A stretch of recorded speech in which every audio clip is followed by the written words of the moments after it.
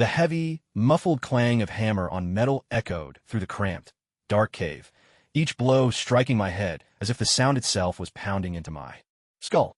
I am Tony Stark, and I was focused intently on shaping the steel helmet in my hands, my eyes filled with the resolve of a man heading to battle. "Hurry up. If we take too long, they'll get suspicious," Dr. Insun whispered anxiously by my side. I ignored him and quickened my pace, pouring every ounce of concentration into forging the armor. We were racing against time, working frantically, when suddenly a stranger's voice cut through the air behind us. "Excuse me, where am I?" Both Dr. Insun and I froze mid-motion, our actions suspended in the air. The cave fell so silent that I could hear the thunderous beat of my own heart. It took me a while before I managed to turn around slowly. The speaker was a young man, barely out of his teens. I regarded him with suspicion and asked quietly, "Who are you?" The boy seemed friendly enough and replied, "Hello, my name is Luobai." Despite his calm demeanor, I didn't lower my guard and pressed on. "Are you with those people outside?" Luobai looked genuinely confused and asked in return, "Who do you mean by those people outside?" I answered, "The terrorists." He hesitated for a moment, then quickly shook his head. "Of course not. Do I look like a terrorist to you?" I continued my interrogation. "Then how did you get in here?" Luobai fell silent, hesitating before he spoke. "If I told you that I just suddenly appeared here out of nowhere, would you believe me?" Dr. Insun and I exchanged confused glances, both of us perplexed by his answer. To my surprise, the boy was telling the truth. He really had crossed over to this world. He was just going downstairs to pick up a package, nothing out of the ordinary, and then, inexplicably, he found himself in this strange place. At first, even he couldn't believe it. After all, he was a top student at Tsinghua and Peking University, someone who believed in science. But when he saw that I looked exactly like Tony Stark from the movies and heard the word terrorists, he began to suspect he'd landed right in the plot of Iron Man 1. As a Marvel fan, this story was all too familiar to him. Tony Stark captured by terrorists in a cave, forced to build his first suit of armor. Once he realized he'd truly entered the Marvel universe, Luobai was instantly gripped by anxiety. After all, who wouldn't be? This place was fraught with danger, from terrorists to invading aliens. He was just an ordinary college student. He'd never even handled a gun. Surviving here, let alone escaping from this cave, seemed like an impossible task. Where's my system? Where's my cheat code? Aren't people who travel between worlds supposed to get some kind of power-up? Where's mine? Luobai wondered desperately to himself. I watched him, silent and tense, his face twisted with anxiety. I couldn't help but ask, "Are you all right?" Fortunately, his English was good enough that we had no trouble communicating. He answered in a dejected tone, "I'm not feeling so well." I forced a wry smile. Who would feel good being locked up in a place like this? I pressed on. "Earlier you said you suddenly appeared here. What do you mean by that?" Luobai could only shrug, helplessly. "It's complicated. I don't even know how to explain it." I eyed him with suspicion. "Is it really impossible to explain?" My voice dripped with distrust. My doubts were understandable. After all, I've been captured by terrorists and suffered plenty already. But Luobai still needed my help if he wanted to escape. He hurried to clarify, "My identity may seem suspicious, but I promise you, I'm not a terrorist." I asked, "Then how can you prove it?" He shot back, "If I were one of them, don't you think you'd have been exposed by now?" I didn't reply, but my suspicion eased a little. I asked again, "If you're not with them, then how did you end up here? This is hardly a nice place to be." Luobai let out a helpless sigh. "Honestly, I didn't want to come here either." He'd crossed over from another world. He had no say in the matter. "Tony, we're out of time." Dr. Insun interrupted my thoughts. I realized now wasn't the time for more questions, so I forced myself to swallow my doubts and got back to hammering away at my iron helmet. Seeing that I no longer distrusted him, Luobai breathed a sigh of relief. Though his nerves remained taut, there were greater challenges ahead. Inwardly, he grumbled, "Come on, I'm a transmigrator. There has to be some kind of system, right? Please, don't tell me there isn't." "Seriously?" He called out silently, again and again, for nearly a minute. By then, I'd finished preparing the iron helmet, yet no system voice answered him. Despair washed over him. To make matters worse, the terrorists seemed to sense something was off in the cave. From outside came the pounding of fists on the door, curses, and every now and then the crack of gunfire or the deafening boom of explosions. My God! Realizing the terrorists had noticed something amiss, Dr. Insun grew visibly anxious. "Tony, are you ready? They've already noticed something's wrong." Dr. Insun asked urgently. Moments later, Tony Stark responded, "I'm ready, Insun. Help me get the suit on quick." Without hesitation, Insun rushed over to help him into the iron suit. But getting into the suit was only the first step. Without power, it was useless. The suit needs 5 minutes to fully charge. We have to hurry, Dr. Insan said, glancing nervously toward the door, listening for any sign from the terrorists. Tension made his whole body tremble involuntarily. Although Tony Stark was nervous as well, he still tried to reassure Insan. Don't worry, we've rigged explosives outside the door. If they try to force their way in, the bombs will go off. That should buy us a little time. As he said this, something suddenly occurred to him. Luo Bai, didn't you set off the explosives outside when you came in? Tony asked, puzzled. After all, Luo Bai hadn't come in through the main entrance, so naturally he hadn't triggered the trap. But before he could explain, a thunderous explosion shattered the silence of the cave. The terrorists had broken down the door. The good news was the ones who burst in were immediately killed by the blast. The bad news was the explosion would undoubtedly draw the attention of the other terrorists. Time was quickly running out for them. Tony, this isn't the time for questions. We need more time to get the armor up and running, Dr. Insan said anxiously. Before Tony could reply, Dr. Insan turned to Luo Bai. Luo Bai, can you help us? What do you need me to do? Luo Bai asked, a vague sense of dread rising in his chest. Sure enough, in the next second, Insan made his request. Can you help us hold them off? We really need your help. Luo Bai was taken aback the moment the words left Insan's mouth. He was just an ordinary college student. How could he possibly stand up to armed terrorists outside? To be honest, Luo Bai doubted he could do it all. But if the Iron Man suit didn't start in time, he knew he'd be dead either way. With that grim thought, he forced himself to agree. All right, what I need to do? We have to go out there and face those terrorists head-on, Dr. Insan said, his eyes resolute. Compared to Insan's determination, Luo Bai was clearly lacking in confidence. Then, let's go, Luo Bai replied in a small voice, trailing after Insan as they made their way toward the door. Only when they reached the entrance did Luo Bai realize the door had been completely blown apart, with several broken bodies sprawled across the ground. If his nerves weren't at least halfway decent, he probably would have thrown up on the spot. Dr. Insan, however, seemed unfazed by the carnage. He calmly stepped forward, picked up a gun that still looked usable from beside one of the corpses, and handed it to Luo Bai. Here, you might need this. Remember to protect yourself, Insan said kindly. Luo Bai didn't say a word. He tried to look composed, but inside, he was a bundle of nerves. Staring at the gun in his hands, he couldn't help but complain inwardly. God, how am I supposed to use this thing? I mean, I know the basics, but I've never actually fired a gun before. But before he could examine it any further, more terrorists charged in. Hearing footsteps and shouts approaching from nearby, Dr. Ethan gripped his weapon tightly, ready to rush out at once. He called out to Luo Bai, they're coming. I'll go deal with them. Cover me from behind. Luo Bai hurriedly stopped him. Don't go out yet. Dr. Ethan halted, his voice urgent. If we don't go now, we'll be finished once they get in.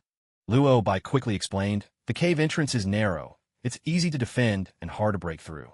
Let's just wait here for them to come to us. Though Ethan appeared brave on the surface, he was, after all, a researcher who had never experienced anything like this before being captured. Like Luo Bai, he'd never actually fired a gun, nor had he faced such danger. The calm he showed a moment ago was nothing but a facade. Inside, he was deeply nervous. He realized Luo Bai made sense and assumed Luo Bai had some experience. So, he decided to stay and defend the cave entrance together. It wasn't long before the two of them saw 3 or 4 armed terrorists rushing their way. The cave was cramped, with almost nowhere to hide. Luo Bai understood that if he let the enemy fire first, their chances of survival would be slim. So, the instant the terrorists appeared, Luo Bai shouted, "Fire!" Without waiting for Ethan to react, he opened up with a burst of gunfire toward the figures ahead. To be honest, Luo Bai had never imagined he could actually hit anyone. This was his first time handling a gun. He didn't even know how to aim properly. The cave was dimly lit, making accurate shooting nearly impossible. But to his utter surprise, after his volley of shots, there were several anguished screams echoing in the cave. The terrorists collapsed to the ground on the spot, unmoving. For a moment, Luo Bai stood there in disbelief. Had he really hit them? Just then, Ethan couldn't hold back his excitement and shouted, "That was incredible! I didn't even have time to react before you took them all down. Are you some kind of trained marksman?" Luo Bai didn't answer, silently thinking to himself, actually, this is my first time using a gun.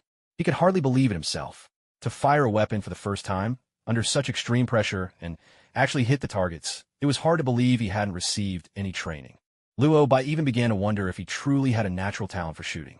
But there was no time to dwell on this, because another group of terrorists charged into the cave. He couldn't tell exactly how many this time, but from the rush of heavy footsteps, it was clear there were far more than before. This made Luo Bai even more anxious. After all, no matter how talented he might be, this was still his first real firefight.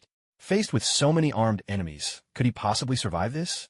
How much longer until he can start? Luo Bai couldn't help asking, desperately wishing Tony Stark would appear right now to save him. It'll probably take another minute before it's ready. Ethan replied. By then, he might already be dead. For the first time, Luo Bai realized just how long a minute could feel. It seemed relying on Tony Stark was out of the question. Now, he could only depend on himself. There's no other way. Looks like we'll have to fight it out. Ethan, as soon as anyone shows themselves, start shooting. Don't hesitate, Luo Bai instructed firmly. He held his breath, gripping his gun tightly. Footsteps drew closer and closer. Luo Bai's hand clenched tighter around the weapon, hardly daring to breathe. His eyes were fixed ahead, not daring to miss the slightest movement. At last, when he saw the terrorists appear in his line of sight, Luo Bai fired without hesitation, unloading a barrage of bullets at them. At the same moment, the terrorists spotted him and fired back. Gunshots echoed throughout the cave, bullets ricocheting in chaos, the entire scene descending into utter disorder. The truth was, Luo Bai didn't think he had any hope of surviving. He even wondered if, as a transmigrator, he was destined to die here at the very beginning. So as he fired, Luo Bai squeezed the trigger almost with his eyes shut. He kept going until the last bullet was spent. Only then did he pause. To his astonishment, he realized he was still alive. Luo Bai opened his eyes, a look of amazement spreading across his face. But the moment he looked around, he froze. Not far away, a cluster of terrorists lay sprawled on the ground, lifeless. Could it be that he had actually taken them all down? Unable to help himself, Luo Bai turned to Dr. Ethan, seeking confirmation. But Ethan's face was even more shocked than his own. Ethan stared at him for a long time before finally asking, "So many people fired at you. Are you telling me you're not hurt at all?" Luo Bai checked himself over carefully and, after a moment, answered, "Not a scratch." Ethan was speechless. It was unbelievable. He'd witnessed the chaotic shootout just moments before, 7 or 8 terrorists firing at Luo Bai all at once. Yet, every one of them had fallen, and Luo Bai hadn't even had his skin grazed. Even Ethan himself had taken bullets to his arm and leg, but Luo Bai was completely unharmed. How was this possible? No matter how he tried, Ethan couldn't make sense of it. The more he thought about it, the more incredible it seemed. You really didn't get hurt at all? How? At last, Ethan couldn't hold back his question. Realizing his words might have sounded inappropriate, he quickly added, "Of course, I'm glad you're safe, but I just have to know, how'd you dodge all those bullets?" "I honestly didn't try to dodge," Luo Bai replied with complete sincerity. "Neither did I. So why am I the only one who got hurt?" Ethan couldn't help but complain, his face clouded with frustration and confusion. In such a chaotic gunfight within this tiny space, Luo Bai had not only taken down every enemy, but also emerged completely unscathed. How on earth had he managed that? It wasn't just Ethan who found it incredible. Even Luo Bai himself was puzzled. With things so chaotic just moments ago, there was no way he should have come out of it without a scratch. Thinking of this, he couldn't help but ask, "Dr. Een-sun, don't you think my luck is extraordinary?" "Your luck really is remarkable," Een-sun replied with genuine awe. After all, hitting enemies could be attributed to skill, but escaping unharmed in such a situation was nothing short of sheer luck. But Luo Bai didn't have long to enjoy this stroke of fortune, because the danger wasn't over yet. Outside, more terrorists were still waiting for them. Realizing that everyone who had entered the cave had fallen silent, the terrorists grew wary. Instead of sending in more men, they began shouting threats from outside. "Stark, if you don't come out, we'll throw in a bomb." In such a cramped cave, if a bomb were tossed inside, the consequences would be unimaginable. Fortunately, at that very moment, the Iron Man's suit finally finished powering up. Seeing Tony Stark emerge from the room clad in the imposing armor, Dr. Een-sun was so moved that he nearly burst into tears, exclaiming with joy, "It's finally done. We can get out of here." His excitement was so great that he broke into a violent coughing fit as soon as he finished speaking. Tony Stark immediately noticed and asked with concern, "Are you hurt?" Dr. Een-sun shook his head quickly. "Just a minor wound, nothing serious." "Thank you for buying me time," Tony Stark said, his gratitude heartfelt. Een-sun shook his head again and explained, "It wasn't me. It was him. Luo Bai bought you that time. He was the one who took down all those terrorists." Tony Stark was stunned. He glanced at the fallen terrorists sprawled on the ground, then looked at the seemingly frail Luo Bai, his face filled with disbelief. "He took care of all those terrorists by himself?" Tony Stark asked, hardly able to believe it. "Yes. He's amazing. His aim is flawless. Every shot hits its mark." Dr. Een-sun praised without reservation. Tony Stark struggled to fully digest this revelation. As much as he wanted to ask more, this was not the time for questions. "All right, Luo Bai, thank you. But we need to get out of here now, Tony Stark said. With the protection of the Iron Man suit, the three of them found it much easier to make their escape. Stark, clad in his Iron Man suit, engaged in a fierce battle with the terrorists. The entire base was nearly destroyed, and only a handful of terrorists, sensing the tide had turned, fled the scene in panic. Seizing the opportunity, the three of them made a swift escape. But they hadn't gone far before Stark's suit broke down. The earlier fight had been too intense, and this makeshift armor could no longer hold out. Fortunately, the plane sent to rescue Stark arrived just in time. It wasn't until he was safely aboard the plane that Luo finally felt his heart settle. It seemed fate had favored him. He hadn't died at the very beginning, after all. But now, how was he supposed to survive in the Marvel Universe? He didn't even have a legal identity here. The thought gave him a pounding headache. America, New York. No one knew how long they'd been flying when the plane finally touched down at a military base. As soon as they got off the plane, Tony Stark walked over. Your name is Luo Bai, right? Where do you live? I'll have someone drive you home, Tony asked. Having just survived a life-and-death ordeal together, Stark's suspicions about Luo Bai had eased considerably. Out of gratitude, he wanted to arrange for Luo Bai's safe return. Unexpectedly, Luo Bai answered in a rather downcast tone, I don't have a home here. As a traveler from another world, how could he possibly have a home here? Tony Stark looked a bit surprised and continued, No family either? I used to, but not anymore, Luo Bai replied softly. Clearly misunderstanding, Tony fell silent for a moment, then sighed. Poor kid. Before Luo Bai could explain, Tony turned and called out, Pepper, take in my apartment so he can rest for a while. Soon, a blonde woman approached. Luo Bai recognized her. She was Pepper Potts, nicknamed Pepper, Tony Stark's personal assistant. Carrying out her boss's instructions, Pepper led Luo Bai to a Bentley. Once inside, Pepper immediately thanked him. I heard you helped Tony escape. Thank you. Luo Bai shook his head and replied, No need to thank me. I only did what little I could. You must be exhausted. Let me take you to the apartment to rest. Is there anything you'd like to eat? I can have someone prepare it right away, Pepper asked with concern. Luo Bai considered for a moment and said hot pot. Having survived such an ordeal, all he wanted now was a hot pot meal to calm his nerves. It's a bit of trouble, but I'll have the chef whip one up for you right away, Pepper said, pulling out her phone to make arrangements. 15 minutes later, the car came to a stop. Pepper quickly got out to open the door for him. Thank you, Luo Bai said as he stepped out.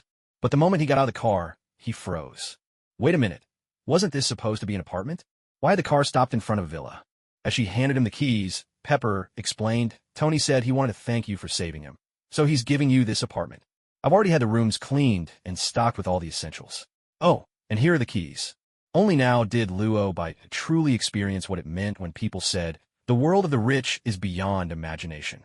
Tony actually called a place like this a mere apartment, and could so casually give it away?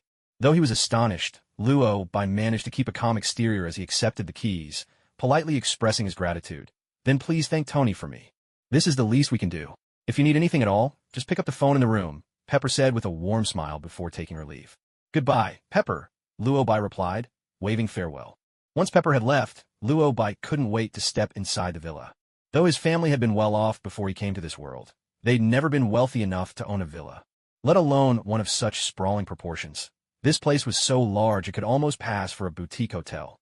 And the location was unbeatable, just 2 or 3 blocks from the heart of New York City, right in one of the most coveted areas where every inch of land was worth a fortune.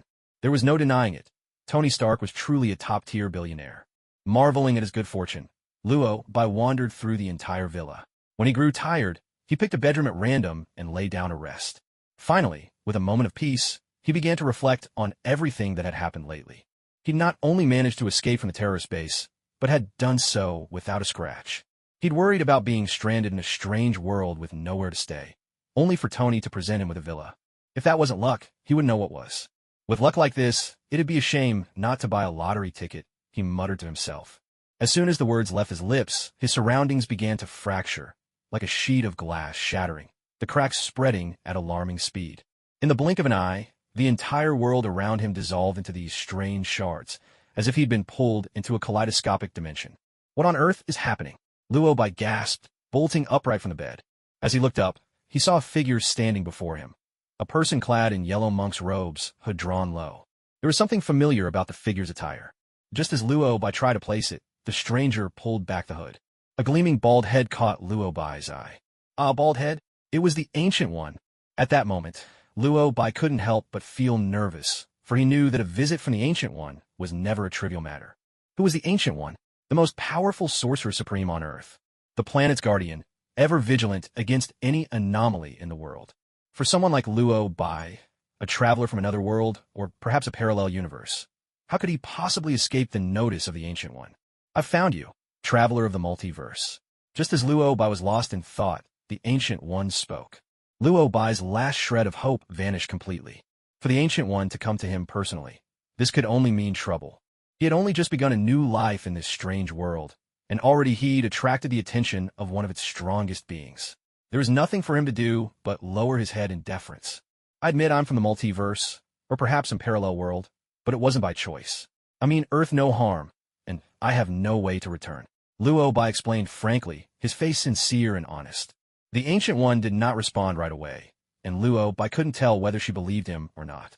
Her face was expressionless, her deep, unfathomable black eyes fixed on Luo Bai with unwavering intensity. That gaze made Luo Bai deeply uneasy. It was impossible to tell how much time passed before the Ancient One finally spoke. I tried to glimpse your future, but it was hidden from me. So I turned, instead, to the future of Earth. I found that ever since your arrival, Earth's fate has shifted. That piqued my curiosity, traveler of the multiverse. Hearing this, Luo Bai's tension only grew. Earth's fate shifted? Was it for better or for worse? He asked carefully. After all, the answer could determine his own fate. He had to know. But the Ancient One offered no clear answer. She only shook her head, her expression tinged with a trace of confusion. I don't know. I cannot change the future, so I cannot pass any judgment on you. Perhaps this is an answer you must seek for yourself. With that, she took a book from her side and handed it to Luo Bai. Luo Bai hesitated for a moment before reaching out to accept it, glancing at the cover. Emblazoned on the cover were 4 large characters. The Complete Supreme Compilation. Isn't this the spellbook of Kamartaj? Why would the Ancient One give it to him? Is this for me? Luo Bai asked tentatively. It's only on loan. I hope your arrival brings Earth not disaster, but blessing, the Ancient One replied. Before Luo Bai could ask anything more, the mirror dimension dissolved in an instant, and the Ancient One vanished along with it. Everything around him returned to normal. If not for the weight of the Complete Supreme Compilation still in his hand, Luo Bai might have thought the entire encounter had been a dream. What on earth just happened? The Ancient One hadn't expelled him for being an outsider. Not only had she not expelled him, she had even handed him a book of spells. Was she inviting him to learn magic? But he wasn't even a disciple of Kamartaj. And what exactly did the Ancient One mean about changing the future? Why did she always have to speak in riddles? At that moment, Luo Bai's mind was a tangle of confusion and unanswered questions. But he had no way to seek the Ancient One's answers now. She was already gone. Still, as Luo Bai looked at the magic book in his hands, his heart brimmed with joy. After all, his greatest fear in such a dangerous world was that without power, survival would be impossible. But now, to his delight, the Ancient One had actually gifted him a magic book. For him, this was nothing short of an incredible stroke of luck. There was just one catch. He'd heard that the magic of Kamartaj wasn't easy to learn. If you lacked the talent, it wouldn't matter even if you could see the words. The secrets would remain locked away. He was just about to open the book and see if he could make sense of it when the doorbell rang. The hot pot had arrived. Well then, why not enjoy some hot pot while reading? Once everything was set, Luo Bai sat at the dining table, flipping open the first page of the Supreme Compendium as he savored his meal. Truth be told, he hadn't really expected to understand the book on his first try. And as it turned out, he couldn't. The main reason was that most of the words in the book were completely unfamiliar to him. There were a few that Luo Bai could barely make out, but some were written in languages he didn't recognize at all. He frowned in frustration, realizing he'd have to rely on some high-tech help to translate. But that's when it hit him. He'd only just arrived in this world. He didn't have a phone, no computer, and, most importantly, he didn't have a single cent to his name. Suddenly, even the hot pot lost its flavor. Living in such a huge villa, yet not having a penny in his pocket. Who would believe it? No, he had to find a way to make some money. But without any identification, how was he supposed to find a job? Just as he was racking his brains, the doorbell rang again. Luo Bai got up to answer it. Seeing Tony Stark at the door, he wasn't the least bit surprised. At the moment, aside from Pepper Potts and the Ancient One, only Tony Stark knew he lived here. How's it going? Settling in all right? Tony Stark asked as he strode inside, making himself comfortable at the table without a hint of ceremony. Luo Bai didn't mind, and took the opportunity to thank him. It's great. Thank you for giving me this apartment. You saved my life. Repaying you is the least I can do. What smells so good in here? Tony asked, deliberately sniffing the air. Hot pot Luo Bai zeepli. I just got back from that hellhole and went straight to a press conference. All I had was a cheeseburger. I'm starving. Thank goodness you have food here. As Tony spoke, he grabbed a set of utensils and began eating ravenously. Mouth full, he exclaimed, "Wow, this is delicious. I haven't had food this good in ages. Is this a traditional dish from your country?" "It is," Luo Bai nodded. "The flavor is fantastic, but eating it with a knife and fork is a bit troublesome." "The thing you're holding?" "Yes, the chopsticks. Could you give me a new pair?" Tony Stark said. Mentioning chopsticks made Luo Bai silently appreciate Pepper's thoughtfulness. She had even gone out of her way to have chopsticks prepared. And not just one pair, either. Otherwise, if they'd had to eat hot pot with knives and forks, Luo Bai could hardly imagine how awkward it would have been. "Here you go," Luo Bai said, handing over the utensils. Noticing Tony Stark's unusually friendly demeanor, Luo Bai half-joked. "Now that you've given me this apartment, does that mean you're no longer suspicious of who I am?" As if remembering how unfriendly he'd been at first, Tony Stark quickly explained, "It was a tense situation back then. I was about to make a run for it. You appeared out of nowhere, so of course I was wary." Luo Bai nodded, showing understanding, and then asked, "So what brings you here today?" Tony Stark took several hearty bites of meat before saying with a puzzled look, "I asked Rhodey about you, and he told me you weren't sent by them to rescue me. The weirdest part is there's not a single trace of information about you anywhere in the world.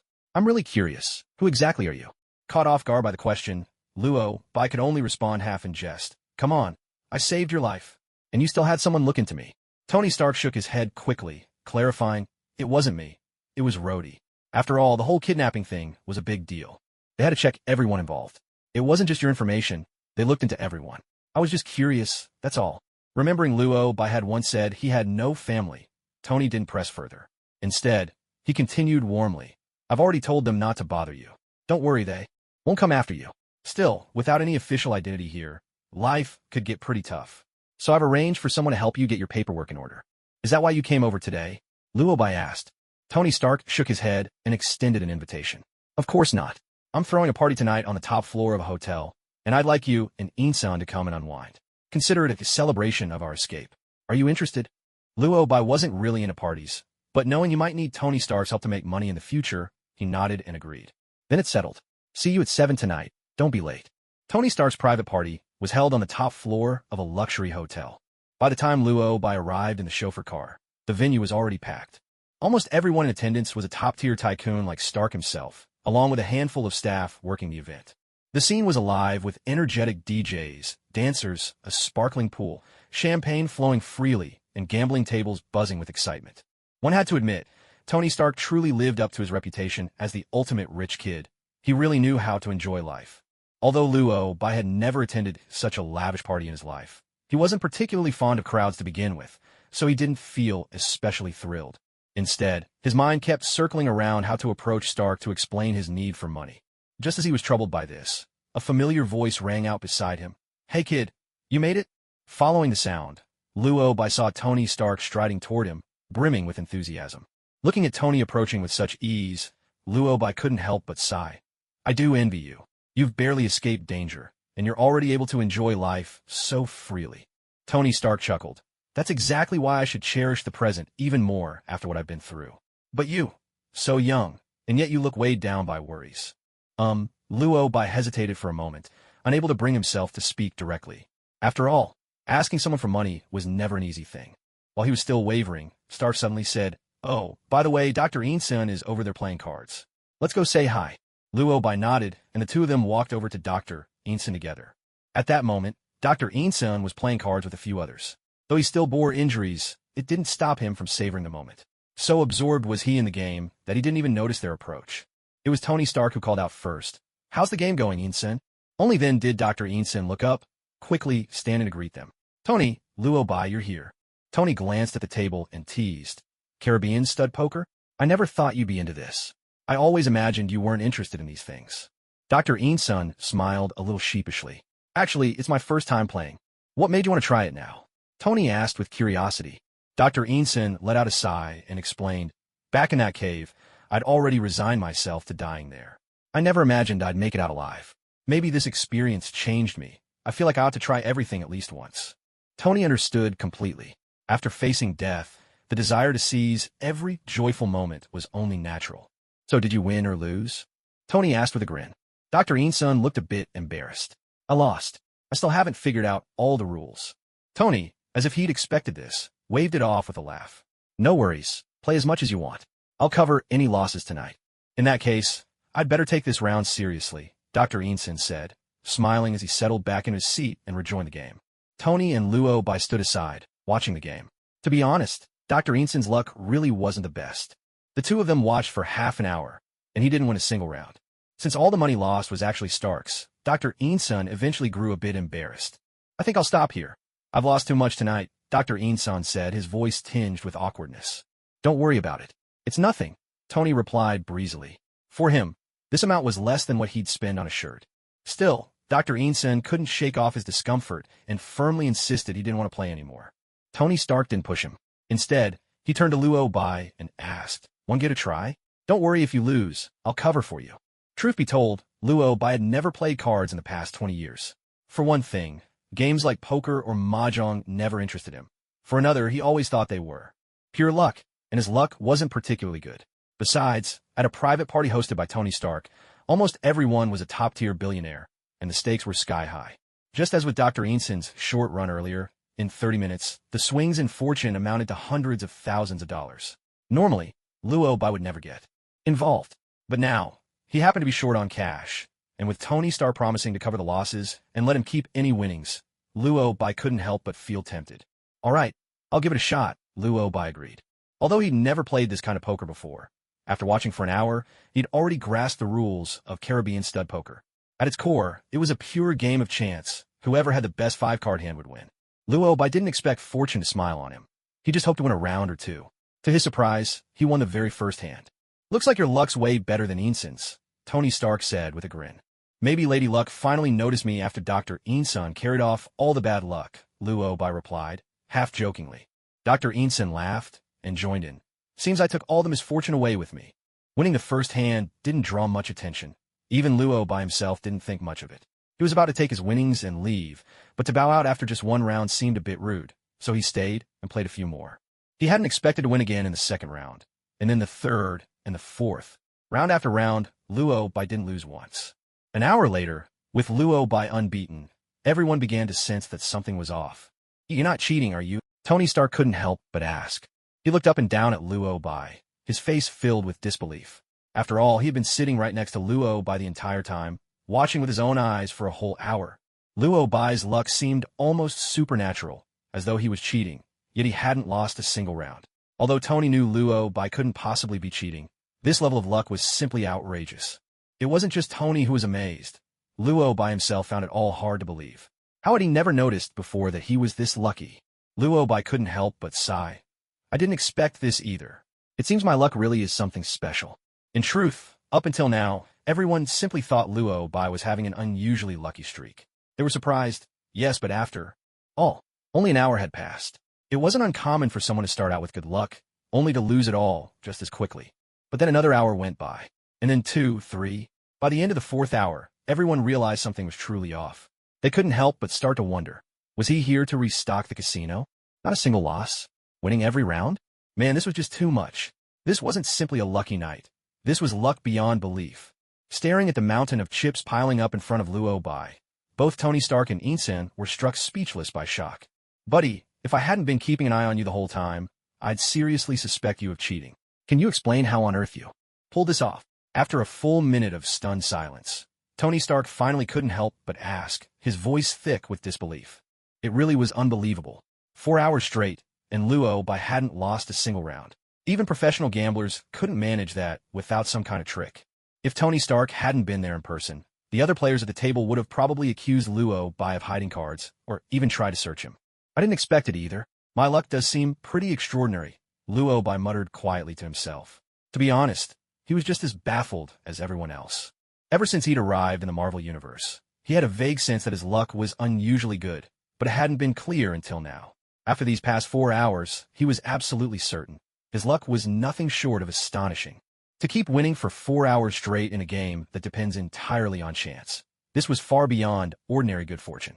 Your luck is simply unbelievable. Just as Luo Bai was still deep in thought, Dr. Inson couldn't help but exclaim.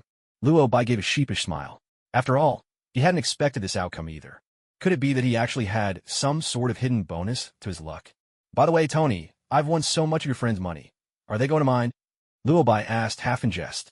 Tony Stark shrugged, replying nonchalantly, even if they have complaints, it doesn't matter. But your luck today? Now that's really something. Are you always this fortunate? Not really, but things have been going pretty smoothly for me lately, Luobai answered truthfully. Tony seemed about to say more, but suddenly, a voice interrupted him. They turned toward the sound and saw a tall, bald man striding over. There was something familiar about him to Luobai. His name was Obadiah Stane, a shareholder in Stark Industries. At that moment, his face was etched with anxiety. He didn't even greet Luobai or Iinsun. He walked straight up to Tony Stark. Listen, Tony, you can't just unilaterally decide to shut down the weapons division. This is going to cause enormous losses for Stark Industries. Obadiah's tone was harsh, brimming with frustration and authority. Tony didn't seem surprised by Obadiah's arrival or his questioning. Didn't you attend the press conference this afternoon? Tony countered. I was there, but you never consulted me. Obadiah shot back, his anger palpable.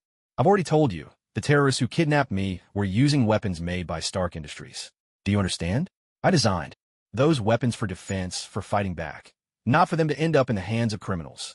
Tony replied, his voice earnest. Defense and fighting back? Tony, we're just businessmen. Maybe I used to be, but things are different now. Do you want to be a hero, Tony? And why shouldn't I? You're impossible. Obadiah cursed, storming off in a fury. Clearly, their conversation had ended in deadlock. As Obadiah's figure receded, the easy smile faded from Tony Stark's face, replaced by a look of gravity. Tony, is something wrong? Iinsun asked, concern in his voice. The first thing I did when I got back to New York was to hold a press conference and announce that Stark Industries would indefinitely suspend its weapons manufacturing.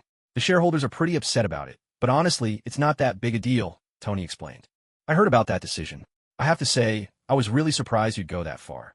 Iinsun said, his tone full of emotion. There's nothing so surprising about it, Tony replied with quiet detachment. He fell silent for a moment, deep in thought, then suddenly spoke up to take his leave. It's getting late. I'll head out now. Hope you all have a good time. The group was caught off guard.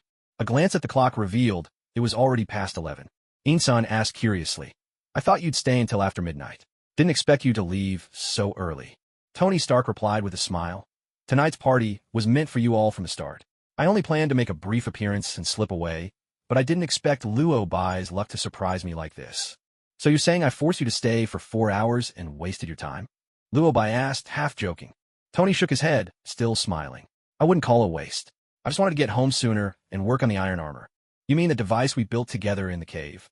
Ethan chimed in. Tony Stark nodded. That's right.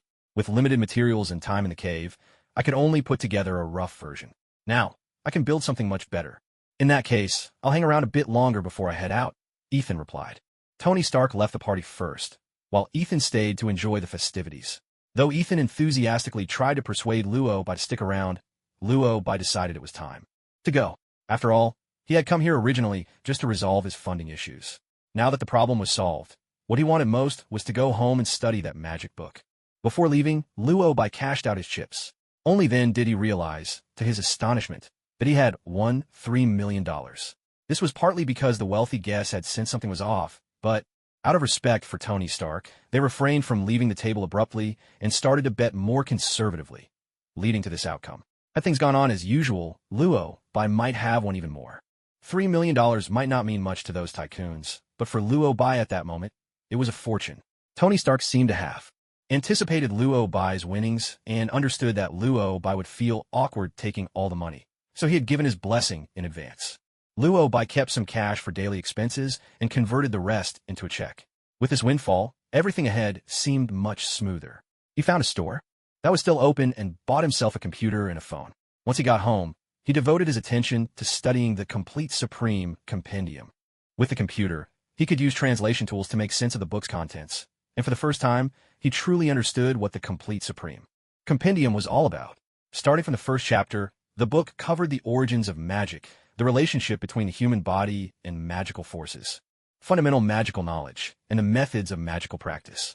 The contents were incredibly in-depth, branching out into subjects like biology, geography, mathematics, and more. If he hadn't known in advance that it was a magic book, Luobai might have thought he was reading a comprehensive academic textbook. The writing was a bit dry, but Luobai kept reading. Suddenly, he sensed a change within himself, as if something inside him had awakened, and he began to slowly absorb energy from the world around him.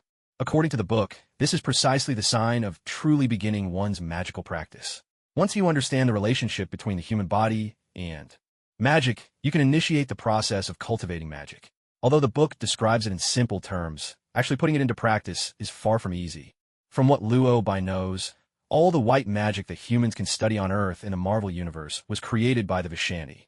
To learn white magic, one must borrow energy from the Vishani.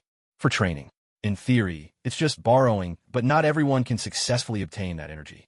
At the very least, you need to have a certain degree of magical talent to manage this. I never would have thought I'm actually suited to walk the path of a sorcerer. Luo Bai couldn't help but exclaim as he felt the energy coursing through his body, his joy shining unmistakably on his face. He had worried that he might not have any magical talent, but now, discovering his own magical potential filled him with excitement and doubled his motivation to learn. Although the first half of the Supreme Compendium reads much like a science primer, packed with all sorts of scientific knowledge and even engaging readers in discussions of scientific principles, the further Luo Bai read, the more astonishing the contents became. Those later chapters were pure, hands-on magical instruction. Invisibility, energy projection, phasing through matter, telekinesis, instantaneous movement, spatial teleportation. The book detailed the learning methods for more than 100 kinds of white magic.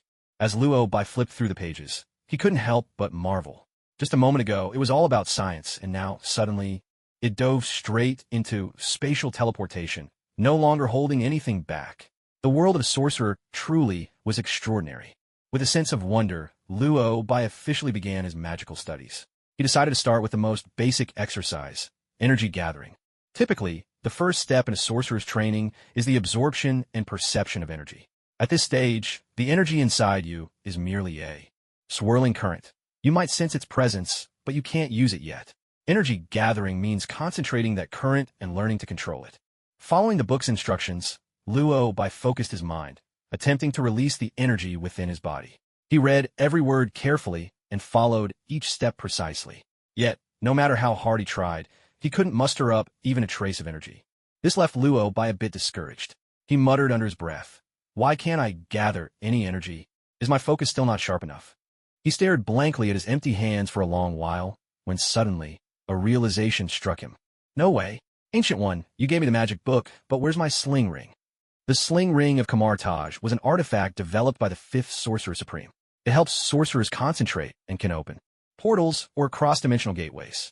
Simply put, with a sling ring, it's much easier for a sorcerer to control both mind and energy. But something so important, and Gu didn't give it to him? She didn't even give me a sling ring. Is she expecting me to brute force my way through this? Luo Bai couldn't help but complain. He felt a pang of regret. If only he thought to ask Gu for a sling ring earlier. Now, Gu was probably still in Kamar Taj, a place far beyond his reach. It was no longer realistic to seek her out, so he had no choice but to rely on his own perseverance. Luo Bai let out a helpless sigh and began his arduous training. So absorbed was he that he lost all sense of time, unable to remember how long he had been practicing. Eventually, at a certain moment, he finally managed to gather and control the energy within his body. He pressed his palms together and then slowly spread them apart. Thin yellow strands of energy flickered between his hands. With a subtle twist of his wrists, the light gradually unfolded, forming a square frame of energy. Taking a deep breath, he continued to visualize the shapes in his mind, skillfully moving his hands. Moments later, an energy sigil shimmered into existence in the air before him. Then, with a forceful push of both hands, the magical array dispersed into the ether. After condensing the energy sigil once, Luo Bai repeated the process again. With each repetition, his internal energy steadily grew, and his command over it became ever more refined. At first, he could only maintain the sigil for about a minute. With time, he extended that to 10 minutes, and finally, he gained the ability to control its duration at will. Achieving this level of mastery cost Luo Bai an entire day. Once he was confident in his grasp of this technique, Luo Bai set his sights on learning a second skill, teleportation magic, the portal of the mystic arts. This spell allowed him to draw a glowing yellow ring in the air and send himself or any object to a chosen destination. Though in Kamar Taj it was considered basic white magic, Luo Bai had heard of it long before, often seeing it on television. The prospect filled him with excitement. He carefully studied the method of cultivation, gradually unraveling its principles. In truth, The practice wasn't complicated. It required a clear image of the destination in one's mind, then the opening of a portal to complete the teleportation. The real challenge lay in the need for exceptional control and a solid foundation in spatial magic. Without those, the portal could be inaccurate, fail to open, or close too quickly. Given his current abilities, opening a perfect portal was still out of reach. Only constant practice would bring improvement. He sighed once more, then pressed on with his training. Days slipped by. Luo Bai failed again and again, but he never gave up. He focused his mind, tracing circles in the air with his right hand, trying over and over, determined to succeed. At last, a golden ring appeared in midair, gradually expanding in size. Luo Bai had finally succeeded. Thrilled, he stepped through the portal, only to be startled by what he found. The place he had arrived at was not quite what he had envisioned. Originally, he had hoped to teleport to Kamar Taj. He was eager to meet the Ancient One, to ask why she had entrusted him with the Supreme Codex, and perhaps to request a sling ring while he was at it. But instead of Kamar Taj, he found himself standing atop a rooftop. At that very moment, he witnessed Tony Stark being struck with brutal force. Tony Stark was clad in his newly developed red Iron Man suit, facing off against a man in a black suit of armor. It seemed the two had just finished a fierce exchange, but Tony was clearly outmatched. The man in the black armor held Tony aloft, as easily as if he were lifting a kitten. Just as the man drew back his fist, preparing to smash it into Tony Stark's face, Luo Bai suddenly appeared on the scene. Luo Bai's abrupt entrance drew the attention of both combatants. He had intended to leave immediately, but his control over the portal was still unsteady. Before he could step back through, the portal snapped shut on its own. With no other choice, Luo Bai stood his ground and braced himself. He forced a smile and greeted, "Hey, Tony, I think I picked the wrong moment to show up. Again." He had planned to open a portal to Kamar Taj, but had somehow ended up right in front of Tony Stark instead. As fate would have it, Tony was in the midst of a fierce battle with a villain, a twist that left Luo Bai completely taken aback. He'd always considered himself rather lucky, yet here he was, caught in danger once more. But it wasn't just Luo Bai who was surprised. Tony Stark looked utterly baffled, too. Seeing Luo Bai appear out of thin air, Tony couldn't help but ask, "Luo Bai, where did you pop out from this time?" As he spoke, he flipped open his helmet, revealing his face. This really was an accident," Luo Bai replied, a touch helplessly. "An accident?" Tony pressed, frowning in confusion. Luo Bai started to explain, but then noticed Tony was still being held in the air. He couldn't help but comment, "Maybe we should save the questions until you're out of danger." Prompted by Luo Bai's words, Tony remembered that he was still in trouble, and the man in the black armor finally turned his attention to the newcomer. He glared at Luo Bai, his tone menacing. "I remember you. You're Luo Bai, aren't you? You're the one who helped Tony escape from that cave." Before Luo Bai could respond, Tony Stark quickly shouted, "This is between us. He has nothing to do with it." The man in the black steel suit sneered, "You still have the heart to speak up for others? Better worry about yourself first, Tony." With that, he raised his iron fist and swung it hard at Tony Stark. With a deafening crash, Tony Stark was sent flying like a bowling ball, slamming heavily into the wall. Although Tony was wearing his Iron Man suit and shouldn't be in any real danger, the sheer force of the impact made Luo Bai call out, unable to hide his concern, "Tony, are you all right?" Tony Stark didn't answer right away. It was clear he'd taken quite a hit. Fortunately, after a brief pause to catch his breath, he finally managed to speak. Not dead yet. As he spoke, Tony struggled to get back on his feet. There were plenty of questions he wanted to ask Luo Bai, but he knew this was hardly the time. "A lot's happened these past few days. I'll fill you in on the details later. For now, you need to get out of here fast," Tony urged, his voice laced with urgency. No sooner had he finished than Luo Bai replied swiftly, "All right, I'm going now. Take care, Tony." Tony was taken aback by Luo Bai's quick agreement. He knew the situation was dire and wanted Luo Bai to escape as soon as possible, but he hadn't expected Luo Bai to agree so readily. "I thought you'd at least put up a bit of an argument," Tony joked, half serious, half teasing. "Aren't we supposed to be friends?" Luo Bai put on a calm front, smiling as he replied, "It's because I trust you can handle things yourself." But in truth, he was thinking, "I'm not stupid. Why stick around when it's this dangerous? Besides, you're wearing the Iron Man suit. You'll be fine." Even though Tony hadn't explained exactly what was going on, Luo Bai had already pieced together most of the situation. From what he knew of the story, after Tony Stark built the Mark I suit and escaped from the terrorists, he devoted himself to developing even more advanced technology. Mark II and Mark III soon followed. This was how Tony truly became Iron Man, capturing the attention of all kinds of powers in America with his armored persona. Obadiah had always wanted to take control of Stark Industries. After discovering the Iron Man suit, he secretly collaborated with terrorists to develop his own armor. In the end, he created a suit called the Ironmonger, taking his place as a major supervillain in the Marvel Universe. After that, Obadiah and Tony faced off in a final showdown. If Luo Bai's guess was right, the man in the black steel suit before him now had to be Obadiah. Understanding the situation, Luo Bai knew there was no reason for him to stay. After all, this was an internal conflict within Stark Industries, and as an outsider, he didn't have any business interfering.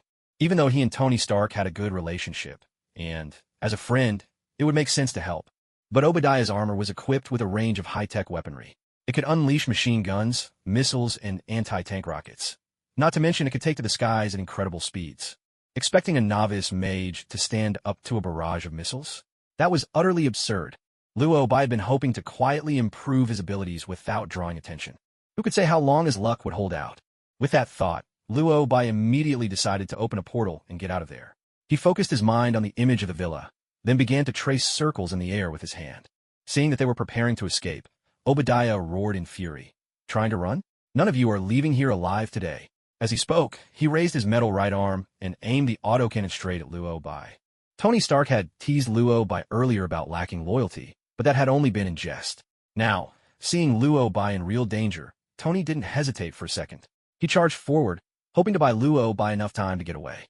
However, when building the Ironmonger, Obadiah had thoroughly studied Tony's Iron Man suit and made significant improvements. As a result, the Ironmonger's overall performance clearly surpassed Tony's Mark III. Tony's armor couldn't withstand its assault. He was struck directly by a blast from the autocannon. His suit lost all power, and he crashed to the ground, unable to move. Looking down at Tony, sprawled and motionless, a triumphant smile crept across Obadiah's face. You seem to care a lot about this kid, Luo Bai. Well, let me send him to hell with you. No need to thank me, Obadiah said, his eyes glinting with madness. He's innocent, Obadiah, Tony shouted, his voice full of anger. He tried to stop Obadiah, but he was powerless, so he could only yell, "Get out of here, now!" At that moment, Luo Bai's entire focus was on opening the portal, completely oblivious to Tony's shouts. Casting magic required intense concentration, especially for a beginner like Luo Bai. He couldn't afford any distractions.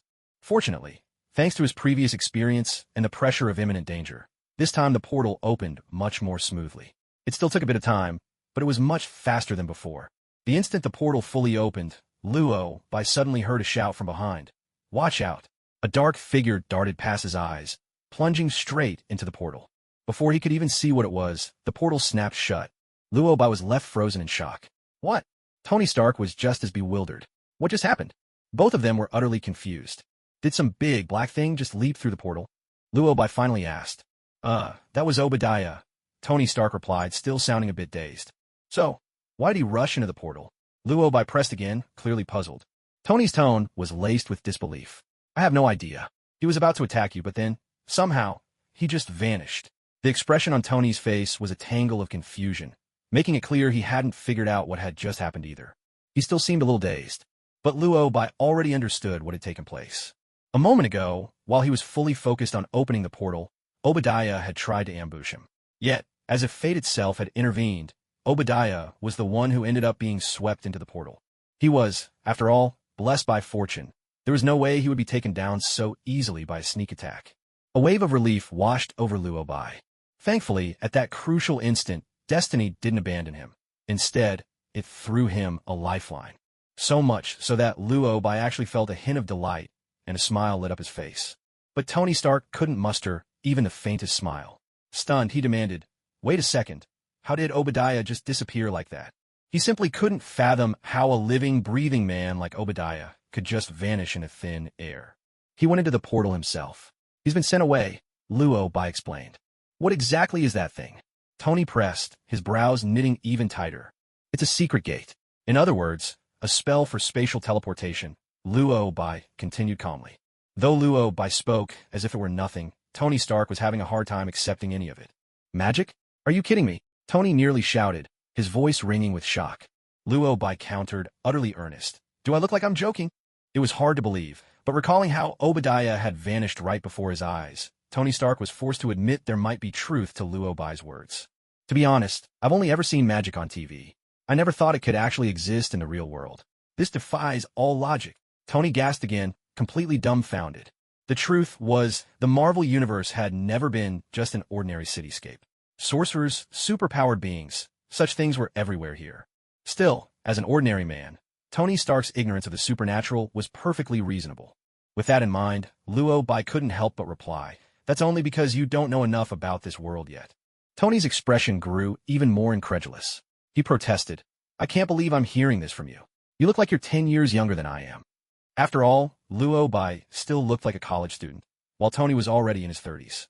To have a college student question his understanding of the world, it was a hard pill for Tony to swallow. But the facts before him proved that he truly knew far too little. So all those times you just popped up out of nowhere, it was because you could use this kind of magic? Tony Stark pressed on. "Yeah, something like that," Luo Bai replied. In truth, he didn't have a better explanation. "So, you're actually a sorcerer?"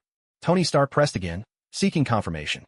Luo Bai nodded, answering earnestly, "Yes, I am a sorcerer."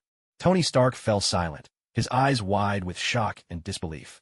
It took him quite a while to regain his composure before he managed to ask the most crucial question. "So, where exactly did you send Obadiah just now with your magic? Is he coming back? What did he send him?" To be honest, Luo Bai wasn't entirely sure himself. When he opened the portal just now, his intention was to return to his own villa, so that's where he'd set the destination. But because he was still unskilled with teleportation magic, he noticed that the place on the other side of the portal didn't seem to be his villa at all, but an utterly unfamiliar location. Before he could even figure out where the portal actually led, Obadiah had already charged through it. So, where had he really sent the man? Luo Bai was just as puzzled. Inside the main hall of Kamartaj, the Ancient One and Obadiah now faced each other in silence. After about 5 seconds, Obadiah finally exploded, shouting in fury, "Damn it! Where's this? Where's Tony? Where did he go?" "This is Kamartaj. Tony Stark is currently in New York," the Ancient One replied calmly. "Kamartaj? What kind of place is that?" Obadiah demanded, unable to contain his rage. Remaining composed, the Ancient One patiently explained, "Kamartaj is located in Kathmandu. This is a sanctuary of magic." "A sanctuary of magic? Are you kidding me? I was just in New York, and now you're telling me I'm in Nepal." Obadiah's face was a mask of disbelief. After all, only moments ago he'd been locked in combat with Tony Stark. In the blink of an eye, a bald stranger was telling him that he'd been sent to Kathmandu, the capital of Nepal, and that this was a magical sanctuary. It was utterly unacceptable to him. "I get it now. You, Tony, and that kid Luo Bai, you're all in this together. I never imagined Tony had so many accomplices. Fine then, I'll deal with you first, Baldy, and then I'll settle the score with Tony." Obadiah roared, his anger boiling over. With that, he raised his steel arm, preparing to fire his weapon at the Ancient One. But before he could make a move, the Ancient One simply lifted a hand and struck his armored suit with a single palm. In the next instant, Obadiah's soul was forcefully separated from his body, left to hover helplessly in midair. "My God, what's happening to me?" Obadiah was completely stunned. Was he dead? How could this happen to him, all of a sudden? "Who are you? What happened to me?" Obadiah asked in terror. He had thought that with the ironmonger suit, he was invincible. Never did he expect to face such a formidable opponent, someone who could literally strike his soul out of his body with a single blow. Only now did Obadiah truly grasp how terrifying this bald-headed man in front of him was. This is the Sorcerer Supreme of Kamartaj. Mordo, who had been standing to the side, stepped forward to explain. Sorcerer Supreme? Had he really encountered an actual sorcerer? Then how did I end up here? Obadiah cried out, on the verge of breaking down, completely unable to make sense of his situation. But in truth, Mordo himself had no clear idea how Obadiah had arrived. "It seems you were teleported here. But who brought you to Kamartaj?" Mordo murmured, half answering Obadiah, half pondering to himself. He looked at the Ancient One, confusion written on his face. The Ancient One's expression remained unchanged, as if she had already known the answer. "It was Luo Bai," she said calmly. "Luo Bai? That college student who's always with Tony? He's a sorcerer too?" Obadiah exclaimed, his disbelief evident in his voice. "Yes," the Ancient One nodded. "Though he hasn't received formal training, it appears that he has indeed become a sorcerer." Obadiah fell silent, still reeling from the shock. Luo Bai, who was just an ordinary university student, is a sorcerer too? He wasn't the only one surprised. Mordo's face also showed clear astonishment. "Luo Bai? Sorcerer Supreme? I've never heard of that name before," Mordo asked, puzzled. As the senior disciple of Kamartaj and the Ancient One's first apprentice, Mordo prided himself on knowing every new member who joined. Their ranks. After all, his main responsibility was to train newcomers. Yet, he had never heard of a sorcerer named Luo Bai at Camartage. The Ancient One soon provided an answer. He's a special case. I didn't bring him back to Camartage. Instead, I gave him a book and let him study on his own. There are certain things I wish to observe. Mordo was stunned by this revelation. Sorcerer Supreme, do you mean he taught himself magic? Mordo asked in disbelief. The Ancient One nodded. Yes, and he managed to learn it all in about a week. What? He mastered portal magic in just 1 week, all on his own? That was nothing short of genius. If the Ancient One herself hadn't said it, Mordo would never have believed that anyone could master portal magic in such a short time. As an advanced sorcerer, Mordo was all too aware of how incredibly difficult learning magic could be. Although Camartage has always welcomed anyone eager to learn the mystic arts, there is one condition. You must first be able to find its location. Most people without magical talent can't even perceive the entrance to Camartage. As a result, those who manage to find and enter Camartage usually possess a certain degree of magical ability, and some are even exceptionally gifted. As the first disciple of the Ancient One, Mordo had witnessed the growth of nearly every sorcerer in Camartage. Although portal magic is considered a fundamental skill, it is by no means easy to master. Yet Lobo had managed to learn it in just a week, and entirely without guidance. What kind of talent was this? And that wasn't even the most astonishing part. Mordo had noticed that the number of sling rings in Camartage seemed unchanged. For a sorcerer, a magical artifact is essential. As the senior disciple, Mordo often took stock of Camartage's artifacts, making sure none were missing. Yet the number of sling rings had not decreased at all. With this in mind, Mordo couldn't help but ask, Sorcerer Supreme, did you ever give him a sling ring? The Ancient One shook her head. No, I did not. What? Mordo was dumbfounded. His expression at that moment defied description, brimming with disbelief. No guidance from a teacher, no access to a vital artifact like the sling ring. It appeared that Camartage was about to witness the rise of a truly extraordinary talent. Though Mordo didn't say anything further, his shock was written all over his face. The Ancient One understood his feelings completely. Usually so serene, the Ancient One now revealed a rare trace of surprise. His talent has already surpassed all my expectations, she said with a hint of awe. Mordo nodded in agreement, though his heart was still filled with questions. If his talent is so remarkable, Sorcerer Supreme, why haven't you brought him back to Camartage? Mordo finally asked. The Ancient One did not answer directly, but instead replied with a question of her own. Do you remember the anomaly that was recently detected on Earth? Mordo responded respectfully. I remember. The Sanctum detected an intruder, someone who seemed to be a traveler from the multiverse. The Ancient One frowned slightly, then explained slowly. I once tried to foresee the future. In the original timeline, this intruder was never meant to appear here, and yet he did. This forced me to look into the future again, and I discovered that Earth's fate had already changed. This intruder had become a part of its history. I try to learn more about him, but I cannot see his future clearly. I can only catch glimpses of him, appearing at certain times and events, through the fate of the Earth itself. At this point, the Ancient One paused as if deep in thought. Mordo knew he shouldn't pry, but his curiosity got the better of him. After hesitating for a moment, he asked cautiously, Sorcerer Supreme, when you mentioned the intruder earlier, did you mean Luo Bai? He pressed further. Then what exactly did you see? The Ancient One did not conceal the truth, and answered honestly. I saw him become the Sorcerer Supreme. Understanding dawned on Mordo. Such a future was, in fact, not surprising. The title of Sorcerer Supreme has always symbolized the mightiest of all sorcerers. With talent as extraordinary as Luo Bai's, it was only a matter of time before he claimed that mantle. After all, no amount of effort could surpass someone blessed with such unparalleled gifts. At this thought, Mordo couldn't help but sigh. With talent like Luo Bai's, it's only natural that he become the Sorcerer Supreme someday. But before his words had fully faded, the Ancient One shook her head and refuted him. No, it's not natural. Mordo asked in confusion. I don't understand. Why isn't it? The Ancient One explained. Originally, it was supposed to be Doctor Strange who became the Sorcerer Supreme. Before Mordo could respond, she continued. The future has been changed. This has never happened before. And I can't say for certain how Luo Bai managed to become the Sorcerer Supreme. All I can do is surmise. His talent and overall qualities far surpass those of Strange. So that's why you gave him a grimoire to study on his own, to test his abilities? Mordo followed the thread of her reasoning. The Ancient One nodded in affirmation. When she realized Luo Bai would one day become the Sorcerer Supreme, she understood she could no longer drive this intruder from Earth.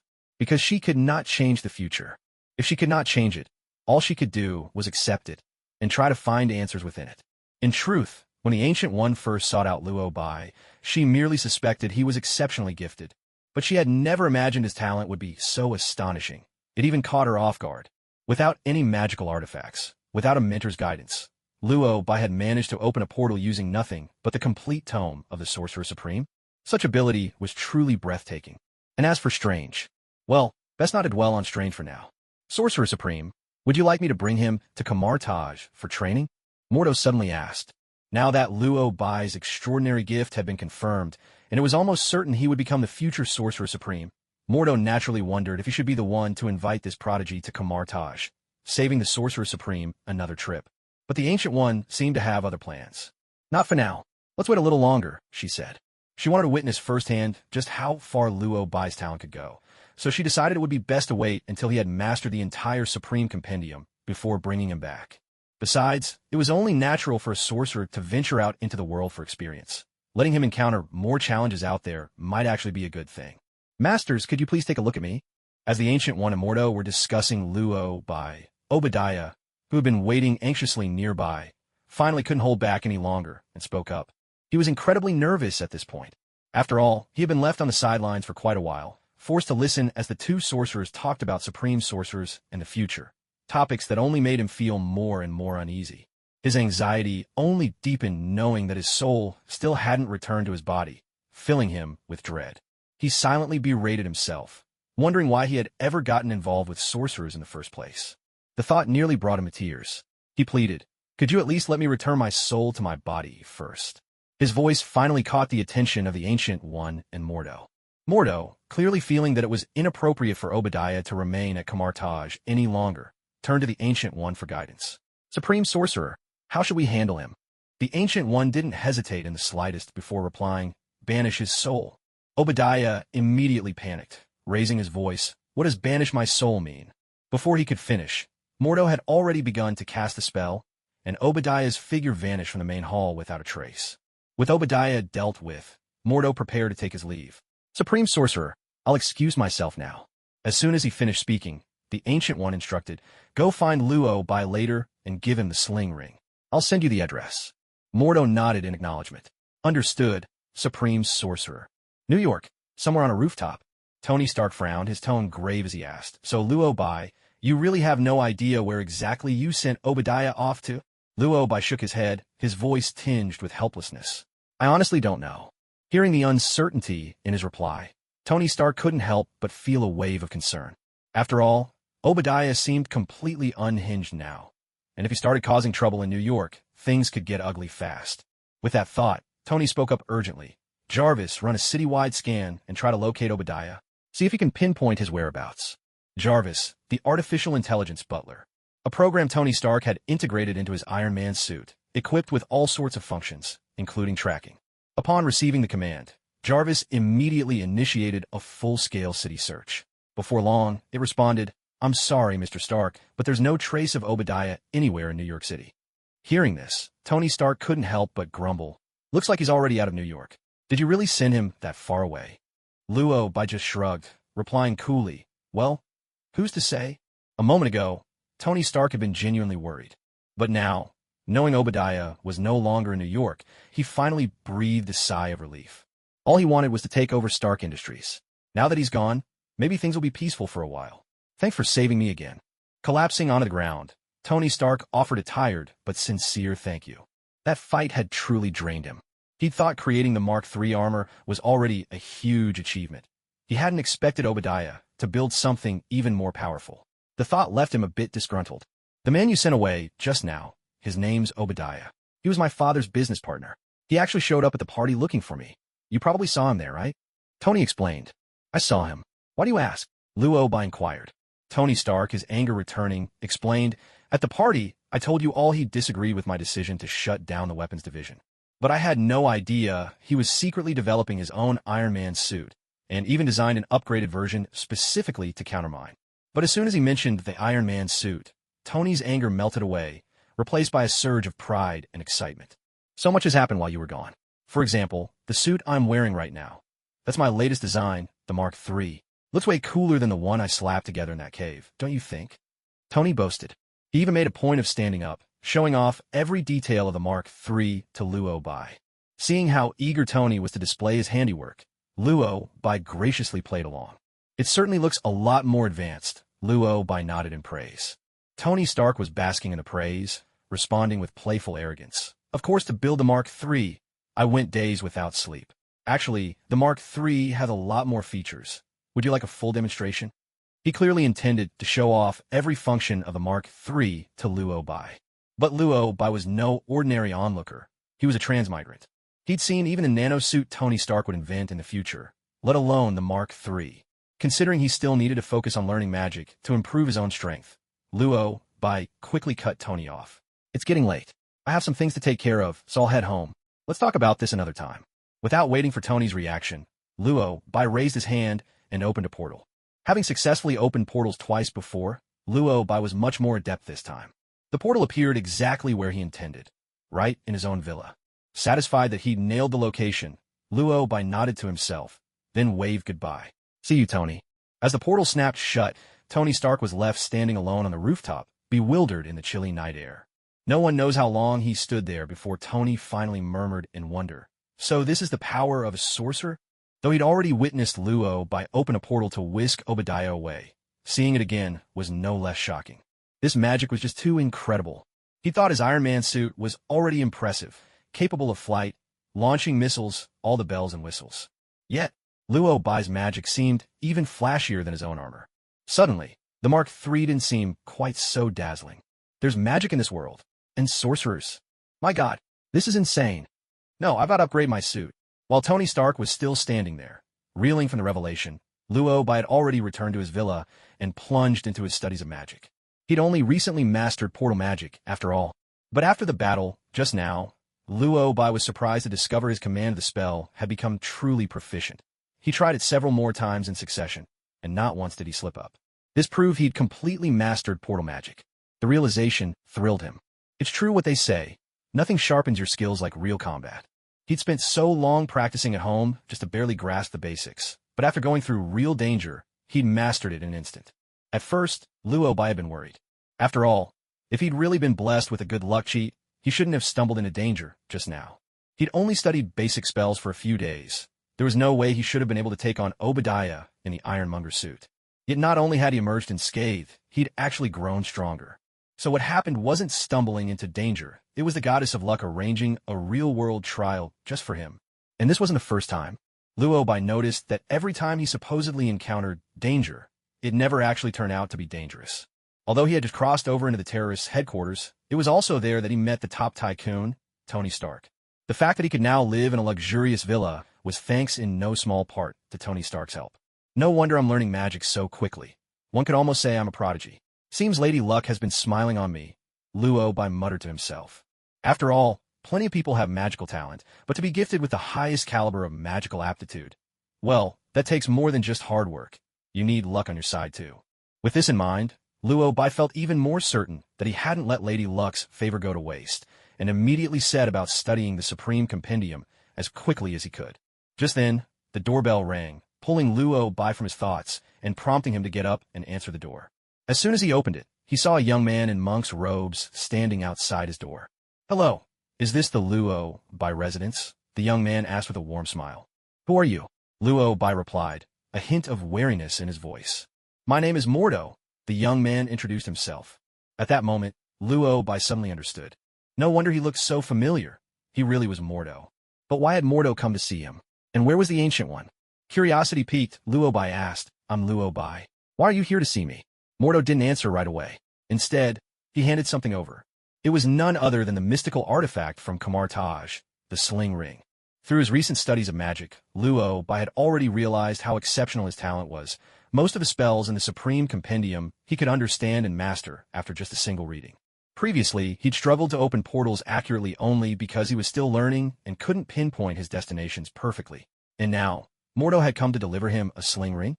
Though Luo Bai had already become proficient with portal magic, the sling ring not only improved accuracy, but also allowed sorcerers to traverse dimensions with far greater ease.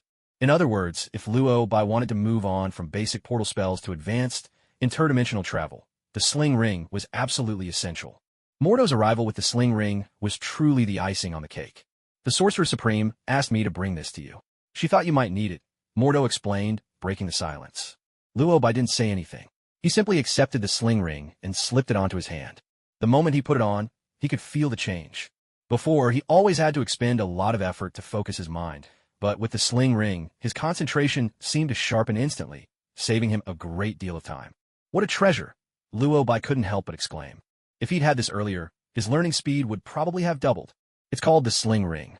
It's one of the essential magical tools for any sorcerer. It helps us focus more effectively and travel through the multiverse. Mordo explained briefly. Although Luobai already knew this, he still expressed his gratitude. Thank you for making the trip just to bring it to me. It's no trouble at all, Mordo replied calmly, taking the opportunity to introduce himself. I am a Sorcerer Supreme's disciple, and a master of Kamartaj. Now that you're also considered sorcerer here, we'll likely see each other often. Just call me Mordo. While Kamartaj doesn't enforce a strict hierarchy, there are still general titles. For example, Apprentice, Sorcerer, Temple Sorcerer, and Master Sorcerer. Typically, only the most powerful are addressed as Master Sorcerers, and Mordo is one of them.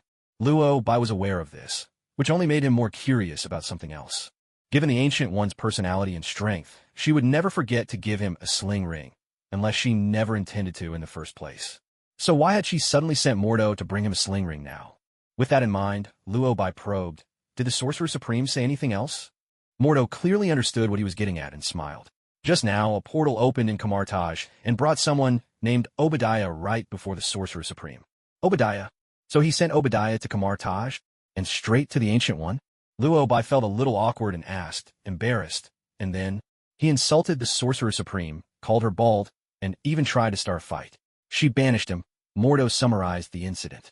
Luobai was left speechless. He never dared call the Ancient One bald out loud, just in his mind. Yet Obadiah had the nerve to do it to her face? Where was he banished to?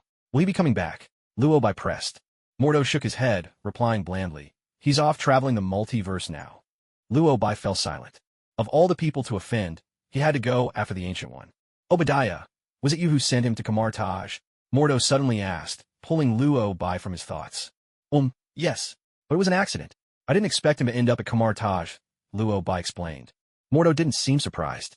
In fact, he seemed quite understanding. I heard from Sorcerer Supreme that you've only just started learning magic, and without a sling ring, things like this are bound to happen. Now that you have one, it should go much more smoothly, Mordo said. Before Luobai could reply, Mordo continued, by the way, how far along are you in your studies? I've only just started learning portal magic, Luobai answered. Mordo nodded thoughtfully and said, it seems like you're not entirely familiar with teleportation magic yet. How long have you been practicing? I'm not sure. Maybe just a few days, Luobai answered. Though Mordo had always known Luobai was extraordinarily gifted, the reply still left him quite stunned. A few days. What an unusual way to put it. These days, is magic training measured in days? Your talent. How did you come by it? It's truly remarkable. Mordo couldn't help but marvel aloud. Maybe, I'm just lucky, Luobai replied honestly, after a moment's thought. Lucky? Mordo was taken aback, then half-joked. You must have the luck of a lifetime to be blessed with such one-of-a-kind talent. Just a tiny bit lucky, I guess, Luobai replied, matching his tone with a playful grin. Mordo didn't answer. With the sling ring delivered, his task was complete. I'll be off now. If you ever need anything, you can always find me at Kamartaj, Mordo said, making to leave. But just then, Luobai called out, curiosity getting the better of him. Mordo, didn't the Sorcerer Supreme ask you to bring me along as well? After all, Luobai had learned Kamartaj's magic, and the Ancient One had even entrusted him with the sling ring. By all accounts, shouldn't he be heading to Kamartaj to continue his training? But judging by Mordo's manner, it seemed he had no intention of bringing Luobai back, which struck him as odd. The Sorcerer Supreme said you should first master the spells in the Supreme Compendium. She wants you to take this chance to gain some real-world experience and broaden your horizons, Mordo explained. Suddenly, Luobai understood. So he'd been set free to roam on his own? Well, he was able to learn on his own anyway. Where he studied hardly mattered. Besides, only here could he put his skills to the test, and real combat was the fastest way to grow stronger. With that in mind, he let the matter drop. After seeing Mordo off, Luobai threw himself back into his magic studies. Now, with the sling ring, he found it much easier to focus, which made learning new spells that much faster. For some of the basics, like teleportation and magical shields, Luo barely had to read the instructions before he could perform them, quickly gaining mastery.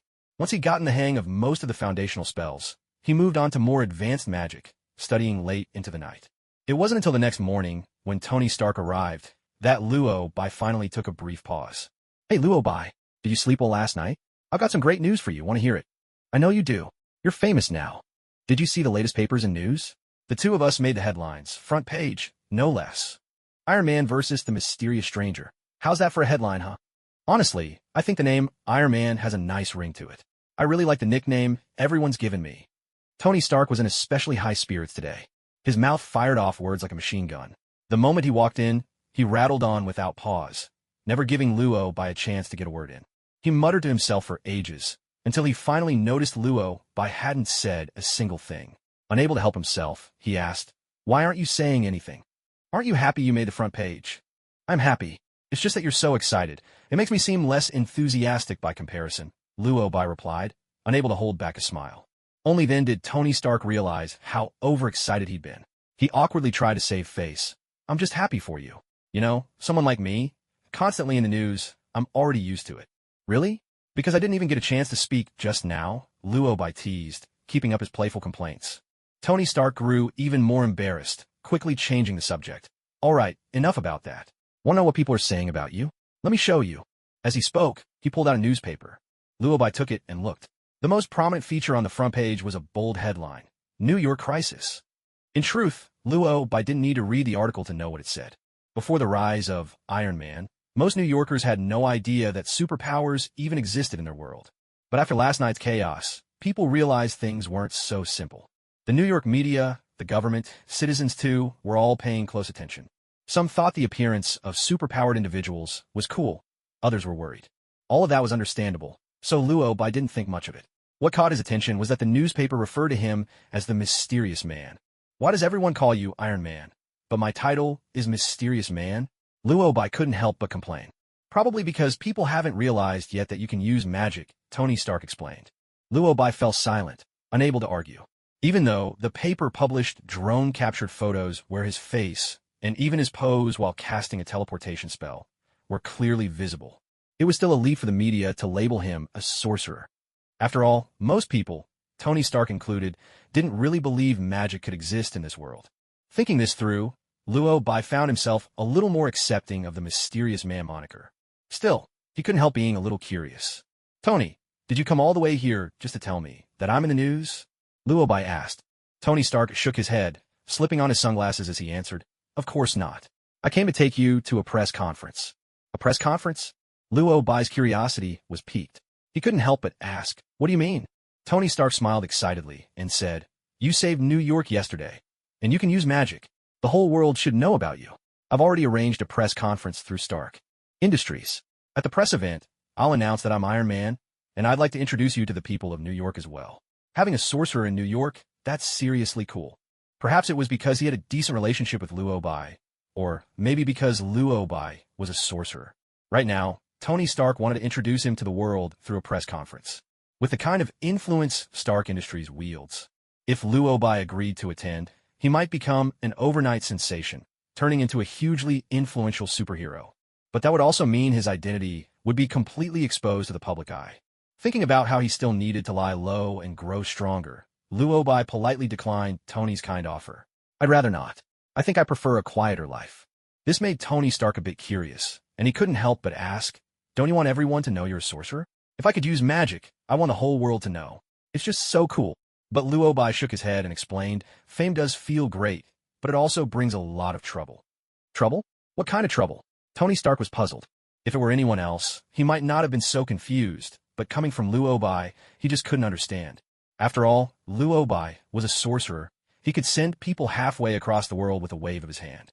With that kind of power, what trouble could possibly scare him? There are all sorts of troubles.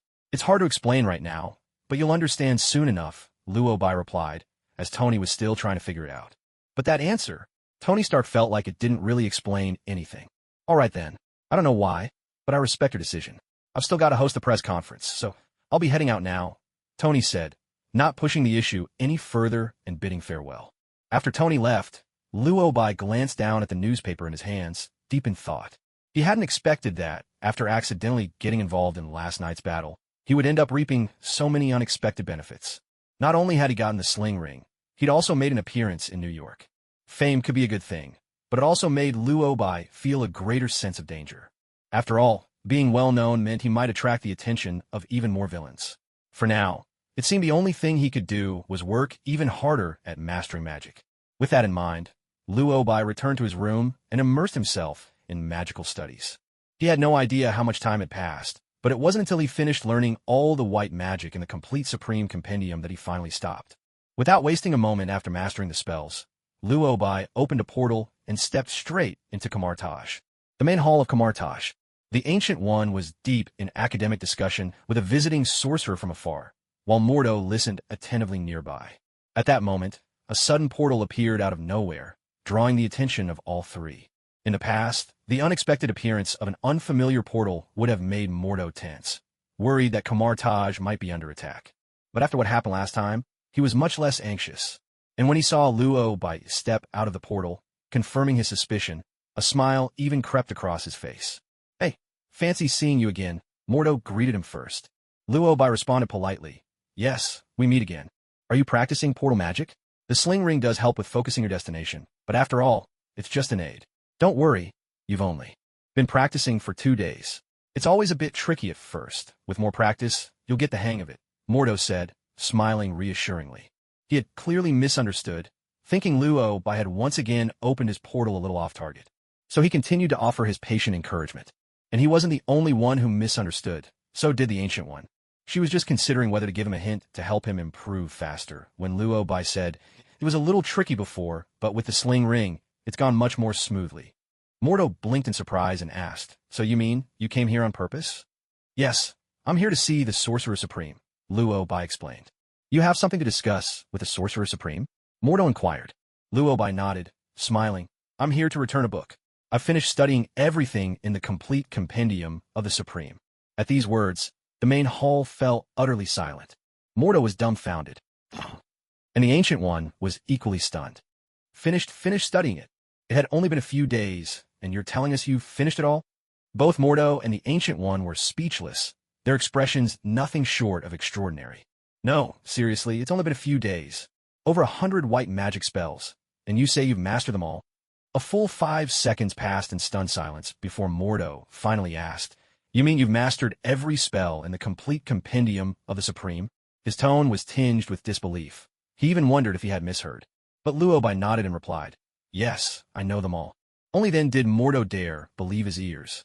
He turned in silence to look at the Ancient One. The Ancient One said nothing, but took the complete compendium of the Supreme and paged through it quickly.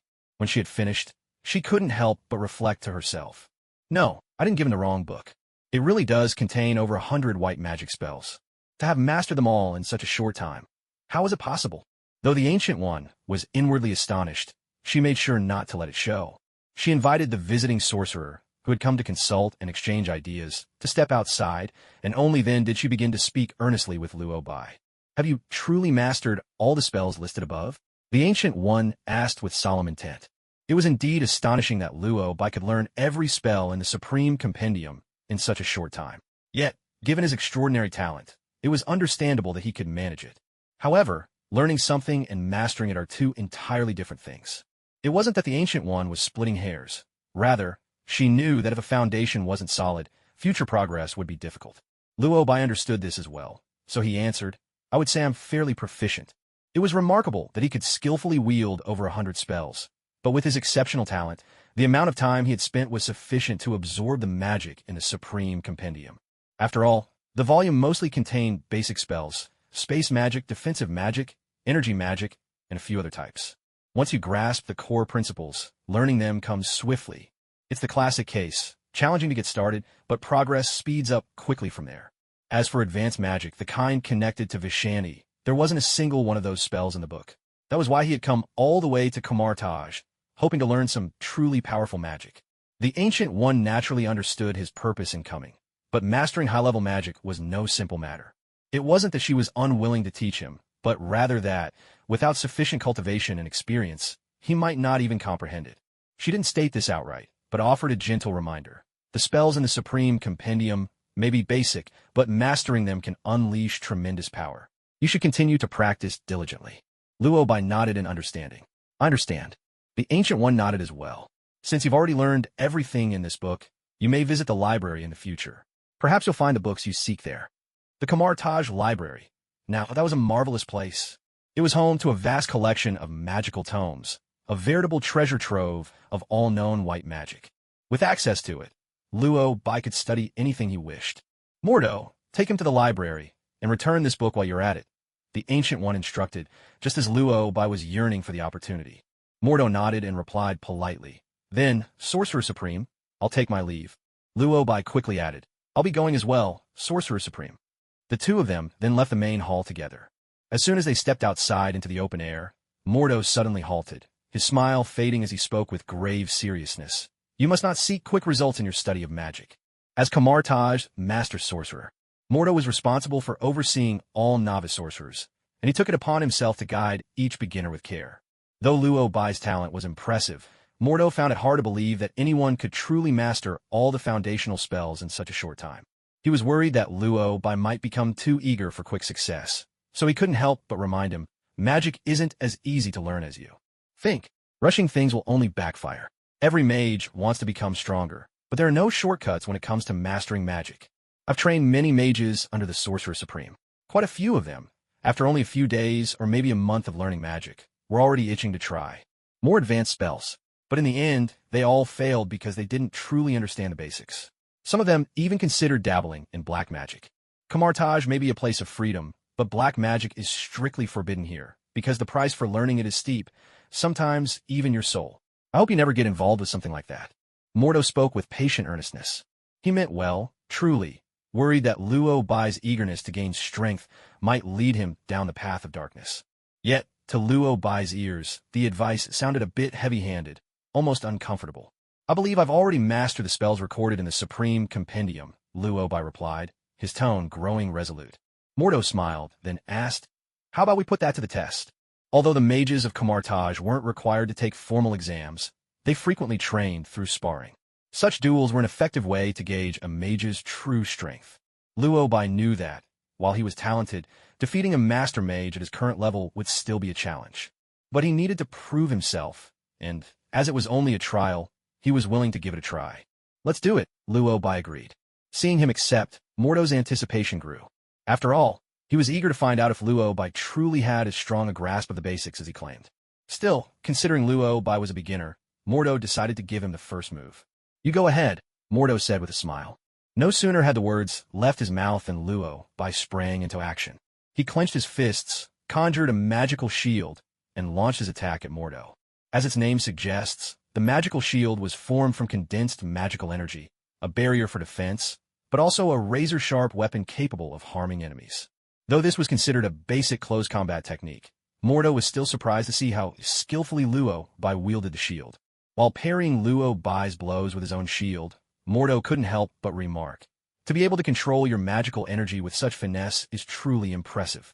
Had Luo been training for 6 months, such proficiency would have seemed reasonable to Mordo. But for Luo to display such strength after only half a month was truly remarkable. Impressive as it was, though, with Luo's current abilities, defeating Mordo would still be a tall order. Even Mordo didn't find it particularly difficult to handle. He could even fend off Luo's attacks while speaking with an air of leisure. Is that all you've got? Although this was just a friendly spar, Luo still couldn't help but care about the outcome. After all, as a man, how could he be willing to lose? Especially not in such an embarrassing fashion. Watching Mordo deal with his moves so effortlessly, Luo's competitive spirit was utterly ignited. Luo knew very well that defeating an opponent with such a wide gap in strength was close to impossible, but that didn't mean there was absolutely no way. The sorcerers of Kamar-Taj were known for their fondness for close combat magic. But come on, he was a mage. Why should he be fighting hand-to-hand? Magic should be wielded as magic ought to be. With that thought, Luo abruptly halted his assault. Seeing him suddenly stop, Mordo looked a bit surprised and asked, Why'd you stop? Don't tell me that's the only spell you know. Luo shook his head, Of course not. With that, he cast another spell, and this time Mordo finally realized he was using an object summoning spell. Object summoning magic incorporated some fundamental principles of spatial magic, bearing similarities to portal conjuring but with subtle differences. Mordo made no move to stop him. After all, in his eyes, even if Luo Bai managed to summon something, it would hardly tip the scales in his favor. Besides, the point of this sparring match was to see if Luo Bai had truly mastered all the basic spells, and object summoning was one of them. Now, Mordo's curiosity was piqued. Just how far could Luo Bai take this spell? Object summoning magic, eh? For a sorcerer, a good artifact can make all the difference in a fight. That's a clever approach. But with your current abilities, there are many artifacts you wouldn't be able to handle, Mordo said with a smile. That wasn't mockery, just the plain truth. After all, in the Marvel Universe, there were indeed many magical relics. Some were so powerful that they could instantly boost a person's strength.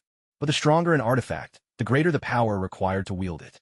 Never mind whether Luo Bai could summon a truly formidable artifact. The real issue was whether he could control it. Luo Bai understood this perfectly well. In fact, even he didn't know what he'd end up summoning. Luck played a huge part in it. If he wanted to defeat Mordo, he would have to rely on a legendary artifact. He did have some knowledge about the artifacts in the Marvel Universe. The Infinity Stones, for example, were legendary objects of immense power. But to harness the power of the Infinity Stones was an almost insurmountable challenge. Even Thanos had struggled with the Power Stone, let alone Luo Bai's slight frame. He'd probably be unable to use it even if he managed to summon one. There was no sense in risking his life over a simple sparring match. Realizing this, Luo Bai decided to abandon the idea of calling forth an Infinity Stone, at least for now. To cast the retrieval spell, one must picture the location of the artifact clearly in their mind. Only then can the portal open to fetch the treasure they desire. But with too little time, Luo Bai couldn't think of any artifact other than the Infinity Stone that might help him turn the tide. Left with no better ideas, he decided to leave things up to Lady Luck. He activated the spell and reached his hand through the portal. At that moment, Mordo still hadn't realized that things were about to unfold in a way he never expected. Actually, Kamartaj has quite a few remarkable magical items. I could just, what the? Mordo had meant to say that Kamartaj Armory held many artifacts, and if Luo Bai really needed something, he could easily lend him one for a while. But in the very next moment, Luo Bai suddenly pulled a hammer out of the portal. Thor's hammer? For a split second, Mordo was completely stunned. Ever the serious one, he couldn't hold back and blurted out an expletive. It was hard to blame him. This was simply too outrageous. Thor's hammer was the weapon of Odin's son, the god of thunder, Thor. How on earth had Luo Bai managed to bring it here? How did you get your hands on Thor's hammer? Mordo exclaimed, his normally square jaw dropping in shock. Kamartaj constantly monitors all earthly affairs, and its library contains countless records about knowledge from Earth, and even the multiverse. There was no way Mordo didn't know what Thor's hammer was.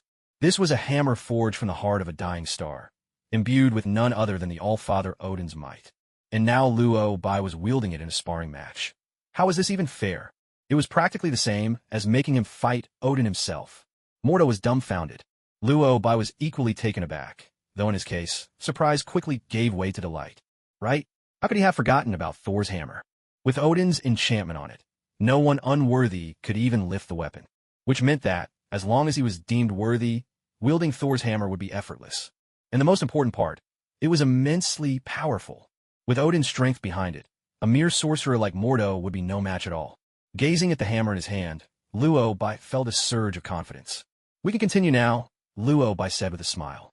Mordo fell silent, a silence so heavy it nearly rang in their ears.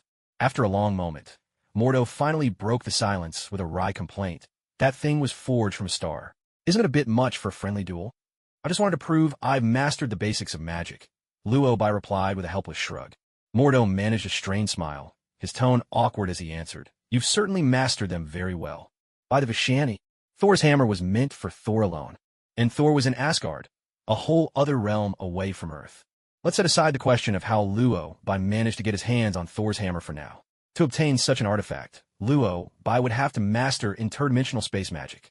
That's hardly beginner-level magic. It's an advanced form of spatial sorcery. Even in Kamartaj, many sorcerers who have trained diligently for 4 or 5 years may not succeed at this. Yet this guy, after such a short period of study, has managed to reach all the way into Asgard. How did you do it? You mastered interdimensional retrieval in such a short time. Mordo couldn't help but ask. And it wasn't just him who was shocked. The Ancient One was equally astonished. After all, with such a commotion outside the main hall, there was no way the Ancient One, who was far from deaf, would miss it. She had chosen not to intervene, wanting instead to observe just how far Luo Bai had come in his magical training. Yet even she hadn't expected Luo Bai to achieve so much in so little time. It seems the future wasn't mistaken. He truly is the Sorcerer Supreme. The Ancient One's eyes widened with a spark of delight. It was unbelievable, but she believed it now. The future was not wrong. The error had been hers. With this thought, the Ancient One stepped forward, interrupting the duel between the two. Luo Bai, come inside for a moment. Mordo, wait here at the door. The sudden arrival of the Ancient One took both men by surprise. Luo Bai was a bit puzzled, but Mordo felt mostly relieved. Thank goodness the Sorcerer Supreme had intervened. She had saved his dignity. Otherwise, if word got out that a master sorcerer had been bested by a novice, how could he face the task of training new recruits in the future? Mordo immediately responded with gratitude. Yes, Sorcerer Supreme. He then obediently stepped aside to wait. Luo Bai once again entered the sanctum, his expression tinged with confusion. Is there something you need, Sorcerer Supreme? Luo Bai asked. No sooner had the words left his mouth than the Ancient One removed the amulet hanging from her neck and handed it to him. This is the Eye of Agamotto. You must promise me that from this day forward, you will guard it with your life. Luo Bai was utterly bewildered. Wasn't this the Time Stone? The Ancient One was actually giving it to him. The Eye of Agamotto is a mystical artifact, a vessel, in fact. Within it rests an object of immense power, the Time Stone. In the Marvel Universe, there are 6 such stones, also called gems. They're the time, power, space, reality, soul, and mind stones. Each stone is kept in a different location, guarded by different protectors. The Time Stone resides in Kamartaj and has always been safeguarded by the Sorcerer Supreme, earning them the title of Guardian of the Stone. Now the Ancient One was handing the Time Stone to Luo Bai. Was she planning to make him the next Sorcerer Supreme? Granted, his talent was exceptional, but he had only been studying magic for such a short time. He hadn't even received formal training at Kamartaj. And yet, the Ancient One was entrusting the Time Stone to him so easily. Although Luo Bai didn't fully understand why, he still replied, I will guard it with my life. So, is this something you're giving to me? The Ancient One nodded and handed over the Eye of Agamotto. Luo Bai took it, still a bit puzzled, then began to examine it carefully. The Eye of Agamotto on the outside is an artifact, meant to contain the stone inside. The stone within is called the Time Stone. Possessing it grants you the power to control time. To wield the power of time, you need a certain reserve of magical energy. Right now, that's a bit difficult for you, but with your talent, it's only a matter of time before you master it. To open the Eye of Agamotto, you need a spell. This is to ensure the safety of the Time Stone. The spell is quite complex. It's the result of generations of Sorcerer Supreme's efforts. I will now teach you the spell. Remember, you must never tell anyone else. Only you, and the Sorcerer Supremes who come after, will know it. The Ancient One patiently explained the function of the stone and how to use it. Since the Eye of Agamotto required a spell to open, she decided to share the incantation with Luo Bai. But before she could speak, Luo Bai started weaving magic, his hands moving in practiced gestures. A flash of green light burst forth, and in an instant, the Eye of Agamotto opened. The Ancient One, Luo Bai. The two of them stared at each other, wide-eyed, for nearly a full minute. The air was thick with awkwardness. Luo Bai could clearly see the Ancient One's look of utter shock, her mouth slowly falling open. How did you open it? After what felt like ages, the Ancient One finally found her voice. Luo Bai answered awkwardly, Sorcerer Supreme. Well, if I said I just guessed, would you believe me? The Ancient One said nothing, but her expression clearly read. Do you really think I'd believe that? Even though it sounded unbelievable, Luo Bai really did just guess. He knew the story well. He understood that opening the Time Stone required a spell. That's why, as soon as he got the Eye of Agamotto, he started fiddling with it, wondering how to unlock it. He never expected he'd actually manage to open it. Talk about luck. He'd randomly guessed the right spell. Sorcerer Supreme, I really just guessed. Honestly, I've always been incredibly lucky, Luo Bai explained sincerely. The Ancient One frowned, a bit puzzled. Lucky? She didn't know there was a mutant girl whose superpower was extraordinary luck. But just being lucky could let you stumble upon the spell for the Eye of Agamotto. The Ancient One didn't quite understand, but since she'd planned to teach Luo Bai the spell anyway, she decided not to press further. It's good that you've mastered it. Go on. The library holds the information you seek. The Ancient One regained her calm, her voice serene and detached. Seeing that she wasn't going to press the matter, Luo Bai was overjoyed. After putting on the Eye of Agamotto, he prepared to leave the sanctum. He had barely taken a few steps when the Ancient One suddenly called out to him. Thor's weapon. You really should return it to him. Asgard and Kamartaj have always kept their distance. It's better that things stay that way. Luo Bai nodded, signaling his understanding without hesitation. Now that he had the time stone, what use did he have for that old hammer anyway? With that thought, he immediately cast a teleportation spell and sent the hammer back. Having settled everything, Luobai left. It was only after he was gone that the Ancient One stood in place, staring blankly after his departing figure, unable to resist a quiet complaint. How can someone be this lucky? He actually guessed the right incantation. The Ancient One was truly puzzled. Yet far away, someone found themselves even more bewildered than the Ancient One. The divine realm of Asgard. Thor sat at his dining table, racking his brain. How could my hammer, such a huge thing, just vanish into thin air? Where did it go? Thor roared with frustration, smashing another jug of ale onto the floor as his anger boiled over. Can you believe it? He had just been drinking with his best friends. In the middle of their revelry, his hammer had simply disappeared. Thor, could someone have stolen it? A friend nearby ventured. Impossible. Only I can lift that hammer. There's no way it could be stolen. Thor answered with certainty. But you tried calling it back so many times, and it never came, did it? His friend reminded him, unable to hold back. Most enchanted weapons recognize their master, and Thor's hammer was no exception. Normally, a beckoning gesture from Thor would send the hammer flying to his hand, no matter where it was. But now, the hammer remained stubbornly silent. It wasn't just Thor's friends who found this strange. Even Thor himself was at a loss. I was just summoning it like always. How could it suddenly stop responding? Thor muttered to himself, puzzled. He was burning with curiosity. Where exactly had his hammer gone? I've got to look for it, Thor declared, rising from his seat, determined to find his missing weapon. Just then, a small golden portal flickered into existence in the air. Someone noticed and shouted, "Look, what's that?" In an instant, everyone's attention snapped to the glowing circle. Before anyone could investigate further, a hammer suddenly flew out of the portal. Thor lunged forward and caught it instinctively. At first glance, well, what do you know, it was his very own hammer. My hammer. This is my hammer. Thor shouted, elated. The people around him erupted in cheers. Everyone celebrated Thor's reunion with his hammer, himself included. But as the joy lingered, Thor suddenly sensed that something wasn't quite right. Wait a second. What was that yellow door just now? Was that teleportation? Thor asked. Looked like teleportation to me, his friend beside him agreed. Thor frowned, his brows knitting together. Someone actually dared to reach their hand into Asgard. Does anyone know what that teleportation just now was all about? Thor demanded, but everyone simply shook their heads.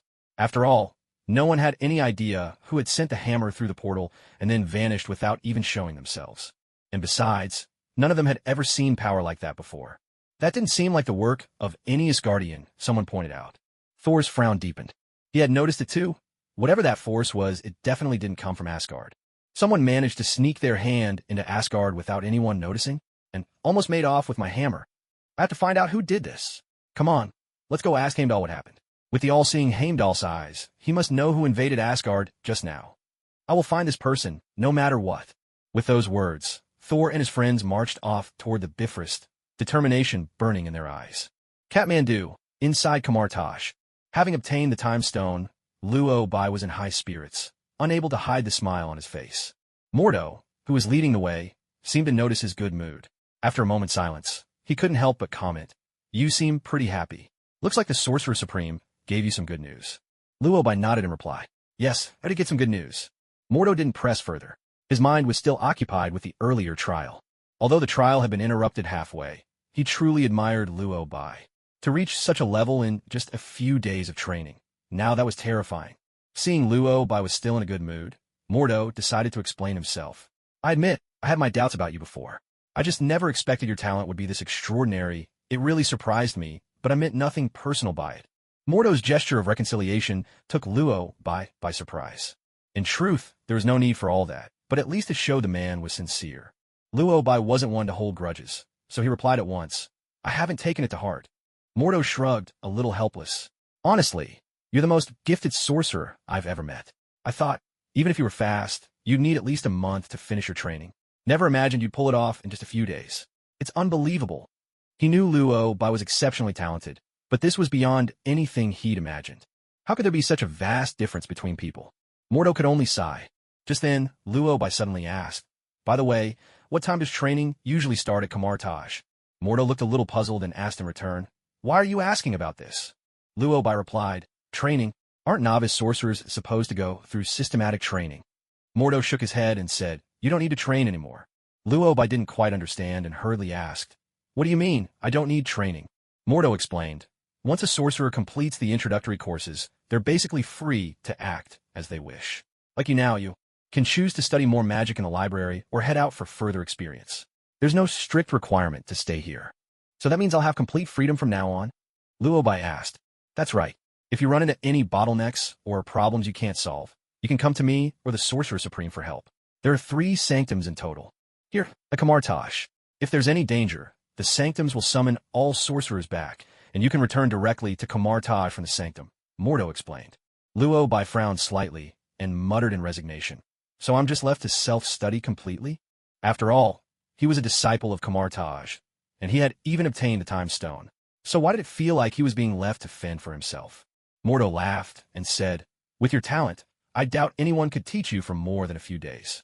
This wasn't sarcasm, it was the plain truth. With talent like his, he'd probably be ready to graduate after just a few days of instruction. Besides, the training program was quite rigid and systematic, with a fixed curriculum each day. If he really followed the sorcerer's training, it might even slow down his learning. Who knew just how fast this guy could learn? He'd studied magic for half his life and reached the rank of Grandmaster. Yet this was the first time he'd encountered a novice sorcerer he simply couldn't teach. All right, we've arrived at the library, Mordo said, snapping out of his thoughts. The two of them stopped in front of a building that, from the outside, looked rather unremarkable, maybe even a bit run down. They entered the library through an old iron door. As soon as they walked in, they saw a sorcerer sitting at a table. The sorcerer noticed them as well and stood up. This is the librarian. If you want to borrow any books, you'll need to register with him, Mordo explained. Luobai looked at the sorcerer with some curiosity. In his memory, the librarian was supposed to be Wong. But thinking it over, in the story, Wong only became librarian after the previous one was killed by Caecilius. So it made sense the librarian wasn't Wong yet. All right, if you want to borrow books in the future, just come here. By the way, are you planning to live at Kamartaj? Mordo asked suddenly, pulling Luobai from his thoughts. Luobai considered for a moment and asked, wait, am I allowed not to live here? You've already learned teleportation magic. With your talent, just a few more days. Do you really think I could stop you from leaving, even if I tried? Mordo retorted. That actually made sense. The room is ready for you. Here's the address. Just head over when you're ready. But since you already have a villa, I doubt you'll want to stay in the dormitory, Mordo continued. Luobai replied with a smile. That's not necessarily true. After all, Kamartaj was still much safer than the outside world. Right now, he only knew a handful of beginner spells. Staying here to learn more before venturing out seemed like a wise choice. Well, I'll be going now. If you have any other questions, feel free to come find me, Mordo said in farewell, then turned and left. Once Mordo was gone, Luobai began searching through the library's vast collection for books. The library's organization was meticulous, with separate sections for different types of magic, space, time, and so on.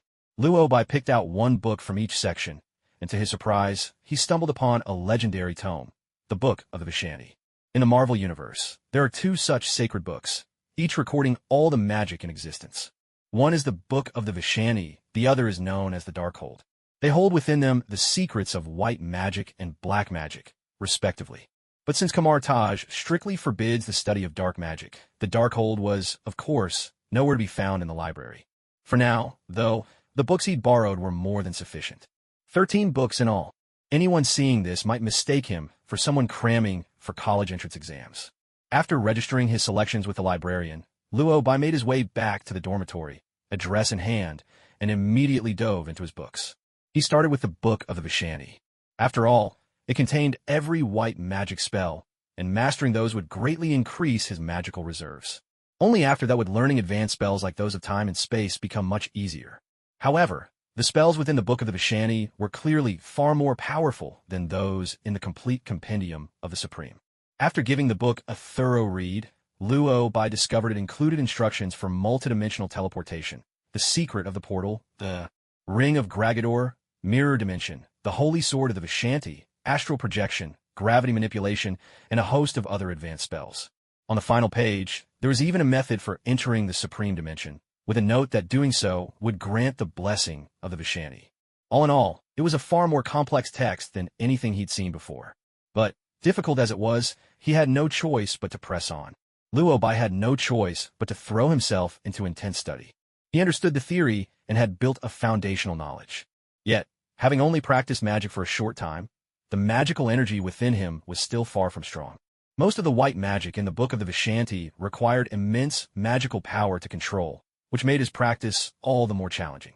The first spell Luobai studied was called the Acorn Walk. Its effect was to split oneself into countless identical copies, each able to cast spells, and every duplicate was just as powerful as the original. The stronger the magic energy within, the more avatars one could create. After several days of practice, Luobai could only just manage to produce 2 duplicates. Although his learning speed was already impressive, storing magical energy was something that simply couldn't be rushed. Unless he could receive the blessing of the Vishanti, or perhaps from one of those ancient gods. A blessing, put simply, meant being granted power. But, generally speaking, earning such a blessing was no easy feat. There was a description on the very last page of the book. Simply put, it said, only those with the ability to enter the supreme dimension would ever attract the attention of the ancient gods. Otherwise, why would they grant you their blessing for no reason at all? But with Luobai's current strength, entering the supreme dimension was utterly impossible. There was nothing for it. He could only take things slowly. Luobai sighed, ready to dive into his magic practice once again. Just then, a sudden flash of golden light burst between his eyes, blinding him completely. Before he could react, he felt himself plunging into a vast, formless chaos. At the end of that chaos, there was a golden light shining.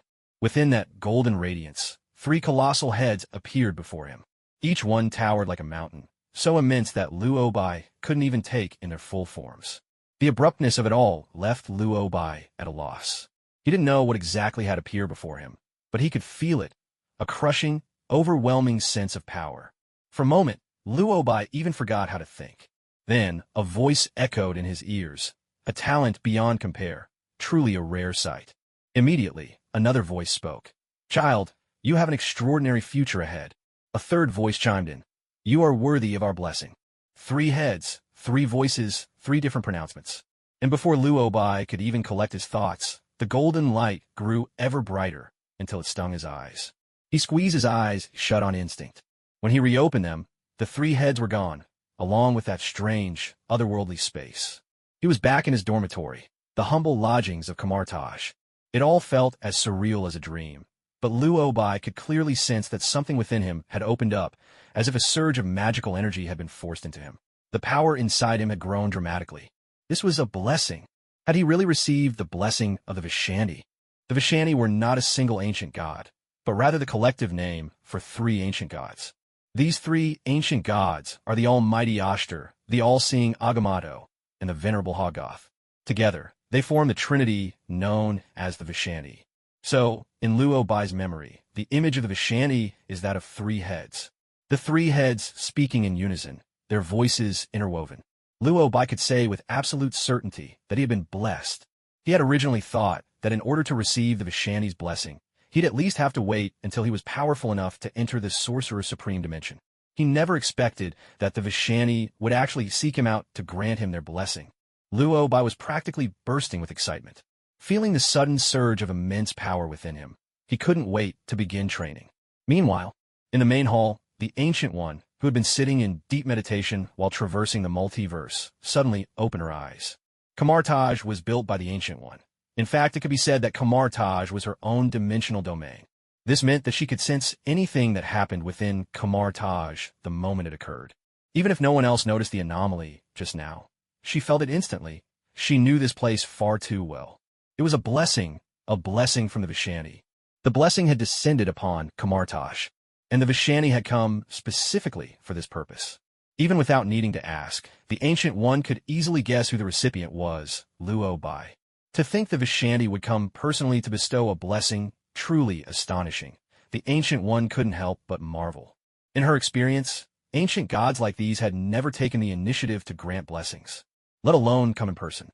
Usually, only those who had undergone trials, those who had entered the Sorcerer Supreme dimension, could hope to earn a blessing from the Vishanti. But this time, the Vishanti had come of their own accord. It seems his talent has truly caught their attention, she muttered to herself. The Vishanti govern all white magic, and whenever someone studies white magic, they're instantly aware, after all, the power is borrowed from them. No doubt they sensed Luobai's extraordinary aptitude, which drew them to grant him their blessing. It was logical, but still unexpected. With the Vishanti's blessing, Luobai would be able to grow even faster, and soon she could leave with peace of mind. Just as she was thinking this, Mordo walked in. Sorcerer Supreme, he called as soon as he entered. What is it? The Ancient One asked. Mordo nodded, his tone serious. A group of strangely dressed people have arrived in Kathmandu. They're going around asking about the location of Kamartaj. They don't seem to have good intentions. The Ancient One remained silent, but in her heart, she already understood. It must be Thor who had come. That thunder god was said to have quite a temper, just like Odin did in his day. Luo-Bai had taken his hammer, so it was only natural that he'd come looking for it. Supreme Sorcerer, do you need me to handle this? Seeing her remain silent, Mordo asked again. The Ancient One shook her head and replied, no need. If they can't find it, they'll return on their own. If they don't, I'll go take a look myself. Finding Kamartaj was no simple task, and if the Ancient One didn't want to be found, it became nearly impossible. That's why Thor had been searching Kathmandu for 3 whole days, yet couldn't even find a single door. Thor, do we get something wrong? I feel like we've asked just about everyone in the city, and not one person knows where Kamartaj is. Could it be this place doesn't even exist? Heimdall wouldn't make a mistake, would he? But even he said he couldn't see exactly who took the hammer. He could only make a rough guess that it came from Kamartaj. It's so strange. Heimdall has the all-seeing eyes, yet there's a place even he can't see. Thor's friends were all talking at once, but Thor himself was growing more and more frustrated. We've been searching for 3 days, 3 whole days, and we haven't even found a door. Is there really such a place? Or is it just some ghost story? Thor grumbled loudly. On Earth, of all places, could there really be somewhere they simply couldn't find? He was starting to believe this place didn't exist at all. Among the 9 realms, Earth is already the weakest. I doubt there's any so-called sanctuary of magic here. I think we should just head back, Thor, one of his friends complained. Reluctant as they were, after searching so long and finding nothing, Thor began to think that there wasn't any sanctuary of magic on Earth at all. There was nothing for it. Thor could only leave, grumbling all the way. Thor and his companions left Kathmandu. Sensing this, Mordo rushed to report. Supreme Sorcerer, that group has left. The Ancient One was unsurprised and replied calmly. I already know. Seeing that she was aware, Mordo didn't press further, but instead brought up another matter. Supreme Sorcerer, there's something else I'd like to ask. Is there something else? The Ancient One inquired. Mordo replied. Luo-Bai hasn't left his room in quite a while. He's been staying in his quarters this whole time. He's probably studying, the Ancient One guessed. That's likely. A week ago, he borrowed a large stack of books and took them to his room, Mordo said, a hint of concern on his face. The Ancient One noticed and asked, You look a little worried. Is something wrong, Master Mordo? Mordo hesitated, then spoke. I just checked his borrowing record in the library. What kind of books did he borrow? The Ancient One asked with curiosity. Mordo quickly replied, The Book of the Vishani, A Brief Study of Time, The Concept of Space, books like these. Gu-I nodded and replied calmly. They're all very profound, ancient texts. Seeing no expression on her face, Mordo was a bit surprised. Sorcerer Supreme, aren't you at all shocked that he actually borrowed those books? Before Gu-I could answer, he continued voicing his concern. I know Luo-Bai is indeed very gifted, but he's only just begun to learn, after all. There are many books among them I can't even comprehend myself. I'm worried he might be wasting his time. Mordo's worries were not without reason. Normally, a sorcerer's studies follow a step-by-step progression. They start with basic magic, move on to intermediate and advanced spells, and only then do they study the great compendium of white magic. The corresponding books are the complete Supreme Collection, A Brief History of Arcane Arts, the Arcane Compendium, and the Book of Vishani. Only when a sorcerer has fully mastered all forms of white magic do they begin to delve into fields like time, space, and the multiverse. But Luo-Bai hadn't borrowed the 2 books in the middle at all, meaning he skipped over the foundational stages and went straight for the final, most advanced works. Naturally, Mordo was concerned. In fact, this sort of situation had come up before. Some sorcerers, eager for quick results, tried to study more powerful magic before they were ready. They borrowed stacks of books they couldn't understand, spent months poring over them, and in the end made no progress at all, just wasted time. Whenever this happened before, Mordo would step in directly to remind and correct them. But Luo-Bai's case was different, and Mordo didn't feel right making the decision on his own. That's why he came to seek Gu-Yi's opinion. Sorcerer Supreme, should I go and remind Luo-Bai? Mordo asked. Gu-Yi shook her head. No need. Let him study on his own. If he can't understand, he'll come and ask. If he doesn't ask, it means he's managing on his own. Though Gu-Yi did feel a twinge of worry. But recalling how even Vishani had come in person to bless Luo-Bai a few days ago, Gu-Yi thought perhaps she ought to trust him. With that in mind, Gu-Yi said, His talent is beyond the comprehension of ordinary people. Let him do as he wishes. If he comes with questions, then answer them. There's no need to intervene. Luo Bai's gift was truly extraordinary. Perhaps the best way to help him was not to interfere at all. Mordo seemed to grasp this as well. All right, he replied. Having reported everything, Mordo left the main hall. He'd intended to head to the practice grounds to check on the other sorcerer's training, but his concern got the better of him, and he couldn't resist paying a visit to the sorcerer's dormitory to check on Luo Bai's progress. Arriving at Luo Bai's door, he hesitated for a while before finally knocking. Soon, Luo Bai opened the door just a crack. The moment the door opened, Mordo was greeted by a mouth-watering aroma, the unmistakable scent of food. Are you eating? Mordo asked. Luo Bai nodded. I am. Have you eaten yet? Would you like some?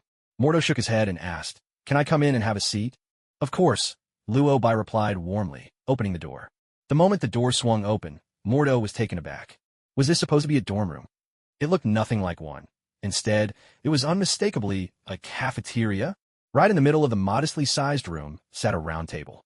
On it stood a large pot bubbling with a spicy red broth, surrounded by an array of ingredients. Meat, vegetables, seafood, everything you could wish for. And if you looked closely, there was even an open spell book lying on the table. What on earth are you eating? Mordo asked, utterly bewildered. Luo Bai, bowl in hand, replied between mouthfuls, hot pot. I've heard of it. But where did you get all this? I haven't seen you leave your room. Mordo questioned, his curiosity piqued. Luo Bai answered calmly. Oh, I summoned it with the Ring of Gragador. The Ring of Gragador. Put simply, it was a conjuration spell. Whatever you desired, you could call it forth with just a thought, be it objects or weapons.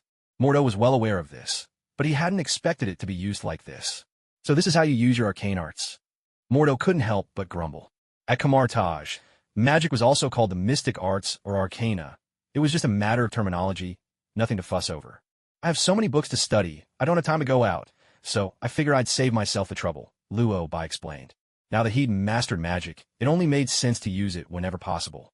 Although Mordo was dying to make another remark, he remembered the reason he'd come and held back. How's your studying going? Mordo asked. It's going all right, Luo Bai replied. Hearing this, Mordo was practically screaming inside. Come on, you've borrowed a whole pile of spellbooks that even I can't understand. And you say you're doing all right? Have I wasted decades learning magic for nothing? Though he was anything but calm inside, Mordo tried his best to maintain his composure and asked again, Which book are you working on right now?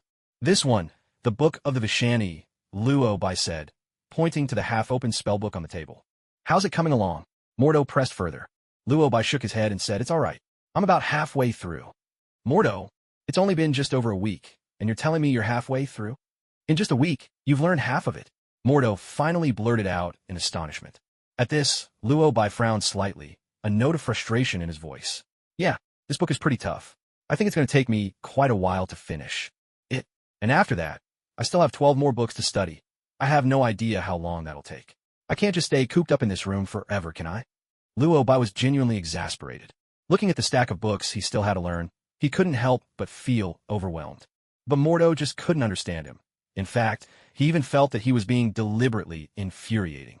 Just the Book of the Vishani alone was enough for most sorcerers to spend half their lives studying. And yet, Lorbai actually wanted to master all 13 books he'd borrowed in such a short time. No, he hadn't even finished the first one yet. Infuriating, truly infuriating. At this moment, Mordo felt utterly stifled. If he kept talking to Lorbai, he'd start questioning his own existence. Suddenly, he thought the Sorcerer Supreme was right. Someone as exceptional as Lorbai should simply be left to his own devices. With talent like his, even having a conversation made Mordo feel unworthy. I just came by to check on you, to see if you had any questions. Since your practice seems to be going well, I'll take my leave, Mordo said, turning to go. He couldn't stay here another second.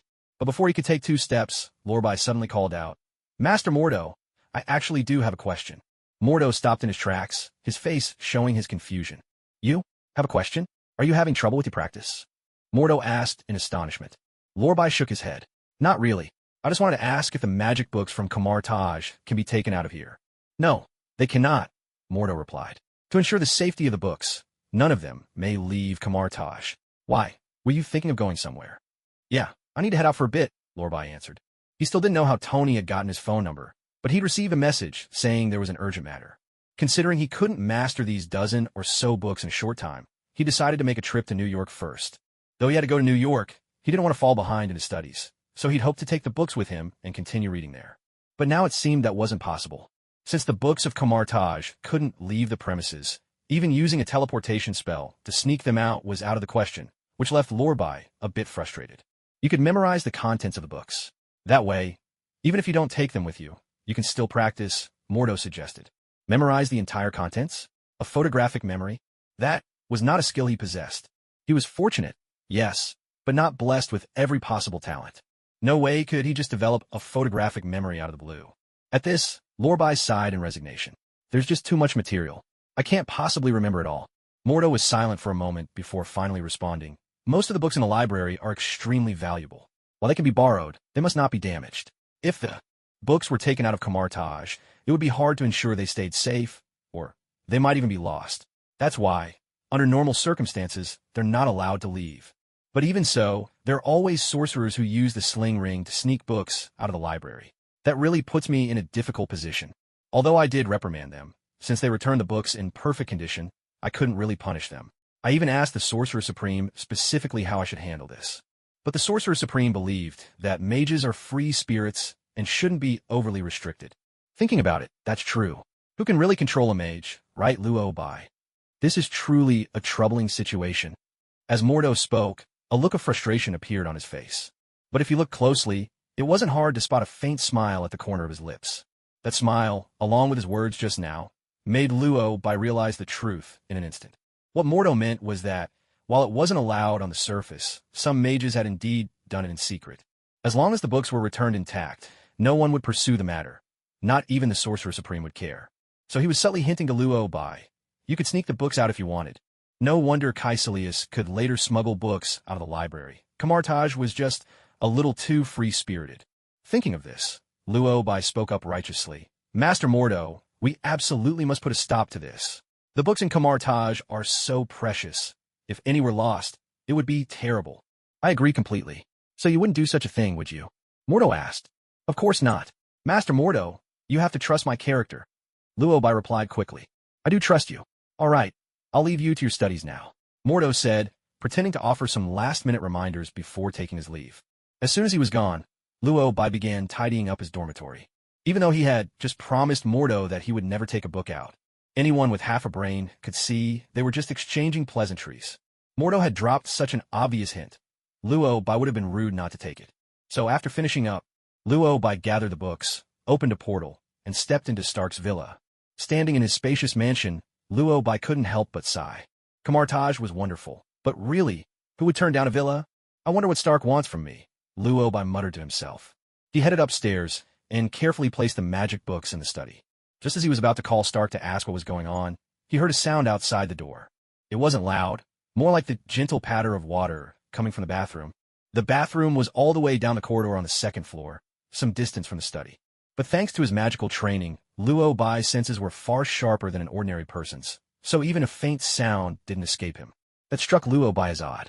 Why would there be running water in the bathroom? Could it be that, while he was gone these past few days, someone had broken into his house? It was a reasonable suspicion. The security situation in Country M was never that great to begin with, and incidents of home burglaries happened quite often. Given how large his villa was, it was only natural that it would catch the eye of thieves. Thinking of this, Luo Bai frowned. What a bold thief. How dare someone try to rob the home of a sorcerer? With these thoughts swirling in his mind, Luo Bai headed toward the bathroom. He was on high alert, ready to act at any moment. But he never expected that, when he reached the bathroom door, he would find a woman standing there, dripping wet, wrapped only in a towel, her figure graceful and slender. At that moment, the woman was rubbing her green hair dry with a towel. Sensing someone's approach, she immediately turned her head. Luo Bai gave her no time to react. He instantly unleashed a spell, the Crimson Bands of Sidorak. The Crimson Bands of Sidorak, a spell recorded in the Book of the Vishandi, categorized as white magic. Once cast, it could summon deep crimson chains to bind an enemy. If the caster was powerful enough, they could conjure countless such chains. Luo Bai's own power allowed him to summon only 4 chains for now, but that was more than enough to restrain the woman before him.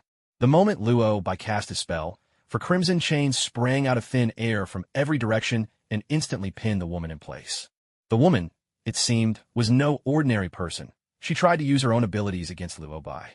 Luo Bai's brow furrowed, and without hesitation, he activated the mirror dimension, enveloping the entire villa and forcefully pulling the woman into his own mystical space. Only then did the woman finally quiet down.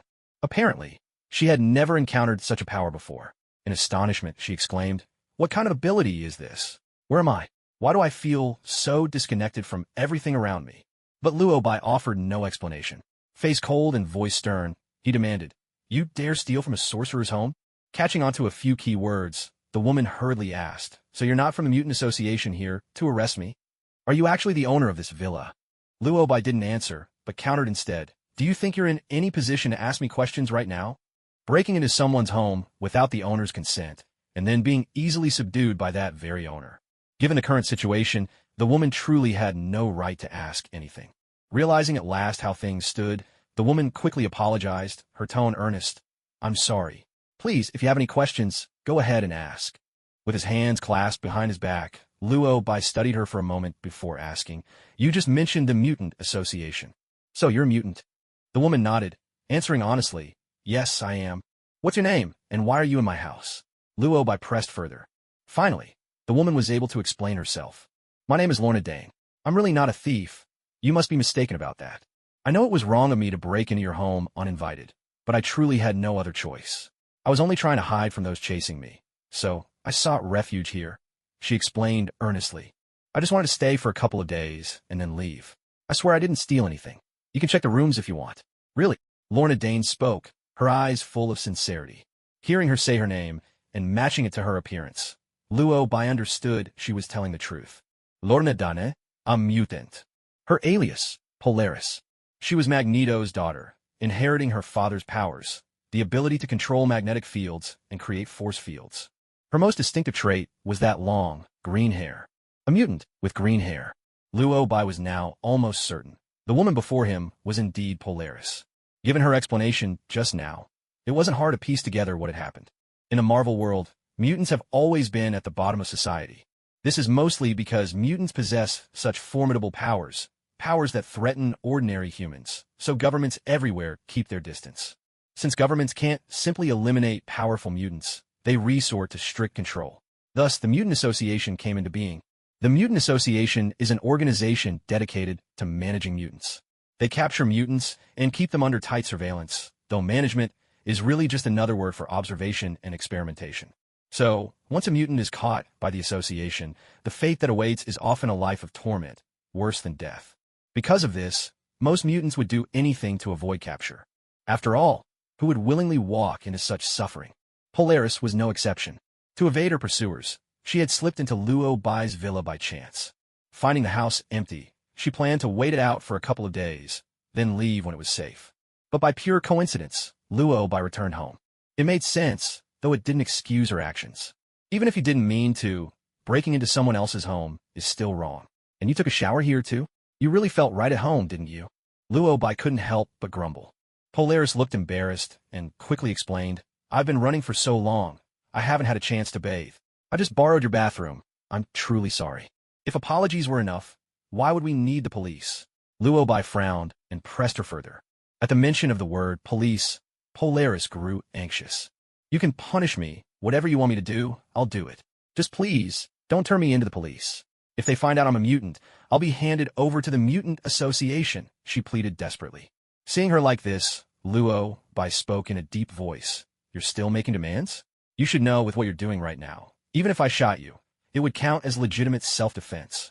According to the laws of Country M, a homeowner can indeed shoot a criminal breaking into their home. It's both reasonable and legal." Polaris clearly understood this as well. "If you really want to kill me, I can accept that. But please, whatever you do, don't hand me over to the Mutant Association," Polaris said. It was clear from her words just how much she feared the Mutant Association.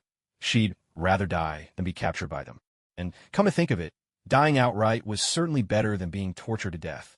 There's an old saying, "A warrior may be killed, but never humiliated." Luo Bai understood what she meant. Seeing her apology was sincere, and that she was just a young woman, Luo Bai, although annoyed at her breaking into his villa, didn't actually hate her enough to want her dead. With this in mind, Luo Bai withdrew the crimson chains and dismissed the mirror dimension. The surroundings quickly returned to normal. Seeing he wasn't launching another attack, Polaris asked with surprise, You're not going to kill me? Your actions are indeed hateful, but considering this is your first offense, and there are reasons behind it, I won't go too far, Luobai replied. Thank you, Polaris quickly said, full of gratitude. But before she could finish, Luobai continued, however, I don't plan to just let you go either. Polaris froze, tension instantly written all over her face. So, are you still going to hand me over to the police? She asked. Before Luobai could answer, she pressed on. Please don't do that. The truth is, not all mutants are as bad as the propaganda says. Ever since I can remember, I've been hunted, but I've never used my powers to hurt anyone. I just want to survive, that's all. You have no idea how they treat us mutants. Nearly everyone in the Mutant Association has suffered inhuman torment. Many of my friends never made it out. As Polaris spoke, Luobai picked up on something odd. In his memory, Polaris was supposed to have a temperament much like her father's, even going so far as to rebel against the Mutant Association and set up the Mutant Underground. So why did it seem like she had no intention of resisting now? Could it be that this hadn't happened yet in the timeline? With that thought, Luobai asked, how old are you? 18, Polaris answered. 18, no wonder. Polaris had just come of age. Still a bit puzzled, Luobai pressed on. I remember Professor X has been working hard negotiating with the government, trying to help mutants and humans coexist peacefully. You could have gone to Professor X. Why are you being hunted? Polaris let out a sigh and said, I wanted to save my friend, but I failed. A look of realization dawned on Luobai's face. At that moment, he found he had no more questions to ask. Yet Polaris still seemed a bit nervous. So, how do you plan to punish me? Polaris asked. I need some help around the house. Since you've come to me yourself, you can be my housekeeper. For 3 months, you'll be responsible for cleaning, looking after the place, cooking, and that sort of thing, Luobai said. Polaris was clearly stunned by this. She had imagined all kinds of punishments Luobai might come up with, but never in her wildest dreams did she expect to be made a cleaner. Polaris was so flustered that for a long while, she could only manage a single syllable. What? You don't want to? Luobai shot back. Polaris hurriedly shook her head. No, that's not it. Then it's settled. Oh, and by the way, from now on you're only allowed on the first floor. You're not allowed upstairs. If I catch you, you know what will happen. And for these 3 months, there's no salary, Luobai added. Polaris was taken aback again. No pay, and I still have to cook. So I'll actually be losing money on this deal. The thought made Polaris blurt out. Then what about money for groceries? You'll have to figure that out on your own. After all, this is a punishment. I didn't hire you, Luobai replied with a shrug, his voice tinged with exasperation. Polaris, all right. To be honest, Polaris was not thrilled about becoming a housekeeper. After all, she was Magneto's daughter, and rebellion ran deep in her veins. In a word, defiant. If she hadn't been the one in the wrong, or if she could have beaten Luobai, there was no way she'd given so easily, let alone agree to be a cleaner. But now she had no choice. No matter how unwilling she was, she still had to do this unpaid labor. Still, before she began, Polaris felt there was something she needed to make clear. There's something I should probably mention, she said after a moment's hesitation. Go ahead, Luobai replied. Polaris seemed a little embarrassed. After a brief pause, she said, sometimes I'm not myself. Actually, I was diagnosed with a mental disorder when I was young. Sometimes I get extremely angry, and other times I become very quiet and depressed. Bipolar disorder, is that it? Luobai asked. Polaris answered uncertainly. I think that's what it's called, but I never really paid attention. Anyway, when my emotions are out of control, I can't always control my powers either. I hope you'll do your best to restrain yourself while you're working. Otherwise, I'll have no choice but to lock you in the dark room, Luobai said seriously. Polaris was startled and asked in confusion, what's the dark room? Considering how troublesome it would be to explain, Luobai replied perfunctorily, you'll understand when the time comes. Luobai looked very serious. Although he didn't seem much older, maybe not even older than Polaris by much. Yet, for some reason, Polaris just felt he carried an air of maturity about him, as if he were particularly difficult to approach. It was precisely because of this that Polaris always felt a bit cautious when speaking with him. Can I ask, what's your name? I mean, how should I address you from now on? Polaris asked. Luobai, the mage, Luobai replied. The moment she heard the word mage, Polaris was stunned. A mage? You mean like in those TV shows, the ones who cast spells and use magic? Polaris asked. In biological terms, mutants are people who have undergone genetic mutations. So, most mutants either possess abilities from birth or inherit them. In the Marvel world, such people are usually referred to as Homo superior, and there's a clear distinction between them and mages. What's more, mages rarely make public appearances, so, like most people, Polaris had never even heard that mages existed in the real world. When Luobai said he was a mage, Polaris's eyes lit up instantly. It was as if she discovered a whole new world, and before Luo Bai could answer, she pressed on. So, those red chains you conjured earlier, in that bizarre space. Those are all magic, right? At this moment, the excitement on Polaris's face made her look like a curious young girl.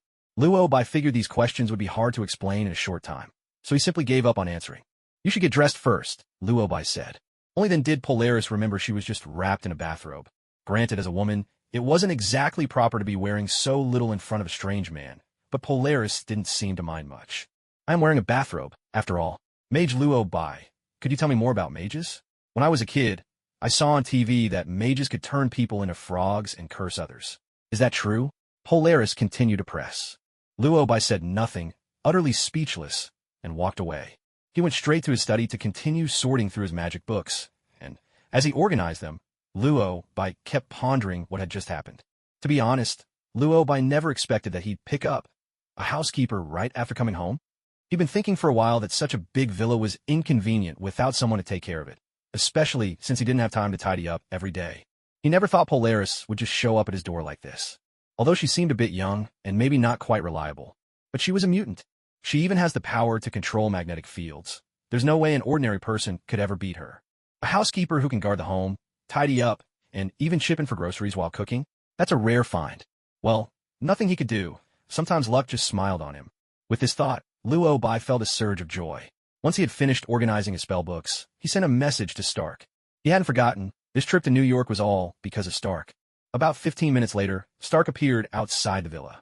As soon as the door opened, Stark strode in with the same air of familiarity as always, showing no hesitation at all. Walking in, Stark called out, Luo Bai, where have you been lately? I've been looking all over for you. Like always, Stark made his way to the sofa to sit down. But before he could take a seat, he sensed something was off. There was someone else in the room, and it was a young girl who looked barely old enough to be an adult. Who's this? Stark blurted out. My new housekeeper, Luo Bai replied calmly. This time, Stark wasn't so calm. What the heck? Your new housekeeper? Are you serious? Stark asked, incredulous. Luo Bai nodded, answering with certainty, yes. But Stark still couldn't quite believe it. Come on, this girl looked like she wasn't even of age. Who sends their underage daughter out to work as a housekeeper? Wouldn't it be better for her to do something else? With that thought, Stark went on, Look, I'm not that old-fashioned. You seem like you're an adult now, at the age for romance, and I wouldn't say anything about it. You don't need to hide it from me. Or, is she actually underage? If that's the case, I do have to say something. At the very least, you should be dating someone who's an adult. You had to admit, Stark could really let his imagination run wild at times. His outburst left Luo Bai momentarily speechless. Thankfully, Polaris spoke up just in time. Hello, Mr. Stark. My name is Lorna Dane. I'm a new housekeeper mage Luo Bai has hired. Stark was a celebrity in America, on TV, in newspapers, magazines. Anywhere a face could be recognized, his was there. There were few people in New York who wouldn't recognize him, so naturally Polaris did as well. Because of that, Stark wasn't surprised Polaris knew who he was. What really surprised him was that Polaris was actually Luo Bai's new housekeeper. He looked Polaris up and down, confusion written all over his face. After a moment, he asked, Kid, are you in some kind of trouble? If you really are struggling, I could help you out. At your age, you should still be in college. Polaris shook her head. I'm not in any trouble. I chose to be Mage Luo Bai's housekeeper of my own free will. Stark was left utterly speechless. He looked at Luo Bai with a gaze full of envy, jealousy, and resentment, and asked, So, where on earth did you find such a gorgeous woman? And at such a young age, she's actually willing to be your housekeeper? Luo Bai didn't respond. Instead, he shot back. Tony, have you forgotten? Didn't you say you had something urgent to discuss? At that, Stark finally remembered his original purpose for coming. Oh, right. That's why I'm here. Something urgent. To be honest, Luo Bai, I've been really down while you were away. Really, really down. I think I might not have much time left. As Stark spoke, his expression darkened instantly. Not much time left. What do you mean? Luo Bai asked in confusion. Why would someone so well off suddenly start talking like that? Polaris, who was nearby, was also startled by his words and couldn't help but blurt out, You've been all over the news and newspapers lately, rich and famous. So why would you suddenly say something like that? Stark let out a heavy sigh. A lot's happened since you've been gone. I may look happy, but the truth is, I'm really not going to last much longer. There's something wrong with my arc reactor. The arc reactor? At the mention of this, Luo Bai recalled something. You're suffering from palladium poisoning, aren't you? Luo Bai asked. Stark's eyes lit up, his gloomy mood momentarily forgotten. You know about my condition? Stark asked eagerly. Judging by your symptoms, it certainly looks like it. Luobai pointed to the bluish veins on Stark's neck, which were clearly abnormal. Seeing that Luobai understood the issue of palladium poisoning, Stark brightened up a little and asked excitedly, "Then do you know how to fix it?" "Honestly, I'm out of ideas. I've tried everything I can think of, but nothing really works." Stark could feel his health deteriorating by the day. His AI assistant Jarvis kept warning him that his condition was critical, but he was out of options. Despite his best efforts to research a solution, he'd never been able to truly solve the problem of palladium poisoning. He could only rely on a few tricks to temporarily ease the symptoms. "See this?" Stark asked. He pulled out a giant jug filled with some mysterious green liquid. "See this? Chlorophyll juice. I drink this stuff every day. Honestly, it tastes horrible." Stark sighed, his face twisted in misery. Luobai could relate and said, "I really sympathize with what you're going through." "Sympathy? No, I need a solution. Do you have any good ideas, Luobai? I'd love to hear your thoughts." "Even Insun is out of options now," Stark complained. Ever since the terror incident, the only people Stark could truly trust were Insun and Luobai. And this time, asking Luobai was the right call. After all, knowing how the story unfolds, Luobai really did know how to solve the problem of palladium poisoning. "Are there still some missile fragments left in your chest?" Luobai asked. Tony nodded in response. "Yes, I think I can help you with that," Luobai replied, then activated the Eye of Agamotto. Aiming at Stark's heart, Luobai attempted to reverse the flow of time. Since he had only just acquired the Time Stone and hadn't really used it before, his hands trembled a little during this first attempt. Fortunately, everything proceeded rather smoothly, and soon Tony Stark's heart was restored to its original, healthy state. The moment his heart was healed, Stark immediately felt the difference. He felt alive again. Sensing the change in his body, Stark asked in astonishment, "My God, Luobai, how did you do that?" "Just a little magic, that's all," Luobai answered with a smile. "Awesome," Stark exclaimed, filled with excitement. But soon, another issue came to his mind, and he couldn't help but say, "Luobai, I really appreciate you saving my life again, but I'm still struggling with the problem of finding materials for the arc reactor." Stark had used palladium as the core material for his arc reactor, which was what had caused his poisoning in the first place. Now that his heart was back to normal, he still needed to replace the core material of the arc reactor. "My suit keeps getting upgrades, so I need a powerful energy source to power it. But with today's technology, I really can't think of any suitable material to rebuild the arc reactor," Stark sighed. Luobai thought for a moment and asked, "Tony, is your relationship with your father not so great? Why are you suddenly asking about that?" Stark asked, confused. Luobai explained, "Aren't you looking to replace the arc reactor's core material? There might be a solution hidden in your father's work." "My father," Stark retorted in disbelief. "But he passed away a long time ago." "What I mean is your father once researched a new technology. That technology might be exactly what you need to solve the reactor material problem," Luobai clarified. "New technology? His father? Why is it that even I don't know about this new technology my father worked on? Yet you do?" Stark questioned, his face full of puzzlement. "Well, I am a sorcerer after all. It's not unusual for me to see glimpses of the future," Luobai replied with a smile. While this explanation might have sounded far-fetched in other circumstances, it did make sense considering Luobai was a sorcerer. "Seeing the future? Are all you sorcerers this incredible?" Stark exclaimed, half in disbelief. After his outburst, Stark's expression turned hesitant, as if he was deep in thought. "That reminds me, I recently came across an organization called S.H.I.E.L.D. They seem to have some of my father's things. I've heard that this S.H.I.E.L.D. is somehow connected to my father too," Stark said.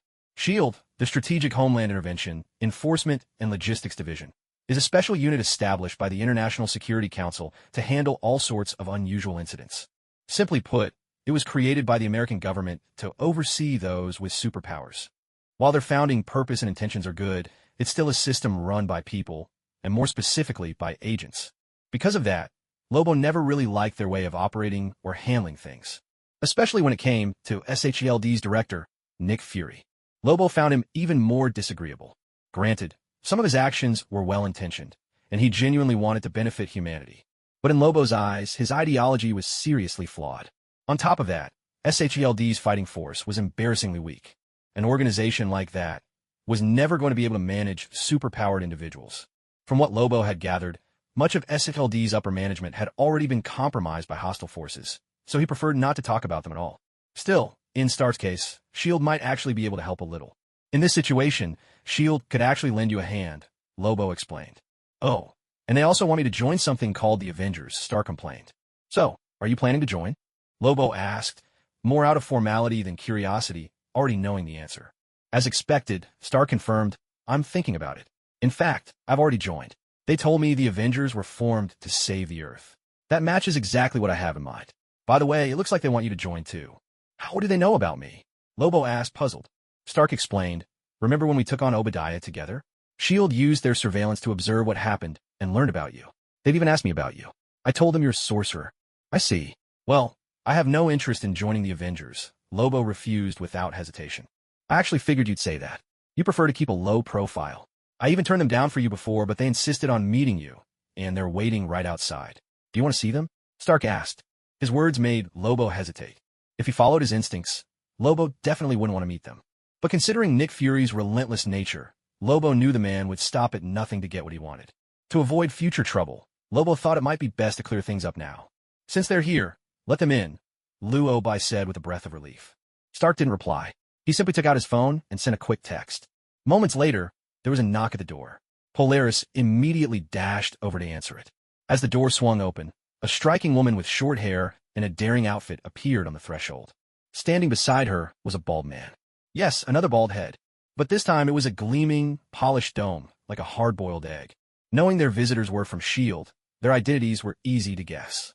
That unmistakable egg-shaped head could only belong to Nick Fury, director of S.H.I.E.L.D., and the woman by his side must be Black Widow, Natasha Romanoff in full.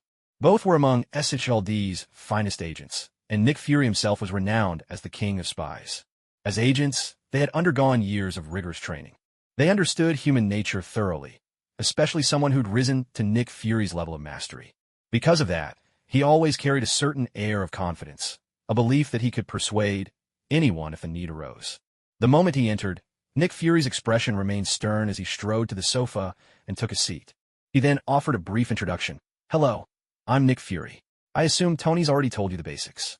Luo Bai, not wanting to waste words, replied directly, he has. I'm not interested in joining the Avengers. Nick Fury didn't seem surprised and didn't press the matter. He switched topics. Tony mentioned you're a sorcerer? Yes, Luo Bai nodded. Nick Fury's tone grew thoughtful. As hard as it is for me to believe there's sorcerers on Earth, I honestly can't explain how you made Obadiah vanish in a thin air. May I ask, are there many like you on this planet? Luo Bai's brows drew together. That's not a very polite question. Fury seemed to realize it. He explained, you see, most of the people living on Earth are just ordinary. SHLD's job is to protect and manage the planet. So I have to eliminate anything that might pose a threat to Earth. So, you think sorcerers are a threat to Earth? Luo Bai asked. Fury shook his head. I'm not sure. If you truly are a sorcerer, then you possess power beyond that of ordinary humans. Sorcerers or superpowered individuals, if one day they decide to destroy the planet, humanity would be hard-pressed to resist. When superpowered beings appear, some people might think it's amazing, but others will worry, afraid that such power could one day threaten all of humanity. It was clear that Nick Fury was exactly that kind of human.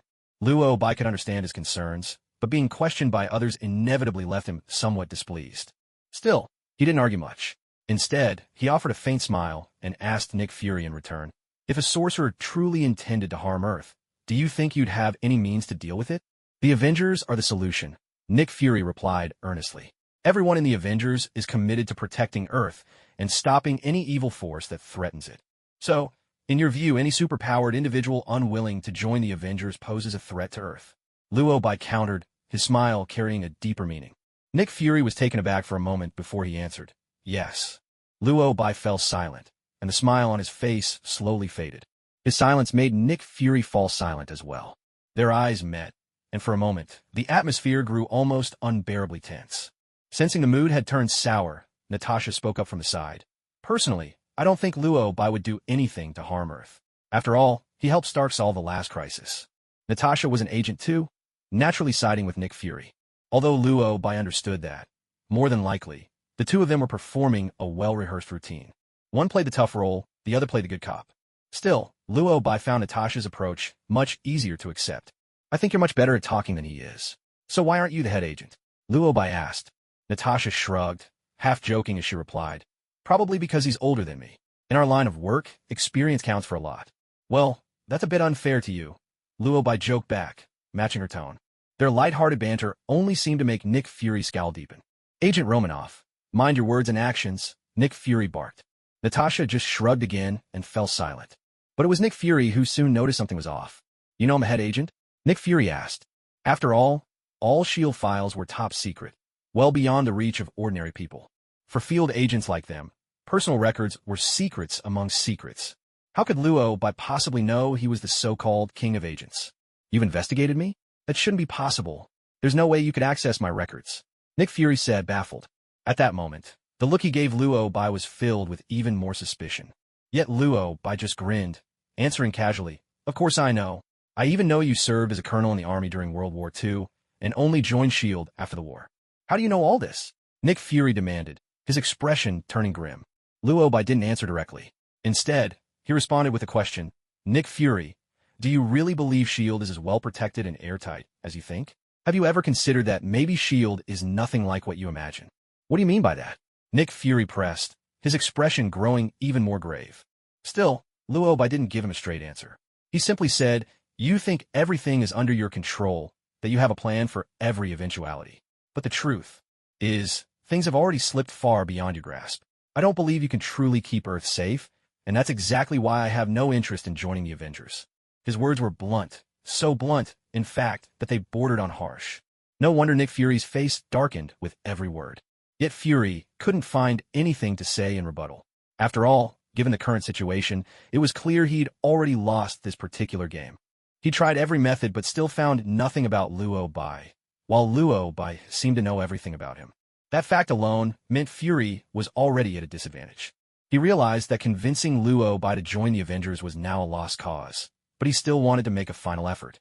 The Security Council won't allow unmonitored superhumans to run loose, especially when there's barely a trace of you in any global database. If you refuse to join the Avengers, have you thought about how you'll handle the inevitable scrutiny? Fury asked. It wasn't so much a threat as it was a piece of advice. After all, no matter how much power Fury had, he still answered to the Security Council. But Luo Bai seemed utterly unconcerned. Didn't Tony spend ages being chased down and opposed at the UN? Did it ever bother him? Luo Bai replied. Stark immediately chimed in. Not at all. I couldn't care less. Just treat whatever those people say as hot air. With that, Fury found himself at a total loss for words. All right then, good luck to you. I hope you won't take anything I said today too personally. I'm only trying to keep Earth safe, Fury said. Admittedly, some of Fury's remarks today had been rather unpleasant, but considering his intentions were good, Luo Bai didn't hold it against him. Besides, Luo Bai had no desire to get further entangled with S.H.I.E.L.D., so he let it go. I've always been pretty lucky, Luo Bai replied offhandedly. With that, the discussions were over and most of the issues had been settled. Nick Fury and Natasha prepared to leave. As for Stark, he was in a hurry to deal with his poisoning and was also about to go. Just as the three were about to head out, Fury's phone rang. After taking the call, Fury's expression grew grave. We got trouble. Tony, I think this time we're going to need your help. Stark's agreement to join the Avengers didn't mean he approved of S.H.I.E.L.D. It was purely because the Avengers initiative was related to his father. He never really liked Nick Fury or S.H.I.E.L.D., not deep down. On top of that, he still hadn't solved his palladium problem, which left him feeling irritable. To be honest, you never come to me unless it's trouble, Stark replied coldly. With that, he turned to Luo Bai, voicing his complaint. Honestly, I'm not a fan of how S.H.I.E.L.D. operates, either. When I was hiring a bodyguard, Natasha showed up for the job. Only later did I find out she was actually sent by S.H.I.E.L.D. to get close to me. Tell me, isn't that just infuriating? As he spoke, Stark shot Nick Fury a withering look. Nick Fury hastened to defend himself. Tony, you should understand, we were trying to help you. Stark snorted. You could have just come to me directly, but you chose this roundabout way. I can't accept that. Besides, if you're really here to help, you should know I'm in a terrible situation right now. Nick Fury seemed unwilling to argue further, so he changed the subject. Let's not dwell on the past. This time, we truly need your help. The Hulk is out of control. Luo Bai's brows furrowed. He knew that name all too well. Wasn't that the infamous Green Goliath?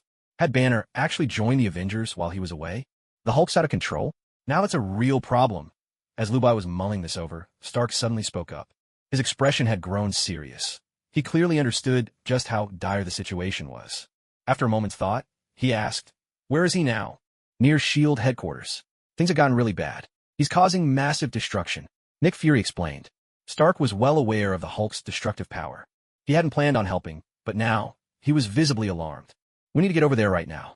Luo Bai, I'll catch up with you later, he said hurriedly, taking his leave. Then he left with Fury and the others. As soon as they were gone, Polaris couldn't help but complain. That Nick Fury guy, his words are just so grating. Agreed, Lubai replied absent-mindedly, checking time. He hadn't expected time to fly by so quickly. It felt like they'd barely started chatting, yet it was already dinner time. Time really does fly. It's time to eat. Go ahead and get dinner ready, Lubai reminded her. Polaris, who'd been grumbling just a moment before, instantly had a change of expression at the mention of getting dinner ready. She hesitated, then asked, Master Lubai, do you really want me to make dinner? Lubai nodded in response. Of course, that's what we agreed on. Polaris gave an awkward smile and replied, I know. I just want to make it up to you by helping with the housework. But I've never cooked before. I'm worried it might taste terrible. Hearing this, Lubai fell silent. After all, Polaris had just turned 18, barely an adult, so it was understandable that she didn't know how to cook. Asking someone who's never set foot in a kitchen to prepare a meal was clearly a bit much. Just as Polaris had said, even if she was willing to cook, Lubai wasn't sure he'd dare to eat it. Thinking of this, he quickly said, Why don't you just buy something from outside? Relieved that she didn't have to make dinner herself, Polaris let out a sigh of relief. All right, I'll go to the supermarket nearby and pick up some food now. She readily agreed and headed out the door. Meanwhile, in the study, Lubai had already opened the book of Emperor Weishan and begun to study. With the Stark situation resolved, Luobai's main reason for coming to New York was now accomplished. Still, he wasn't in any hurry to return to Kamartaj, mainly because he realized his real-world experience was still lacking. Learning magic isn't just about burying your nose in books. The best way is to study and practice at the same time. That's why he planned to stay in New York for a while. After all, New York was full of unexpected events, so there would always be opportunities to gain practical experience here. What Lubai hadn't expected was that an opportunity would come so quickly. As he was reading, his phone suddenly rang. He picked it up and glanced at the number. Surprisingly, it was Stark calling. He just left, didn't he? Why is he calling again so soon? Lubai muttered, answering the call as he spoke. The moment the line connected, a flurry of chaotic noises burst through from the other end. Cries for help, the sound of things being smashed, police sirens, an overwhelming cacophony, as if Stark was in the middle of a war zone. Before Lubai could ask what was happening, Stark's broken, urgent voice came through. Lubai, can you hear me? I need your help. Can you come over? I'm sending you my location. It's urgent. I don't have time to explain everything. Hulk is out of control. Luo. A burst of static interrupted the call, and the line went dead. Piecing together this call with what they discussed earlier at the villa, it wasn't hard for Lubai to guess that Stark was dealing with a rampaging Hulk, and things were going very badly. Faced with this outcome and the call for help, Lubai wasn't all that surprised. After all, from what Lubai knew, among all the Avengers, Hulk was already one of the most formidable in terms of raw power. He possessed strength, speed, endurance, and healing abilities far beyond any human, and the angrier he got, the stronger he became. In short, the more furious the Hulk became, the more unstoppable his power would grow. With Stark's current level of technology, there's really no chance he could subdue the Hulk. The fact that he actually agreed to help Nick Fury in the first place, well, you have to admire his courage. When he realized he was no match, he turned to me for help. Admittedly, if it came down to brute force, I wouldn't stand a chance against the Hulk either. But I'm a sorcerer. Why should a sorcerer compete in strength or speed? It's magic that tips the scales. So when it comes to dealing with the Hulk, I'm pretty confident. Besides, I could use some real combat experience, and the situation is urgent. So I decided to check it out. Raising my hand, I conjured a portal and, following the coordinates, quickly arrived at the scene of the incident. The moment I stepped through, I saw, not far ahead, a hulking green giant, like a living boulder, standing in the middle of the street, roaring in fury. Pedestrians all around, having never seen such a terrifying giant, shrieked in terror and scattered for their lives. Stark, clad in his Iron Man suit, was trying to find a way to attack from the side.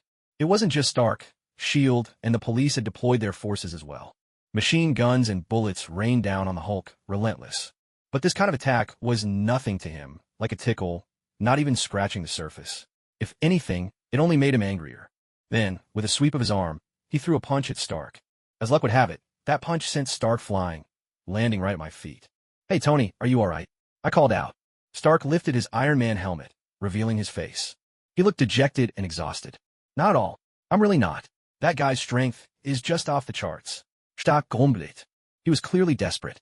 Though he'd seen the Hulk's power before, he hadn't expected him to be this hard to handle. His attacks didn't faze the Hulk in the slightest, and even with S.H.I.E.L.D. and the police throwing everything they had, it wasn't enough to stop him. The Hulk's strength was simply beyond belief. Thank goodness I'd shown up. Luo Bai, I really appreciate you coming to help. If I'd had any other option, I wouldn't have bothered you, Stark said, struggling to get to his feet as he spoke. I nodded, showing I understood. I know. No sooner had I spoken than Stark, looking a bit embarrassed, asked, You can handle this big guy, right? Of course. If I couldn't, why would you call me in the first place? I replied. Stark hurried to explain, I know you can teleport people away using that, magic of yours. But what I mean is, can you subdue him?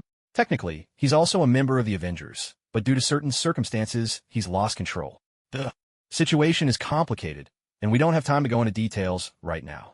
After this is over, I'll explain everything to you. Perhaps because time was running short, Stark couldn't give a full account of what had happened. His explanation was rather vague, but fortunately, Luo Bai understood what he meant. So what you're saying is, I just need to restrain him, right? Luo Bai asked. Stark nodded. Right. Don't hurt him. He's actually a good guy. That's easy, Luo Bai replied confidently. Even though Stark trusted Luo Bai's abilities, he still worried that Luo Bai might underestimate the situation. I know you're a powerful sorcerer, but you still need to be careful. He's not easy to handle, Stark reminded him earnestly. Luo Bai said nothing, simply striding toward the Hulk. At that moment, the Hulk was surrounded by police and S.H.I.E.L.D. agents. A swarm of police cars and helicopters had almost completely encircled him, and the entire street was sealed off. Most of the civilians had already been evacuated. It was clear S.H.I.E.L.D. was trying to keep the Hulk contained within that area. Although they'd managed to set up a perimeter, their bullets barely fazed the Hulk. On the contrary, the Hulk's strength was overwhelming for them. One helicopter after another was knocked from the sky by the Hulk, debris and shattered parts littered the ground, and the street itself was pocked with craters. Things seemed to be spiraling out of control, and Nick Fury, watching from a safe distance, frowned deeply. He didn't want to hurt the Hulk, but if this went on, the Hulk would become a worldwide fugitive. The Avengers were already short-staffed, and it had taken all of Fury's effort to convince the Security Council to approve the Avengers' existence. Now, if the Security Council used this incident as ammunition against them, what then? As he struggled with these worries, suddenly a figure appeared within the encirclement. How'd he get in there? Nick Fury couldn't help but ask. Tony probably called him. He and Tony seemed to get along pretty well, Natasha guessed. Is he really planning to face the Hulk like that, without any weapons? Fury asked in disbelief. He could hardly believe Luo Bai would be bold enough to face the Hulk empty-handed. Natasha, standing nearby, was also surprised. She couldn't help but add, That's too dangerous. Should I go get him out? Nick Fury didn't immediately respond, frowning as he pondered. He wasn't all that convinced that Luo Bai was a real sorcerer or actually had magical powers. Based on the current investigation and Stark's assessment, it's clear that Luo Bai does possess remarkable abilities. If that's the case, why not let him try? What if he really can control the Hulk? With this thought, Nick Fury quickly replied, No, let him give it a shot. Go tell the others to hold their fire for now. Make sure Luo Bai doesn't get hurt. Natasha nodded and went off to make arrangements. She soon returned to continue observing the situation with Nick Fury. At this moment, the Hulk had clearly noticed Luo Bai. After the street was sealed off, there was hardly a soul to be seen nearby. Most of the armed forces were hiding behind police cars or firing from helicopters. So when a lone figure suddenly walked straight out into the open, the Hulk's attention was naturally drawn to him. The Hulk was furious. His rage made the veins in his body bulge as it overtook his mind. Right now, he was incapable of any rational thought. The instant Luo Bai appeared in his line of sight, the Hulk fixed his bloodshot gaze on him and lifted a car parked by the roadside. His intention couldn't have been more obvious. Everyone could guess what would happen next. He was about to hurl the car at Luo Bai. By any normal logic, when someone saw the Hulk raise a car, their instinct would be to dodge or retaliate. But to everyone's surprise, Luo Bai showed no intention of dodging or fighting back. Instead, he continued walking toward the Hulk. This move left Natasha utterly perplexed. She asked in confusion, Isn't he going to dodge? Nick Fury was curious too, but he kept his thoughts to himself and continued to watch. He wanted to wait and see if Luo Bai would make a move. But even as the Hulk flung the car at Luo Bai, he didn't react at all. At this point, Nick Fury was completely baffled. What is he doing? He couldn't help but mutter. Not only was Fury at a loss, even Stark, who knew Luo Bai better than anyone, was completely stumped. Luo Bai, what are you doing? Use your magic already. Stark shouted anxiously. But the moment his words left his mouth, the car the Hulk had thrown shot toward Luo Bai like an arrow loose from a bow. And then, like a falling star, it streaked past, brushing right by Luo Bai. In that instant, everyone was stunned. A huge question mark popped up in everyone's mind. Was that really possible? The crowd fell silent. A silence so heavy it seemed to roar in their ears. Even the Hulk. For a moment, his expression looked utterly bewildered. No one knew how long the silence lasted before Nick Fury finally snapped out of it, unable to resist a jab. Seriously, does the Hulk have bad eyesight? I mean, he's pretty accurate when smashing helicopters. I never noticed his aim was this bad before. Natasha couldn't help but respond. Stark couldn't help but let out a string of curses. Oh, F***. Why is Hulk always so accurate when he's throwing things at me? If anyone dared to question Hulk's aim, Stark would be the first to object. After all, during his earlier clash with Hulk, he'd been smashed over and over. His suit was nearly totaled from the pounding. So why was Hulk missing so badly when throwing at Luo Bai? This just wasn't fair. At that moment, everyone was a little baffled, even shocked that Hulk could miss a throw from such close range. But Luo Bai himself remained completely calm, not the least bit surprised. He didn't dodge, simply because he trusted his own luck. As a man favored by Lady Luck herself, how could he be so easily struck down? With that thought, Luo Bai brushed the dust from his clothes and continued walking toward Hulk. This action seemed to provoke Hulk even further. Watching his thrown car miss its mark, Hulk let out another furious roar. Hulk! Without warning, he raised his clenched fist and charged straight at Luo Bai. Under the gaze of everyone present, Hulk thundered forward, fist cocked, aiming a devastating blow at Luo Bai. The sight made everyone's heart leap into their throats. Anyone who'd ever faced off against Hulk knew all too well just how terrifying one of his punches could be. To put it simply, if he parked a bus in front of Hulk, he could wreck it with barely any effort. If he punched the ground, the earth itself would shatter. No ordinary person could possibly withstand such monstrous force. If it were anyone else, seeing Hulk barreling toward them, they would have either prepared a counterattack or desperately tried to dodge, anything to avoid taking that punch head on. But to everyone's astonishment, Luo Bai still made no move to defend himself. He even came to a halt and clasped his hands behind his back, standing perfectly still. This mysterious move left everyone utterly stunned. What is he doing? Why did he put his hands behind his back? Natasha exclaimed, unable to contain herself. Even Nick Fury beside her began to lose his composure. Is he really not planning to fight back? Does he actually believe Hulk's punch will miss as well? Earlier, when Hulk hurled the car at him and he didn't dodge, that was one thing. There was still some distance between them, and it was at least plausible that the car could miss. But now, Hulk was charging at him head-on. How could he possibly miss this time? Luo Bai's continued inaction was becoming truly inexplicable. Nick Fury even found himself beginning to doubt whether Luo Bai was as capable as the rumor suggested. Can he really handle Hulk? Fury muttered, unable to hide his concern. Natasha frowned, hesitating before she replied. He seems so calm, facing Hulk. I guess he must have some kind of plan. Hulk's strength was plain for all to see. If Luo Bai wasn't confident, how could he possibly dare face Hulk like this? Although Nick Fury understood this logic, he still couldn't figure out why Luo Bai hadn't made a move yet. Is it possible he's not calm at all? He's just frozen in fear? Nick Fury speculated. His suspicion wasn't entirely unfounded. If that was really the case, then wasn't Luo Bai as good as dead? As the gap between the Hulk and Luo Bai closed, Natasha anxiously asked, should I go save him now? There's no time. Nick Fury shot back. With the Hulk moving so fast, how could Natasha possibly make it in time now? If Stark, suited up in his armor, flew over right this instant, maybe there'd still be a chance. But Stark hadn't budged. Maybe he really believed Luo Bai was strong enough to handle the Hulk. Or maybe I've got all wrong. Maybe Luo Bai really is confident he can beat the Hulk, Nick Fury muttered under his breath. He stared tensely at Luo Bai, who stood rooted to the spot, motionless. Everyone present was holding their breath, just as tense as he was. They watched as the furious Hulk barreled toward Luo Bai, closing in fast. Almost everyone was wondering what kind of move Luo Bai would use to deal with the Hulk's punch in the very next second. But to everyone's utter surprise, before Luo Bai could even act, the Hulk, still mid-charge, hadn't even reached Luo Bai when. Suddenly, with a thunderous crash, an earth-shaking noise split the air. The ground began to collapse beneath their feet. The rampaging Hulk, just a moment ago so unstoppable, was gone in the blink of an eye. All anyone heard was someone shout, Hulk! Then, right before their eyes, the Hulk plummeted straight into a gaping hole in the ground. Instantly, the entire scene fell silent. Utterly, completely silent. Nick Fury. Natasha. Stock. Luo Bai. It wasn't just everyone else who was stunned. Luo Bai himself was utterly bewildered. When the Hulk had charged at him just now, Luo Bai hadn't moved because he'd been ready to make his move. He'd planned to wait until the Hulk got close, then strike with his palm and force the Hulk's soul right out of his body. For all the Hulk's strength and resilience, he had almost no resistance to magic. With one blow, Luo Bai would have sent the Hulk's soul flying out. And just like that, the fight would have been over. But, completely unexpectedly, just as Luo Bai was about to strike, the ground suddenly gave way.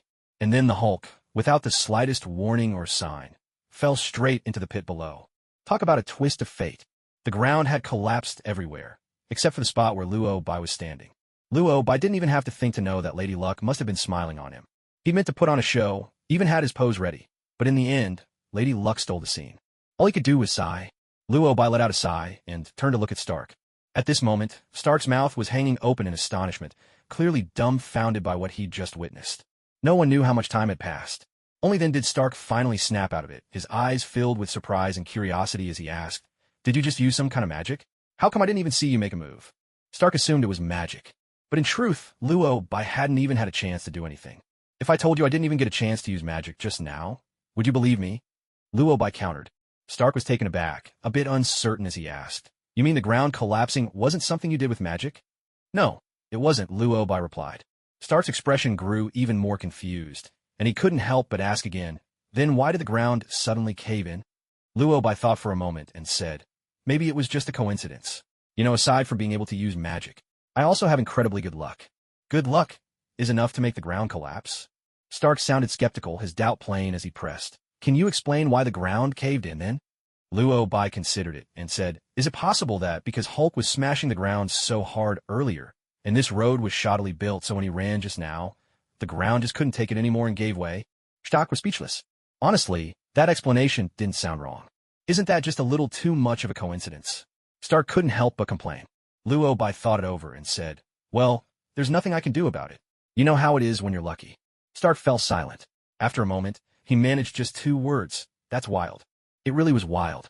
To be honest, he could hardly believe it. He'd rather believe that Luo Bai had secretly used magic to break the ground than accept that it was all down to luck. After all, the first option could at least be explained. This world had its share of superpowered people, after all. But luck so good it could make the ground collapse? How was anyone supposed to buy that? This was a huge collapse, so you really didn't use any magic? Stark pressed it. Before Luo Bai could answer, Nick Fury and Natasha walked over. As soon as they approached, Nick Fury's face darkened and he scolded, "Tony, are you sure Luo Bai can really use magic? That was incredibly dangerous just now. If it hadn't been for the poor quality of this road, and the fact that it couldn't withstand Hulk's attacks, leading to the collapse, I can't even imagine what would have happened if Hulk's punch had landed." Stark was dumbfounded, turning to stare at Luo Bai in shock. "Come on, man. Your luck is really off the charts." Honestly, Stark was still reeling. He truly hadn't expected that Luo Bai had managed to resolve the Hulk situation purely by chance. "You're sure the ground collapse was an accident?" Still struggling to believe it, Stark looked to Nick Fury for confirmation. Nick Fury was a bit taken aback by his question and asked in confusion, "Why would you ask that?" Stark replied in surprise, "Don't you think this is all just a bit too much of a coincidence?" Nick Fury fell silent. To be honest, he had been just as shocked when he first saw what happened. He'd watched as the Hulk was about to reach Luo Bai, and then suddenly the ground collapsed right in front of him. At first, he'd suspected that maybe Luo Bai had used some kind of ability to make the ground give way. But he hadn't seen Luo Bai do anything at all. That was exactly why he'd asked for an investigation into the situation. S.H.I.E.L.D. might not be perfect at everything, but when it came to gathering intelligence, they were second to none. It didn't take long before S.H.I.E.L.D. found some evidence. "I just got the report. Turns out there were serious quality issues with the road. You know, the Hulk's strength is far from ordinary. So my analysis is that the collapse was caused by a combination of his attack and the poor construction of the ground," Nick Fury explained. Honestly, Stark didn't really buy Nick Fury's explanation. But considering Luo Bai had said the same thing earlier and had denied using any magic, he had to accept it. And that was the scariest part, accepting it. He could hardly imagine that someone in this world could have such incredible luck. And not just anyone, a sorcerer. A sorcerer with supernatural luck? Can you even imagine that? Honestly, Luo Bai, your luck is astonishing, Stark finally blurted out, still reeling from the thought. Hearing this, Nick Fury grew curious and asked, "What does luck have to do with this?" Stark countered quickly, "Don't you see? It's all just too much of a coincidence. If it wasn't luck, what else could it be?" Only now did Nick Fury and Natasha suddenly realize something was off. Earlier, in the heat of the moment, neither had stopped to think it through. But looking back, Luo Bai's luck was nothing short of extraordinary. The Hulk had nearly gotten to him, and at the very last second, the ground just happened to collapse. Come to think of it, that collapse practically saved Luo Bai's life. Now that the whole picture was clear, even Nick Fury couldn't help but sigh. Your luck really is impressive. Natasha couldn't resist teasing him, half joking, you really are lucky. Looks like Lady Luck has her eye on you, Luo Bai. Before Luo Bai could reply, Nick Fury spoke up again. You may have gotten away this time thanks to your luck. But good fortune won't always be on your side. What you just did was incredibly risky. Luo Bai found this odd and couldn't help asking, why was it risky? Hulk's strength is beyond what any normal person could withstand. You were nearly hit by his attack just now, Nick Fury said gravely. Considering that he was only saying this out of concern, Luo Bai calmly explained, even if the ground hadn't collapsed, I could have controlled the Hulk. It's just that Lady Luck made her move before I could. Nick Fury didn't respond, but there was a hint of doubt in his eyes. It wasn't that he thought Luo Bai was completely incapable. After all, Luo Bai had dealt with Obadiah before. It was just the Hulk and Obadiah were on completely different levels.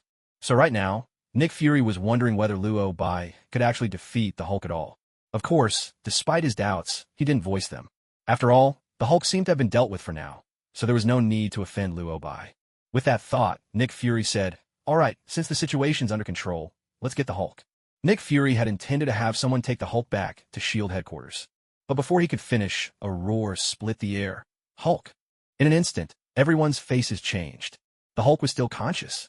Before anyone could react, the Hulk leapt from the rubble-filled pit, soaring into the air. Then, he came crashing down, right toward them. Come on, that's the Hulk. If he landed on you, even if you survived, you'd be crippled for sure. Seeing this, everyone panicked. Run! Natasha shouted, darting away as fast as she could. Nick Fury and Stark scrambled to dodge as well. But Luo Bai didn't move. He simply stood there, looking up at the Hulk, his heart brimming with excitement. He had thought he wouldn't get a chance to act today, but it seemed Lady Luck had given him a real opportunity for combat after all. As Luo Bai thought this, he gathered energy around him. The moment the Hulk landed before him, Luo Bai raised his hand and struck. A silent palm strike, infused with all the power Luo Bai had cultivated during this time. This blow struck straight at the soul. For a moment, it felt as though time itself had stopped. The expected crash of the Hulk hitting the ground never came. Stark, Nick Fury, and the others, halfway through their escape, sensed something was off. They stopped and turned around, and saw Luo Bai's palm pressed squarely against the Hulk's chest. As the strike landed, the Hulk's very soul was knocked free from his body. In that instant, everyone was stunned. Wait, was this for real? A soul-separating strike. Was that even possible? Normally, ordinary people can't see souls. But for a mage, making a soul visible isn't all that hard. To prove he truly subdued the Hulk, Luo Bai cast a subtle spell along with his strike. And so, the Hulk's soul was laid bare for all to see. All right, that should take care of everything, Luo Bai said calmly, dusting off his hands as everyone else stood in stunned silence. His words snapped everyone back to reality. It was Stark who finally broke the silence. Wait, am I seeing things? Luo Bai, is that the Hulk's soul? He pointed at Banner, who was floating in midair, looking absolutely terrified and bewildered. Banner, the true name of the Hulk. Or perhaps more accurately, the Hulk in his lucid state. Before he ever became the Hulk, Banner had simply been a renowned, if rather ordinary, physicist. During an experiment, he was accidentally exposed to massive amounts of gamma radiation from a bomb he invented, which caused a mutation in his body. And so, the Hulk was born. In a way, you could say the radiation gave Banner a second personality, the Hulk. So, at his core, the soul inside the Hulk was still Banner. The soul that Luo Bai had just struck free was none other than Dr. Banner himself, in his conscious form. Now, floating there as a disembodied soul, Banner was completely at a loss. Wait, what just happened? Where did that slap send him? What's going on here? Can someone please explain this to me? Banner called out, looking at his own ghostly, drifting form suspended in the air. He couldn't help but ask. But he wasn't the only confused one. Aside from Luo Bai, everyone else was just as lost. They all wanted to know, what on earth just happened? All they saw was Luo Bai giving the Hulk a slap. And suddenly, the Hulk turned into a soul? The room was filled with dumbstruck silence, as everyone exchanged bewildered glances. After a long moment, it was Stark who finally spoke up again. Luo Bai, can you explain, what exactly is going on here? He asked, his face practically spelling out confusion. Luo Bai remained composed, replying nonchalantly. Isn't it obvious? This is magic. Of course Stark knew it was magic. He'd seen Luo Bai use magic before, but this was something else entirely. Previously, Luo Bai's magic had been limited to teleportation, nothing that had shown any real difference in combat abilities. But what Stark had just witnessed was on another level entirely, and it left him deeply shaken. I mean, I've seen you use magic before, but, I've never really had any hands-on experience with it. Just what I've seen on TV. I always imagined wizards casting spells for divination, curses, that sort of thing. But this, Stark started to complain. Halfway through, he fell silent. He realized that saying more would just make him sound hopelessly ignorant. Changing tack, Stark asked, "Are all wizards as powerful as you? I mean, is there anyone out there even stronger?" Luobai nodded. "Of course there is." Hearing this definitive answer, Stark fell silent once more. After a moment, he finally spoke, sighing, "To be honest, Nick Fury, I think I'm starting to understand you a little now." Stark trusted Luobai's character deeply. After all, they'd been through life and death together, so he was certain that no matter what, Luobai would always stand on the side of justice. But Luobai was not the only sorcerer in the world. Nick Fury had always insisted that if a sorcerer ever harbored evil intentions, humanity would have no way to defend itself against them. At first, when he heard Fury say this, Stark hadn't thought much of it. But it wasn't until he witnessed Luobai's power just now that Stark finally grew uneasy. Come on, if every sorcerer were as powerful as Luobai, how could ordinary humans even survive? Thinking about this, Stark couldn't help but explain, "Honestly, if every sorcerer were like you, wielding such tremendous power, I can't even imagine how perilous things would be for humanity, Luobai." Stark meant no harm, and Luobai understood that. He also knew that when humans encountered a force far stronger than themselves, fear was only natural. So Luobai reassured Stark, "Don't worry, most sorcerers are dedicated to protecting Earth and humanity." Hearing this, Stark breathed a sigh of relief. Well, that's a relief. He simply couldn't picture it. If sorcerers ever became humanity's enemies, what hope would people have? Fortunately, sorcerers weren't against humanity. Just as Stark was feeling grateful for that, Luobai spoke again, "But not all sorcerers are guardians of Earth and humanity. There are both good and evil among us." "What? Evil sorcerers? Come on, wouldn't that mean we're in serious trouble?" Stark blurted out. "Not exactly. As long as there's a sorcerer supreme, no evil sorcerer would dare attack Earth unless they had a death wish," Luobai replied. "Sorcerer Supreme?" Hearing this unfamiliar title, Stark asked curiously, "What's a Sorcerer Supreme?" "The strongest sorcerer on Earth. The others call them the Sorcerer Supreme," Luobai explained. "So the Sorcerer Supreme protects the Earth?" Stark pressed. Luobai nodded. "Every Sorcerer Supreme has taken on the duty of protecting Earth." "Thank heavens!" Stark exclaimed with feeling. Thank goodness the most powerful sorcerer wasn't a villain. Imagine the disaster then.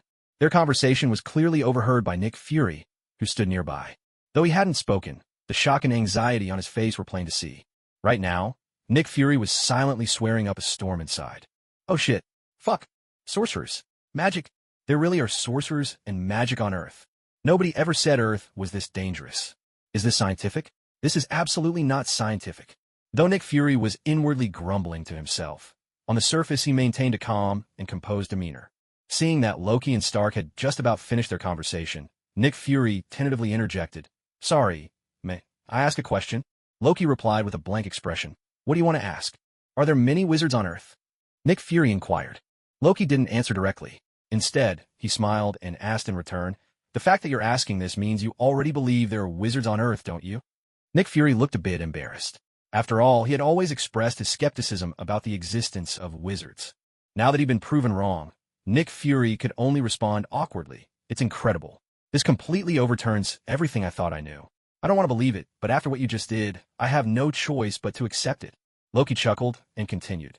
"Nick Fury, you've always believed you could control everything. So tell me, do you think you can control wizards now?"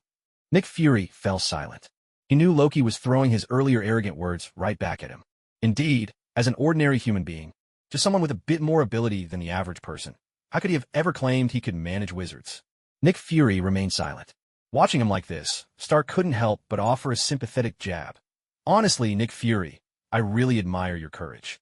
I never thought anyone would dare to mess with wizards." Nick Fury grew even quieter, grumbling inwardly. Come on, who could have known Loki was really a wizard? Even though Stark was teasing Nick Fury, in truth, he was quite curious about wizards himself.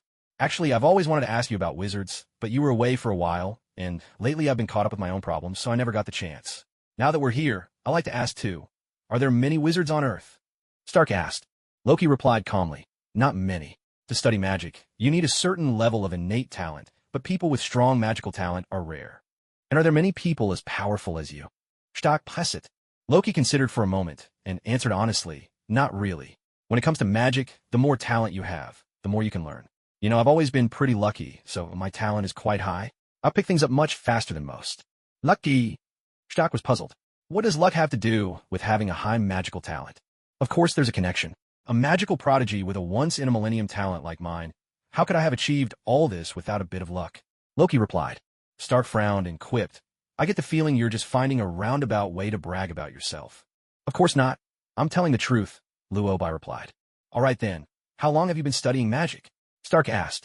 I don't remember. Maybe half a month or a month, Luobai answered after thinking for a moment. Since Stark had never studied magic himself, he couldn't quite grasp just how extraordinary it was to reach Luobai's level in only half a month. He frowned, unable to hold back his curiosity, and asked, You could learn this much in just half a month? Is magic really that easy to master? Fortunately, none of the other sorcerers at Kamartaj overheard this remark. Otherwise, most of them would probably have been left speechless. Naturally, Luobai didn't bother to explain further. He simply didn't see the need. As the two fell silent for a moment, a timid voice drifted over. Could you guys spare a look at me? Maybe help me out first. My soul is still wandering outside my body. Banner sounded a little helpless. How could these people get so caught up in their conversation and just ignore him? With his reminder, everyone finally remembered Banner's predicament. Dr. Banner, I'm really sorry we forgot about you. But you know, we just witnessed something truly incredible, Stark said hurriedly. Banner nodded, launching into a rant. Of course I know. I'm the one it happened to, after all. So, are you feeling all right now? You've been out of your body for a while. Any discomfort? Stark continued. Banner answered earnestly. Honestly, there's nothing particularly uncomfortable. I'm just a bit scared, to be frank. So could you please put me back? Are you sure the Hulk won't show up if we do? Stark probed again. Banner thought it over and replied seriously. I'm pretty sure he won't. That was terrifying enough for both of us. After this brief exchange, Stark took a moment to introduce Dr. Banner to Luobai. Luobai, as you can see, the person inside the Hulk's body is actually Dr. Banner. It's a complicated story, but let me give you the short version. With that, Stark quickly summarized the situation. In essence, while Luobai had been at Kamartaj, S.H.I.E.L.D. had discovered Dr. Banner in Brazil after his mutation from gamma radiation. Given SHLD's shortage of personnel, Stark had gone to invite him personally. And so, Dr. Banner joined the Avengers as the Hulk. In fact, Dr. Banner is a world-renowned physicist, a brilliant nuclear physicist. Before he became the Hulk, he was approachable and gentle. But after transforming, he becomes just as uncontrollable as you saw earlier, Stark explained. Luobai, already familiar with the story, understood all of this quite well. He didn't ask any further questions, simply greeting Dr. Banner. Hello, Dr. Banner. At that moment, Dr. Banner was still a bit shaken, his gaze darting away from Luobai, as if he were afraid Luobai might act out again. Hastily, he tried to explain, I'm very sorry for the trouble I've caused everyone. Honestly, I've been communicating with the Hulk and trying my best to keep my emotions in check. But today, I don't know what happened. Suddenly, the Hulk just took over. I truly apologize. Before Luobai could respond, Nick Fury spoke up, his expression stern. Dr. Banner, you promised me you would keep the Hulk under control. If S.H.I.E.L.D. hadn't detected this in time and evacuated the civilians, the consequences would have been unimaginable. I'm very sorry, Dr. Banner said, his voice full of guilt. Banner had failed to keep the Hulk restrained and had let him break free. At first glance, it did seem to be Banner's fault, but Luobai didn't see it that way. He let out a soft chuckle, breaking into their conversation at that point. Nick Fury, I don't believe Dr. Banner is to blame for what happened this time, Luobai said. Nick Fury was taken aback. If this had been before, he might have argued with Luobai. But after witnessing Luobai's strength, Fury's tone had noticeably softened. Why do you think that? Fury asked, perplexed. Luobai smiled and replied, Just now, Stark told me that after Dr. Banner became aware of his condition, he had planned to hide away in the mountains. You're the ones who deliberately went all the way to Brazil to invite Dr. Banner to join S.H.I.E.L.D. And before that, you already knew he couldn't fully control the Hulk. Since you knew all the facts, you should have prepared accordingly. You should have anticipated that Dr. Banner might lose control. The fact that he managed to escape from S.H.I.E.L.D. proves that your security measures weren't sufficient, doesn't it? So how is any of this Dr. Banner's fault? Luobai laid out his reasoning, step by step. As soon as he finished, Nick Fury looked stunned. It did make sense. If Dr. Banner had stayed in the remote mountains, even if he turned into the Hulk, no one would have gotten hurt, and there wouldn't have been any financial losses. But S.H.I.E.L.D. had brought him to New York and made him a member of the Avengers. Since S.H.I.E.L.D. invited him, It was only fair that S.H.I.E.L.D. should bear full responsibility. Now, an awkward expression crept onto Nick Fury's face. All right, I admit it. This was indeed S.H.I.E.L.D.'s oversight. I apologize, Dr. Banner. I shouldn't have blamed you. With a rare sigh, Nick Fury offered an apology. Before Dr. Banner could reply, Luo Bai added with a grin, "Shouldn't you be thanking me instead?" Nick Fury was stunned for a moment, but quickly understood what Luo Bai meant. Indeed, you helped S.H.I.E.L.D. and the Avengers resolve this crisis. On behalf of everyone at S.H.I.E.L.D. and the Avengers, I want to sincerely thank you, Nick Fury said earnestly. But Luo Bai frowned displeased and asked, "Is that all?" Nick Fury fell silent. Of course, he understood what Luo Bai was getting at, though he hadn't expected it. Didn't you say it's a sorcerer's duty to protect the Earth? Do you really expect a reward for that? Nick Fury couldn't help but retort. Luo Bai shook his head and quickly clarified, "Come on. Sorcerers protect Earth to prevent invasions from the multiverse and other dimensions that could destroy our world. The Hulk incident was an internal S.H.I.E.L.D. matter. Does that have anything to do with the destruction of Earth? That's not my responsibility. The only reason I came to help was because of Tony. I don't really know anyone at S.H.I.E.L.D., so you can't expect me to walk away empty-handed." Nick Fury fell silent once again. He took a deep breath, then asked after a moment, "So, what kind of reward are you looking for?" Luo Bai considered it for a moment. Knowing Nick Fury's personality, if he asked for anything too valuable, the man would never agree, and it would only bring unnecessary trouble. Why bother? So he shrugged, a little helplessly, and said, "Just give me a little compensation for my trouble." Although Luo Bai had already won $3 million earlier, and money wasn't exactly tight at the moment, who would ever complain about having too much money? But Nick Fury still seemed puzzled, and couldn't help but ask, what would a sorcerer need money for? Sorcerers are people too. They have daily needs, so why shouldn't I want money? Luo Bai couldn't help but retort. Before joining Kamar Taj, Luo Bai had also thought sorcerers had no use for money. But later, he realized that sorcerers needed money too.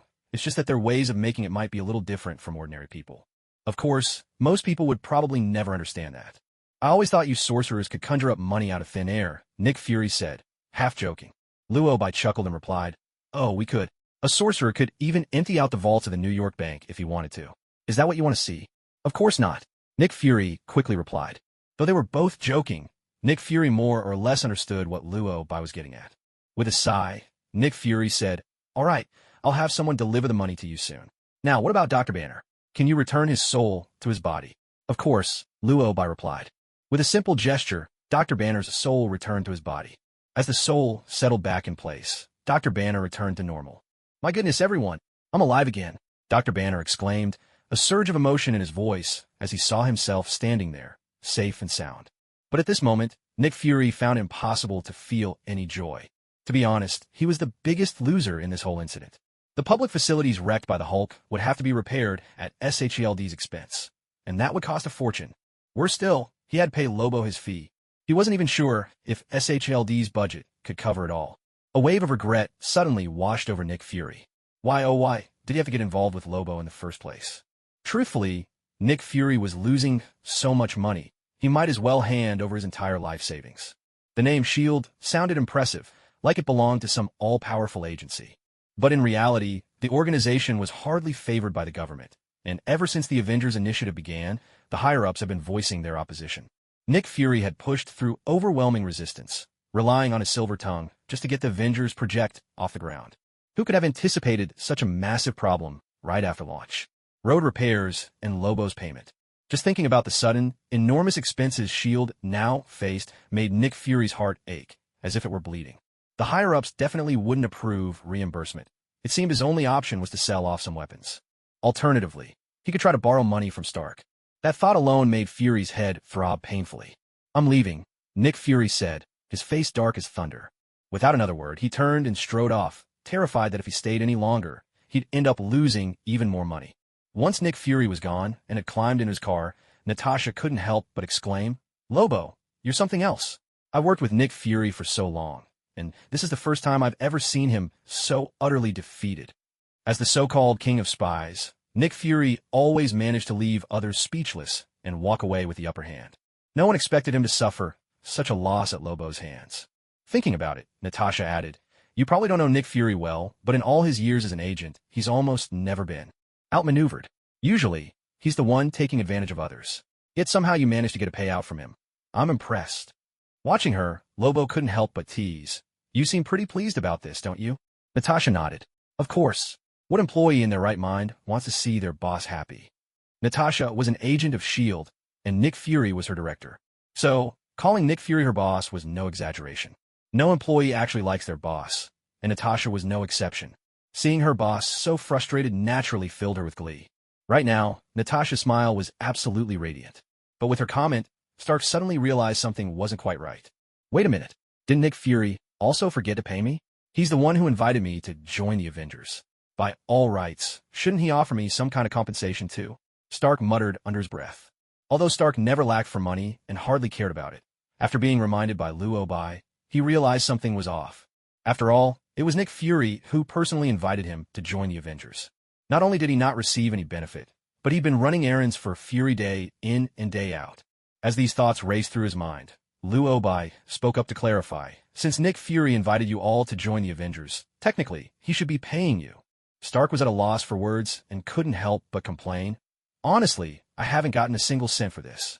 In fact, I've even supplied S.H.I.E.L.D. with weapons. If it bothers you, you could always bring it up with him. Even if you don't need the money, you could ask for something else, Luo Bai suggested. Stark shrugged and said, I really should have a talk with Nick Fury. He still owes me my father's things, and I haven't solved this palladium poisoning issue yet. After speaking, Stark glanced over at Natasha and asked, Are you heading back to S.H.I.E.L.D.? Take me with you. Natasha nodded and replied, Of course, I need to bring Dr. Banner back. With that, the matter was settled. Natasha and the others prepared to leave, while Luo Bai planned to return home and continue his magical studies. As they were about to part ways, Natasha suddenly invited Luo Bai. It was a pleasure meeting you, Luo Bai. If you're free later, maybe we could grab a coffee together. Luo Bai didn't think much of it and replied casually, Let's see about that later. Then, he opened a portal and stepped back into his villa. When he arrived, he noticed Polaris had already returned from the supermarket. She was sitting on the sofa, munching on a burger and watching TV. Seeing Luo Bai come in, she jumped up and said, Master Luo Bai, you're back. I brought dinner for you. She pointed to the food on the coffee table as she spoke. Great. Fried chicken and burgers. That's all you bought. Luo Bai frowned, unable to help but ask. There's also milk, bread, and some frozen food in the fridge, Polaris explained. Luo Bai fell silent. Noticing this, Polaris quickly asked, Master Luo Bai, you don't like these? I could make you spaghetti or a salad. Oh, and there's pizza too, do you want some? Luo Bai grew even quieter. It wasn't that he objected to eating fried chicken, burgers, or even spaghetti now and then. But, judging by Polaris's words, it sounded like she planned for them to eat like this for the next few months. Realizing this, Luo Bai couldn't help but ask, Don't tell me. You're planning for us to eat nothing but this for the next few months? Is there something wrong? Polaris asked cautiously. Luo Bai let out a sigh. How could he forget? They were in New York. Eating these things seemed normal here, but still, I can't eat this stuff for months on end. I need rice. If you don't know how to make it, you can just buy some from a restaurant, Luo Bai said bluntly. But, Master Luo Bai, I don't have that much money, Polaris answered honestly. Luo Bai fell silent. He'd forgotten. This was America. The stuff he just mentioned was indeed outrageously expensive here. Without some savings, you really couldn't afford it. People are hardly willing to hire us mutants. And now I'm a wanted criminal on top of that. If the Mutant Association finds me, I'll probably be taken away. Polaris grumbled helplessly. Then how did you get by during your time on the run? Luo Bai asked. My friends and I made some money through alternative means. Not exactly legal, but we have to live somehow. Lately, though, the Mutant Association's been after us nonstop, so we haven't dared do anything, Polaris replied. All right, Luo Bai sighed again. He had told Polaris to solve her own food problem. Well, she had, sort of. It's just that Luo Bai really couldn't get used to this stuff. For the sake of his stomach, Luo Bai relented. I'll cover my own meals from now on, but just mine. You're still responsible for yours. After all, making her do housework was supposed to be a punishment. He couldn't possibly provide room and board as well. Polaris didn't seem to mind, nodding readily. All right, the money's in the box Natasha brought. Just help yourself from now on, Luo Bai added. Polaris sighed as she continued eating her burger.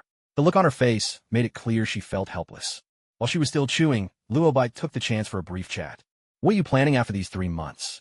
Keep hiding, Luo Bai asked, taking a bite of his own burger. Polaris knew exactly what he meant. Though making her work for free seemed a bit harsh, in a way, Luo Bai was actually helping her.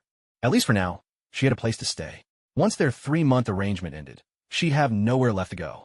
With that in mind, Polaris answered, My identity leaves me with no other choice. Luobai shook his head and offered a serious suggestion.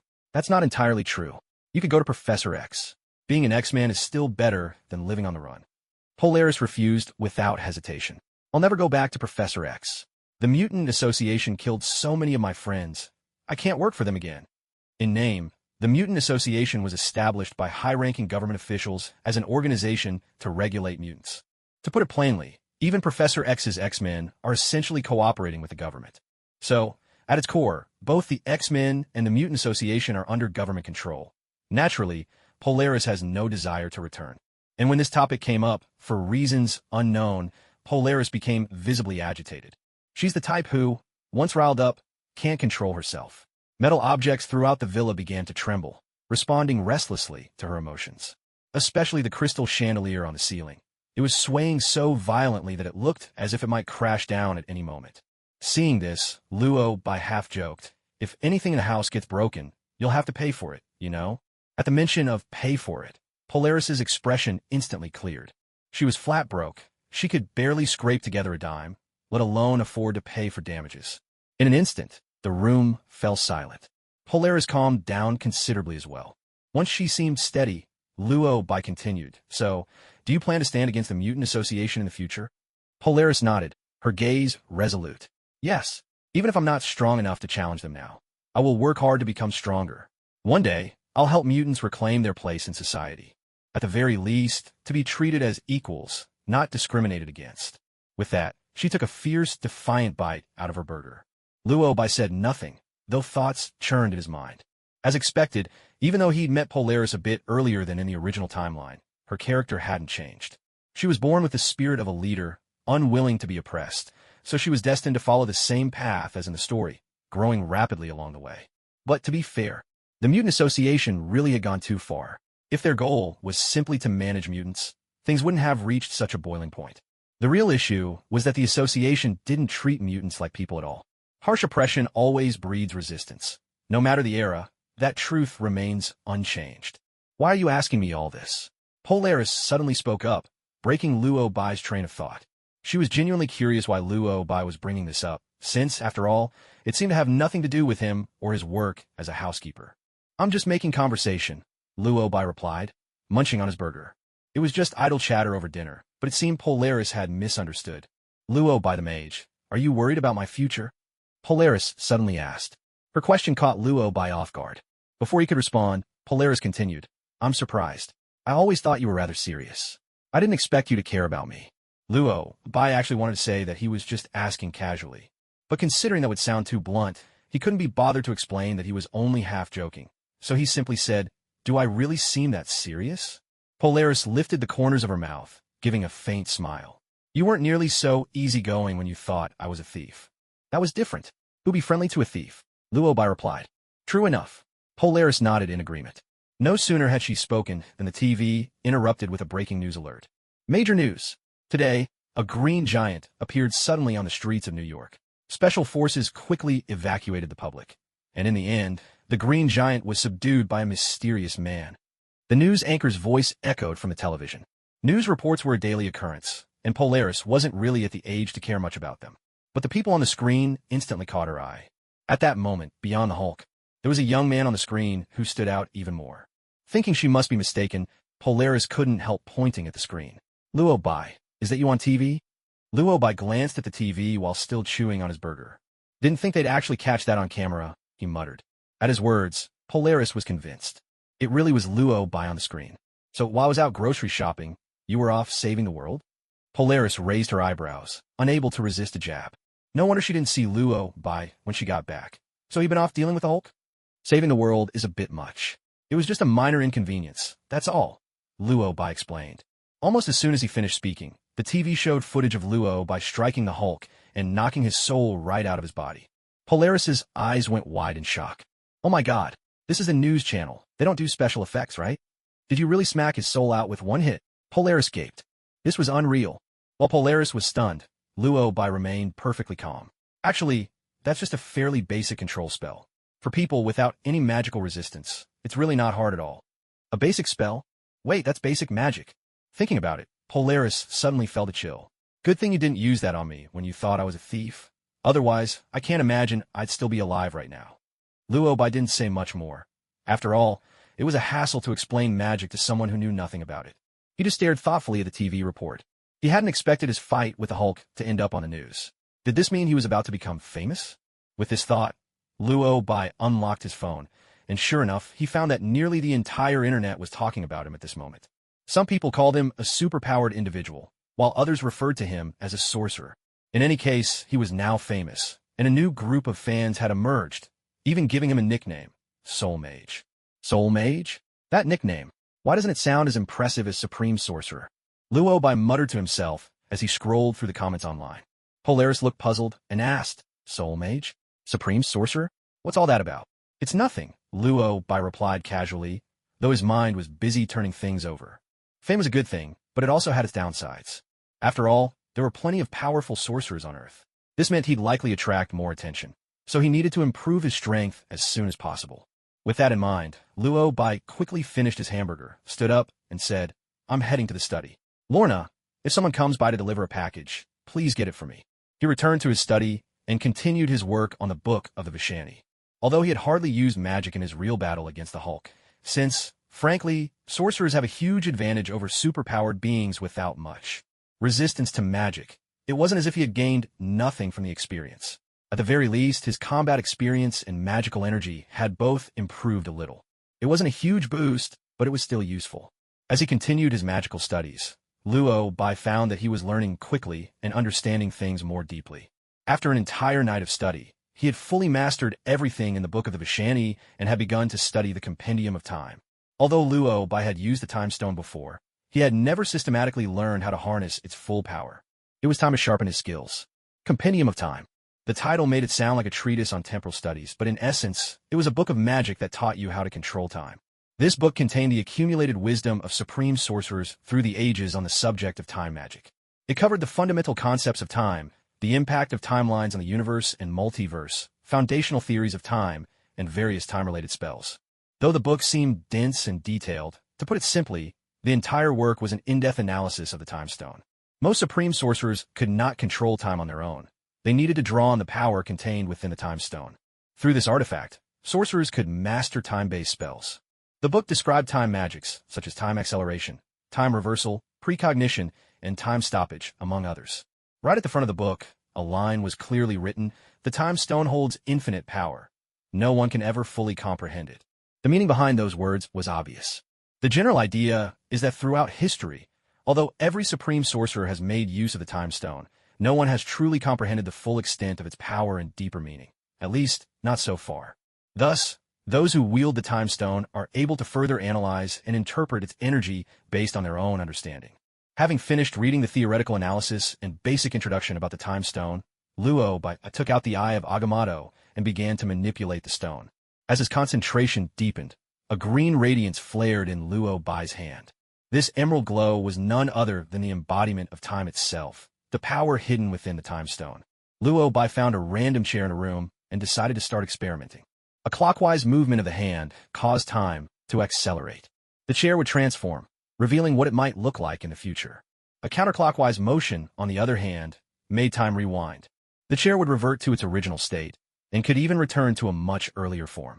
Since Luo Bai was just beginning to learn, his mastery over the flow of time was far from perfect, and sometimes his attempts ended in failure.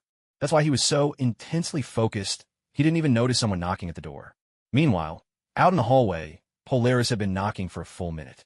She could hear sounds coming from inside, but after waiting so long without Luo Bai answering, she grew increasingly puzzled. Why is he inside, but not opening the door? Polaris muttered under her breath. She tried turning the doorknob. To her surprise, the door wasn't locked, it swung open instantly. But before she could even take in the scene inside, a flash of green light shot toward her. The next moment, Luo Bai found himself staring at a miniature version of Polaris. Because Polaris had entered so suddenly, and Luo Bai was completely absorbed in his practice, he accidentally transformed her into a child while rewinding time. To be fair, Polaris was quite adorable as a little girl, but if she turned into a child, who would manage his household affairs? This thought compelled Luo Bai to ask, "How did you get up here? Didn't I tell you not to come upstairs unless there was an emergency?" Little Polaris blinked her big, bright eyes and looked at him as if she couldn't understand a word he was saying. "Big brother, what are you talking about? Where am I? Hearing her reply, Luo Bai suddenly recalled what the book had said. If time magic rewinds someone's personal timeline, their memories will also revert to that point in time. In other words, Luo Bai's unintentional spell had not only turned Polaris back into a child physically, but her memories had also regressed to her childhood. That meant little Polaris remembered nothing of what had happened before. Luo Bai attempted to use time magic to restore Polaris to her current self, but his inexperience got the better of him. No matter how many times he tried, he just couldn't succeed. Instead, it was his peculiar behavior that left little Polaris utterly bewildered. Big brother, what are you doing? What does that gesture mean? Polaris asked, gazing at him with those innocent, wide eyes.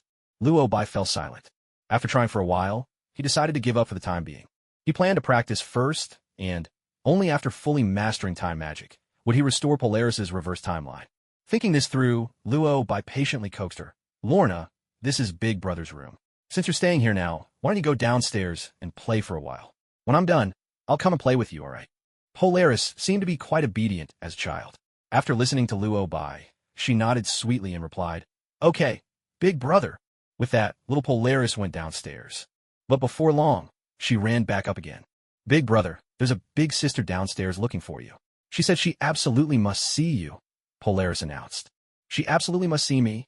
Luo Bai paused what he was doing and headed downstairs. Only when he reached the living room did he realize the visitor was Natasha. At that moment, Natasha was sitting on the sofa and a silver case sat on the coffee table. Just by the look of it, it really resembled those money cases you see in TV dramas. Luo Bai surmised she must be here to deliver money. Sure enough, the next moment Natasha said, This is the payment Nick Fury promised you, 300,000 in total. Do you want to count it? No need, Luo Bai replied, curiosity piqued. He continued, You could have just given the case to Lorna. Is there any special reason you insisted I come down? Natasha smiled and said, She suggested the same thing, but I insisted on handing it to you myself. After all, you did promise to have coffee with me, didn't you? Now Luo Bai finally understood why Polaris had suddenly come looking for him in the study. It was all because of Natasha. Though Natasha had indeed invited him for coffee, he hadn't taken it seriously at the time, assuming she was joking. I thought you were joking. Besides, I never actually agreed. I only said I'd think about it, Luo Bai explained. Natasha smiled again, letting the matter pass. Then, curiosity got the better of her as she asked, I didn't expect someone your age to already have a daughter. As she spoke, her gaze shifted to little Polaris. Luo Bai realized she'd misunderstood and clarified. She's not my daughter. Oh, then who is she? Natasha asked, looking puzzled. Luo Bai wasn't sure how to explain, so he simply said, It's a complicated situation. Some unexpected things happened. Actually, this little girl is Lorna. This little girl is Polaris. Natasha was thoroughly confused, frowning as she said, I don't understand what you mean. Luo Bai didn't elaborate further, but just then, something occurred to him. Now that Lorna had turned into a little girl, she needed someone to look after her, and he himself needed some peace and quiet. Just then, Natasha appeared. Otherwise, who knows what might have happened. With that thought, an idea suddenly sparked in Luo Bai's mind.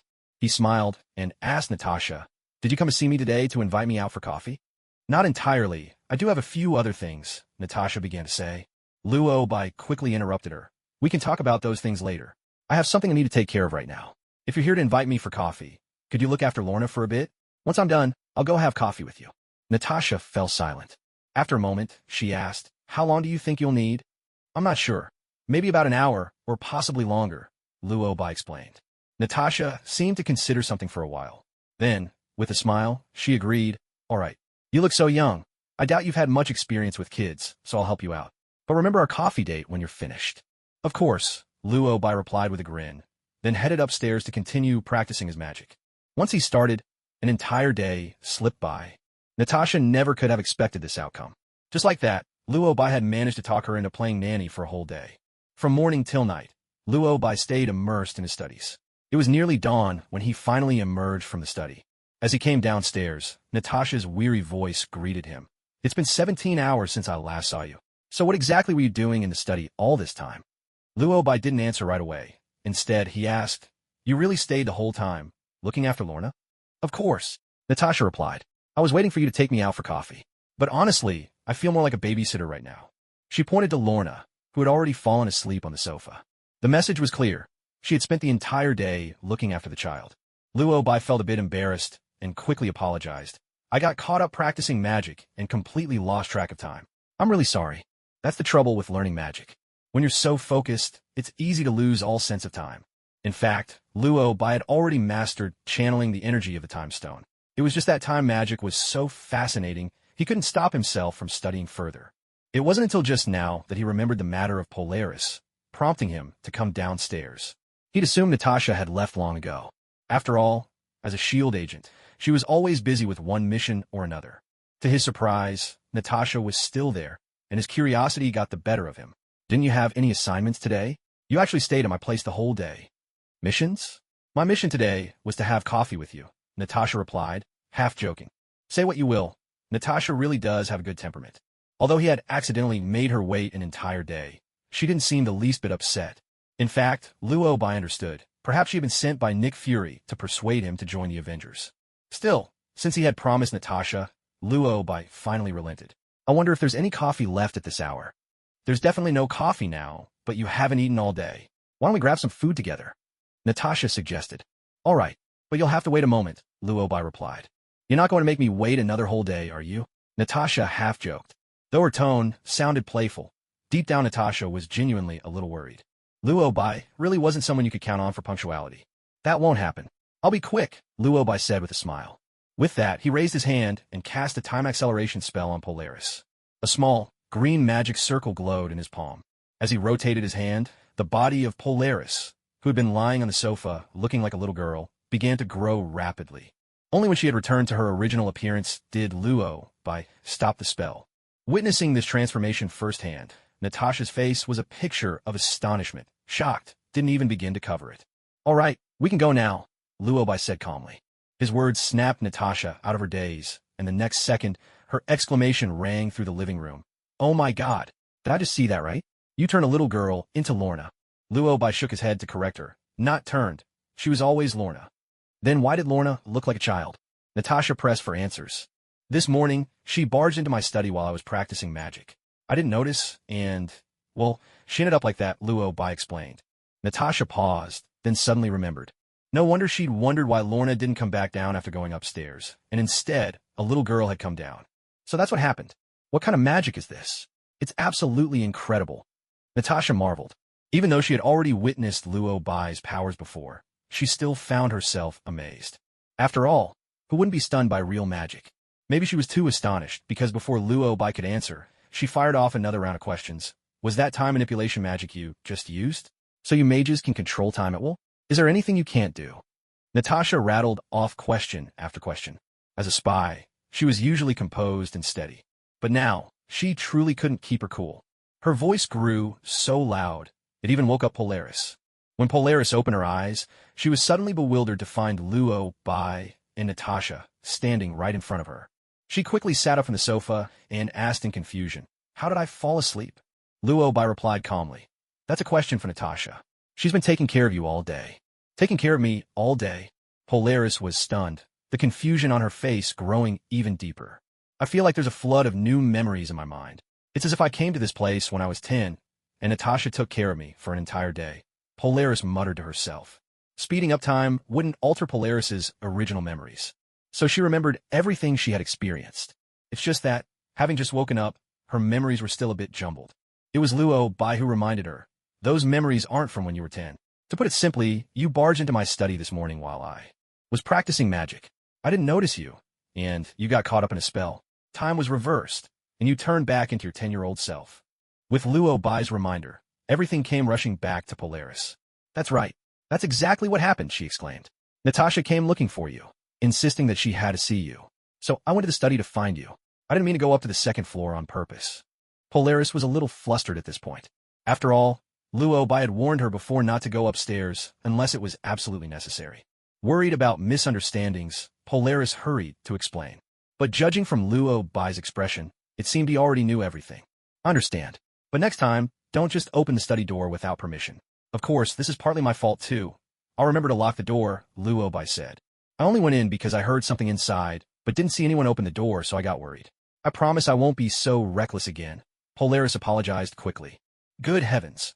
Who in their right mind would dare open a wizard's door? Thankfully, she'd only turned into her childhood self this time. What if she turned into a frog next time? At that thought, Polaris's curiosity got the better of her. She couldn't help herself and asked cautiously, "So, Are wizards really like they show on TV? Can you really turn people into frogs? Luobai could only marvel at how these people thought. Why did everyone assume wizards had to turn people into frogs? He didn't answer directly, just said with a resigned sigh, I have to go out with Natasha for a bit. Tidy up the room while we're gone. With that, he turned to the wide-eyed Natasha and asked, all right, shall we go? Only then did Natasha finally snap out her daze. The two of them headed out the door together. They walked out of the villa and got into Natasha's car. But even after sitting in the driver's seat, Natasha's mind was still in a whirl, struggling to process what had just happened. She took a few deep breaths, trying to calm herself, then started the car. There was a brief silence in the air, but it was quickly broken by Natasha. You can control time. Does that mean you could control time for the entire world? Luobai didn't answer directly. Instead, he countered with a question. I'm surprised you waited a whole day for me. But I imagine you're here on a mission, aren't you? Luobai's attitude was clear. He had no intention of talking further. So Natasha didn't press the issue. She simply followed his lead and replied, it seems you've guessed it. Nick Fury did ask me to persuade you to join the Avengers. But I knew you wouldn't accept. So coming to see you today was entirely my own idea. I find sorcerers truly fascinating. Honestly, I think you're remarkable. Natasha was smart. She understood what Luobai preferred to avoid, so she touched on it only lightly. She also knew that most men appreciated compliments, so she started off by praising Luobai. Of course, all her compliments were genuine. If you don't mind, maybe we could be friends, Natasha continued. Such a simple request wasn't something Luobai would refuse, though he did offer a gentle reminder. I don't mind at all, but I won't make exceptions just because we're friends. Natasha nodded to show she understood. Don't worry, I won't trouble you too much. Maybe we could have a meal together or grab some coffee now and then. If I have time, Luobai replied with a smile. Natasha smiled back, saying nothing more. After a brief pause, she suddenly asked, do sorcerers like you have rivals? Luobai looked puzzled. Why do you ask? I'm just curious. Your powers are so strong. You can change time, control people's souls. For sorcerers like you, do true rivals even exist? Natasha asked. Of course they do, Luobai replied. I heard you mention the Sorcerer Supreme to Stark before. The greatest sorcerer on Earth. Would even the Sorcerer Supreme have enemies? Natasha pressed. Luobai smiled. Of course. This universe is far bigger than you can imagine. Natasha's expression turned unusually serious at that. She wasn't fishing for information. She was genuinely concerned. Natasha had always known that Earth wasn't truly safe, and that the dangers it faced were far more terrifying than most could imagine. That was exactly why she worried. What if an unstoppable force ever appeared on Earth? Luobai was already so powerful, and yet there could be an even stronger Sorcerer Supreme. But if even the Sorcerer Supreme had enemies, it was hard to fathom just how formidable and terrifying the threats facing the sorcerers might be. At this, Natasha quickly explained, I'm not asking you these things to pry for information or anything like that. I'm just genuinely worried about humanity and the fate of Earth. I understand, but there's really no need for you to worry about that because, honestly, it won't help, Luobai replied, cutting straight to the point. He wasn't mocking her. He was simply stating the truth. With SHLD's capabilities, what good would worrying do anyway? Could they possibly hope to handle Dormammu and those dark sorcerers? If anything, Luobai had far more reason to be concerned than Natasha did. The Ancient One had entrusted the Time Stone to him, making it plain that she wanted him to become the Sorcerer Supreme. And being the Sorcerer Supreme meant facing threats like Dormammu and those dark sorcerers head-on. To be honest, I always knew the Earth was a dangerous place. But it wasn't until I met you that I realized things here might be far worse than I ever imagined. Even though I haven't.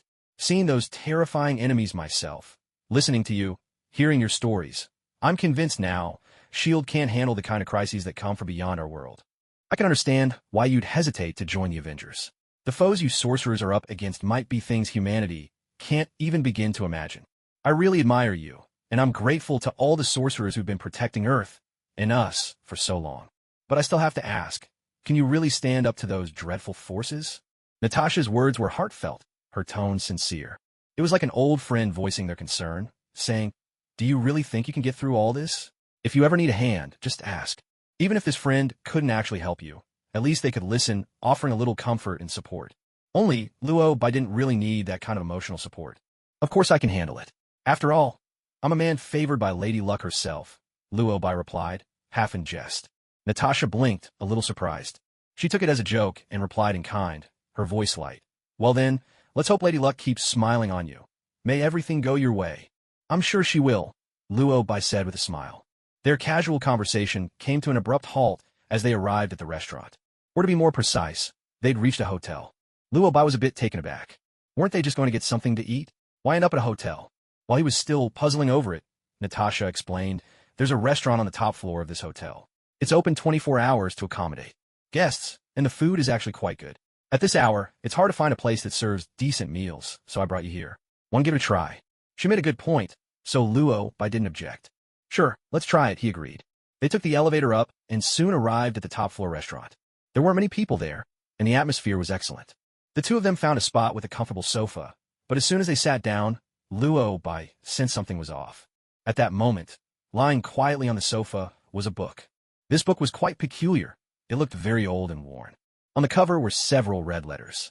Strangely enough, these red letters seemed terrifying and unusually piercing to the eye. As a mage, Luo Bai immediately noticed a faint black aura emanating from the book. Even though he couldn't decipher what the letters on the cover meant, Luo Bai could still sense something sinister about the book. It resembled a spell book, but not like any of the magic Luo Bai was familiar with. It felt more like a book of dark magic. Deep down, Luo Bai already had his suspicions, so he picked up the book and flipped it open for a quick look. To his surprise, his hunch was right. This really was a dark magic tome.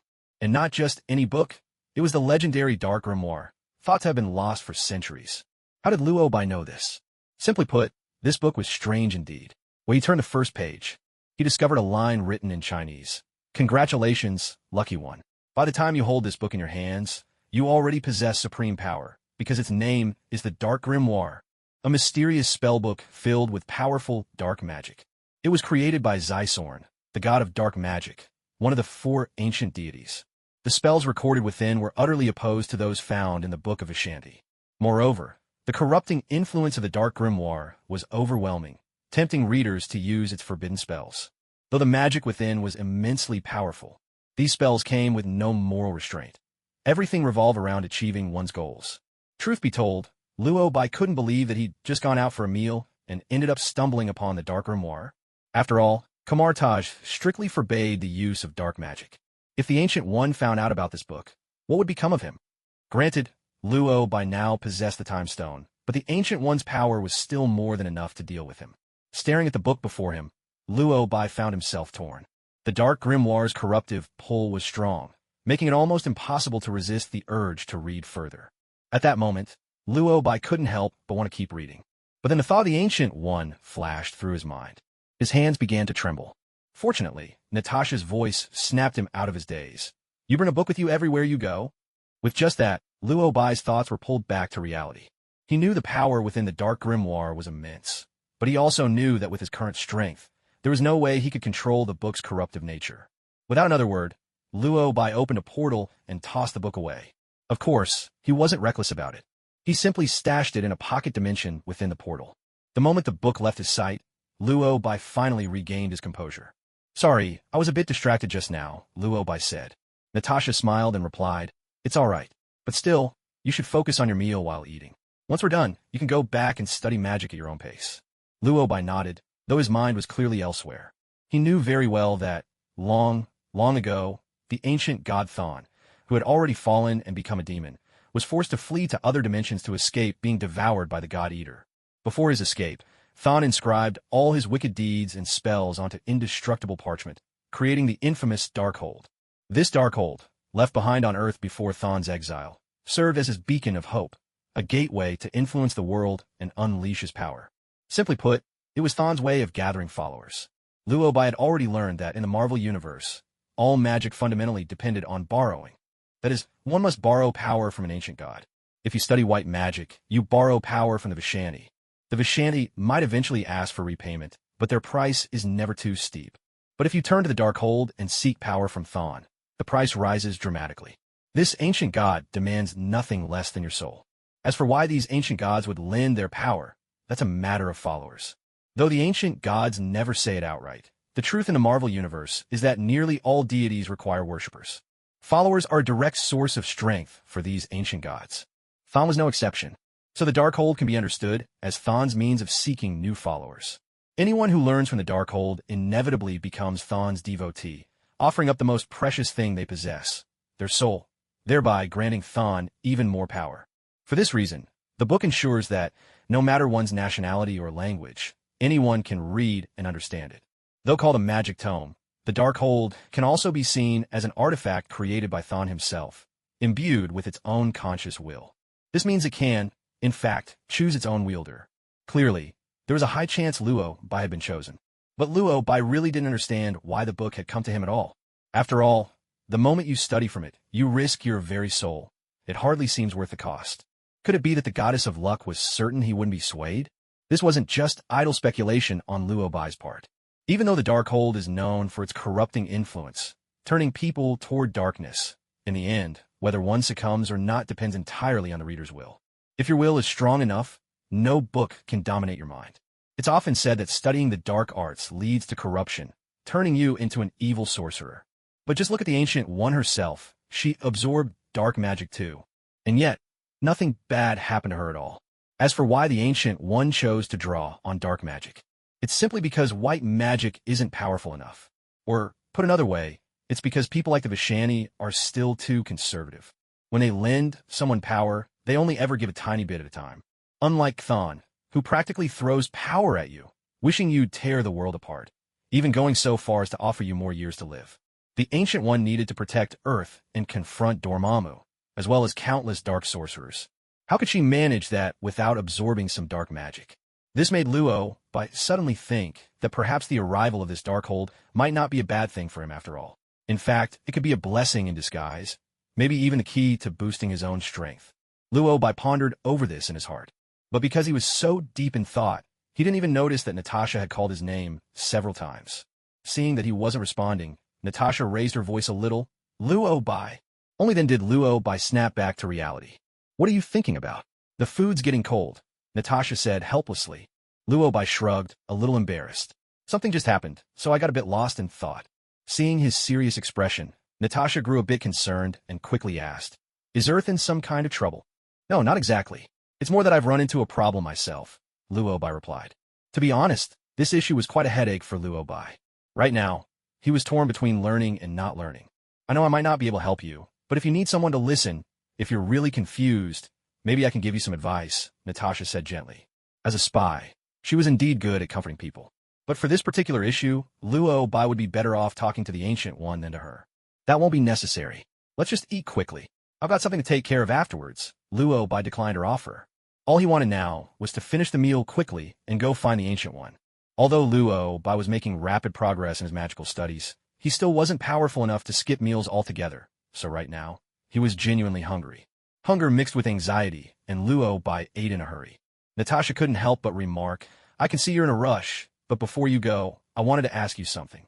Luo Bai asked, still eating, what is it? Yesterday, out of nowhere, a hammer suddenly crashed down from the sky. Do you know what that was about? Natasha asked. A hammer fell from the sky. Thor's hammer. Luo Bai blurted out his guess.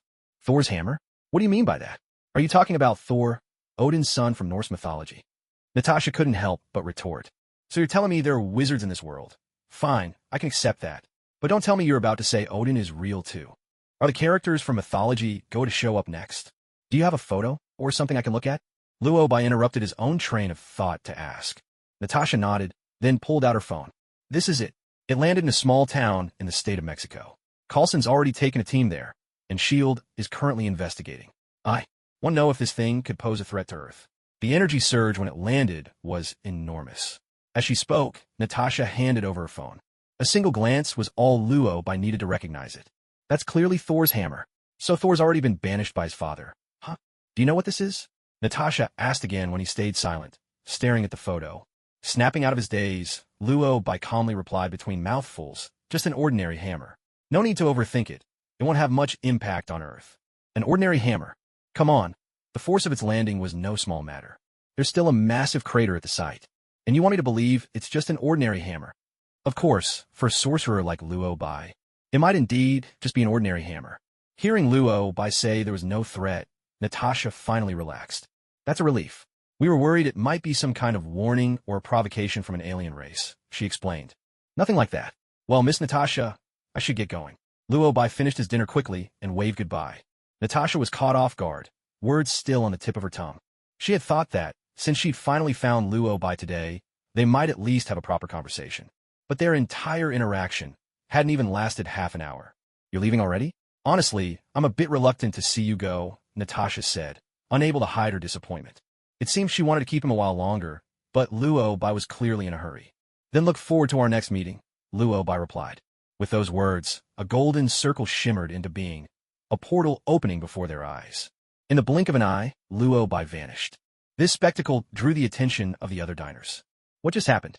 I saw someone disappear right in front of me. That golden circle. I've seen that before. Wasn't there something about it in the news recently? That was the Soul Sorcerer. Oh my god, I was eating in the same restaurant as the Soul Sorcerer. Damn it, I should have asked for an autograph. In an instant, the restaurant erupted into animated conversation. Listening to the murmurs of discussion all around her, Natasha couldn't help but smile. What a truly mysterious soul mage, appearing and vanishing without a trace, Natasha muttered to herself. With Luo Bai gone, she no longer had any appetite. She stood up and went to pay the bill. Meanwhile, Luo Bai had already arrived at the main hall of Kamartaj. As luck would have it, the Ancient One was in the middle of meditation. Sensing a presence, the Ancient One opened her eyes. She wasn't surprised to see Luo Bai. Instead, she simply stood and poured 2 cups of tea. Master Luo Bai, is there something you wish to discuss? The Ancient One asked. She offered 1 cup to Luo Bai, then picked up her own. Yes, Sorcerer Supreme. There's an important question I need to ask, Luo Bai replied. The Ancient One remained unruffled, her voice calm. No need to rush. Sit, and tell me what weighs on your mind. She gestured for Luo Bai to take a seat. Once they were both settled, the Ancient One asked, in her unhurried way, Have you encountered a problem you cannot solve? Luo Bai nodded. Yes, Sorcerer Supreme. The Ancient One responded serenely. Magic is called the mystical arts for good reason. It is woven from the endless secrets of the multiverse. Facing problems is only natural. Sometimes, if you're patient, the flow of energy will guide you. But my problem, it seems no amount of energy can guide me. This time, I must make my own choice, Luo Bai said, unable to hide his frustration. I'd very much like to know, Master Luo Bai, what sort of choice you're facing, the Ancient One inquired, her gaze finally betraying a hint of curiosity. Meeting the Ancient One's sincere eyes, Luo Bai drew a deep breath.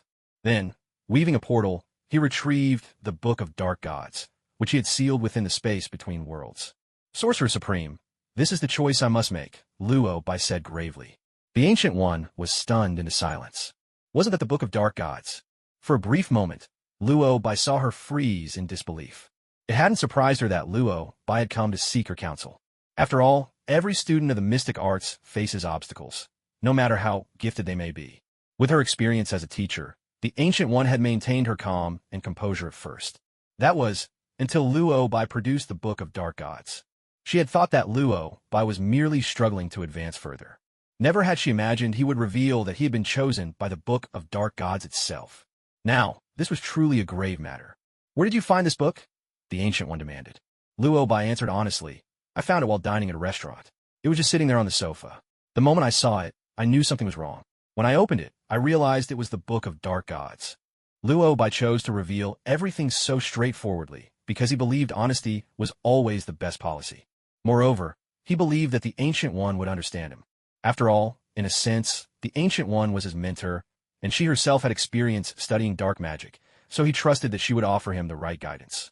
Since arriving in the Marvel Universe, the person Luo Bai trusted most was the Ancient One.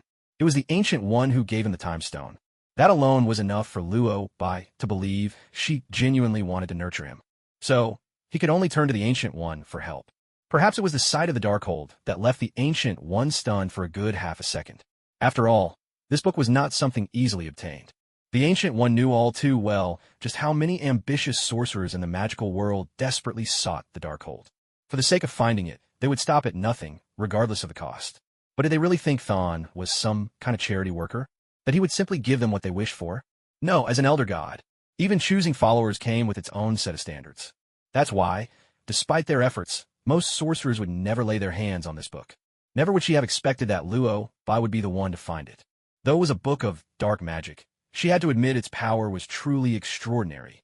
With that thought, the Ancient One fell silent. After a long pause, she finally said, I don't know how I can help you with this. In this matter, she was truly powerless. The Darkhold had chosen Luo Bai, which meant Thon now had his eye on him. It was much like when the Vishanti came to bless Luo Bai. Now, it was as if Thon was bestowing his own blessing. Was Luo Bai some kind of blessed vessel, To have so many elder gods competing to grant him their favor? With that in mind, the Ancient One explained, I can't help you. Only you can help yourself. A sorcerer's life is filled with choices. No one else can interfere. With those choices, only the sorcerer can decide. This is your destiny, and you must choose for yourself. But no one can stop Thon from watching you now. The Ancient One, leaving the decision to him, caught Luo by off guard. Sorcerer Supreme, isn't it the law of Komartaj to forbid the study of witchcraft and dark magic? Aren't you going to stop me? Luo Bai asked. The Ancient One remained silent for a long while before finally speaking, her tone slow and deliberate. That rule is meant for other sorcerers. But you are the future Sorcerer Supreme. No one can stop you. Not even me. After she finished, a hint of seriousness crept into her expression, as if she had suddenly remembered something important. Before Luo Bai could say anything more, she continued, besides, sometimes if we wish to protect Earth, we have no other choice. There was resignation in her words. She was well aware that the power granted by the Vishanti was ultimately limited, especially when compared to the dark sorcerers and warlocks of the cosmos. The Vishanti simply did not give enough strength. Yet for the Sorcerer Supreme to protect Earth, to stand alone against threats from across the multiverse, how could that possibly be easy? In the end, human sorcerers are nothing more than the followers of deities across the multiverse. The most important thing is to choose the right god and stand with the right faction. That's why the Ancient One chose to pursue eternity. The Ancient One couldn't make the decision for Luo Bai, because when it came to the matters of the multiverse, she had never been able to resist. Yet after some thought, she decided to offer a suggestion. Although I can't decide your future for you, perhaps I can offer you some friendly advice. That would be wonderful, Luo Bai replied. The Ancient One fell silent for a moment. She lowered her head and studied the Book of Dark Gods for a while before asking, Have you read this book? I opened it, but only glanced at a single page, Luo Bai answered honestly. How did it feel? The Ancient One asked again. It drew me in. I felt almost compelled to keep reading, Luo Bai explained. The Ancient One pressed further. How much do you know about dark powers? Luo Bai thought for a moment and replied, Not a great deal. My impression is that dark magic devours the soul and leads people astray. The Ancient One shook her head and clarified, What leads people astray has never been dark power itself, but power in general. At the core, whether it's the Book of the Vishanti or the Book of Dark Gods, what they offer to a sorcerer is power. Once a sorcerer wields great power, they risk losing control and falling into corruption. That's why Kamartaj forbids its sorcerers from drawing upon dark forces, because most souls simply aren't strong enough to withstand the corruption. You feel that the Book of Dark Gods is corrupting, that it tempts you to keep reading. That means your soul isn't yet strong enough to resist its influence. You're not ready to fully command its power. The Ancient One's implication could not have been clearer. She was telling Luo Bai that while learning was possible, now was simply not the time. Luo Bai understood this well, so he asked, I recall that the text mentioned the Book of the Vishanti and the Book of Dark Gods counterbalancing one another. If they counteract each other, is it possible to achieve balance? The Ancient One didn't hesitate or hold back. She answered directly, It is possible. In that instant, understanding dawned on him. Although Luo Bai knew the story, matters of magic were never so straightforward. Getting a clear answer from the Ancient One was the safest path, and that's why he had come to seek her advice. With the Ancient One's response, Luo Bai understood completely. Put simply, as long as he could master all the spells within the Book of the Vishanti and through rigorous practice, forge a powerful soul, he would then be able to fully wield the power within the Book of Dark Gods and make it his own. He imagined that the Ancient One herself must have absorbed dark magic in much the same way in her past. As for the matter of offering up one's soul, though Luo Bai thought he understood the nuances, he still hoped to hear a definite answer from someone who had walked this path before. After all, this concerned not just his future, but his very life. How could Luo Bai not be cautious? With that thought in mind, he asked again, Sorcerer Supreme, there's still something I don't quite understand. The Ancient One replied calmly, Ask your question. Sorcerers, to put it simply, draw their power by borrowing it from the mighty gods of the multiverse. Isn't that right? Luo Bai said. The Ancient One hesitated for a moment and then asked in return, Borrow? Why do you describe it that way? Luo Bai analyzed earnestly what we call drawing power from the multiverse and receiving blessings from the elder gods, then paying some price in return. This arrangement seems no different from borrowing, does it? The Ancient One smiled and nodded. That's an unusual way to put it, but it's not wrong. Luo Bai nodded as well, then pressed on, no matter if it's Vishanti or some other elder god, if we borrow power from them, eventually it must be repaid. But I wanted to ask, Sorcerer Supreme, if I borrow a little power from each of the elder gods, how would the debt be paid back in the end? The Ancient One fell silent. It's true what they say about Sorcerer Supremes. They think alike. After all, Luo Bai's question was something the Ancient One herself had pondered before. She herself had borrowed a little here and a little there, to the point that she'd lost count of how many gods she'd drawn power from. She suspected she'd never be able to settle all those debts. But it didn't bother her. After all, most of the gods she'd borrowed from no longer required repayment. Now, only the debt to the Emperor of Eternity remained, simply because Eternity was the most powerful among them. With that thought, the Ancient One smiled. Her answer was calm. It all depends on where your soul ends up. When she finished speaking, Luo Bai understood. It was exactly as he predicted. Every god needs followers, which means gods inevitably compete for believers. As for which god ultimately claims a follower's soul, that naturally falls to the strongest. So there was no need for Luo Bai to worry too much. Even if studying the Darkhold meant he might offer his soul to Thon, as long as he found a god stronger than Thon to borrow power from, his soul would belong to that god instead. And if this cycle continued, he could pull off the ultimate nesting doll trick. In the end, as long as Luo Bai grew strong enough, the question of where his soul would go would be anyone's guess. At this thought, Luo Bai suddenly felt that the Darkhold wasn't so bad after all. It was practically a gift, offering him a shortcut to a leap in power. Understand now, Sorcerer Supreme, Luo Bai said quickly. The Ancient One nodded. Go then. She closed her eyes. Luo Bai didn't linger. With a wave, he opened a portal to New York. Only after he had left did the Ancient One slowly open her eyes again. She was reflecting on just how fortunate Luo Bai was. First, he'd been chased down by the Vishanti to receive their blessing, and now Thon was pursuing him to bestow power. And with magical talent like his, given time, she could hardly imagine what might happen. At first, she had worried that since Luo Bai had only recently begun studying magic, he might not be able to face the dangers lurking in the multiverse alone. That was why she had chosen to stay in Kamar Taj. But now, seeing his progress, she wondered if it was time for her to leave. Maybe she should just go to the Eternal Emperor and officially hand Kamar Taj over to Luo Bai. After all, with the protection of Sidorak and the Vishanti, Luo Bai should be able to handle most problems on his own. With this thought in mind, the Ancient One spoke softly. It's time to leave, but I must find the right opportunity. With those words, she closed her eyes. Meanwhile, completely unaware of this, Luo Bai had already returned to his villa in New York. He sat in the study, preparing to continue his magical studies. The Book of Dark Gods was indeed a powerful tool for rapidly increasing his strength, but without a formidable soul as a foundation, even Luo Bai would be overwhelmed by its power. So for now, his top priority was to master all the spells as quickly as possible and strengthen his soul. Only then could he truly control the power within the Book of Dark Gods. With this in mind, Luo Bai turned the pages of his spellbook once more. He locked himself away in his room and did not emerge for an entire week.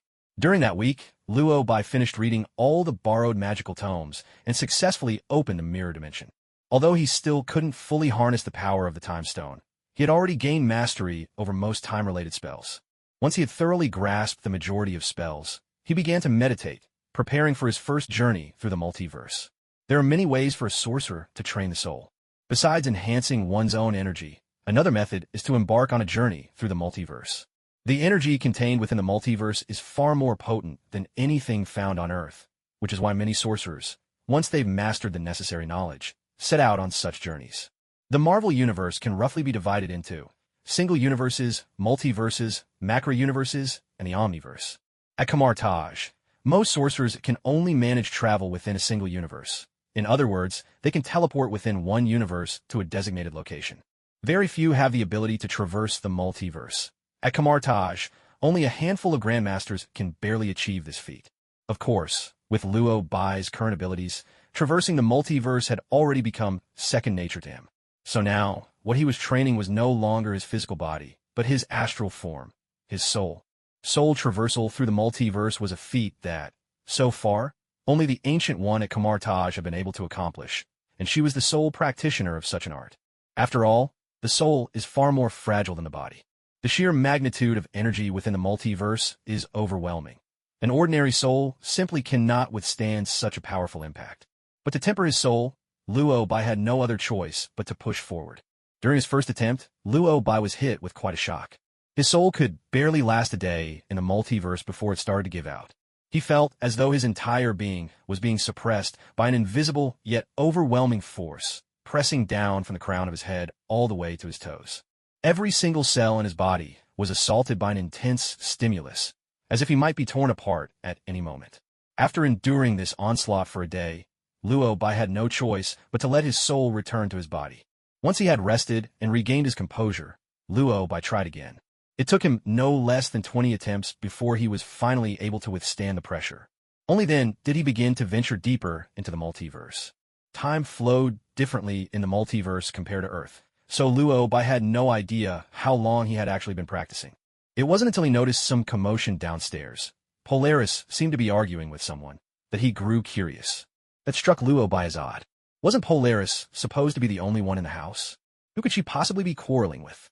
Since he had been practicing for such a long stretch, Luo Bai figured it was time to take a break. He got up, opened the door, and walked down to the second floor. As soon as he reached the landing, he saw Polaris standing outside the door, speaking animatedly to someone, her emotions running high. Her agitation sent tremors through the metal fittings inside the house. Even the chandelier on the ceiling began to sway perilously. "Lorna, what are you doing?" Luo Bai called out. His shout instantly brought an abrupt silence to the house. Polaris turned around, her anger melting into excitement. "Master Luo Bai, you're finally out? Finally out." The way she said that, anyone might think he'd been locked away somewhere. That thought made Luo Bai mutter under his breath.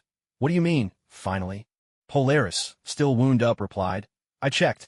It's been exactly a month since I last saw you." Luo Bai blinked in disbelief. "What? Are you serious?" "Yes. Just look at the date." Polaris insisted. Luo Bai picked up his phone and glanced at the screen. Well, what do you know, it really had been a month. There was no helping it. Time flowed differently in the multiverse than on Earth. He hadn't felt as though he'd been away for long, but somehow a whole month had passed on Earth.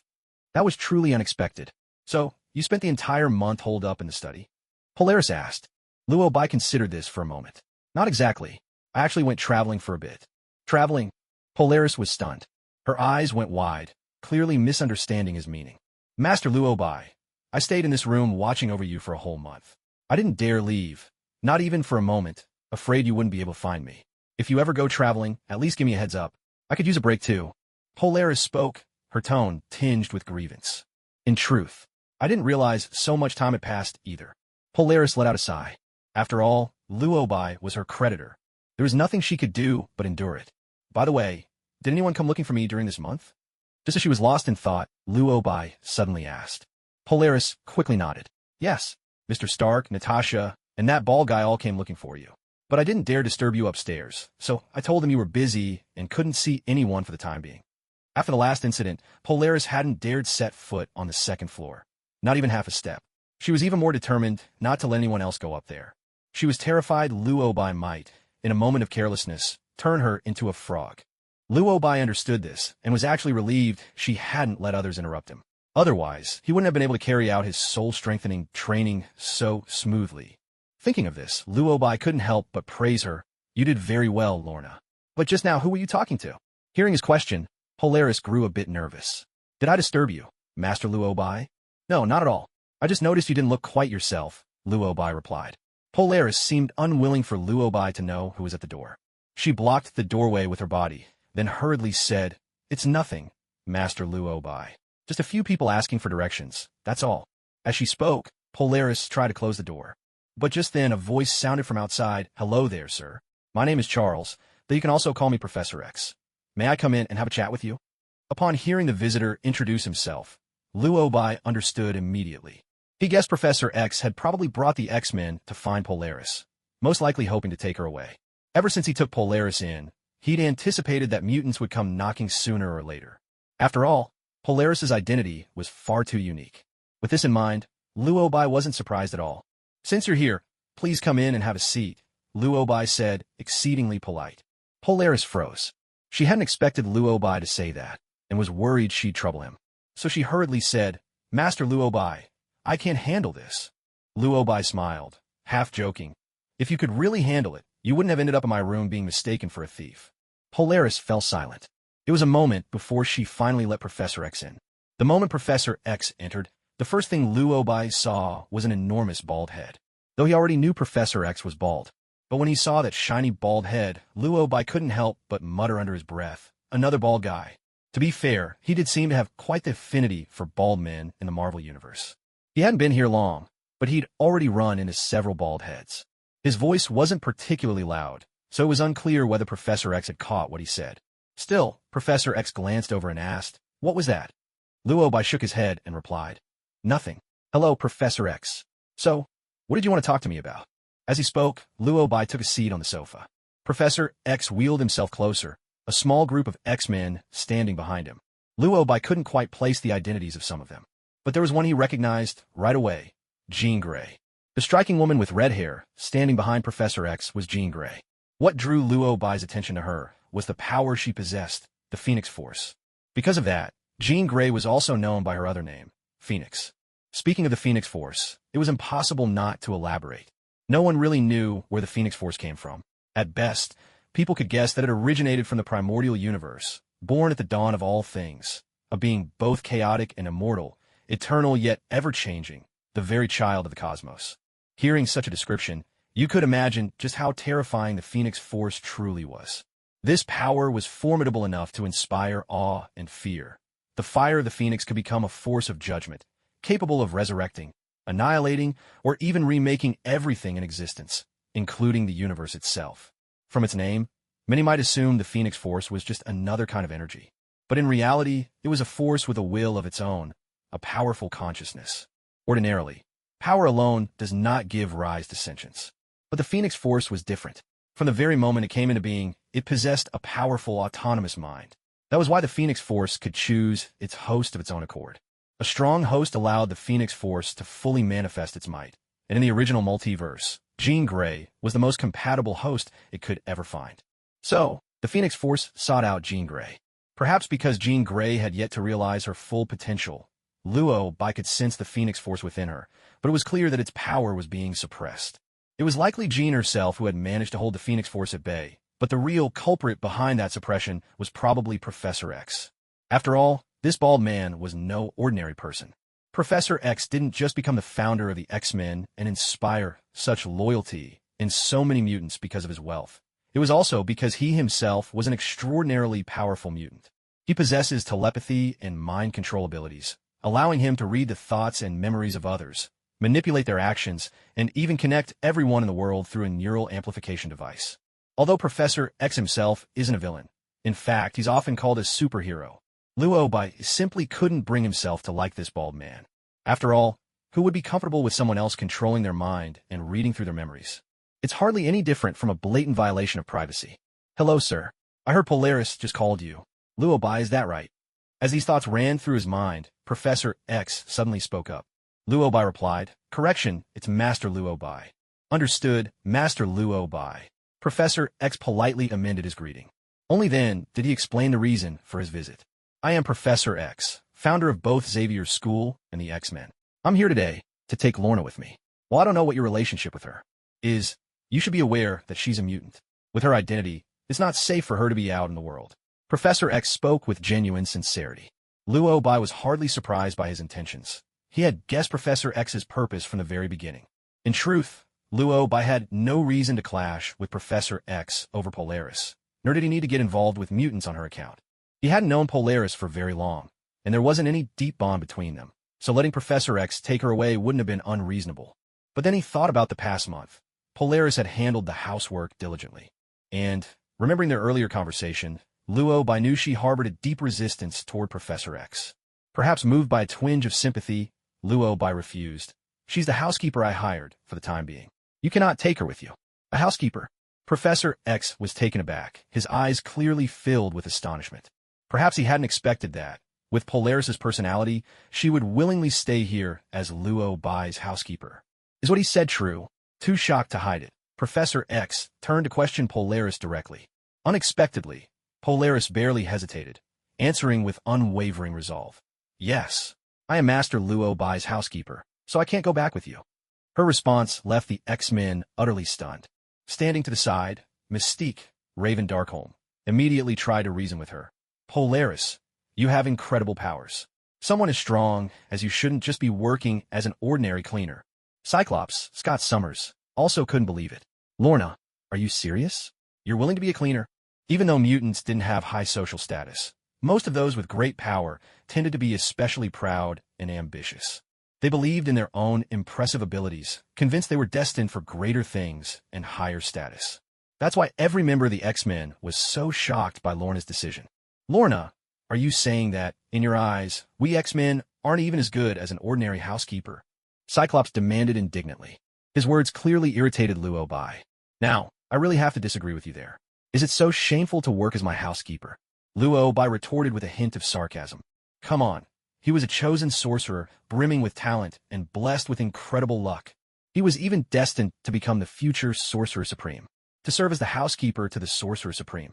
How could that be something to look down on? Just as he was thinking this, Cyclops quickly fired back. Of course. No matter how you look at it, being an X-Man is way better than being a housekeeper. He had barely finished when Polaris interrupted him. No, as far as I'm concerned, being Luo Bai's housekeeper is far better than being an X-Man. Polaris declared, her gaze unwavering, as if she were making a solemn vow. Her determined look only provoked the X-Men further. After all, the X-Men had undergone rigorous training and had always fought to protect world peace. And now Polaris was claiming that being a housekeeper was better than being an X-Man? Who wouldn't be angry at that? Lorna, you're being completely unreasonable. Cyclops burst out, his anger barely contained. Mystique, on the other hand, was more curious than angry and tried to persuade her gently. Lorna, this isn't like you. Has someone threatened you?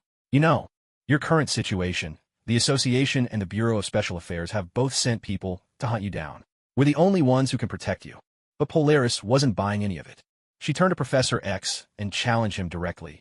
You say you can protect me, but with what? Professor X, you've always worked with the government, but both the Association and the Bureau are government organizations. How many mutants have they killed? Don't you know? And you still choose to cooperate with them? How am I supposed to trust you?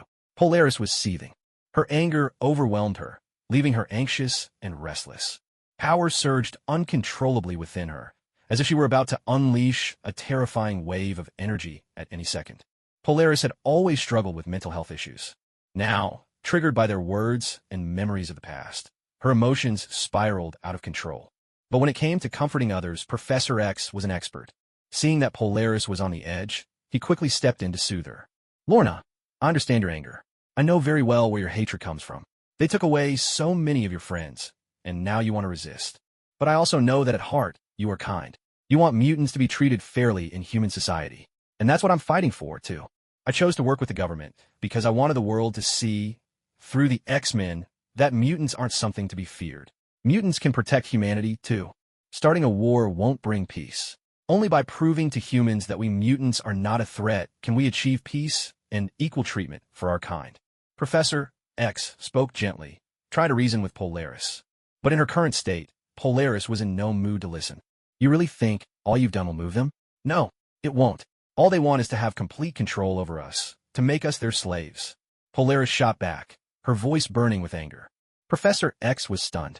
He asked, puzzled, why would you think that? It's not like that. Not like that? Then why do they study us? Why do they build devices to suppress our powers? They capture us and experiment on us. Isn't that just so they can keep us in chains and treat us as slaves? Polaris retorted sharply. Professor X fell into silence. He knew well what these people had done. He'd already tried to communicate with them about it. I'm already in talks with the higher-ups. Trust me, it won't be long before this is resolved perfectly, Professor X said. But Polaris clearly wasn't willing to put her faith in him any longer. I already trusted you once. And what happened? You didn't save Bella, did you? She shouted, her anger only intensifying. Seeing that she was on the verge of losing control, worried she might hurt someone. Professor X's expression darkened as he attempted to use his telepathic powers. He tried to calm Polaris' raging emotions by taking control of her mind. But in her fury, Polaris' powers were surging out of control. Her mental state so volatile even she couldn't rein herself in. How could Professor X possibly subdue her so easily? Stop trying to control me, Polaris roared. A green aura erupted around her as she slowly began to rise off the ground. Sensing that Polaris was slipping beyond control, the X-Men around them tensed, readying themselves for battle at a moment's notice. Professor X immediately called out, "Don't do anything. Let me try again." With that, he prepared to use his powers once more to restrain Polaris. He realized he'd underestimated her mental state in her rage and hadn't used his full strength before. Now, though, Professor X was ready to give it everything he had. Just as he was about to act, Luo Bai spoke up. Polaris, calm down. With those simple words, the chaos melted away. Polaris, who had been on the brink of losing control, instantly felt her anger dissipate the moment Luo Bai's voice rang out. After all, she'd followed Luo Bai for so long and had witnessed his strength firsthand. She was well aware of how frightening Luo Bai could be, and she recalled something Luo Bai had once said. If she ever lost control of her emotions and caused something terrible to happen, she would be locked away in the little black room. Polaris had never been to the little black room, but she knew better than to challenge the authority of a sorcerer. Master Luo Bai, I didn't mean it, Polaris said hurriedly. I know. It's all right. Let me take care of this. Luo Bai soothed her gently.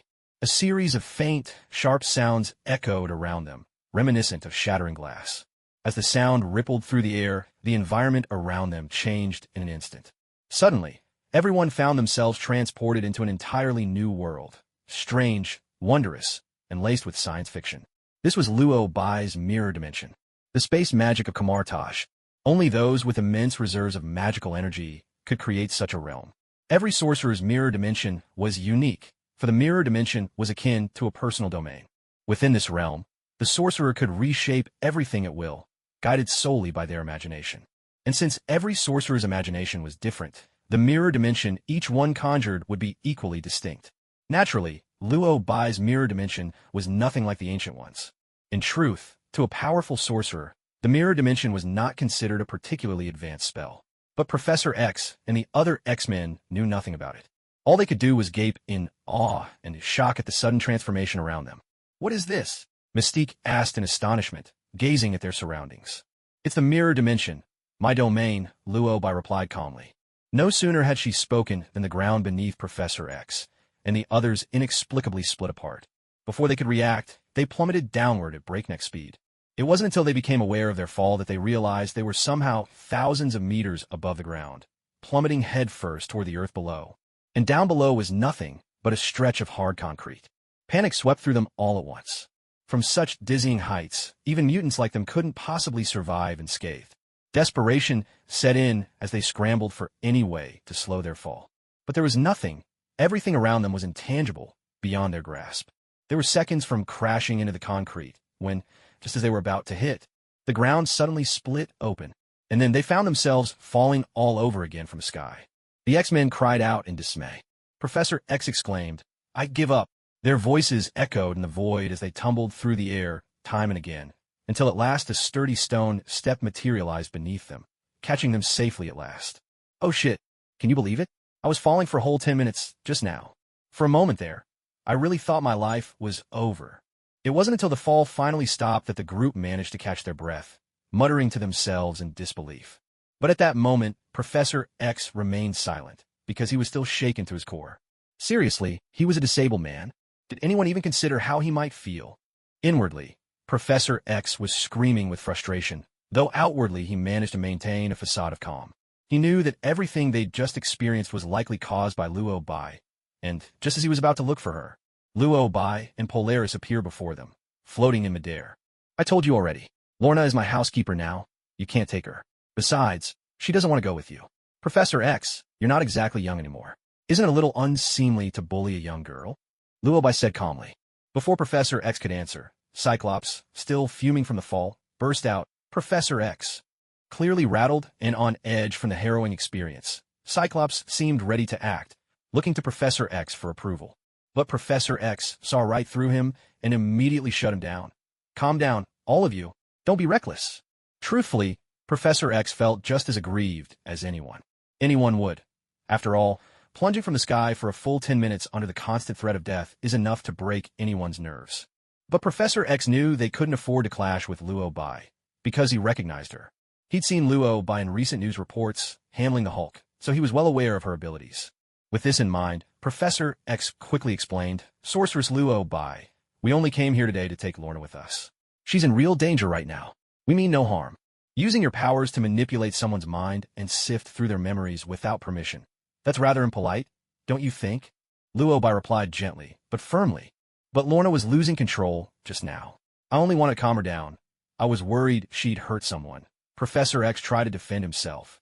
Luo Bai's tone, however, was unwavering. She works for me. and this is my home. I apologize, Sorceress Luo Bai. I lost my head just now. I shouldn't have acted out in your house. Luo Bai had half expected a confrontation, but to her surprise, Professor X apologized faster than she'd imagined. Then again, if anyone else had been in Professor X's shoes, they probably would have apologized even quicker. After all, at that moment, Professor X, and, to be precise, the entire X-Men team, were all crammed together on a rocky ledge. One glance downward revealed a bottomless chasm stretching to infinity. After that harrowing 10-minute free fall from the sky, Professor X truly had no desire to go through it again. He could hardly express how terrifying it had been. There was a fleeting moment when he'd even figured out exactly how to divide up his estate. Of course, that was only part of the reason. Another factor was that Luo Bai had recently been featured in the news. She was now a sensation, her popularity soaring to new heights. If the X-Men made a move here, there was no doubt that by sundown, they'd be splashed across the front page. Should the headlines read, Mutant X-Men Challenge the Superhero Soul Mage, all of Professor X's previous efforts would be for nothing. With both reasons weighing on him, Professor X knew he couldn't afford to offend Luo Bai lightly. So, he chose the most amicable approach and offered a sincere apology. Seeing his genuine attitude, Luo Bai made no further move. Her tone calm, she issued a polite but clear dismissal. I trust you've all witnessed Lorna's stance for yourselves, so I'll have to ask you to leave now. Professor X knew that taking Polaris away today was out of the question, but there were a few things he felt compelled to say. Soul Mage Luo Bai. Polaris' situation is quite unusual. For now, she's still a wanted person. Sooner or later, the Association and the Special Operations Bureau will send people to arrest her. If that happens, what will you do? Professor X asked. Although he often used his powers to probe others' minds, Luo Bai had already made it clear that at heart, Professor X was kind and gentle. His question, then, came entirely as a well-meaning warning. Luo Bai didn't answer directly, but instead posed a question of her own. What crime has Polaris actually committed? Professor X's expression darkened, his voice growing heavy as he replied. She's a mutant. She could pose a threat to society. She's a mutant. She could be a threat. Hearing this answer, Luo Bai let out a soft, sardonic laugh and pressed further. Charles, do you really think that's a legitimate accusation? Professor X barely hesitated before replying firmly. Of course it isn't. Lorna has never harmed anyone. In that case, why do you treat her as a criminal? Luo Bai asked. I've never considered Lorna a criminal. Professor X denied at once. Luo Bai smiled and countered. Then why did you bring the entire X-Men team along? The X-Men, a group founded to safeguard world peace. Their mobilization could only mean that world peace was at risk. In order to bring Polaris back, Professor X had brought nearly all the X-Men with him. Didn't that say it all? At this, Professor X fell silent. Seeing his silence, Luo Bai continued. If you truly don't believe Polaris is guilty, then what you should do is stop those people from hunting her, not bring her back yourself. You just asked me what I would do if someone from the association came looking for you. Actually, Charles, I'd like to ask you the same. If after Polaris goes back with you, someone from over there comes asking for her, will you hand her over or not? Luo Bai's words and his question cut straight to the heart of the matter. At this point, Professor X understood. I see what you mean now. Mr. Luo Bai, I apologize for disturbing you today. If the X-Men or I have acted or spoken inappropriately, I hope you'll forgive us, Professor X said sincerely. It looked like he had thought things through and was ready to leave. Although there had indeed been some unpleasantness between the two sides earlier, Professor X's gracious attitude made Luo Bai decide not to pursue it any further. I hope there won't be a next time, Luo Bai reminded him. As soon as he finished speaking, the surroundings returned to normal. The dizzying heights beneath their feet transformed back into ordinary floor tiles, and only then did Professor X and the others finally breathe a sigh of relief. I don't think there will be a next time. After all, it wouldn't be right to trouble you again, Professor X replied. With that, he turned to the X-Men behind him and spoke gently. Let's go home. The group followed the X-Men and left together. Just before she left, Jean Grey unexpectedly looked back at Luo Bai. That glance was impossible to interpret. After Professor X and his party had gone, Luo Bai settled back onto the sofa. At this moment, Polaris looked flustered, her gaze flickering as if she were deeply worried about something. Unable to help himself, Luo Bai tried to reassure her. Lorna, it's all right. They're gone now. No sooner had he spoken than Polaris blurted out. Master Luo Bai, I didn't mean to just now. You're not going to lock me in the dark room, are you? It was only with this reminder that Luo Bai recalled he'd once threatened something like that. So that's what Lorna had been worried about all along. Come on, really? He just said it offhandedly. Yet Polaris still remembered after all this time? She certainly had a remarkable memory. With that thought, Luo Bai sighed and reassured her, "Of course not. You were just acting in self-defense. I completely understand." "Thank you, Master Luo Bai," Polaris replied. Her tone was calm and flat, giving away no hint of relief, and her face still looked troubled, as if something else weighed on her mind. Before Luo Bai could even ask, Polaris couldn't help herself. She suddenly looked up, guilt written all over her face, and apologized. "Master Luo Bai, I'm sorry for causing you so much trouble." Luo Bai knew exactly why she was apologizing, but he truly hadn't given it second thought, so he answered offhandedly, "If it were such a bother, I wouldn't have let you stay on as my housekeeper." He had known about Polaris's identity and situation from the very beginning. His decision to let her stay was simply because he never cared about those things. Yet the North Star still felt guilty and uneasy, so she couldn't help but say, "Actually, what Professor X said earlier wasn't wrong. I am a wanted criminal, and those people will come looking for me sooner or later. Master Luo Bai, I know you probably don't like trouble, but I might still end up causing you trouble in the future." Her identity had doomed her to a life that could never be peaceful, and anyone close to her would inevitably be dragged into her troubles. On the surface, Luo Bai and Northstar seemed to have a business arrangement. But after spending this time together, in Northstar's heart, Luo Bai was more than just an employer, he was a friend. She worried that her presence would keep bringing trouble to Luo Bai, and the thought of leaving began to take root in her mind. In this short period, Northstar had thought about many things, even playing out emotional dramas in her head. But Luo Bai didn't quite understand her concerns. After all, he had already made it clear that he didn't mind trouble, yet Northstar was still bringing it up. This prompted Luo Bai to tease. "You're not thinking of ditching me and running away, are you? We agreed on 3 months, and now you want to leave after just 1? "Of course not," Northstar hurried to explain. "Professor X is actually easy to talk to. I'm just worried that people from the association will come after us next. That might not be so easy to handle." Luo Bai responded nonchalantly. "The next time they come, just take care of them outside, so I don't have to know about it." "Me?" Northstar was stunned. After a moment, she blurted out, "But I can't beat them." Luo Bai shrugged and answered seriously, "If you're weak, you just need to train more. But I have the power to control magnetic fields. How could I be weak? Me weak? Fine, I guess I really am kind of weak." Northstar was fiercely proud by nature, and that pride meant she couldn't stand being called weak, especially when those words came from Luo Bai, the mage she deeply respected. That made it even harder for Northstar to accept. Her spirits had been low, but hearing that, a streak of rebellion flared up inside her. Her pale green eyes were filled with defiance. Still, no matter how unwilling she felt, Lorna had no way to argue back. After all, she really was weak right now. She couldn't handle the X-Men, nor could she handle the Mutant Association. Wasn't that the definition of weak? With that thought, Northstar drew a deep breath and forced out a reply, practically through gritted teeth. "Master Luo Bai, your criticism is fair. I really am pretty weak." Seeing her stiff expression, Luo Bai raised an eyebrow and asked, "What's this? You look like you're not convinced." The girl, sulking, lowered her head and answered stubbornly, "No, I'm not." Luo Bai chuckled and teased. "There are 4 fundamental forces in the universe: the strong force, the weak force, electromagnetism, and gravity. You have the power to control magnetic fields, yet you can't even handle these people. Isn't that the very definition of being weak?" Polaris fell silent.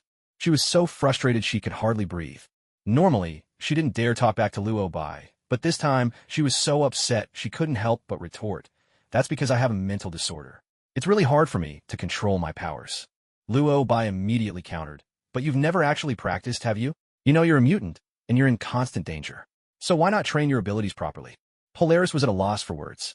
After all, Luo Bai wasn't wrong. If you're not good at something, shouldn't you practice more? With that thought, determination flashed in her eyes as she declared, "I'll work hard to train my powers from now on. Next time, I'll deal with them before they even get close. I won't cause you any more trouble." Luo Bai smiled faintly and joked, "Just remember, the chores still need to get done. Don't train so much that no one's left to clean up the place." "Got it, I understand," Polaris replied. At that moment, all the worries and doubts in her heart vanished. Although Luo Bai's earlier remark about her being weak had stung, she realized that he was only looking out for her. After all, in such difficult times for mutants, how could she hope to survive if she didn't train her abilities? Was she really planning to spend her whole life hiding? With this newfound clarity, her gratitude toward Luo Bai deepened. "Master Luo Bai, I know you only said those things because you want me to become stronger. Thank you for standing up for me in front of Professor X. I will do my best," Polaris said sincerely, expressing both her thanks and her resolve to grow stronger. Before Luo Bai could respond, she added, Master Luo Bai, do you need me for anything else? If not, I'd like to go practice my abilities now. Go on. Luo Bai waved his hand. Polaris headed into her room and closed the door behind her, immediately beginning her training. As she practiced, she muttered to herself, I have to give it my all. Let's see who dares call me weak again.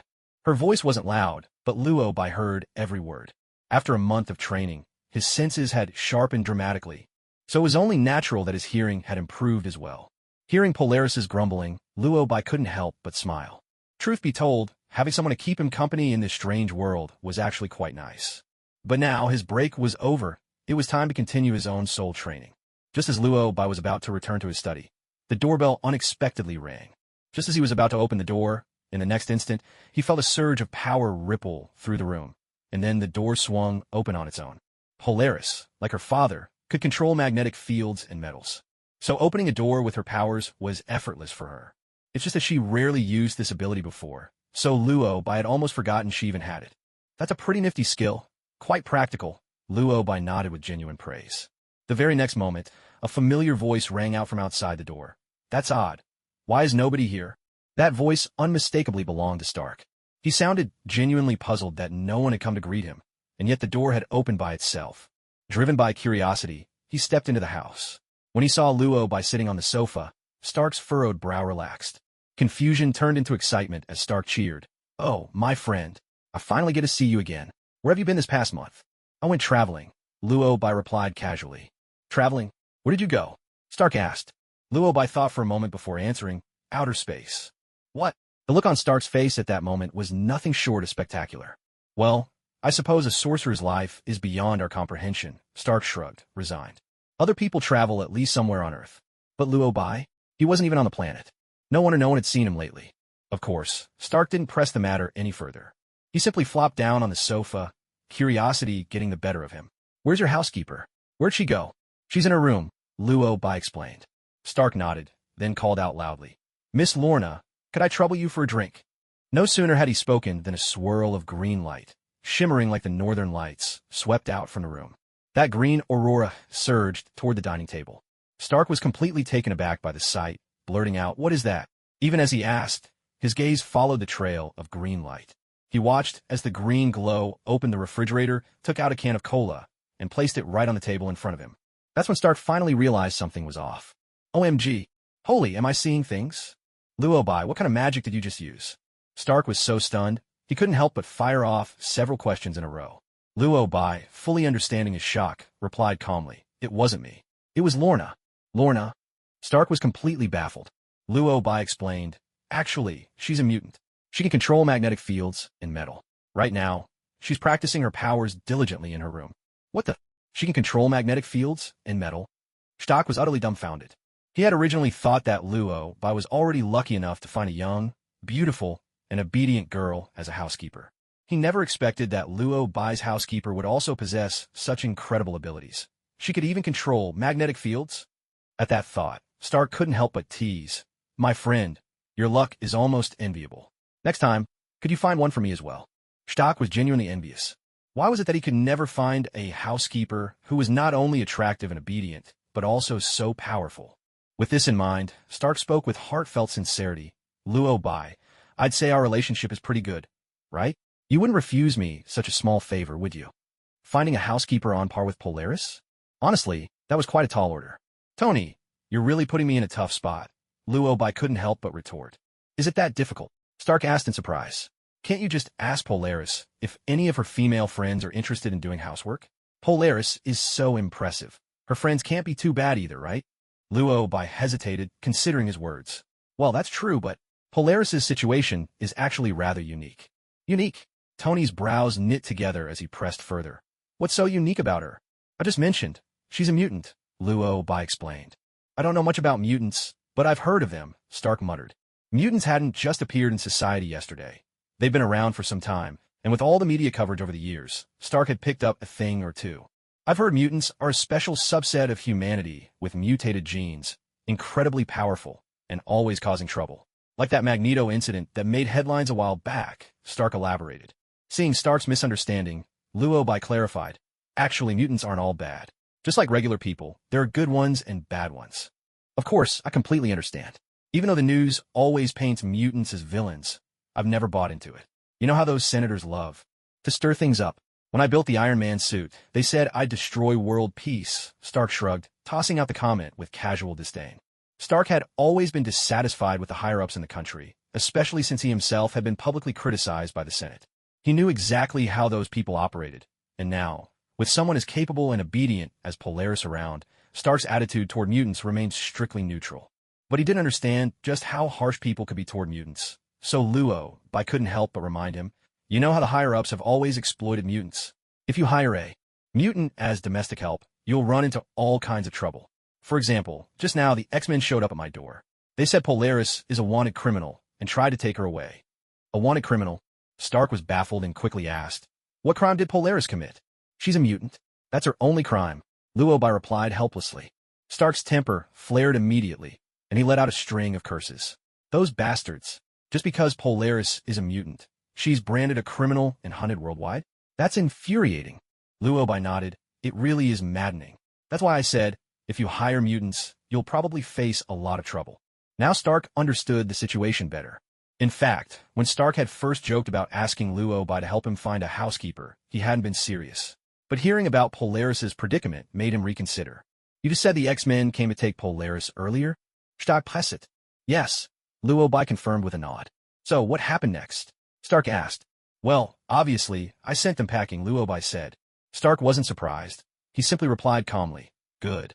But to be honest, Polaris is still a wanted criminal. With that label, plenty of people will come looking for trouble. Luo was well aware of this, so he asked, do you have any ideas, Tony? Though Luo wasn't particularly worried about future troublemakers, the label of wanted criminal was undeniably troublesome.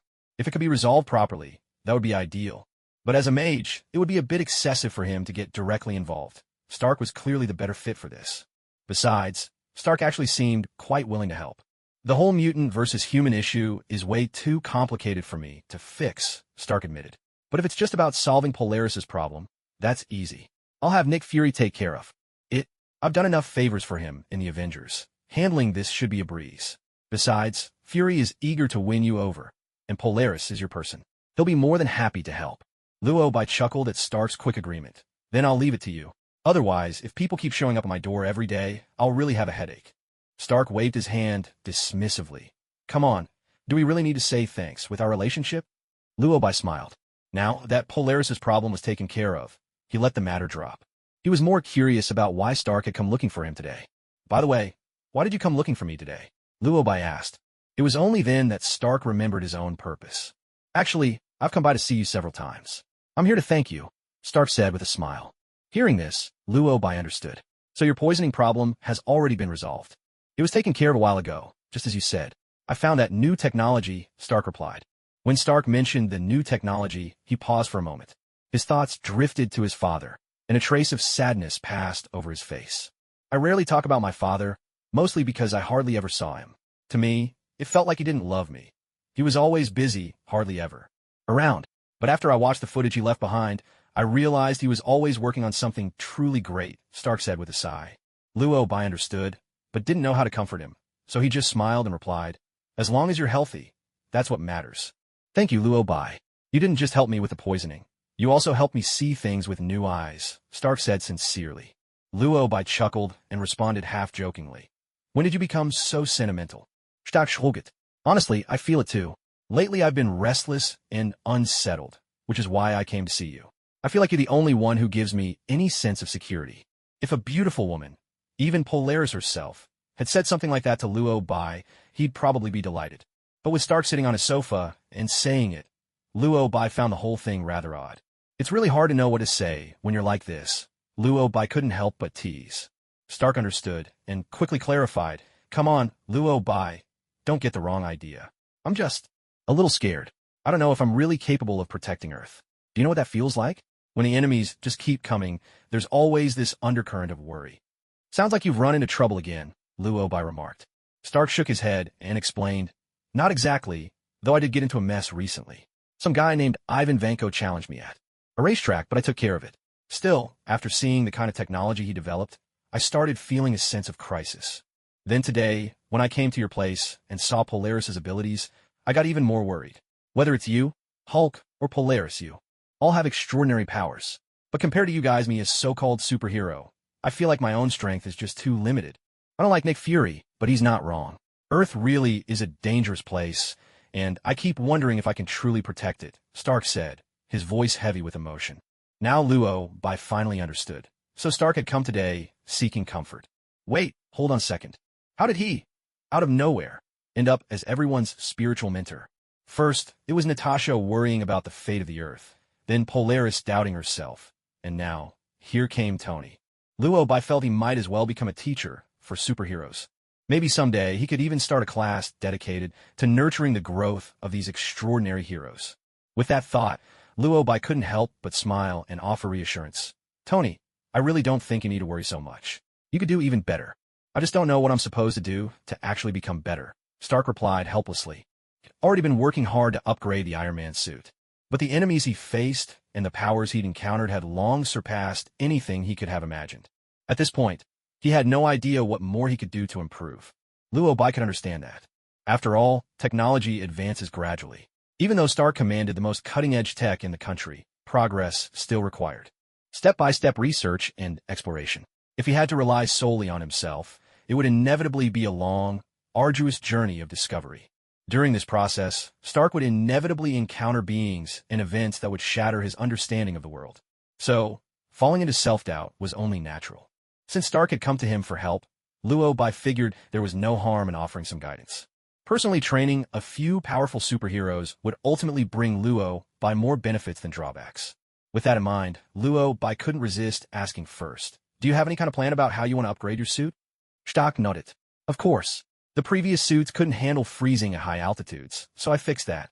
The armor was too clunky, so I changed the materials. When I fought Ivan, I won, but realized how stupid the current suit was.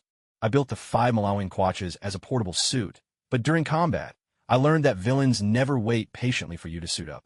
And the MK5's defense was terrible. It was trashed after just one fight. So I developed the 6 Malawian Quatches using new technology and new energy sources. But honestly, I'm still not satisfied. I even went to Ethan for advice, but he didn't have any better ideas either. When he finished, Stark let out a sigh. Now Luo finally understood. So, you want to upgrade your armor, but you're not sure how to take it further. Is that right? Luo asked. Stark nodded again. Exactly. With the current level of technology, the 6 Malawian Quatches is as far as I can go. I don't know how I'm supposed to improve it beyond this. Luo could completely relate. At this point, Stark's suit had only reached the 6 Malawian Quatches, yet he'd already pushed Earth's technology to its very limits. To achieve the next level, Stark must break through the boundaries of current technology on his own. This is a major transformation, so it's only natural for him to feel confused. Although Luo knows that, in the future, Stark will create even more formidable suits, even nanotech armor. At the current technological stage, building a nanotech suit is simply not realistic. After all, technology is much like learning magic. It requires step-by-step exploration. If one can get advice and guidance from others, the results can be twice as good with half the effort. With this in mind, Luo offered a timely hint. I think I understand where your confusion lies. So right now, you're not sure which direction you should take to upgrade your suit. Is that it? Luo asked. That's right.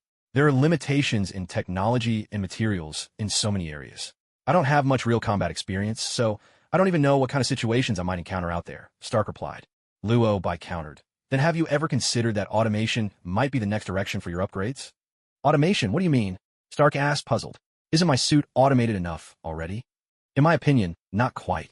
Automatic assembly, remote control, autonomous weapon tracking, things like that. Stark, I actually think there's still a lot of room for improvement.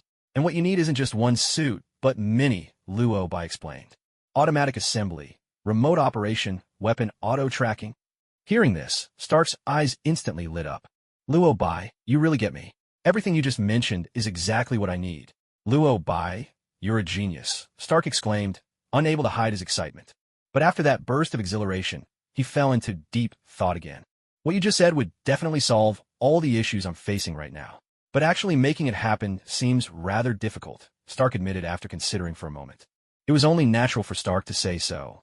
In Luo's memory, it was from the 7 Malawian Quatches model onward that Stark's Iron Legion, his army of suits, underwent a comprehensive upgrade. That meant from then on, Stark no longer had to stand inside the armor waiting for it to assemble around him. He could use remote control to have the suit assemble itself automatically, and even command it to fight on its own from a distance. It might seem like a small change, but it was actually a massive technological leap. In the story, Stark spent an entire year perfecting this innovation. But Luobai had revealed this technology to Stark a full year ahead of time. So it was perfectly reasonable for Stark to feel daunted by the challenge. Of course, since Luobai brought it up, he also understood some of the technologies used in the 7 Malawian Quatch's suit. With current technology, it would be quite difficult to achieve, Luobai said. But I do have a few ideas. For example, you could use a brand new 4.5mm diameter movable eyeball mechanism, or perhaps integrate some form of biometric scanning technology. Of course, these are just my personal suggestions. Stark was taken aback. He looked genuinely surprised, and couldn't help but ask, "Wait, you know about technology?" Luobai sighed in mild exasperation. "Just because I'm a sorcerer doesn't mean I ignore science. Every now and then, I dabble in technology too." "What? You wizards care about science?" Stark was even more stunned. "Of course. Isn't it important to believe in science?" Luobai replied earnestly. Stark fell silent. "A sorcerer telling me to believe in science? To be honest, I'm speechless," Stark muttered. If anyone else had said, "Believe in science," Stark would have found it perfectly normal. But hearing those words from a sorcerer was something he just couldn't wrap his head around. Luobai couldn't help but push back. "There's really nothing unbelievable about it. Every magic book I read now tells me that magic and science are closely intertwined. If your skills are up to par, Tony, I'd even suggest you look into magical armor. As the name implies, it would be a suit of armor capable of wielding magic." It wasn't entirely out of reach, but given current technology, it would likely be a tremendous challenge for Stark to build. Stark understood that well, and his brow furrowed in thought. After a moment, he answered with a half-joking grin, "I'll do my best. But I need to know magic first, wouldn't I?" Luobai replied in the same playful tone. "If you're interested, you could always give it a try. The Sorcerer Supreme once said that as long as you have a certain magical talent, anyone can come and learn." "Right now, I'm more interested in that automated armor you mentioned," Stark replied. It wasn't that Stark was unwilling to learn magic. It was just that, with his current level of technology, even if he learned magic, making a magical suit would still be quite a stretch. He understood this perfectly, so he knew he'd have to take it one step at a time. Getting the armor to work autonomously was a necessary first step. Even so, the idea of magical armor had begun to take root in Stark's mind. After thinking it over, he asked, "If I ever wanted to learn magic, would you be willing to teach me?" Luobai smiled and said, "Of course, as long as you have the talent for it." Stark nodded. "That's actually pretty cool. You're my teacher now, believe it or not." "So are you still confused?" Luobai asked. "Not at all. In fact, I feel safer than ever," Stark replied sincerely. Luobai was left at a loss for words. He simply couldn't handle Stark saying things like that, so he lapsed into silence. Fortunately, now that the issue had been resolved, Stark couldn't wait to leave. "By the way, thank you so much for today. Your advice really inspired me. I'm planning to head back right now and give my suit a complete upgrade," Stark said excitedly. Luobai understood his eagerness and nodded. "Go ahead." Without any hesitation, Stark turned and left. Once he was gone, Luobai stretched lazily, ready to return to his room and continue his studies. Just then, Polaris stepped out. "What brings you out?" Luobai asked, a bit curious. Polaris pointed to the clock on the wall. "It's dinner time, so I came to see what you'd like to eat." Luobai glanced up at the time. It really was that hour. But he didn't feel hungry at all. The main reason was that this month of training had been incredibly effective. With a soul now so powerful, Luobai hardly ever felt the pangs of hunger anymore. His abilities had advanced so much that he'd moved beyond the normal physical needs of a human being. He no longer relied on food or drink to sustain his life or enhance his powers. Actually, he'd already been moving in that direction for some time, but now he was almost completely detached from such needs. Thinking of this, Luobai explained, "I'm not really hungry. If you want to eat, just go ahead and buy something for yourself. Oh, and the money's in the box Natasha brought. Help yourself." As he started up the stairs again, Polaris called out, "Heading up to practice magic again?" "Yes. Just like before, don't let anyone disturb me," Luobai reminded her. Polaris nodded in understanding. "Got it. Don't worry. I won't let anyone bother you." Polaris had always managed things well, so Luobai felt reassured. Without any further conversation, Luobai went up to the second floor and once again began his journey through the multiverse. This time, it was much easier than before. He sat cross-legged, closed his eyes. His soul slipped effortlessly into the multiverse. Although by now he could venture even deeper, Luobai held back. There were too many formidable beings there, and he didn't dare recklessly press forward. He remained where he was, quietly absorbing the energy of the multiverse for a while. And then he saw the Ancient One? No, more accurately, it was the Ancient One's soul. Clearly, the Ancient One had noticed him as well. Sorcerer Supreme, what a coincidence! Luo Bai greeted her first. The Ancient One? She didn't answer, but there was a clear trace of surprise in her eyes. It was a long moment before she finally gathered herself, then asked, "You've already reached this level?" Although it had been a month since their last meeting, given Luo Bai's extraordinary talent, it was likely he'd already mastered most forms of magic. Gu Yi had never imagined that he would already be capable of soul travel. No, this is just too much to believe. How long have you even been studying magic, and now your soul can travel here? No wonder Gu Yi was so stunned at this moment. Luo Bai, on the other hand, remained calm and explained with composure, "I think your suggestion is absolutely right. Only a soul strong enough can confront the forces of darkness. That's why I've been training my soul recently." Gu Yi was speechless. Even for Gu Yi himself, mastering soul travel had taken considerable time. Yet Luo Bai had accomplished it effortlessly within a month.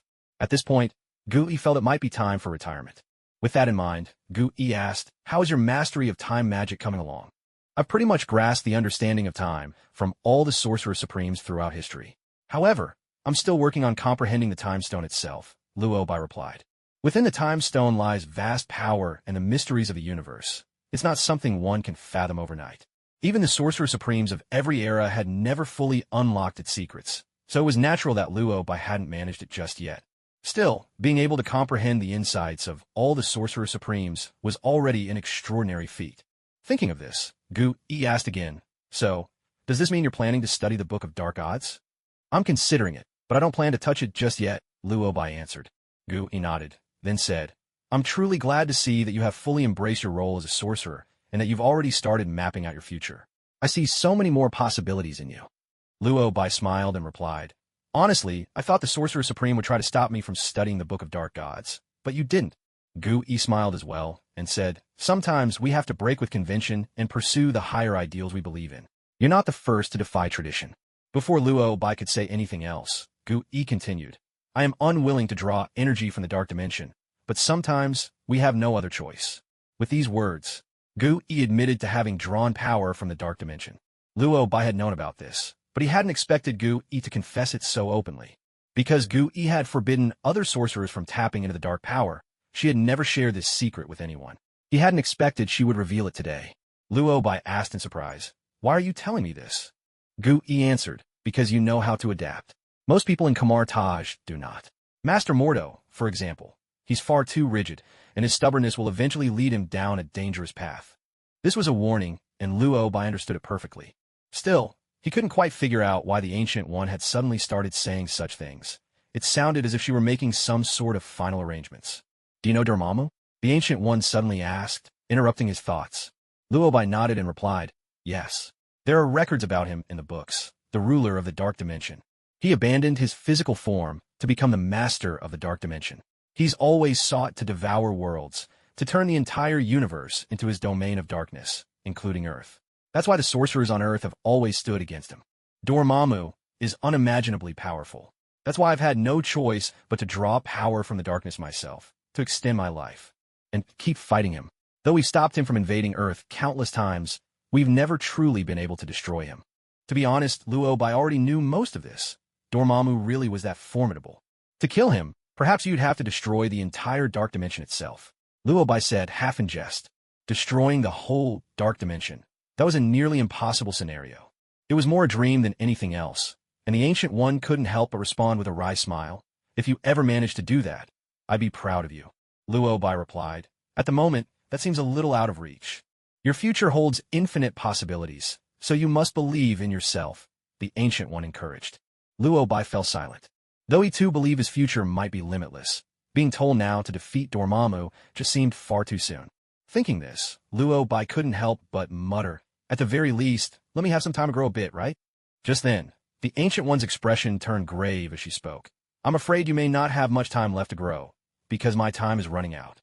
I don't think I'm going to make it." Luo Bai froze, caught off guard. He asked, "Sorcerer Supreme, what do you mean by that?" The Ancient One answered calmly, "I mean that soon, you may have to face everything on your own." "Face everything alone?" Luobai understood completely now. Was the Ancient One planning to retire? But that couldn't be right. Sorcerer Supreme, this isn't how the timeline is supposed to go. You shouldn't be leaving now, Luobai protested. But the Ancient One only smiled, her tone earnest. From the moment you arrived, the universe has already changed. Haven't you noticed? The timeline has long since been rewritten. You are the exception, not just to the world of sorcerers, but to the entire universe. You learn too quickly. My presence has become meaningless. Do you think I'm ready to welcome death? You'd be surprised how much I wish I could stretch this moment into eternity. But my lifespan was borrowed to begin with, and your growth means it's time for me to go. Luobai was left speechless. Wait, is this all because I'm too talented? Luobai was a bit bewildered. The story had barely progressed, and yet the Ancient One was already planning to retire. He found this rather baffling. But thinking back, ever since he arrived, the plot had indeed sped up considerably. He'd been so focused on practicing magic that he'd lost track of time. With that in mind, what the Ancient One said made sense. His presence really had changed the entire Marvel Universe. It was only natural after all. He was a transmigrator. If nothing changed, that would be the real surprise. Still, the Ancient One's retirement felt far too abrupt. As he mulled this over, Luobai rather rudely asked, Sorcerer Supreme, are you really at your limit? The Ancient One fell silent, but her expression gave Luobai the answer. She truly couldn't hold on any longer. Her time was almost up. Although they hadn't spent much time together, there was a certain bond between them. Without the Ancient One's guidance and shelter, Luobai could never have made such rapid progress in so short time. So deep down, Luobai was sincerely grateful to the Ancient One. Yet now, hearing her say she was about to die, Luobai found he couldn't muster any sadness. Come on, she was the Sorcerer Supreme. How could she die so easily? Sorcerers all possess souls. The Ancient One's soul had long since chosen to follow the great Emperor of Eternity, so she was only shedding her mortal body. Her soul would remain. In essence, she was just retiring. Of course, if he wanted to see her again in the future, it wouldn't be so easy. After all, he'd have to seek her at the side of the great Emperor of Eternity, and to reach that place, Luobai would likely need to train for quite some time yet. Death gives life its meaning, reminding you how fleeting and precious it is. But I believe in you, Luobai. You'll do better than I did. Just as he was lost in thought, the Ancient One suddenly spoke. Luobai snapped back to himself and couldn't help but sigh, asking, Sorcerer Supreme, how much longer do you have? I should at least be prepared, shouldn't I? Even if she could hold on for a few more days, that would be good. He could use the time to absorb more power from the multiverse. That's what Luobai was thinking. But in the next instant, he heard the Ancient One reply, now. One moment, she tells him she's leaving, and the next she's actually gone? So sudden, Luobai blurted out. The Ancient One shook her head and replied, it's not sudden. Everything leaves a trace. My being here tonight, meeting you, was always destined to happen. In truth, the reason the Ancient One was undertaking a soul journey tonight was that she had sensed the call of the great Emperor of Eternity. At first, she found it strange. Since she'd chosen to follow the great Emperor, he had summoned her only a handful of times. Counting this, it was only the second time, and a whole century had passed since the last. The sudden summons from the great Emperor left the Ancient One puzzled, but she had no choice but to answer the call. It wasn't until she saw Luobai appear that she finally understood why the great Emperor had called for her. This was the message telling her it was time to leave Earth. She had lived on this planet for so long that, now faced with departure, she found herself reluctant to go. But she had no other choice. Well then, Master Luobai, I must take my leave. Congratulations on becoming the new Sorcerer Supreme. At the last moment, the Ancient One offered her blessing to Luobai. Luobai responded in kind. Thank you, former Sorcerer Supreme. It's been an honor to know you, Master Ancient One. But before he could finish his words, the Ancient One's soul faded away. He didn't know if she had heard him. Gazing into the dazzling expanse of the universe, Luobai suddenly felt a hollowness inside. True, with his current abilities and the luck that seemed to follow him, he could hold his own even without the Ancient One. But she had appeared when he was at his weakest, offering him the greatest help of all. It was like losing a friend. Her sudden departure left him with a sense of loss he could not ignore. Still, Luobai soon adjusted his mindset and continued his spiritual training. Only this time, he didn't practice for long. After all, the Ancient One's death had come so abruptly. He knew he had to visit Kamartaj and see things for himself. With that in mind, it wasn't long before Luobai summoned his soul back to his body. The moment his soul returned, he was met by a clamor of voices. There were people talking downstairs. I must see Master Luobai. This is urgent. You really can't go up to the second floor. I'm sorry, but I have no other choice. As the voices ceased, the argument ended. Luo Bai frowned, rose to his feet, and opened the door. No sooner had he opened it than he saw an unfamiliar face, a middle-aged man. Before Luo Bai could say a word, the newcomer introduced himself. "Greetings, Sorcerer Supreme. My name is Wang. You need to come back at once. The Ancient One is gone." Wang was the great master of Camartage, and in a sense, the steward of the Sorcerer Supreme. The reason for this was simple. Unlike Mordo, Wang came from an ancient family that had served the Sorcerer Supreme ever since they first met the Ancient One. So calling Wang the Sorcerer Supreme's steward was not an exaggeration.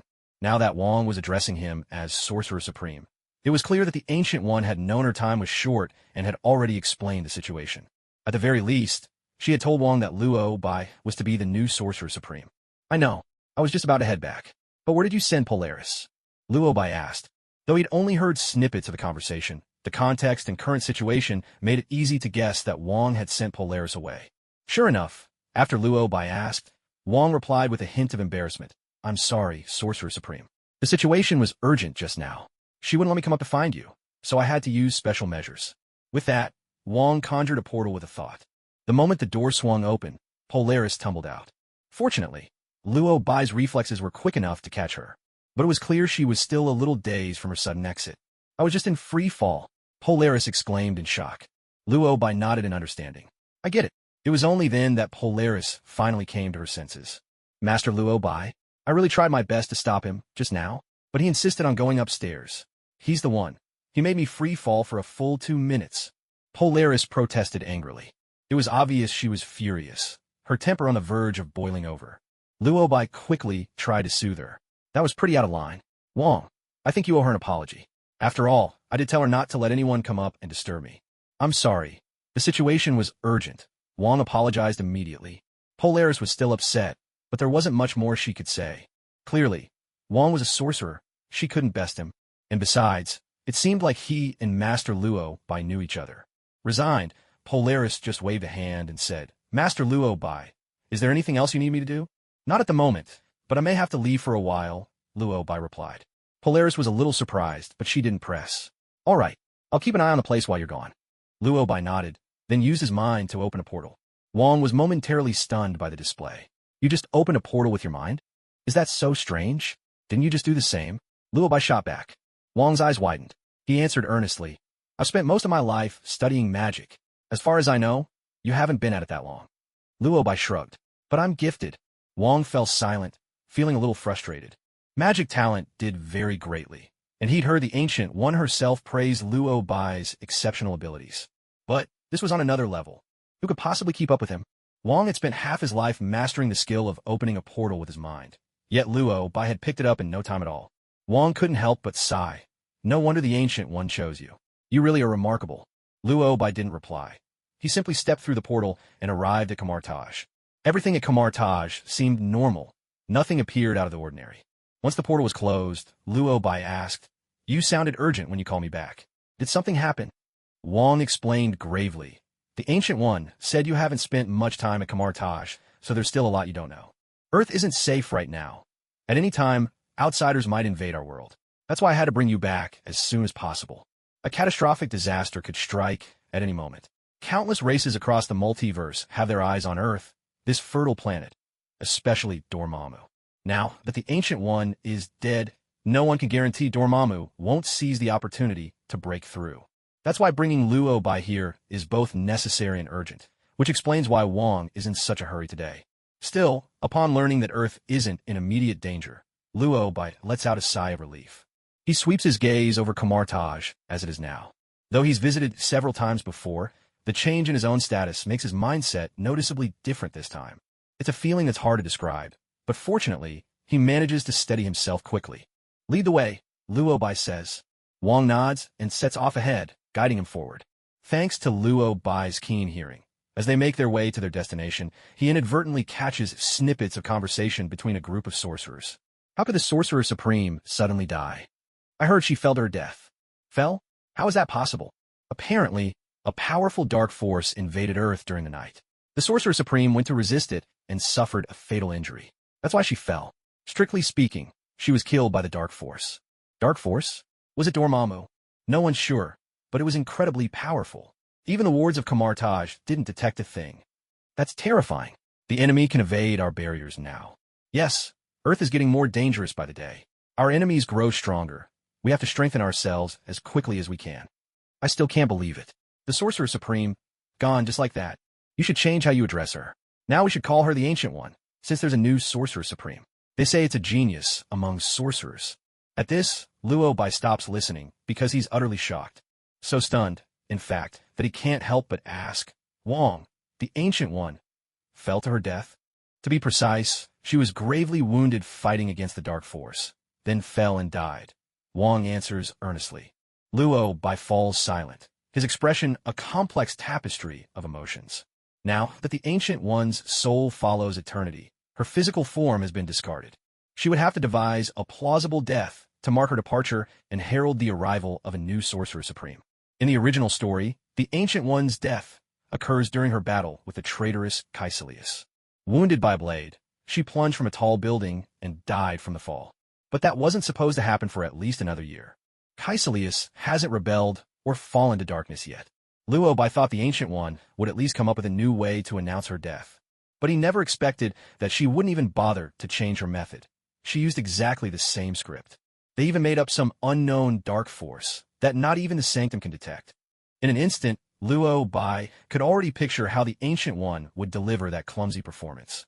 At the thought, he couldn't help but ask, May I ask, was the Ancient One killed by some sort of dark force? We're not sure. The Ancient One was fighting the dark force outside of Earth, and the Sanctum hadn't even detected it. Wong answered earnestly. Luo Bai fell silent. The Ancient One is still the Ancient One. Seizes every chance to retire. Doesn't even bother changing the script. He couldn't help but mutter. Then it must have been a terrifying evil god or a dark sorcerer. Otherwise, there's no way the Sanctum wouldn't detect it. Earth has always been in danger. What we have to face is far more frightening than people imagine. The Ancient One's incident is a reminder that perhaps our detection arrays need an upgrade. Wong said, his expression turning grave. Luo Bai didn't say any more, simply following Wong onward. Before long, the two of them stepped into a dimly lit chamber, where Mordo stood waiting at its center. You're here. Mordo greeted them as soon as they arrived. Wong nodded in acknowledgement, then walked toward the magical dais at the center of the room. As he walked, he explained, for ages, sorcerers have protected the world from magical harm. Agamotto, the first Sorcerer Supreme, was seen as the earliest to uncover the universe's secrets. He founded the Order of Sorcerers on Earth and created the Eye of Agamotto, as well as the three great sanctums in our present-day cities. While speaking, Wong looked up at a glowing, slowly spinning orb above their heads. It was Earth. This was a magical projection of Earth inside the sanctum, conjured by sorcery. Through this model, many dangers could be detected. Look around you. See those stone doors inscribed with symbols? They're portals to the different sanctums. Step through one, and you'll find yourself in the Sanctum City. This one leads to Hong Kong, that one to London, and the last to New York. The three sanctums form the protective web of our world, also known as the detection array. The sanctums safeguard the world, and we safeguard the sanctums. For Kamartaj, the sanctums are absolutely vital. They can both detect threats and shield the Earth. In fact, they're the first line of defense for our planet. Beings from other realms, invaders from the multiverse. Any of them could come and try to destroy the sanctums. Wong continued his introduction. As his words trailed off, magical shields appeared on the model Earth at the locations of the three sanctums. The shields spread outward, connecting the three sanctums and enveloping the entire world. Understand, Luo Bai nodded. He more or less grasped the connection between the sanctums and the fate of the entire world. Seeing that he had more or less gotten the gist, Mordo quickly handed over a list. This is the current roster of sorcerers at Kamartaj. I've checked it thoroughly. There are no omissions. It was obvious that this list had been specially prepared for Luo Bai. After all, as the newly appointed Sorcerer Supreme, Luo Bai would naturally need to familiarize himself with all of the sorcerers' names. Luo Bai glanced at the list and nodded. I'll remember them. No sooner had he finished speaking than Mordo produced several more documents. These contained detailed records, an inventory of Kamartaj magical artifacts, the current holdings in the library, and other essentials. Everything that needed to be passed on had been carefully documented. He stood there, listening as Wong and Mordo briefed him for nearly half an hour. At last, Luo Bai couldn't help but ask, "Is there anything else?" The two thought for a moment, then, once they were sure all matters had been covered, replied, "That should be all, Sorcerer Supreme." Luo Bai nodded. He was just about to visit the artifact chamber and the sanctum when Mordo added, "There's one more thing. I'll need to trouble you to visit the training grounds tomorrow morning around 6. As the new Sorcerer Supreme, it would be good for all the sorcerers to meet you and get acquainted." All right. Once he had finished handing over his responsibilities, Mordo took his leave. "Sorcerer Supreme, I have a few other matters to attend to, so I'll take my leave for now. If there's anything you're unsure about, Wong can answer your questions," Mordo said. "Go ahead," Luo Bai replied with a nod. After Mordo left, Luo Bai looked down at the thick stack of documents in his hands, feeling a headache coming on. He had known that becoming Sorcerer Supreme would require him to get a comprehensive understanding of Kamar-Taj, but he hadn't expected there would be so many materials to go through. No wonder Doctor Strange had spent so much of his time reading after becoming Sorcerer Supreme. Kamar-Taj truly had an endless supply of books. These documents were thick enough to be books themselves. Sensing his frustration, Wong stepped forward to explain. "Kamar-Taj has been around for a very long time. You need to spend some time getting to know everything, Sorcerer Supreme. But you can always come to me with your questions. I can help answer most of them." Though it was their first time meeting, Luo Bai, familiar with the story, trusted Wong implicitly. "I'll be counting on you, then Wong," Luo Bai said. Wong waved it off. "It's my duty. Is there anything else you'd like to arrange?" Luo Bai nodded. "Actually, yes. Could you show me around the sanctum, the artifact chamber, and other important places?" Without another word, Wong led Luo Bai through the doors of the sanctum. As they walked, Wong explained, "Each sanctum has its own guardian sorcerer. Their duty is to protect the sanctum under their watch. The original guardian of the New York sanctum was the Ancient One, but for now, Master Daniel is acting as its protector. The current guardian of the London sanctum is Master Cilia, and as for the Hong Kong sanctum, that would be me." Before taking up his role as the librarian, Wong had indeed been the guardian sorcerer of the Hong Kong sanctum. This fact didn't surprise Luo Bai in the least. "Supreme Sorcerer, do you have any thoughts regarding the guardians of the sanctums?" Wong suddenly asked, catching a mid-thought. Luo Bai stayed silent, pondering the question. He understood exactly what Wong was implying. Now that Luo Bai had become the Supreme Sorcerer, it was naturally his responsibility to defend the sanctum. This meant, barring any unusual circumstances, he would be required to remain within the sanctum most of the time to safeguard it. Luo Bai had already accepted this reality. After all, he was now the Supreme Sorcerer. It would hardly be appropriate for him to live as he did before, staying at his villa and ignoring his duties. With this in mind, Luo Bai replied, "For now, I'll remain here to protect the New York sanctum. I'm still not entirely familiar with everything in Kamar-Taj, so let's keep the Ancient One's previous arrangements as they are. Once I've gotten a better understanding, I'll make adjustments as needed." After all, New York was the most chaotic of all the locations. The other sorcerers might not be able to handle the situation if trouble arose, so Luo, by guarding this place, was the best option. "Very well, here we are, the New York sanctum," Wong announced. As he spoke, the two of them arrived at the entrance of the New York sanctum. Almost immediately, a sorcerer stepped forward to greet them. Upon seeing him, Wong offered a greeting and began the introductions. "Master Daniel, this is our current Supreme Sorcerer, Master Luo Bai." Daniel gave a respectful nod. "Supreme Sorcerer." Then he began to size up Luo Bai, his gaze filled with a mix of astonishment and disbelief. So surprised was he that Daniel seemed to forget how impolite he was being. Noticing this, Luo Bai smiled and said, "Master Daniel, you seem rather curious about me." Only then did Daniel realize his breach of etiquette, and he quickly explained, "My apologies, Supreme Sorcerer. I meant no disrespect. It's just that I'm a bit surprised." "And what surprises you?" Luo Bai asked kindly. Daniel chuckled awkwardly, a little embarrassed. "You look so young." Luo Bai had expected this response. Among all the master sorcerers, Luo Bai was indeed the youngest. With such a youthful appearance and age, it was no wonder Daniel found it hard to believe that he was now the Supreme Sorcerer. Besides, Luo Bai rarely spent time at Kamar-Taj, so most of the other sorcerers didn't even know him, let alone witnessed his abilities. Daniel's astonishment was entirely understandable. Still, no matter what, Luo Bai was now the Sorcerer Supreme, and saying such things to him was rather disrespectful. So Wong rebuked Daniel in surprise. "Daniel, this is the Sorcerer Supreme. You can't be so rude." "I'm sorry, I was just too surprised." Daniel apologized once more. Luo Bai, however, simply smiled and replied, "I understand your astonishment. Given my age and experience, it's indeed a bit shocking for me to become the Sorcerer Supreme." Doctor Strange, though not particularly seasoned himself, had barely taken up the mantle of Sorcerer Supreme when he faced Dormammu's invasion. He drove Dormammu away and proved his own strength. Although, on the surface, the masters of Kamar-Taj seemed amiable, that didn't mean every one of them was indifferent to the position of Sorcerer Supreme. With that in mind, Luo Bai realized he might also need to demonstrate his strength, just to secure his standing among the sorcerers of Kamartaj. After all, power is always the ultimate measure. Thinking this, Luo Bai smiled and continued, "How long have you been studying magic, Master Daniel?" Daniel laughed and replied, "I can hardly remember, 30, maybe 40 years? I honestly can't recall exactly." Luo Bai nodded. "You must have a profound understanding of magic, then. Perhaps we can exchange insights when we have time. But for now, would you mind showing me around the sanctum?" "Of course. I'd be delighted to give you a tour. May I show you the second floor first?" Daniel asked. Luo Bai nodded, and then followed Daniel to the staircase. At the heart of the New York sanctum stood a grand staircase, and climbing it would lead straight to the second floor. As the guide, Daniel ascended the stairs first. Once he was up, Luo Bai and Wang followed. But as soon as Luo Bai set foot on the first step, Daniel sensed something was off. The staircase, perfectly still just a moment ago, suddenly began to move on its own. You heard right. It started moving by itself. It was like an elevator, steadily carrying them upwards step by step. As a master of the mystic arts, Daniel knew exactly what this meant. This was spatial magic. Was it Luo Bai, the newly appointed Sorcerer Supreme? So young, and yet already wielding such mastery over magic? Daniel was utterly stunned. In truth, Luo Bai could understand his bewilderment.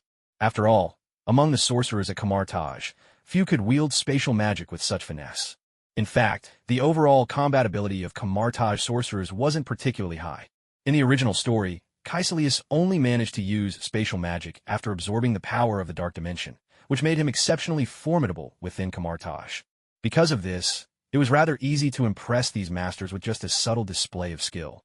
Seeing the bewildered look on Daniel's face, Luo Bai could tell that his display had made quite an impression. By the time the group had taken the elevator up to the second floor of the sanctuary, Daniel was still lost in thought. It was only when Luo Bai reminded him, "We're here, Master Daniel. Why don't you show us around?" that Daniel snapped back to reality.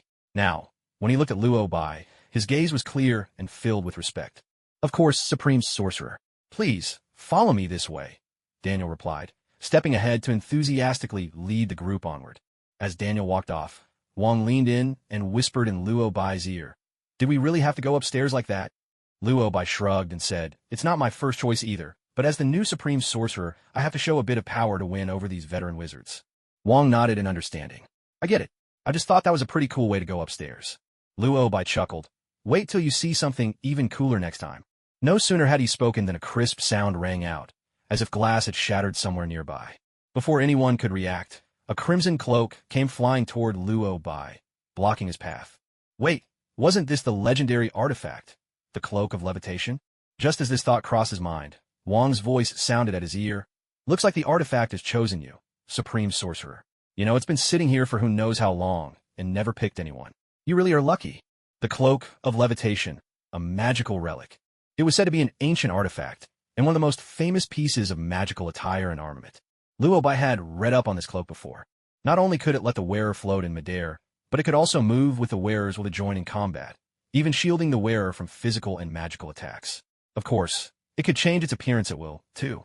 Most importantly, it possessed a will of its own. In short, the Cloak of Levitation would only choose a master it deemed worthy. Clearly, it had now chosen Luo Bai. Truth be told, when Luo Bai saw the cloak appear, he was still quite curious. After all, in the original story, it had chosen Doctor Strange, becoming his signature artifact. He never expected the cloak to pick him instead.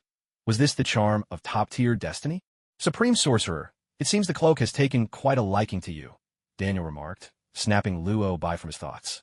Regaining his composure, Luo Bai looked at the floating cloak and replied, "It seems I really am lucky." As soon as the words left his mouth, the cloak floated over and settled itself around Luo Bai's shoulders, then hung quietly like any ordinary cloak, still and unassuming. Seeing this, Luo Bai continued, "All right, let's keep exploring the second floor." Daniel nodded and resumed, leading the way. There were many rooms on the second floor of the New York Sanctum, including studies, bedrooms, and more. Of course, what caught Luo Bai's attention the most were the various magical artifacts displayed upstairs. These display cases hold magical items from across the multiverse. This is the Dragonfang sword. That one is the Axe of Angarumus. And over here, this is the Cosmic Cauldron. Daniel introduced them one by one. Luo Bai paused, his gaze lingering on an object that resembled a holy grail. He asked, "This thing is called the Cosmic Cauldron?" That's right, Daniel replied. Why is it called that? What does it do? Luo Bai asked, picking it up to examine. Standing beside him, Daniel explained. It's a legendary artifact that sorcerers use to predict the future and uncover the universe's secrets. Usually, it takes a spell to activate it, and not many sorcerers can use it well. Seeing the future isn't exactly easy. As Daniel was still explaining, he suddenly noticed that Luo Bai had already started using the artifact. For a moment, Daniel was completely stunned. Wait, he hadn't even told him what the activation spell was. How had Luo Bai just started using it on his own? Puzzled, Daniel couldn't help but turn to Wang and ask, Wang, did you ever tell him the activation spell? Wang shook his head. No, I didn't. Then how did the Sorcerer Supreme manage to activate the Cosmic Cauldron? Daniel pressed. Wang furrowed his brow, answering in exasperation. How should I know? Daniel fell silent. So did Wang. Meanwhile, Luo Bai had already finished experimenting with the artifact. His conclusion, it was nowhere near as convenient as the Time Stone. The Cosmic Cauldron didn't directly show you visions of the future like the Time Stone did. It was more like a prophetic tool, something that could foretell possibilities. No wonder the Ancient One hadn't used it much herself, instead letting other sorcerers take advantage of it.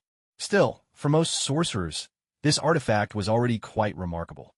With that thought, Luo Bai placed the artifact back in its display. He turned around, only to see that Daniel and Wang both wore thoroughly bewildered expressions. Luo Bai found it odd and couldn't help asking, why do you both look so shocked? At last, Wang asked, do you actually know how to use that thing? No idea, Luo Bai replied, shaking his head. This is my first time even seeing it. Then how did you know the activation spell? Wang pressed. Luo Bai answered in all seriousness. I guessed. What? He guessed. Instantly, both Wang and Daniel's eyes widened in disbelief. Magic spells are that easy to guess. Wang couldn't help but exclaim. Luo Bai said nothing, only looked at Wang's stunned face, thinking to himself, with a bit of fortune on my side, isn't guessing the password just a piece of cake? Even the spell for the Eye of Agamotto, I figured that won out by guessing too. He merely thought about it and didn't say much more. After touring the entire sanctum, Luo Bai finally spoke up. All right, I've more or less understood the situation at the New York Sanctum. Master Daniel, I plan to take up the duty of guarding the New York Sanctum from now on. His words made his intentions clear. Daniel, understanding the cue, replied tactfully, I'll leave the New York Sanctum in your capable hands, Sorcerer Supreme. I'll take my leave now. With that, Daniel departed. Once he was gone, Wang asked, Is there anything else you need me to do, Sorcerer Supreme? Luo Bai shook his head and answered, There's nothing else for now. I'll be at the training ground at 6 tomorrow morning. Go ahead and take care of your own matters. Thank you, Wang. You're too polite, Sorcerer Supreme, Wang replied, then also left the sanctum. After the two had left, Luo Bai entered the study, leafing through the books and documents that Mordo had handed over. Now that Luo Bai had mastered time magic to a high degree, he was able to use accelerated time to read and learn. An entire wall of books and a stack of documents took him less than half an hour to finish. After reading, Luo Bai had a general understanding of the sanctum and its magical arrays. Each Sorcerer Supreme throughout history had fused their own magic with the arrays that simulate the Earth. This way, no matter where they were, no matter where their soul was, the Sorcerer Supreme could sense the state of the Earth at the very first moment and monitor everything happening in Kamartaj. Merging one's magic with the array was not particularly difficult. Luo Bai succeeded on his first attempt. With the connection established, it was as if Luo Bai owned a miniature version of the planet. Whenever he wished, he could sense and observe anything happening on Earth at that moment. Of course, not every place could be observed perfectly. Some locations might present obstacles. After all, Kamartaj wasn't the only place on Earth with sorcerers. At present, only the city where Kamartaj was located could be observed with absolute clarity and without any hindrance. This was understandable, since Kamartaj was the heart of the magical array. The closer to the center, the easier it was to observe. Once he had established his connection with Kamartaj, Luo Bai set his sights on a new goal, studying the Darkhold. Although the world had seemed peaceful on the surface, the truth was that all of Earth's peace could be traced back to one person, the Ancient One. As the most powerful sorcerer on Earth, the mere presence of the Ancient One had kept many formidable beings at bay. But now the Ancient One was gone. News of her death would surely spread throughout the universe in no time. This meant that Earth's tranquility was about to be shattered. The timeline of the universe had already shifted due to Luo Bai's arrival, so he could no longer rely on the timeline he remembered. He needed to prepare himself for any potential crises that might soon befall the Earth, and the best way to do that was to strengthen his own abilities. With this in mind, Luo Bai took out the Dark God book, which he had previously sealed away, and began to study it. Because he had spent quite some time training his soul, the corrupting influence of the Dark God book, though still present, was not as overwhelming as it had been at first. After skimming through the Dark God book, Luo Bai had more or less grasped its contents. The magic within the Dark God book could be roughly divided into 6 major categories. These were how to enter evil dimensional realms, how to become a vampire or a werewolf, how to control human will, how to summon Scython, how to absorb psychic energy, and how to harness dark power. The spells described were extremely radical. Some of them, if he learned them, would undoubtedly spiral out of his control. Therefore, Luo Bai chose the 2 relatively peaceful branches, how to absorb psychic energy and how to draw upon dark power. In fact, there was a certain connection between these 2 forms of magic. To put it simply, their cultivation methods were quite similar. Their practice was straightforward and unambiguous. The book taught incantations that enabled the practitioner to absorb dark power. Moreover, these dark forces were not limited to just Scython's domain. Their use depended entirely on the practitioner's intent. In essence, if one mastered the art, all dark power, no matter its origin, could be drawn upon.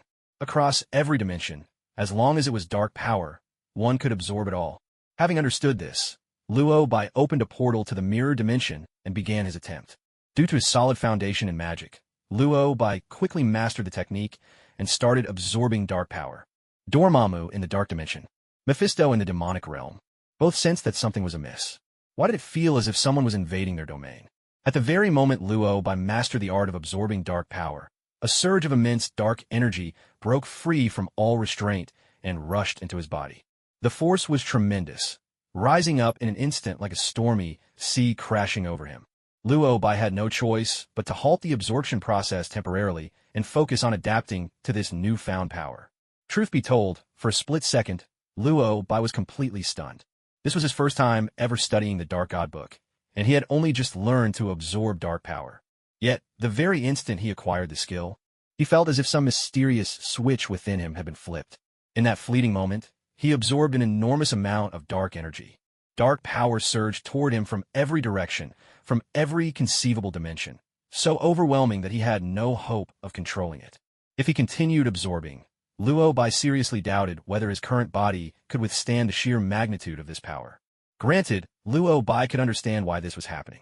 The power of darkness had always been difficult to control, let alone after Luo Bai had just absorbed so much dark energy from various dimensions in an instant. It was only natural that he felt somewhat unaccustomed to it. Fortunately, after a brief adjustment, Luo Bai quickly managed to merge with this new power.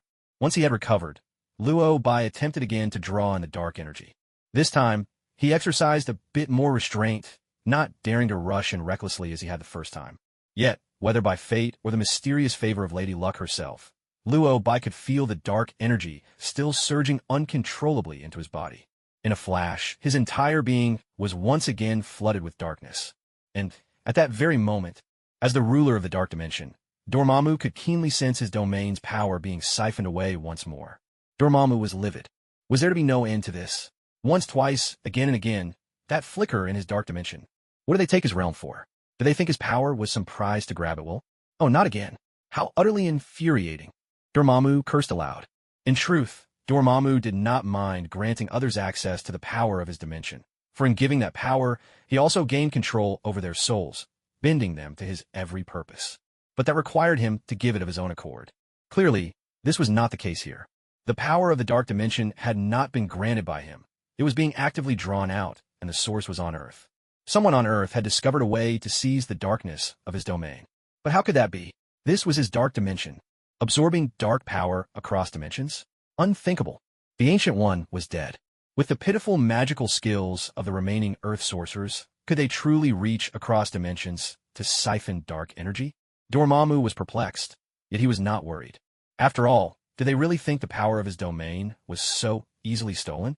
If someone dared to absorb his power, then let them offer up their soul, a soul delivered right to my doorstep, then become my disciple, and descend into the dark dimension. Dormammu roared in fury. He manipulated his own darkness, seeking to turn this Earth sorcerer, who had stolen his power, into a loyal servant. He tried to reach the sorcerer's consciousness through the dark energy, to tempt and corrupt him completely into his slave. But just then, Dormammu sensed another surge of darkness clashing with his own. This power seemed to come from hell itself. It was Mephisto, Lord of Hell. No, what was Mephisto doing here, suddenly appearing out of nowhere? Could it be that he too had set his sights on this earth sorcerer's soul? Dormammu mulled over this possibility. Meanwhile, Mephisto had also sensed Dormammu's power. Demons from outer dimensions are also known as Lords of Hell. When Mephisto sensed the dark energies of his infernal realm being siphoned away, his fury erupted. To have his power absorbed without permission, Mephisto could not tolerate such insolence in his domain. Since someone had dared to take from him, a price must be paid. Let them offer up their soul in exchange. With this in mind, Mephisto resolved to turn the human who had drawn upon his power into his own follower. He proposed a pact between them, demanding the human surrender their soul. Yet, just as he attempted to seize control of the individual's will through this connection, Mephisto encountered resistance. It felt as though Dormammu of the Dark Dimension was making the same move at that very moment. Mephisto paused in surprise, muttering under his breath, "Dormammu? He's after this soul as well." He understood well that in the multiverse, it was always the law of the jungle. Going up against Dormammu was no guaranteed victory. Sensing Dormammu's presence, Mephisto chose to withdraw, relinquishing his claim on the soul, for now. Upon realizing Mephisto had retreated, Dormammu was visibly pleased. A mere Lord of Hell dares to compete with him for followers? With this thought, Dormammu redoubled his efforts to invade the mortal's mind. But just then, Dormammu too ran into a barrier. Dormammu, wait a minute, just how much dark power has this mortal absorbed? Is every demon in the cosmos fighting over this one soul now? Dormammu seethed, determined to find out who else was involved this time. As the thought crossed his mind, he suddenly sensed a force all too familiar. Thon. The Book of Darkhold was legendary, after all. Even Dormammu had once drawn upon its dark energies to boost his own might. How could he not recognize Thon? Thon, the creator of the Darkhold, the origin of all black magic, a true patriarch among dark entities. Though ages ago, Thon had been forced into exile in another dimension, he was never truly gone. No one knew when he might return force. So, when Dormammu felt Thon's power, he was genuinely taken aback. He dared not press forward. Doing so would mean contending with Thon for this mortal soul. To be honest, that was a risk even Dormammu hesitated to take. No one had ever witnessed the full extent of Thon's power.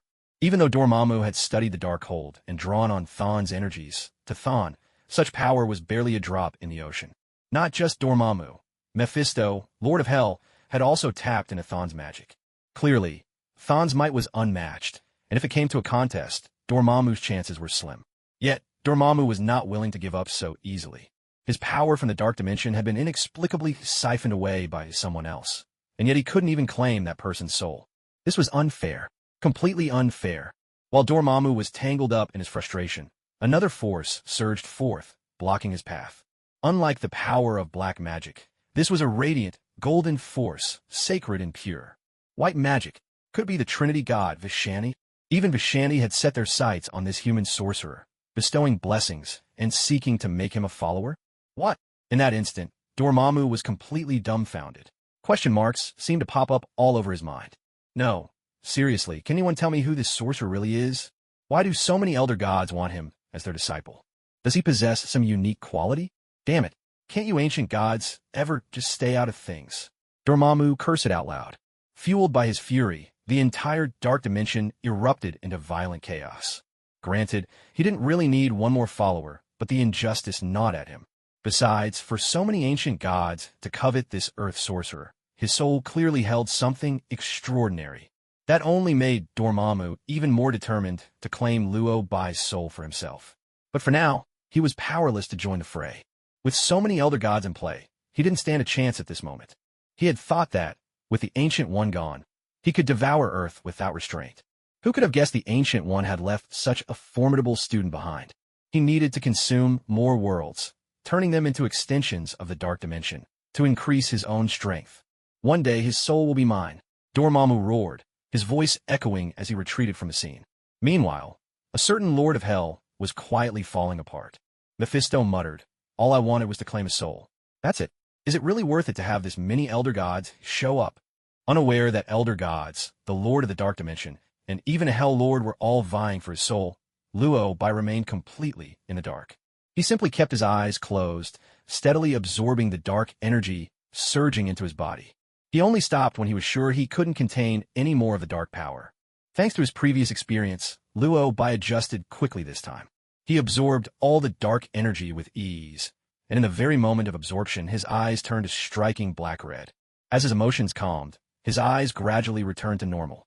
This power, Luo Bai muttered in surprise, glancing down at himself. His astonishment came from the overwhelming sense of strength now coursing through him. Such a feeling was rare, almost non-existent, during his practice of white magic. Although Luo Bai had always noticed a bit of progress every day before, the improvement had been almost imperceptible. After gaining mastery over the Time Stone, he truly felt that his power had increased tremendously. But compared to now, it was an entirely different level. Just in the past half hour spent practicing black magic, Luo Bai's strength had surged dramatically. No wonder everyone loves black magic. Even the Ancient One had to borrow a bit of its power, after all. You can only sigh at how generous it is. Though black magic is alluring and can make one much stronger, Luo Bai also understood the importance of knowing when to stop. For now, this much practice should suffice. Once his soul and mind become stronger, he can always resume later. With that thought, Luo Bai embarked on another soul journey. This time, his journey was cut short, as Wang arrived at 6 in the morning. Supreme Sorcerer, you need to head to the training grounds, Wang reminded him. Luo Bai composed himself, stepped out of the study, and after passing through the stone gate of the sanctuary, entered Kamartaj. As they walked towards the training ground, Wang took the initiative to ask, Supreme Sorcerer, are you settling in well at the sanctuary? Is there anything you need added? Luo Bai shook his head and replied, everything's fine. If I need anything, I'll get it myself. For a sorcerer, acquiring what he needs is hardly an issue. Wang understood and didn't press further. He simply reminded, there are quite a few sorcerers here today, the guardian sorcerers. Those returning from training, and even several who had a close relationship with the Ancient One have gone to the training ground. Luo Bai was taken aback and couldn't help but remark, so many people turned up? Wang shrugged and replied, it's only natural. Everyone wants to see what the new Supreme Sorcerer is like. Isn't it normal for there to be a crowd? True enough, Luo Bai nodded in understanding. He was about to ask something else when a strange sensation washed over him. Someone had broken into Kamartaj. With the protective spells in place, it was rare for anyone to intrude so easily. Of course, if the intruder was also a sorcerer, that would be another story. So it was clear, the one who broke in must also be a sorcerer.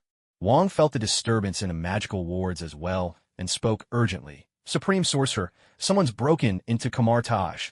I sense it too, Luo Bai replied, frowning. No sooner had he spoken than Wang muttered, that's strange. I could have sworn I just felt an unusual surge of energy, but now it's completely gone. That suggests this sorcerer is extremely powerful, Luo Bai explained. So what should we do? Should we call all the sorcerers in Kamartaj together? Wang asked. There's no need. I can sense that she's currently at the training ground, Luo Bai replied. Even though Wang could no longer sense the intruder's magical energy, Luo Bai could still feel it. The disturbance was coming from the training ground. The training ground? This mage rushed straight to the training ground after breaking into Kamartaj. Could it be that she just wanted to meet you? Wang speculated aloud. As the newly appointed Sorcerer Supreme, it was only natural that the other sorcerers on Earth would be curious about him. Yet Luo Bai couldn't shake the feeling that things were not so simple. Of course, he couldn't be entirely certain of the mage's true intentions for coming here. So after considering it for a moment, he replied, let's head to the training ground first. Kamaptai, the training ground. By the time Luo Bai and Wang arrived, the mages had already begun their training. Mordo was instructing the apprentices, while the more experienced sorcerers stood off to the side, observing the session. When Luo Bai entered, Mordo came over to greet him. Sorcerer Supreme, Wang, Luo Bai nodded in response. Before he could say anything further, the senior sorcerers had already stepped forward to greet him one by one. Luo Bai and his companions exchanged a few polite words with them, then turned their attention to watching the apprentices practice. Of course, that was only on the surface.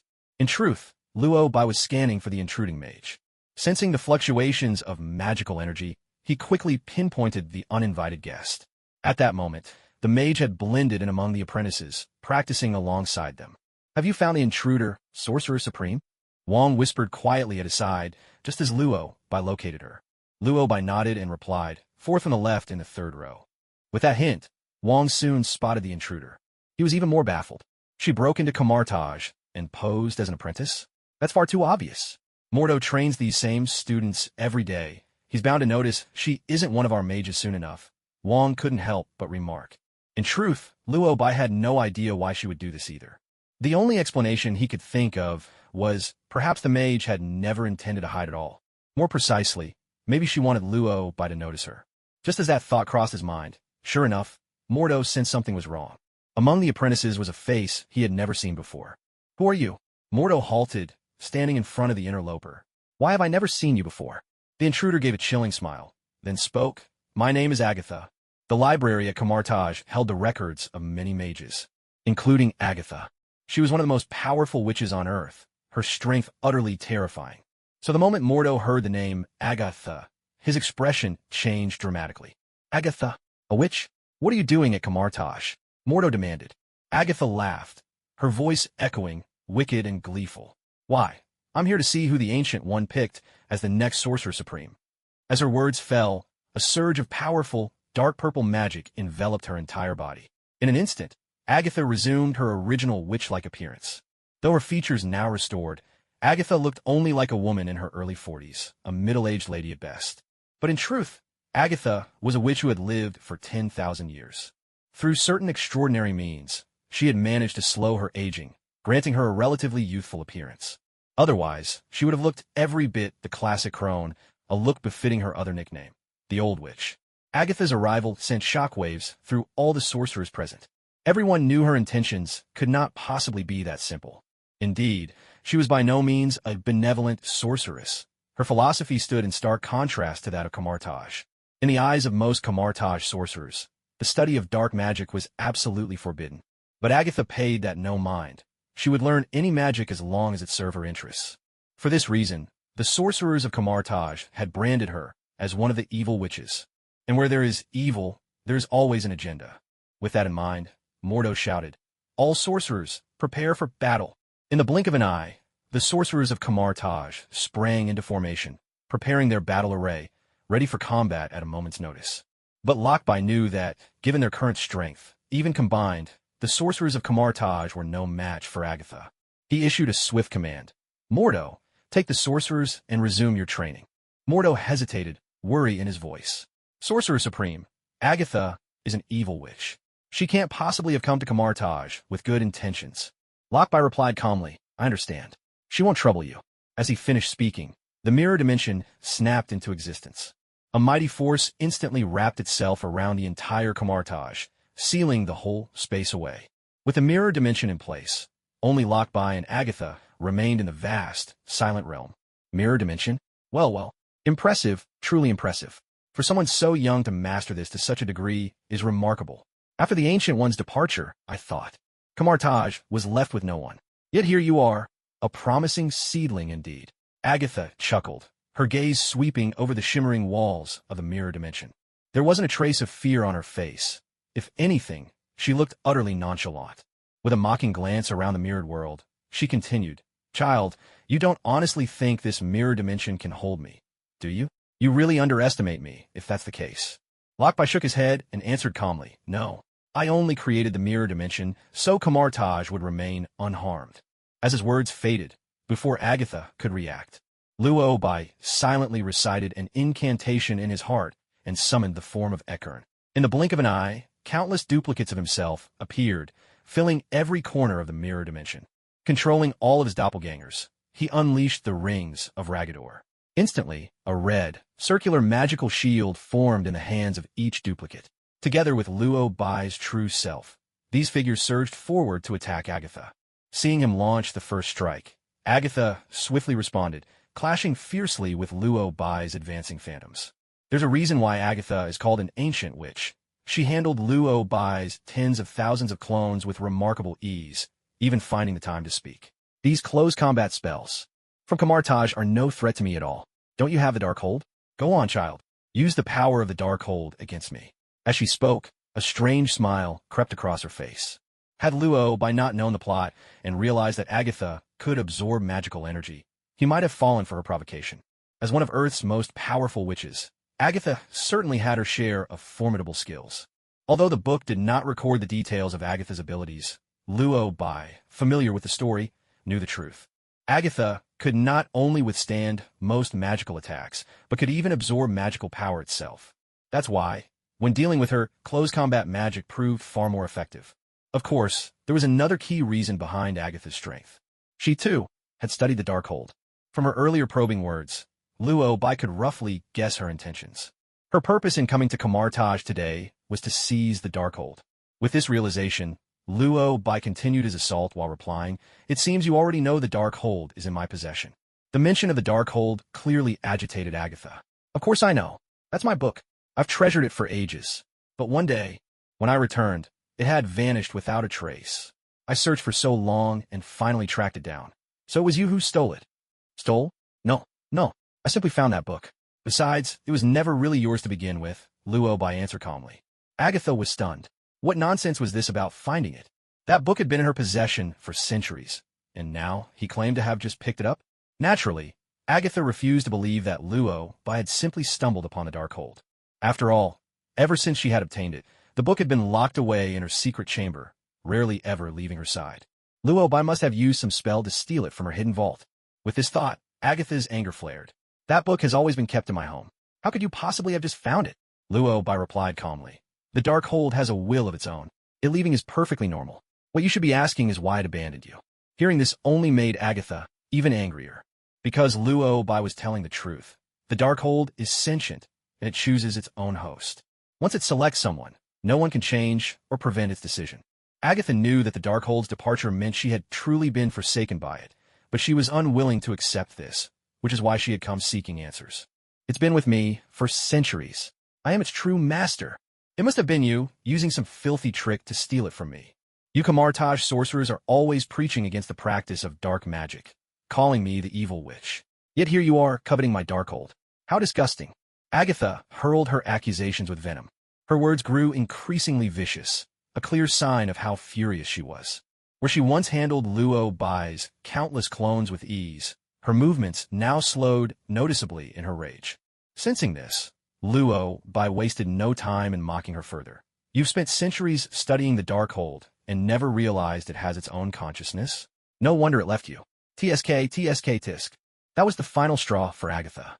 Luo Bai's words, "The Darkhold doesn't want you anymore," echoed endlessly in her mind, over and over. The phrase haunted her like a curse, driving her nearly mad with frustration. "It was you who stole it. Damn you, show yourself." Agatha screamed in fury.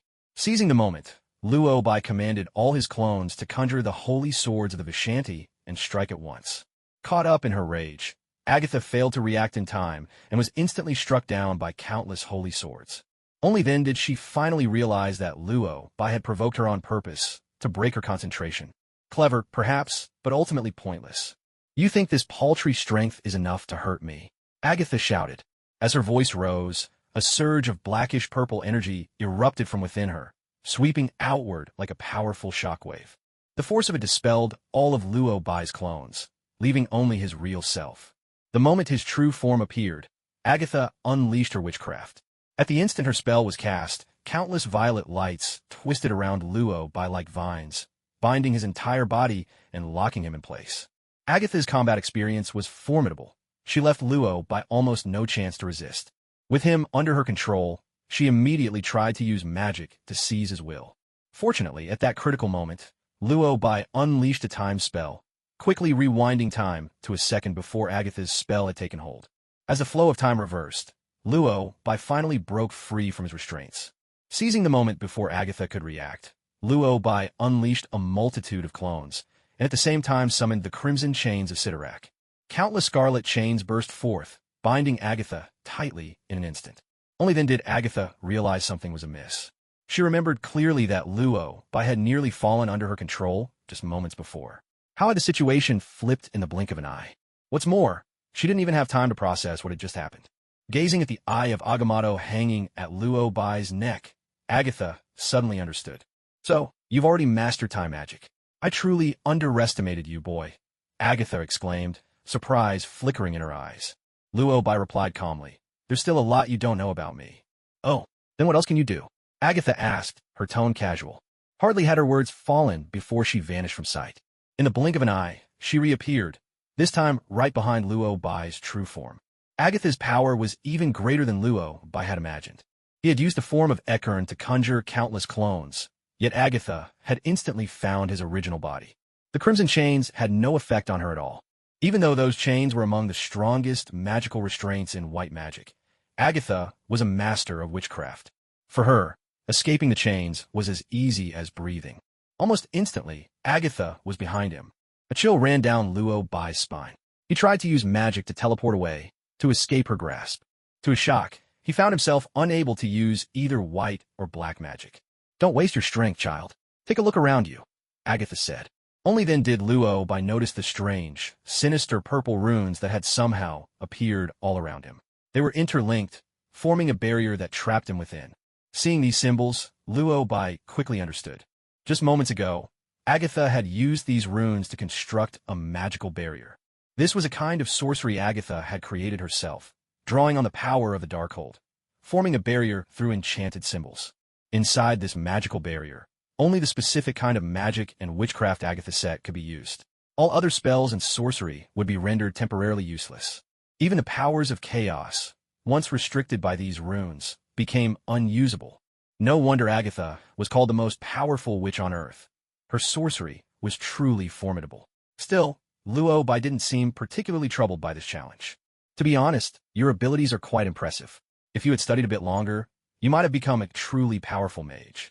Unfortunately, your training just hasn't lasted long enough. You're still far behind compared to me.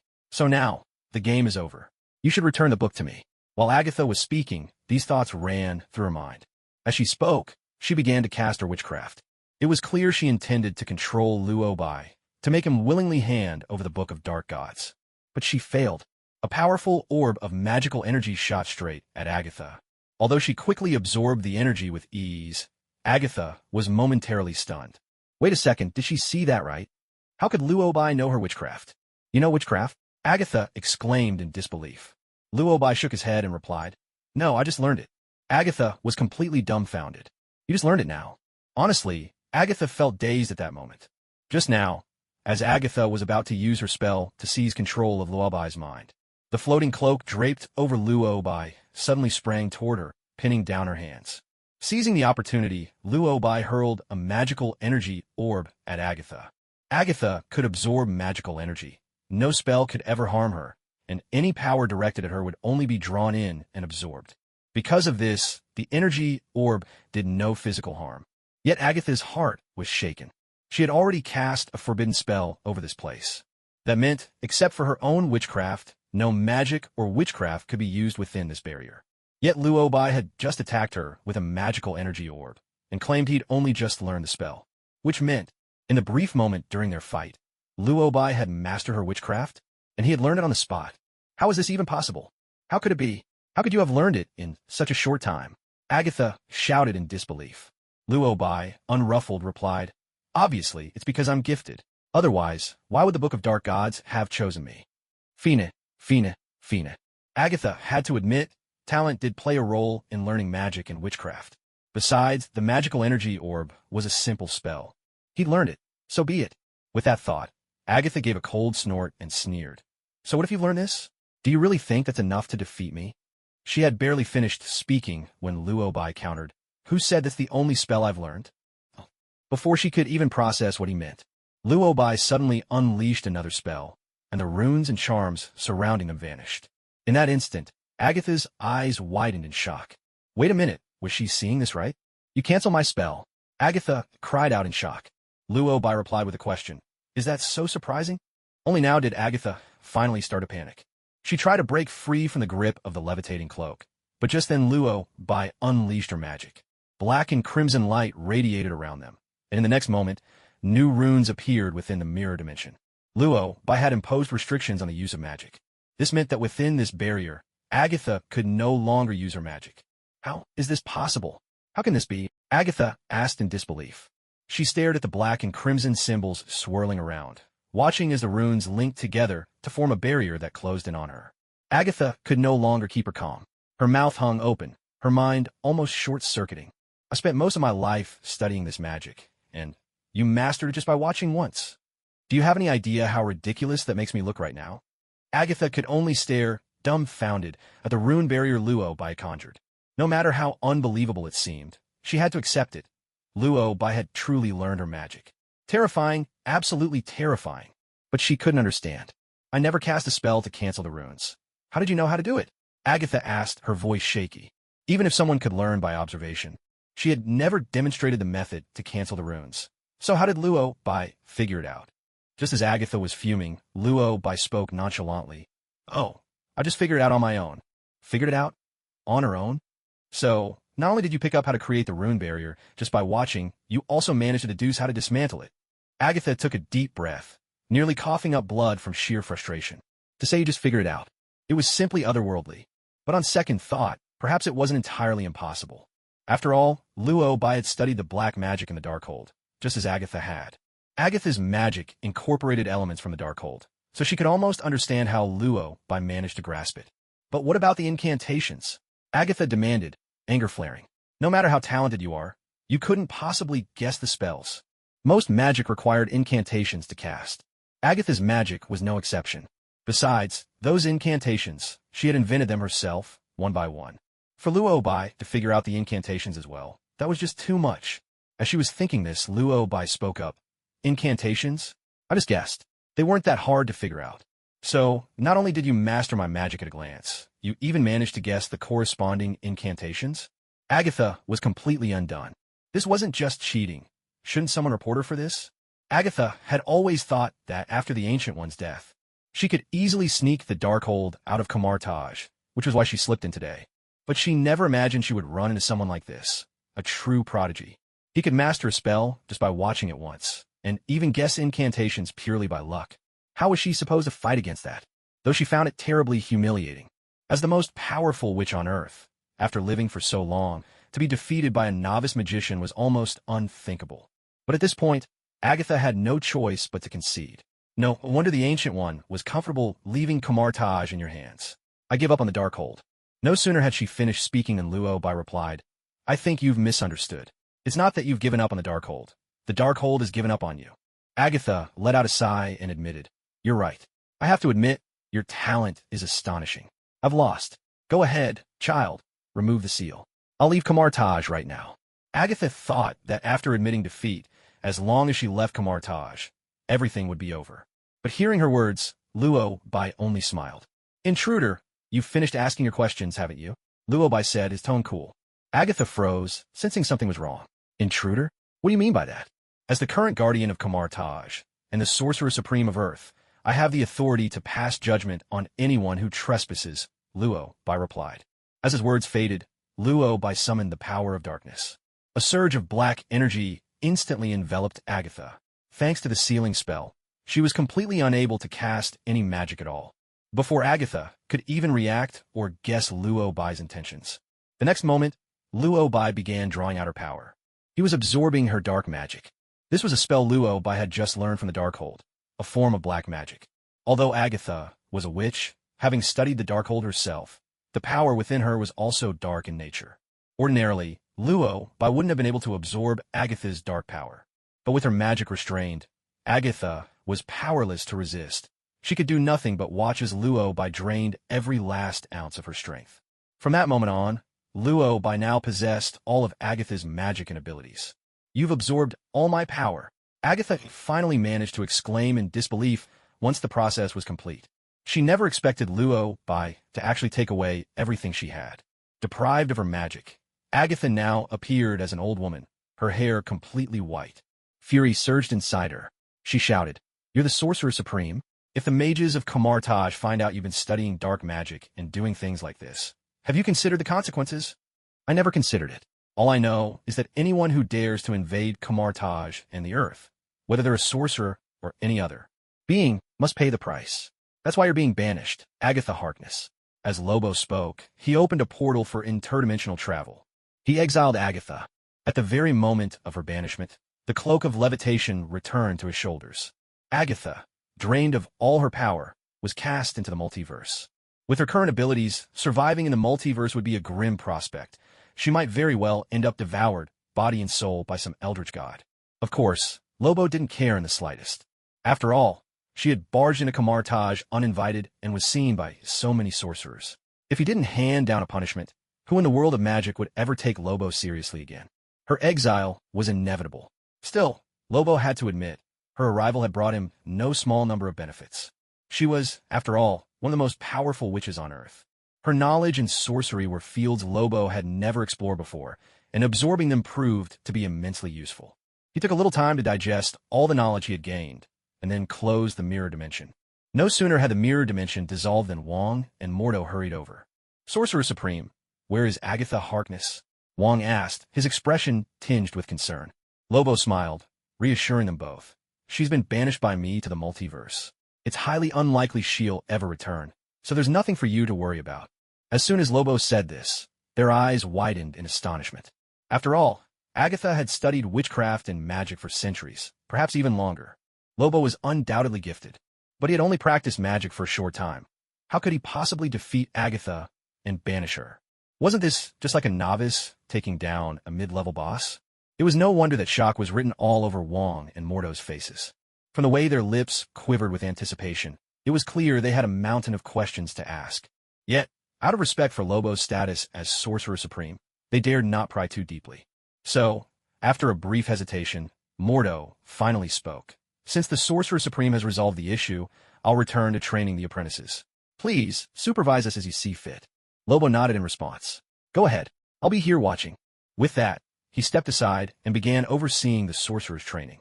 Wong quickly joined him, standing at his side. They stood together in silence for nearly 5 minutes until, unable to hold back any longer, Wong finally blurted out, "Sorcerer Supreme, I've heard that Agatha Harkness was one of Earth's most powerful witches and has studied magic for centuries." He stopped himself, not daring to press further. After all, more questions would be rude. But Lobo understood exactly what he meant. "Aren't you curious how I managed to defeat her?" Luo Bai countered. Now that Luo Bai had brought it up himself, Wong finally felt bold enough to let his thoughts spill out. "Yeah, she's been studying for hundreds of years. How could she possibly lose to you?" "Well, I'm just naturally gifted. I only need to watch her cast a spell once to master it myself," Luo Bai replied with a helpless shrug. With that, Wong suddenly understood. Imagine someone standing right in front of you, learning every single one of your spells just by watching you perform them once, and then turning those very spells against you. The more you fight, the stronger he becomes, learning as he goes. Honestly, it'd be a miracle if you could win. Thinking of this, Wong couldn't help but complain, "Your talent is really that outrageous? Just one look and you've got it." Luo Bai looked a little surprised and shot back. "Of course. How else do you think I became the Sorcerer Supreme? I thought the Ancient One had told you. You really didn't know?" Wong had heard that Luo Bai was gifted, but he'd never heard that Luo Bai's talent was this extreme. Picking up everything just by seeing it once? Wong was thoroughly convinced. "If only I had that kind of talent," he muttered to himself. He couldn't help but think, "If I had that kind of gift, I'd wake up laughing from my dreams." Luo Bai simply smiled in response. "To have a talent like this, first you need top-tier luck. Like me, for example, blessed by Lady Luck herself." Of course, these were just thoughts he kept to himself. He didn't say any of it out loud. Instead, he continued overseeing the training of the mages. As he carried on supervising, his phone suddenly buzzed. Since there wasn't much happening at the moment, Luo Bai took it out and glanced at the screen. He found that Stark had sent him a text. In the message, Stark said he'd finished building the latest suit, the 7 Malawin Quatches, and hoped Luo Bai could come by to see if there was anything that could be improved. Reading the message, Luo Bai couldn't help but feel a bit impressed. Stark really was a genius, after all. Luo Bai had only given him a general direction and a few suggestions, and Stark had already upgraded the suit and built the 7 Malawin Quatches in no time. And he'd need to head to New York soon to talk to Polaris about moving house. Luo Bai replied, "All right, see you at the villa tonight." In truth, Luo Bai's agenda for the day was pretty simple, mainly to make sure all the mages got to know him. So after overseeing the morning training session, he spent the afternoon receiving a few visiting mages. These mages were admirers of the Ancient One. Though they hadn't studied at Kamar Taj, they had all, in one way or another, received her help.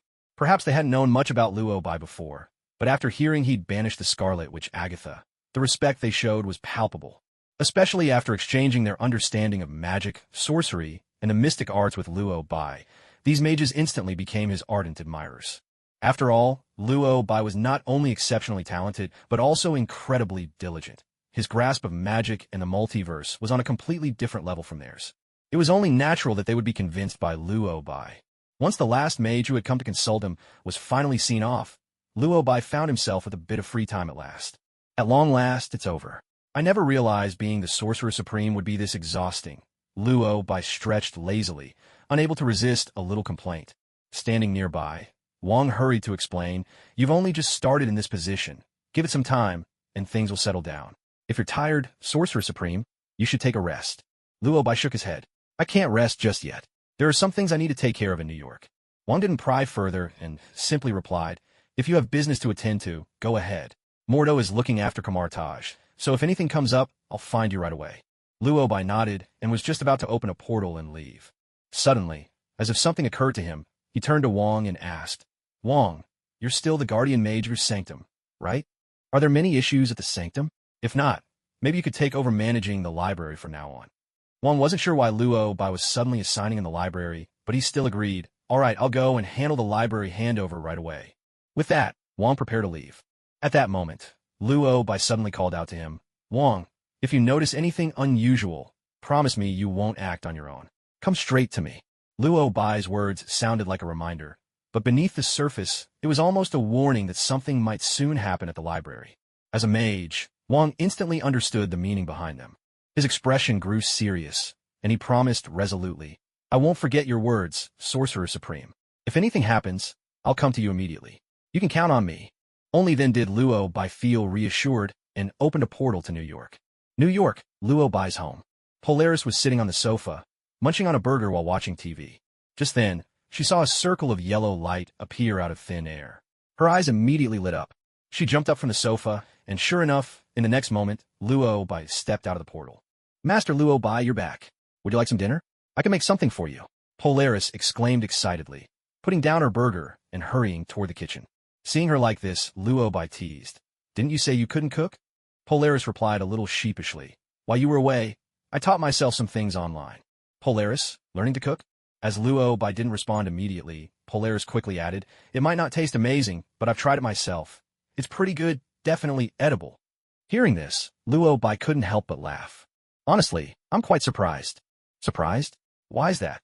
After all, when I first punished you by making you the housekeeper, you seemed quite unwilling, and you were only supposed to do it for 3 months. I didn't expect you to go out of your way to learn how to cook for me." Given Polaris's personality, she probably hadn't even set foot in a kitchen before. The fact that she made a special effort to learn cooking truly caught Luo Bai by surprise. Polaris understood why he was surprised, so she quickly explained, "At first, it was just because we didn't know each other very well. But over time, you've helped me a lot. You let me stay in the villa, encouraged me to work on my abilities, and helped me drive away Professor X. And I heard from Mr. Stark that you asked him to help clear my wanted status." Mentioning this, Luo Bai suddenly remembered. "So what did Stark say?" Luo Bai asked. "Mr. Stark said I'm free now. After the association discussed with all the countries, my global warrant was lifted.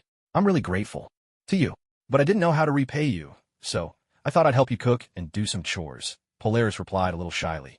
After she finished speaking, her cheeks flushed. It was clear she was truly embarrassed. But her reaction made Luo Bai feel gratified. It's a good thing to know gratitude. It showed that all his help hadn't been for nothing. But those were just things he did in passing.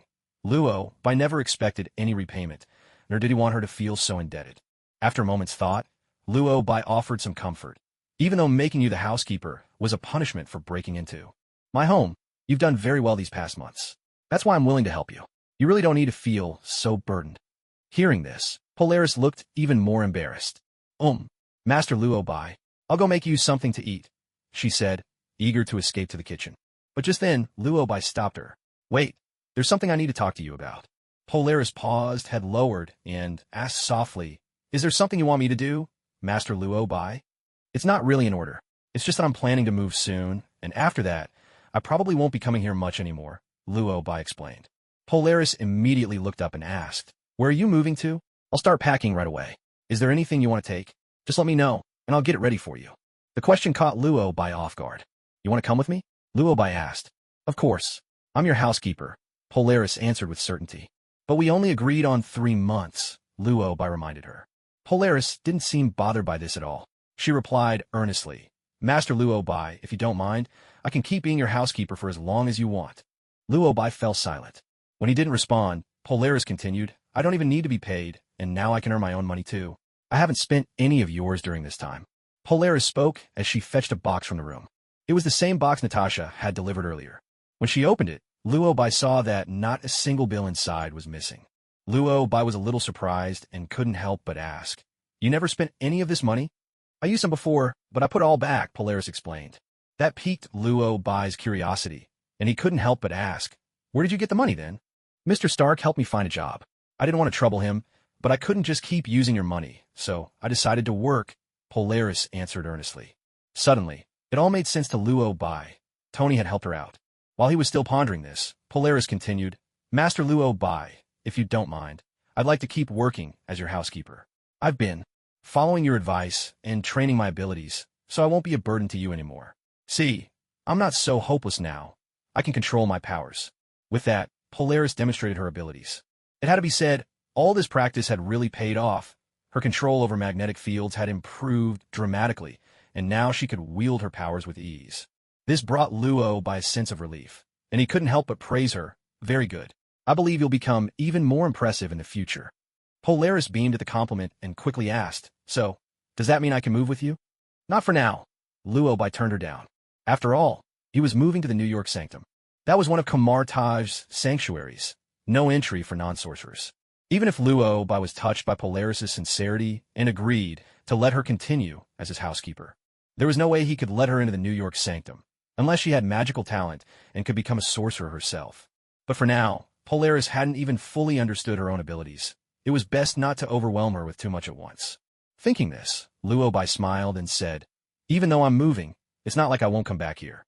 It's quick enough to open a portal and travel back and forth. While I'm gone, just take care of the villa for me. Of course, Polaris replied cheerfully. As soon as she'd answered, Luo Bai handed her a slip of paper. Here's my phone number. If anything comes up, just call me. Polaris took the note and quickly saved the number in her phone. At that moment, the doorbell rang. Luo Bai didn't have to guess. He knew it was Stark. Sure enough, when the door opened, Stark was standing on the threshold. Oh, my friend Luo Bai, I missed you so much, Stark exclaimed enthusiastically as he strode in. Seeing Stark so energetic, Luo Bai smiled and replied, you look like you're in great spirits. Stark responded excitedly. Of course. After taking your advice, I went back and upgraded the Iron Man suit. And it worked. Let me show you. As he spoke, Stark suddenly called out, Jarvis.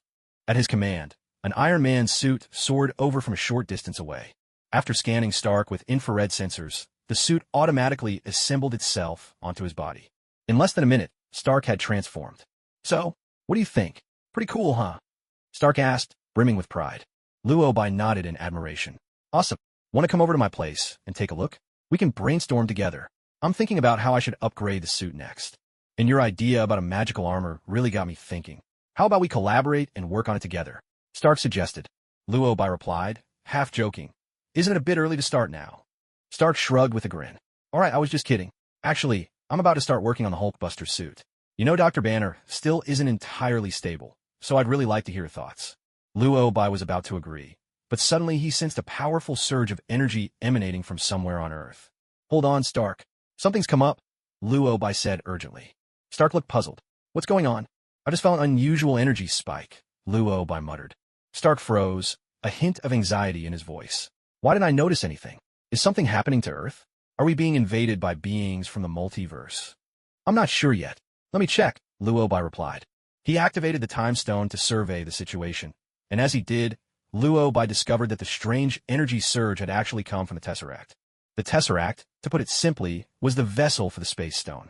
In the Marvel Universe, all 6 Infinity Stones possessed immense power, so immense that ordinary beings couldn't bear their force directly.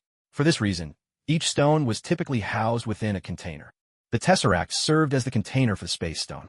In fact, ever since the 90s, the Tesseract had been on Earth, safeguarded by S.H.I.E.L.D. For years, it had shown no unusual activity. In other words, it had remained dormant. Just now, however, Luo Bai had sensed the Tesseract unleashing a powerful burst of energy. This could only mean that S.H.I.E.L.D. was conducting experiments on it. Honestly, that wasn't surprising. After all, Nick Fury, the director of S.H.I.E.L.D., had always wanted to control all superpowered individuals on Earth, so he needed powerful weapons. The weapons Earth already had were no longer enough to satisfy his ambitions, so he sought to harness energy from beyond our world. And the Tesseract was the perfect source. Within it, the Space Stone held unfathomable power. If energy could be drawn from it to develop new weapons, Nick Fury probably believes he can achieve his ambitions and goals this way. But in Luo Bai's eyes, this is just foolish. Nick Fury can't control the Tesseract at all. In fact, he barely understands what it truly is, yet he's already begun experimenting with it. If the Infinity Stone inside the Tesseract becomes unstable and spirals out of control, can he really take responsibility for the consequences of his actions? And this isn't Luo by worrying over nothing. According to the original turn of events, because S.H.I.E.L.D. kept researching the Tesseract, the Infinity Stone within it constantly emitted space fluctuations. That made it all too easy for Loki, who wielded the scepter, to pinpoint the Tesseract's exact location and direction. After a little coaxing from Thanos, Loki came to Earth with the scepter in hand. That ultimately led to an alien invasion, the infamous Battle of New York. So now, S.H.I.E.L.D.'s experiments with the Tesseract are practically waving a flag for Loki and Thanos, inviting disaster. Just now, Luo used the Time Stone to peer into the future, and discovered that Loki would arrive on Earth in just 3 days. The revelation made him furrow his brows in concern. Noticing Luo's prolonged silence and grim expression, Stark grew anxious as well. Luo, what's going on? Stark asked. Withdrawing his magic, Luo offered a brief explanation of the situation. But with so many unfamiliar terms thrown around, Stark was left utterly bewildered by the end of it. Sorry, Luo, I didn't catch what you meant. You said S.H.I.E.L.D. is researching the Tesseract to harvest its energy and make weapons. Can you start by explaining what the Tesseract is? Stark asked. You can think of it as a powerful weapon from the depths of a universe, something far beyond the reach of human technology, both in terms of understanding and control, Luo explained.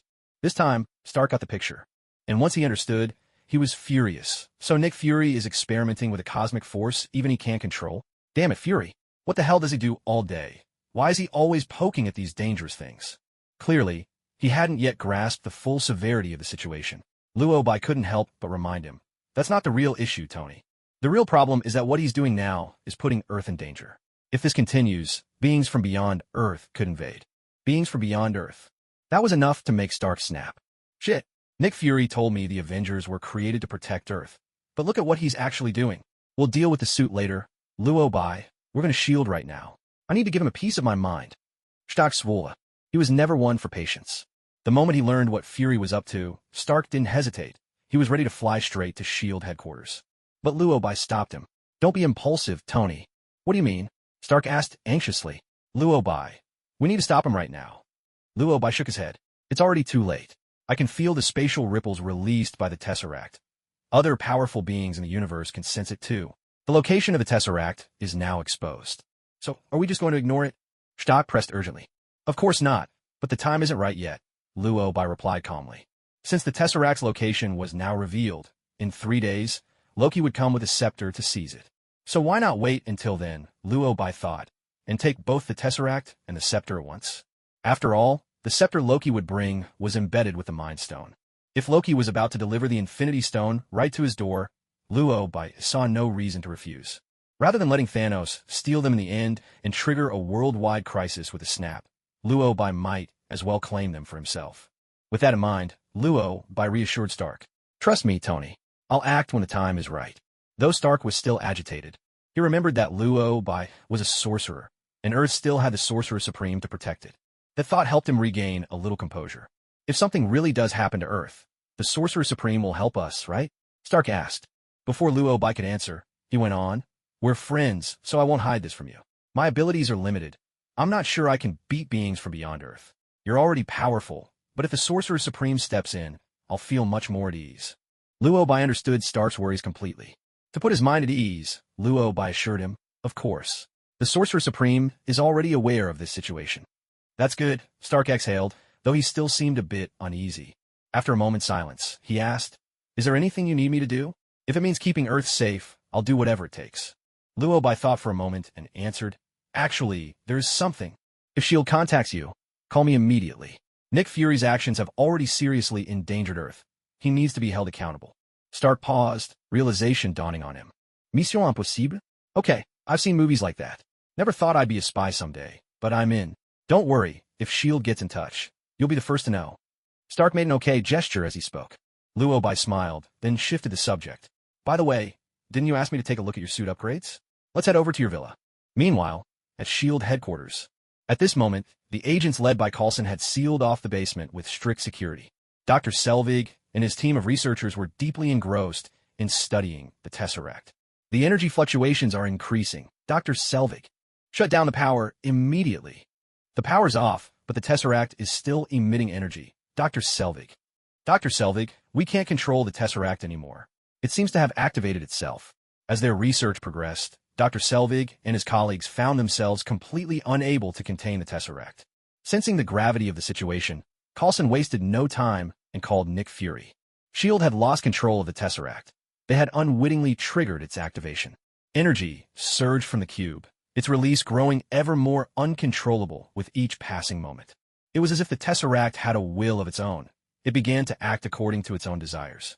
When Nick Fury learned of the crisis, he wrapped up his affairs and immediately hurried back to S.H.I.E.L.D. 3 days later, he returned to the headquarters. But by then, the Tesseract had broken completely free. It opened a portal on its own, and Loki descended upon Earth through it. It wasn't until Loki, wielding the scepter, made off with the Tesseract that Fury realized just how dire the situation had become. At that moment, a phrase from Luobai echoed in his mind. You think you can control everything? No, you can't control anything. Nick Fury was unwilling to accept this, but he had no time to dwell on it. The theft of the Tesseract was bound to become a looming threat for Earth. All he could do now was call on others to help recover it.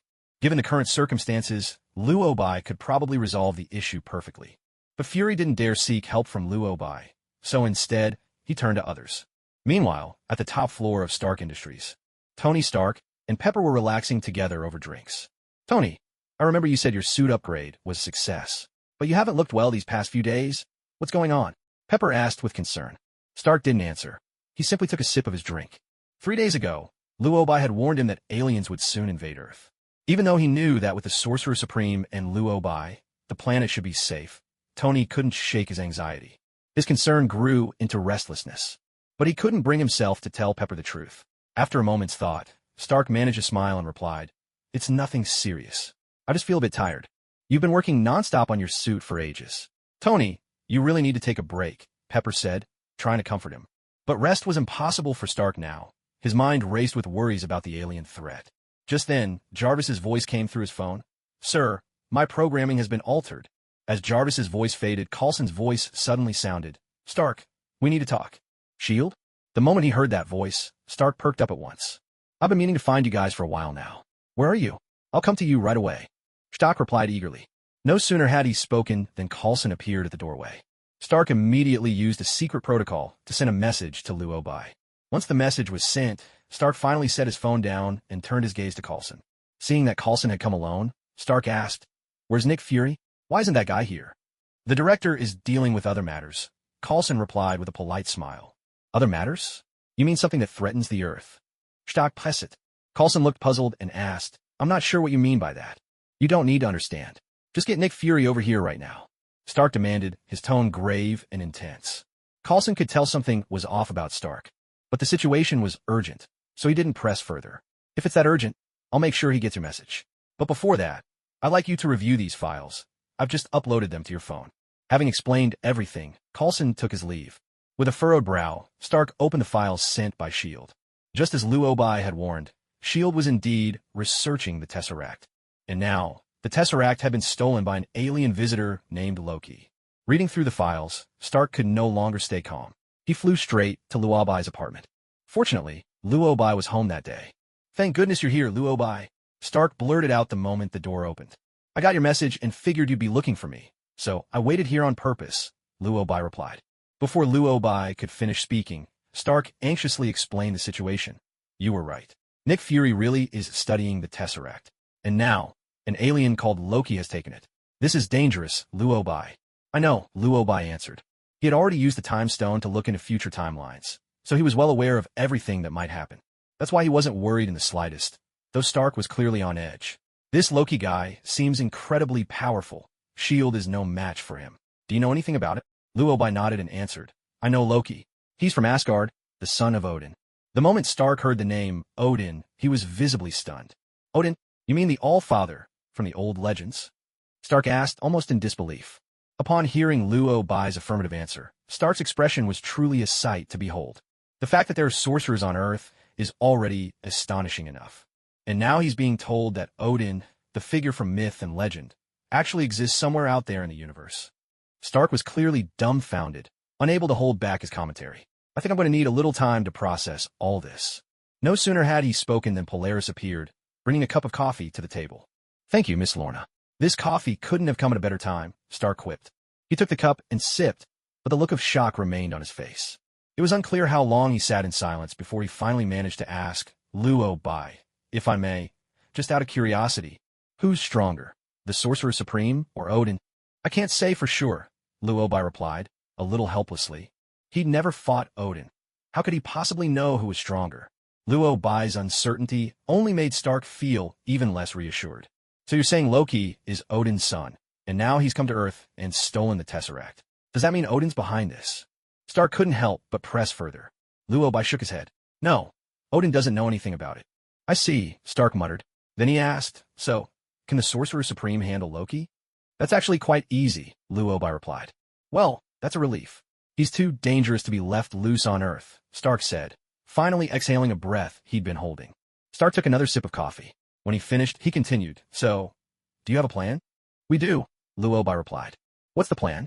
Do you need my help? Stark offered. We wait, Luo Bai answered. Wait? Wait for what? Stark pressed. We wait for Loki to come to me himself. He invaded Earth without permission. He needs to be judged, Luo Bai explained. Stark was incredulous. You really think he'll just walk up and hand himself over for judgment? Luo Bai didn't respond. Instead, he activated his retrieval magic with a thought. A small yellow circle shimmered into existence. Luo Bai reached inside. He withdrew a scepter and a blue, cube-shaped energy container. Stark stared at the objects, thoroughly bewildered. What are those? He asked. The Tesseract and the Mind Scepter, Luo Bai replied. Stark blinked. He'll be here any second now, Luo Bai said. Stark could only shrug in resignation. Incredible. Looks like all my worrying was for nothing. Meanwhile, Loki stared at his empty hands, utterly confounded. Where's my Tesseract? Where's my Mind Scepter? Those were two huge, unmistakable objects. How could they just vanish? Who took my things just now? Loki was seething with rage when he suddenly noticed a slip of paper lying on the ground. There was a single line written on it. I gratefully accept the Infinity Stone you've so kindly delivered. As a token of my appreciation, please come find me at this address. Following there was an address, and, at the end, a signature, Sorcerer Supreme. The moment Loki saw these words, he nearly exploded with fury. What do you mean I delivered it to you? You call this a gift? This is outright theft. Sorcerer Supreme. Damn you, Sorcerer Supreme. Just you wait. I'm coming for you right now. Loki roared, his anger boiling over. At this moment, Loki was livid. After stealing the Tesseract from S.H.I.E.L.D., he had brought the Mind Scepter, the Tesseract, and a team of researchers to an abandoned factory. In order to achieve his goals, Loki needed to find a way to unlock the power inside the Tesseract. Simply put, he was trying to invent a device that could activate the Tesseract's immense energy and open a portal to the universe. Once the portal was open, the Chitauri would be able to arrive from a distant world and invade Earth en masse. And when Earth was fully conquered, Loki would become its king. That was why Loki had come to Earth and stolen the Tesseract. He wanted to rule. He wanted to become the king of Earth. But he never imagined, while his technicians were developing the device, he had only gone on a brief soul journey to the Chitauri homeworld to discuss the invasion plan. And when his spirit returned, damn it, everything was gone. Both the Tesseract and the Mind Scepter had vanished. To make matters worse, the thief had the audacity to leave behind a taunting note. A blatant provocation. Sorcerer Supreme, is it? Fine. Once I find you, I'll make you pay for this. I'll drive my blade through your chest and tear you apart, limb from limb. Loki growled through clenched teeth, his anger barely contained. Who does this person think they are? How dare they call themselves the Sorcerer Supreme in front of the greatest sorcerer in all 9 realms? What on earth happened? As Loki raged, Dr. Selvig couldn't help but ask. Previously, when Loki broke into S.H.I.E.L.D., he not only stole the Tesseract, but also used the Mind Scepter to control the minds of Dr. Selvig, Agent Hawkeye, and several others, forcing them to help build the device to activate the Tesseract. Just now, as Dr. Selvig was working, the Tesseract had suddenly disappeared. Having no idea what had transpired, Dr. Selvig could only ask. Loki didn't bother explaining. He was too furious for words. Instead, he thrust the crumpled note toward Dr. Selvig and demanded, "Where is this address?" It was only natural, after all, that Loki, an Asgardian who rarely visited Earth, would be unfamiliar with its geography. Dr. Selvig unfolded the note and glanced at the address written on it. He quickly replied, "It's not far from here. Are you heading there? I don't have time for your nonsense. Give me the coordinates now." Immediately, Loki snapped, consumed with rage. Startled, Dr. Selvig nearly jumped. He hurriedly took out his phone, searched the map, and promptly provided the exact coordinates. As soon as Loki heard the precise location, he vanished without a trace. The next moment, he reappeared outside an apartment building. He checked the address and confirmed it. No mistake, this was it. The damned Sorcerer Supreme was inside. Learning that the Sorcerer Supreme lived right here, Loki gritted his teeth and muttered, "Found you, Sorcerer Supreme. Your time is up." He was just about to kick down the door. But right then, a strange sensation crept over him. A familiar force was drawing near. Loki's expression shifted. He whirled around. He saw a shining object streaking toward him like a falling star. What could that be? He had no time to react, no chance to defend himself. Without warning, a hammer crashed into him. Swift, unstoppable. Loki's face met the ground. He toppled, sprawled flat on the pavement. Pinned to his back was a huge hammer, gleaming in the darkness. It was none other than his brother Thor's hammer. Mjolnir, the hammer of thunder. Loki's mind reeled. How could Thor's aim be so precise? He felt his breath catch, pain blooming in his chest as he coughed up blood. He tried to rise, but Mjolnir's crushing weight left him gasping for air, utterly immobilized. "Thor!" he roared in fury. A heartbeat later, Thor appeared before him, bright-eyed and full of life. "Oh, my dear brother, it's been too long. I'm sorry we had to meet like this. Are you all right?" Thor flashed a hearty grin. Loki could hardly believe it. So close. He'd nearly gotten his hands on that wretched Sorcerer Supreme. Yet, his plans had fallen apart before he'd even stepped through the door, all thanks to Thor's hammer. Now Loki's anger blazed. "Thor, would you kindly get this damned hammer off my back?" Loki bellowed. Thor shook his head, responding with deliberate nonchalance. "I think it's best to keep you pinned, just in case you try to escape." "Damn it!" Loki cursed through gritted teeth, his face flushed with helpless rage. Seeing Loki so furious, Thor couldn't have been more delighted. He knew his brother all too well. He'd expected some trouble tracking Loki down, but who would have thought it would be this easy? Watching Loki struggle beneath the weight of Mjolnir, Thor asked, "Where's the Tesseract, Loki?" When he heard the words Cosmic Cube, Loki's anger flared even more. But in that very moment, Loki forced himself to calm down. He knew all too well how to deal with his brother. This big oaf, if you try to force him, he'd never give in. So, in order to get himself out of this predicament, Loki decided to play the part of the fragile one. "I'm looking for the Cosmic Cube as well," Loki said. "You lost the Cosmic Cube?" Thor asked. "A man calling himself the Sorcerer Supreme stole both the cube and my scepter. If you'd come any later, I would have caught up with him," Loki replied, his voice tinged with helplessness and anger. Although Loki's expression seemed perfectly sincere, Thor didn't believe a word of it. "You really think I believe you, Loki?" Thor retorted. After all, this brother of his was known as the god of mischief. Thor had lost count of how many times Loki had tricked him since they were children.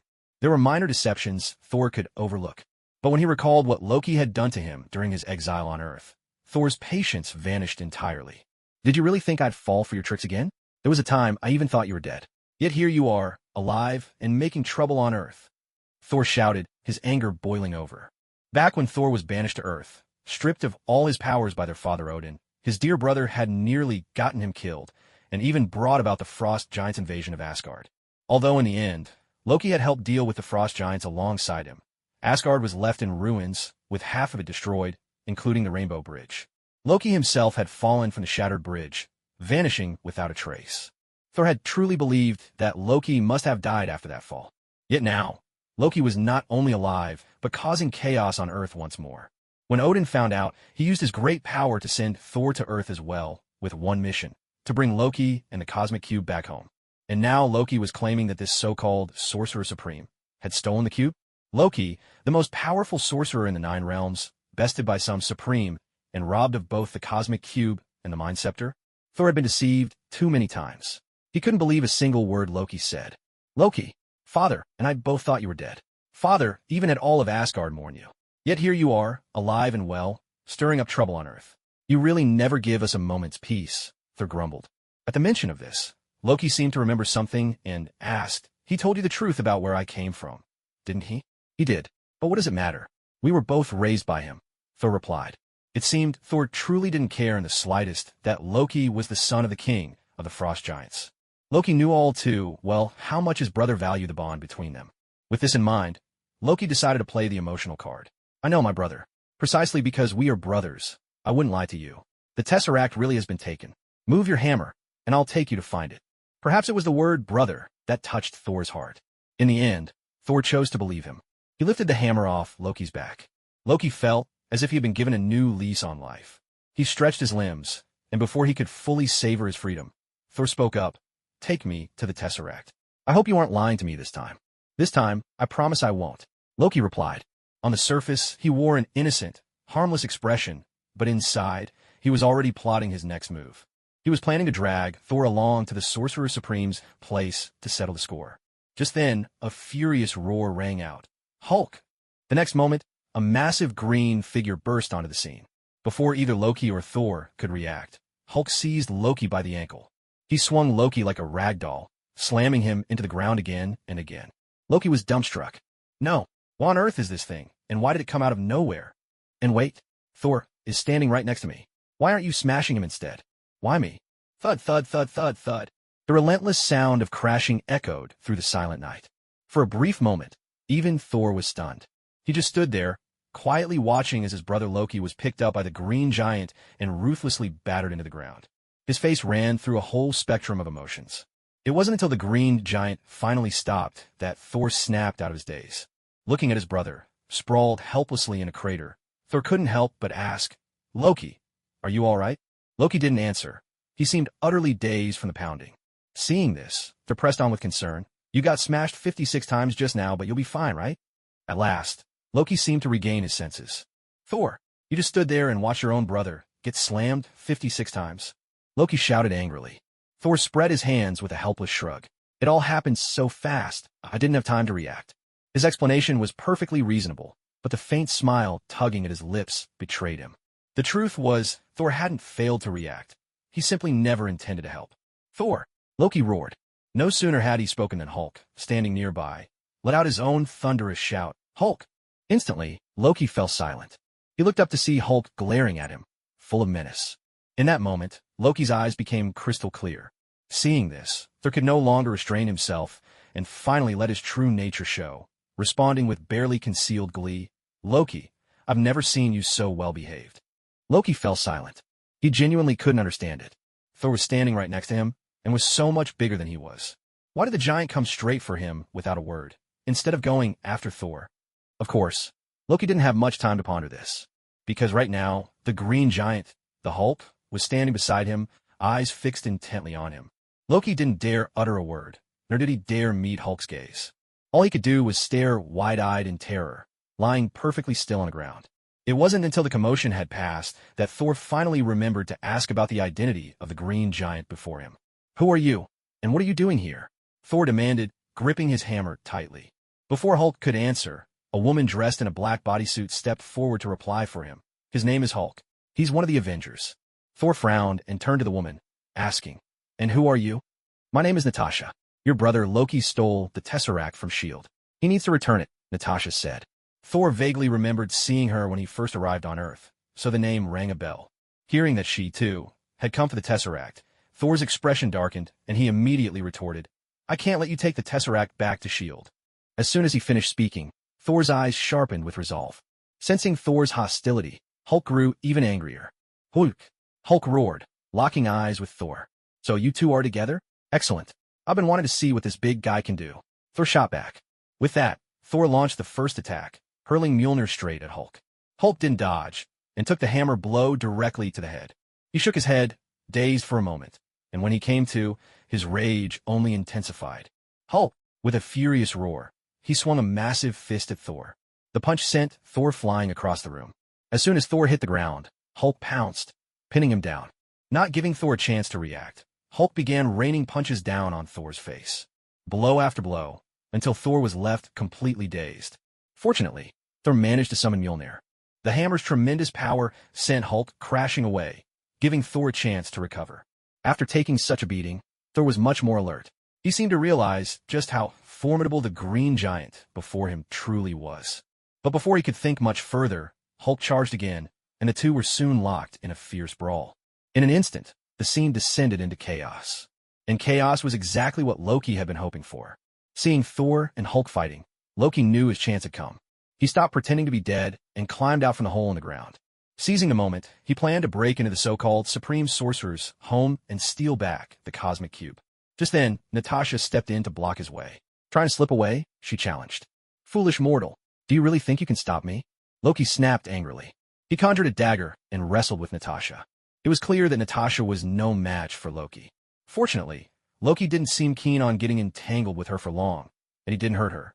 After shaking off her grip, he dashed straight into the apartment. Natasha tried to stop him, but Loki had already forced his way inside. Just as Natasha was about to chase after him, a strange feeling washed over her. The apartment Loki had broken into looked oddly familiar. Uncertain, Natasha stepped back to check the apartment number. Wasn't this Lockbye's place? In an instant, Natasha fell silent. A black sedan screeched to a halt by the roadside. Nick Fury and Captain America quickly got out of the car. As soon as they stepped out, they saw Hulk and Thor locked in a chaotic brawl. Realizing there was no breaking up that fight, Nick Fury turned to Natasha for an update. Natasha, what's the situation now? Fury asked. It was only then that Natasha noticed Fury and Captain America. When I arrived with Dr. Banner, I saw Thor and Loki together. Then, things got a little out of hand. Hulk and Thor started fighting, Natasha explained. Nick Fury scanned the area and asked, "Where's Loki? Why don't I see him?" "He went inside," Natasha replied. Fury frowned. "Went inside where?" Natasha pointed to the apartment in front of them and answered seriously. "He went into Lockbye's home." Fury glanced at the familiar spot and immediately fell silent, too. Seeing the sudden hush between them, Captain America looked confused. "What's wrong? Who is Lockbye?" Steve asked. "She's a very powerful sorcerer," Natasha replied. "A sorcerer?" Captain America echoed, disbelief flickering across his face. Natasha nodded. "That's right. Can she handle Loki? Do we need to go in and help?" Steve pressed. Natasha thought for a moment, then answered solemnly, "I don't think we need to help. At this point, all I can do is mourn for Loki." Honestly, of all the places he could have chosen, why did he have to pick Lockbye's home? Is he just looking to get himself handed over on a silver platter? He's on his own now.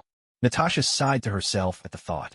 Meanwhile, inside Lockbye's apartment, Lockbye, Stark, and Polaris were sitting comfortably on the sofa, chatting away. "There's so much commotion outside. Shouldn't we go take a look?" Stark asked with some concern, glancing toward the door every so often. "No need. Sooner or later, they'll all end up coming in here anyway. After all, I have the Tesseract," Luobai replied calmly. "But now the Hulk is here too. You know how it is. Once the Hulk starts fighting, he loses all control," Stark added, tension clear in his voice. No sooner had he finished speaking than there was a heavy crash. The door burst open. In the next instant, Loki appeared before everyone, looking as sly and radiant as ever. At the sight of Loki, Polaris immediately sprang to attention, her whole body bristling with alertness. She stood up, fixing Loki with a furious glare. Stark, too, grew wary, watching Loki closely. Loki clearly noticed the three people in the room. He swept his gaze over them, then shouted in anger, "Where is the Sorcerer Supreme?" "Unruffled," Luobai replied. "That would be me." At once, Loki's eyes locked onto Luobai. Memories of the humiliation he'd endured on his way here came flooding back. First, the Tesseract and the Mind Scepter had been snatched from him. On the journey, Thor had struck him with his hammer, and then the Hulk had smashed him 56 times in a row. All his anger and indignation surged up at once. "So you're the Sorcerer Supreme. Good. Very good. Foolish mortal. How dare you challenge a god of Asgard? I am a god. I will." Loki roared as he conjured two gleaming daggers, preparing to attack Luobai with menacing force. But before he could even finish his sentence, in the very next moment, he was whisked away, swallowed by a portal, left to experience the joys of free fall. "Loki, are you kidding me?" It was obvious from the start that Loki hadn't taken the so-called Sorcerer Supreme seriously. In his mind, dueling a human sorcerer was child's play. But before he could even put on his bravado, he was already gone. Really, what was the point of a sorcerer insisting on close combat? Luobai shook his head, unable to resist a silent jab at the situation. Just then, Polaris spoke up with a question. "Master Luobai, where did he go?" Luobai replied with perfect composure. "He's gone free-falling." Free-falling? At those words, Polaris's expression changed instantly. After all, she'd experienced free fall herself. Wong had once used that very trick on her. Even though she'd only fallen for a few minutes, the sensation of plummeting endlessly through absolute darkness, with no sense of direction or purpose, was a supreme torture. The memory was so harrowing that Polaris never wanted to revisit it, and so she fell silent. Stark, meanwhile, was so shocked he could hardly regain his composure. But what stunned him wasn't that Luobai had opened a portal. It was what Luobai had said earlier, that he was the Sorcerer Supreme. "Wait a minute. Luobai, you're the Sorcerer Supreme?" Stark asked. Luobai nodded with assurance. That's right. Stark fell silent, lost for words. All this time, he'd assumed the Sorcerer Supreme and Luo Bai were two different people. Who could have guessed they were one and the same? Then why didn't you tell me you were the Sorcerer Supreme? Stark couldn't help but ask. Luo Bai replied earnestly. Well, you never asked. You told me you'd only been learning magic for a few months. How was I supposed to know you were the Sorcerer Supreme? Stark complained, unable to conceal his exasperation. Luo Bai shrugged, a little helpless. Honestly, I only just became the Sorcerer Supreme recently. It all happened so suddenly, I didn't have a chance to let you know. So you studied magic for just a few months, and then you became Sorcerer Supreme, the most powerful mage on Earth? Stark asked in disbelief. Luo Bai considered for a moment before answering, more or less. Stark was baffled. How did you manage that, man? It's all about talent and a tiny bit of luck, Luo Bai replied with a smile. Talent and a tiny bit of luck. Stark couldn't wrap his head around it, but he was thoroughly stunned. Wait, not long ago you said you were just a rookie, barely started out as a sorcerer.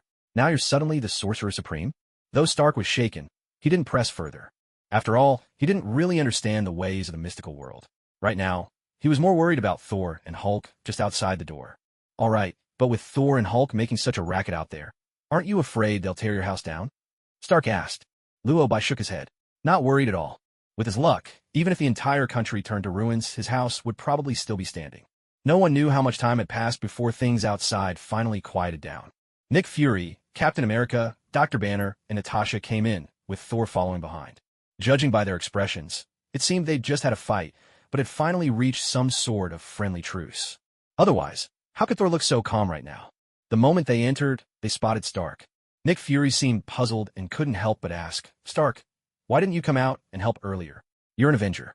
Earth is in danger, and you're just hiding out here with Luo Bai. If he kept his mouth shut, Stark might have felt a bit better. But not only did he speak up, he even came over to confront Stark. In that instant, Stark's anger flared. Help? Help with what? Help you retrieve the Tesseract, so you can build more weapons of mass destruction and endanger the planet. Stark shot back, his tone dripping with sarcasm. His words left everyone momentarily stunned. Tony, I don't understand what you mean, Dr. Banner said, perplexed. With a cold laugh, Stark proceeded to lay everything he knew on the table. Do you all know what Nick Fury has been up to? He's been using the Tesseract to develop weapons of mass destruction on Earth. During their experiments, S.H.I.E.L.D. couldn't control the Tesseract's power, and as a result, it sent out a signal into the cosmos. That's how Loki was able to locate the Tesseract and come to Earth, plunging everything into chaos. The more Stark spoke, the more agitated he became. Banner was utterly shocked by this revelation.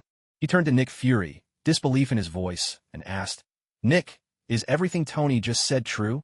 Sensing the tide turning against him, Nick Fury immediately retorted, Earth is in grave danger. We need certain measures to protect it. If we don't, and Earth is invaded, just like Loki's doing now, we won't stand a chance. The planet's at risk. So that's your justification for developing weapons of mass destruction? Stark shot back. Tony, don't forget how you built your own empire. Nick Fury snapped. Banner watched Nick Fury, and when he didn't deny it, everything became clear to him. Nick Fury, that's not what you told Natasha when you sent her to ask for my help, Banner said quietly. Only a few hours earlier, Natasha had come to him. She'd said that Loki had taken the Tesseract and intended to rule Earth, that the planet was in peril. Banner had been reluctant to come. He knew he still couldn't fully control the Hulk. But out of concern for Earth's safety, he'd finally agreed. Yet he never imagined this. Nick Fury had sought their help just to use them to reclaim the Tesseract, and then continue his research on weapons of mass destruction. So was Nick Fury just using them all along? That thought made Banner's emotions flare. At this point, Thor seemed to have grasped the whole situation as well. You're using the Tesseract to create weapons? Do you have any idea how dangerous it is? By doing this, you're practically declaring war on the entire universe on behalf of Earth. I absolutely cannot allow the Tesseract to remain here, Thor declared, his anger unmistakable. Nick Fury let out a cold snort and shot back. Declaring war? Your brother Loki came here trying to conquer Earth. If that's not a declaration of war, what is? It was your research that sent a signal to alien civilizations, which is why Loki showed up in the first place. Even if Loki hadn't appeared, your actions would have attracted other extraterrestrials. Stark said bitterly. Captain America, standing to the side, questioned, so what?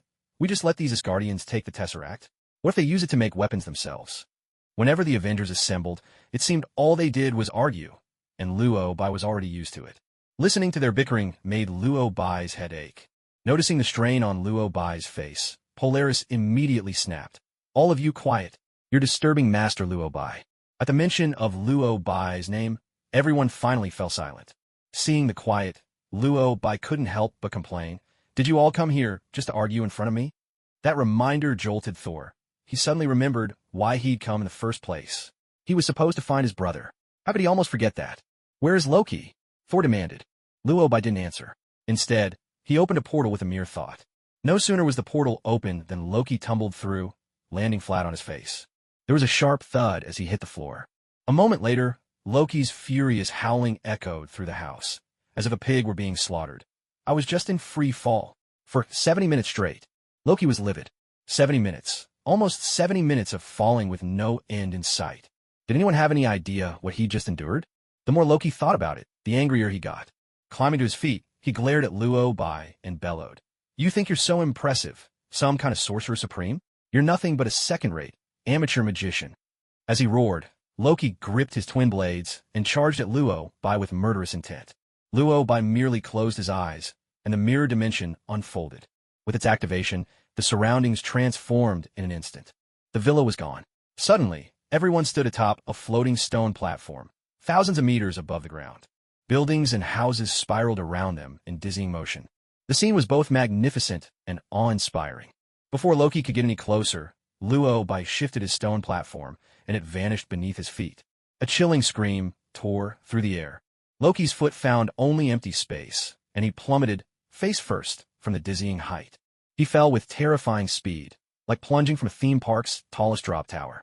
In the blink of an eye, he was about to smash face first into the ground. But at the last possible moment, he stopped, right back at his original spot. Only this time, he was hovering in midair, face down, suspended just above the floor. Luo Bai stood calmly in front of him. Are you ready to behave yourself now, Loki? Luo Bai asked. Moments ago, Loki had been trapped in a portal, falling endlessly for 70 minutes. Now, without pause, he'd been given a taste of free falling from the clouds. How could he possibly calm down? Is this all you know how to do? Loki roared in frustration. All right, I admit, I was being too gentle before. Luo Bai sighed, exasperated. He closed his eyes, and Loki was plunged into a relentless series of drop tower rides. Again and again, Loki would plummet from the sky at breakneck speed, only to halt inches above the ground. Then, without a moment's respite, the ordeal would begin anew. After nearly 10 rounds of this, the Avengers could only stare in stunned silence. They watched as Loki flashed before their eyes, appearing and falling in quick, dizzying succession. Accompanying it all were Loki's repeated shouts. Ah, shit, ah. To be honest, no one could tell if Loki himself was scared. But the onlookers certainly were. I once rode a drop tower when I was a kid, but never one that soared 10,000 meters high. If I try this a few more times, I swear I'll end up with a heart attack. Polaris couldn't help but complain. Thor, is he really your brother? Why do you look so amused right now? Nick Fury asked. He stared at Thor in disbelief. At this moment, Thor had no intention of helping at all. In fact, he seemed to be enjoying Loki's predicament. That struck Nick Fury as rather odd. Your brother's in trouble, and not only do you refuse to help, you're actually grinning about it? Just as he was thinking that, Thor responded cheerfully the next second. We're cousins, actually. He was adopted. He couldn't hide his smile if he tried. So, just because you're not blood brothers, you can abandon him like this? Natasha asked. You don't understand. He's always trying to kill me. When we were 8, he turned himself into a snake, and when I picked it up, he changed back and stabbed me. And that wasn't the only time, either, Thor complained. After hearing Thor's story, everyone was stunned. Wow, that's genuinely terrifying. No wonder you're enjoying this so much, Dr. Banner remarked, eyes wide. No sooner had he finished speaking than Loki's furious roar echoed in their ears. Thor! Help me! Hey, coming! Thor called back, then continued chatting with the Avengers as if nothing was urgent.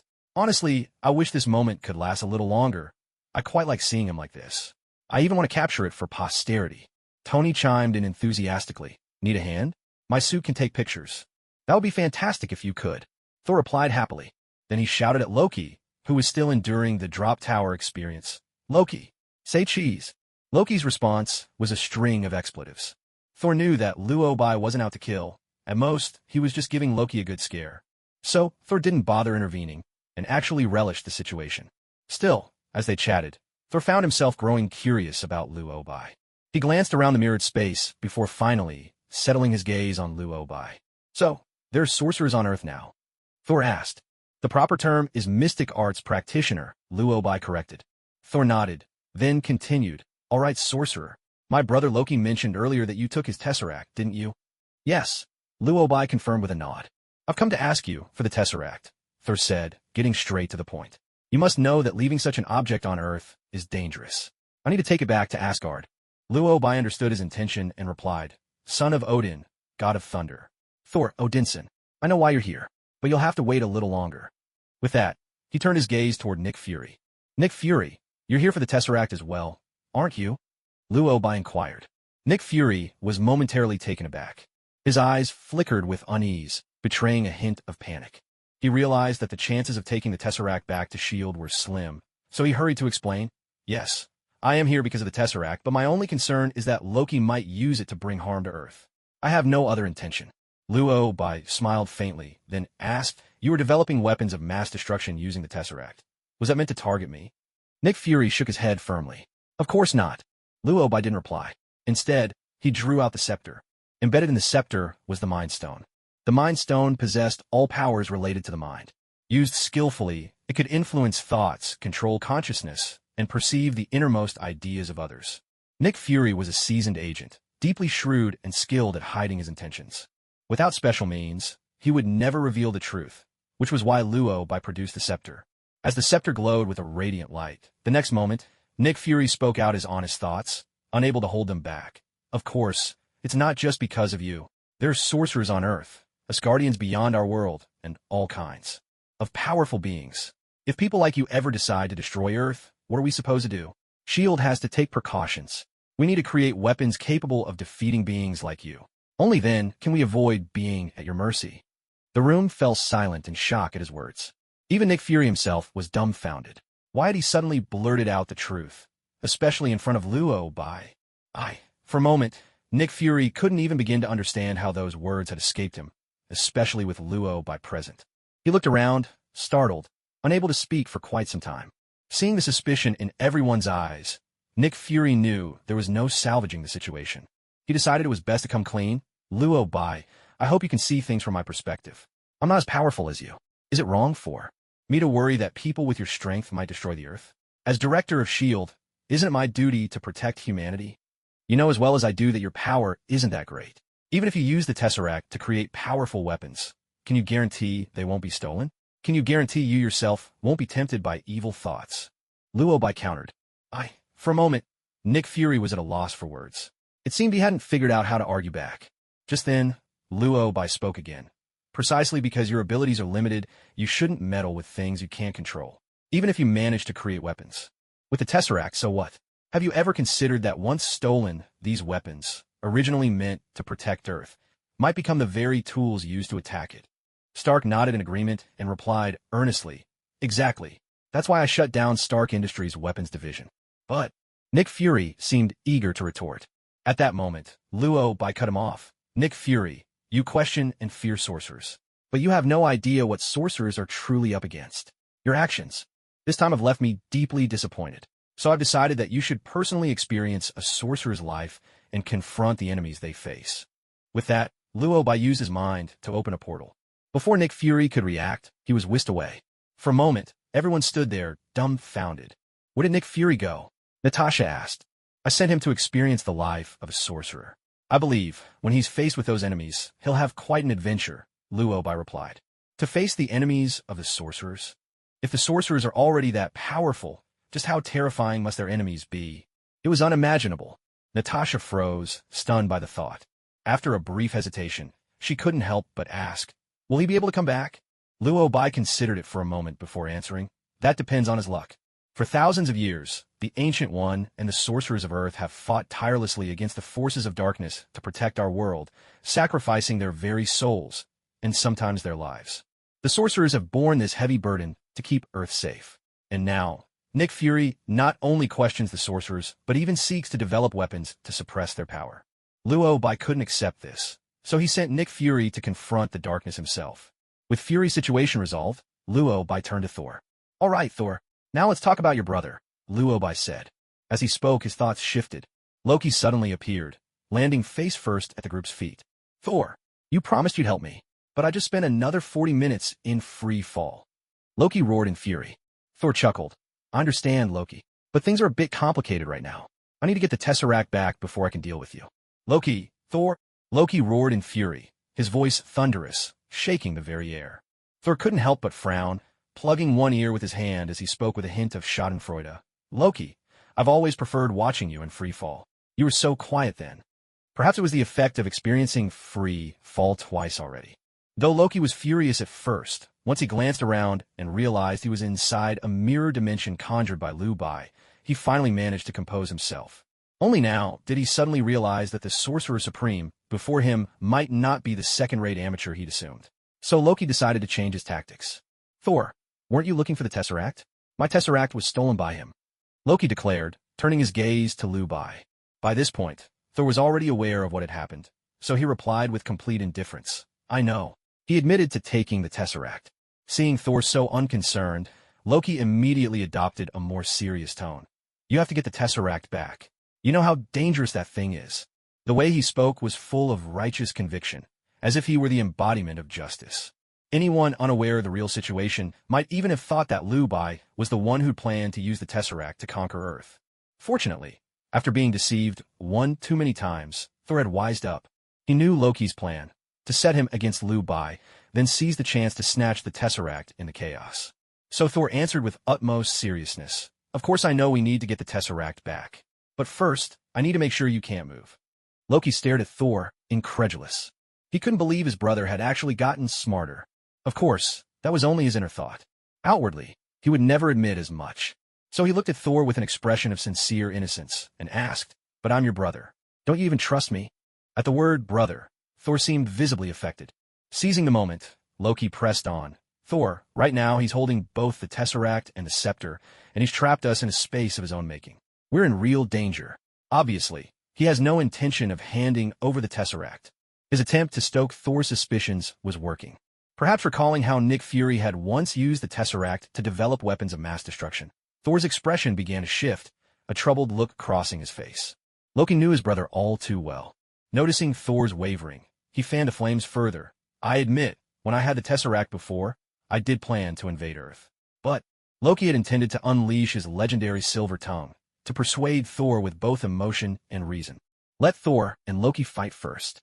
To his surprise, as he spoke, he suddenly blurted out the truth, unable to control himself. But, I can't believe it. Thor, you've actually gotten smarter? No, that can't be right. Aren't you supposed to be all brawn and no brains? You should be charging at that damned wizard right now, with your little hammer.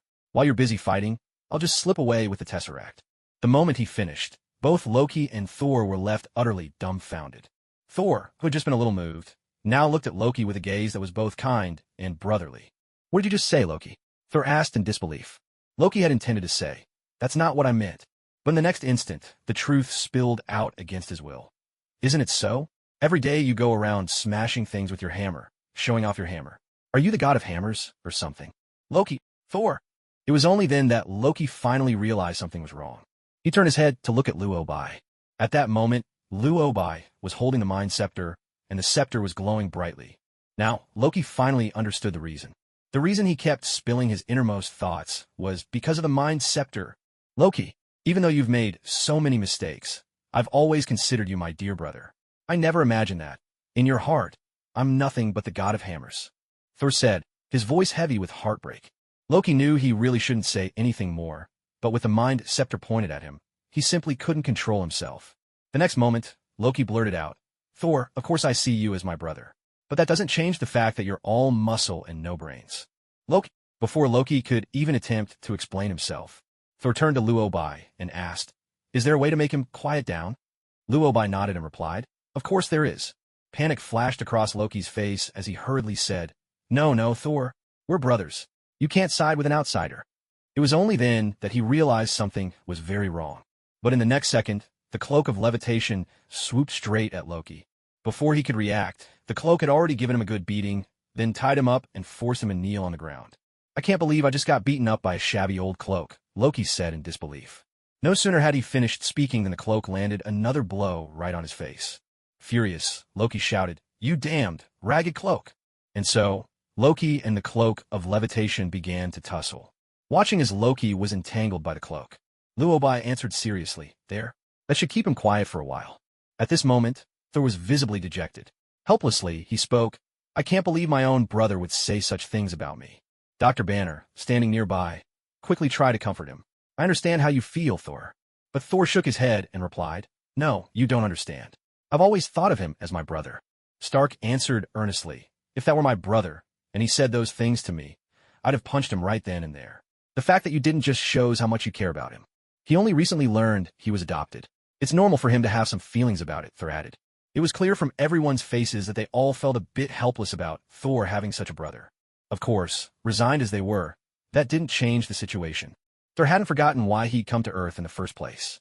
"All right, Loki, the matters you needed to settle have been taken care of. Isn't it about time you handed over the Tesseract? I just want to go back to Asgard now," Thor said, sounding worn out. Handing the Tesseract over to Thor wasn't really an issue. Given Loki's luck, even if he handed the Tesseract away, there was a good chance it would somehow end up back with him anyway. So he wasn't too concerned about that. What mattered more to him was, "I can give the Tesseract to Asgard. But shouldn't Asgard give Earth an explanation for Loki's invasion?" The Ancient One had been the Sorcerer Supreme for many years, commanding a certain authority across the multiverse. Perhaps the Ancient One could afford to ignore Loki's invasion of Earth. But Loki White couldn't. He'd just taken office, and Loki immediately caused trouble. Surely he deserved some answers. After all, Loki's invasion of Earth wasn't just his personal concern. Thanos and the Chitauri were both watching the fallout closely. If Loki White didn't make his stance clear, there was no telling what those two parties might do next. So he had to get an explanation. But Thor clearly didn't understand what he meant. "An explanation? What do you mean?" Thor asked. Loki White knew it was pointless to discuss further. So he said, "Actually, I should pay the All-Father a visit myself. You want to return to Asgard, don't you? I'll go with you." Loki White wanted to go to Asgard as well. Thor was clearly taken aback at this suggestion. After all, Asgard wasn't a place just anyone could visit. Especially since Thor still didn't know much about Loki White, not even his true identity. Naturally, Thor wouldn't agree to take him to Asgard so easily. "What do you want to do in Asgard?" "Granted, Loki's invasion of Earth was wrong, but my father will judge him," Thor said. Loki White didn't answer. Instead, he closed the mirror dimension. In an instant, everyone was back in the room. Then Loki White opened a portal. And on the other side, it was unmistakably Asgard. Asgard and Earth exist in different dimensions. Even Thor needs the Bifrost or Odin's power to travel between them. Now, with Luo by opening a portal straight to Asgard, Thor was genuinely surprised. "You're quite the sorcerer," Thor remarked, impressed. "But are you sure you want to come to Asgard with me? If my father blames you, I won't be able to protect you." He spoke with sincere concern. Of course, Luo Bai understood what it would mean to enter Asgard now, but he had just cause, so what was there to fear? With that in mind, Luo Bai replied calmly, "Let's go." Thor didn't try to dissuade him further. Instead, he pointed to Loki, who was still wrestling with the cloak, and said, "Can you call off your cloak first?" The cloak of levitation always responded to its master's will. So, before long, the cloak floated obediently back to Luo Bai. The instant the cloak withdrew, Loki could no longer hold back his frustration.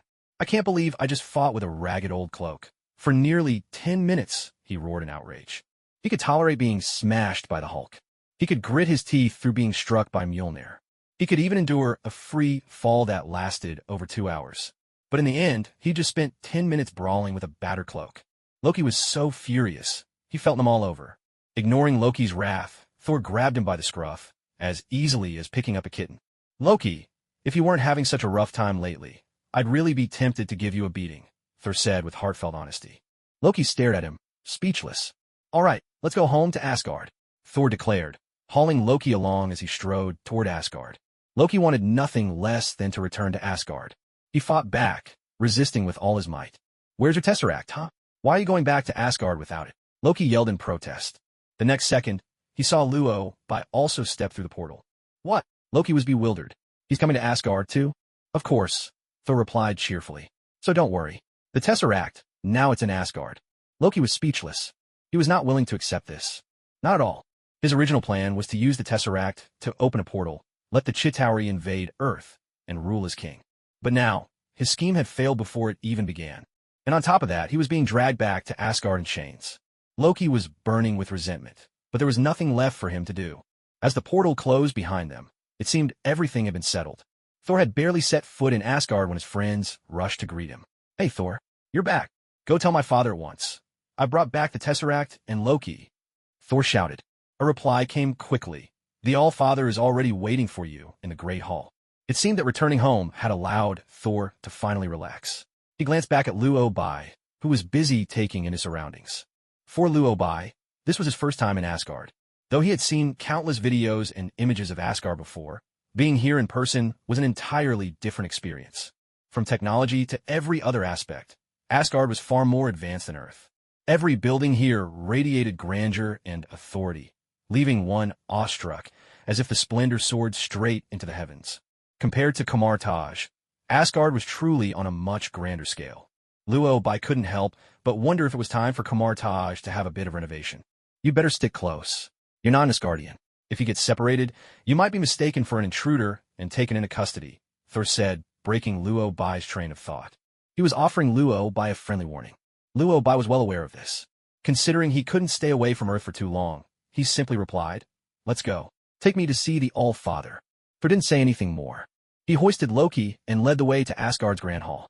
At that moment, in the Great Hall of Asgard, the aged All-Father Odin sat upon the central throne, flanked by Asgard's bravest warriors. As soon as Thor brought Loki in, a squad of guards stepped forward to restrain him. "Father, I brought Loki back," Thor announced in a ringing voice. Odin didn't respond immediately. Instead, his gaze shifted to Luo Bai. Sensing his father's attention, Thor hurried to explain. "Father, this is a sorcerer from Midgard. He requested an audience with you." "A sorcerer from Earth?" Before Odin could ponder this, Luo Bai introduced himself. "I am the current Sorcerer Supreme of Kamartaj." Odin knew of Kamartaj. He was also aware that the previous Sorcerer Supreme, the Ancient One, had only just stepped down, and the new one had recently taken up the mantle. But this was the first time he'd laid eyes on the new Sorcerer Supreme. He hadn't expected Luo Bai to seek him out like this.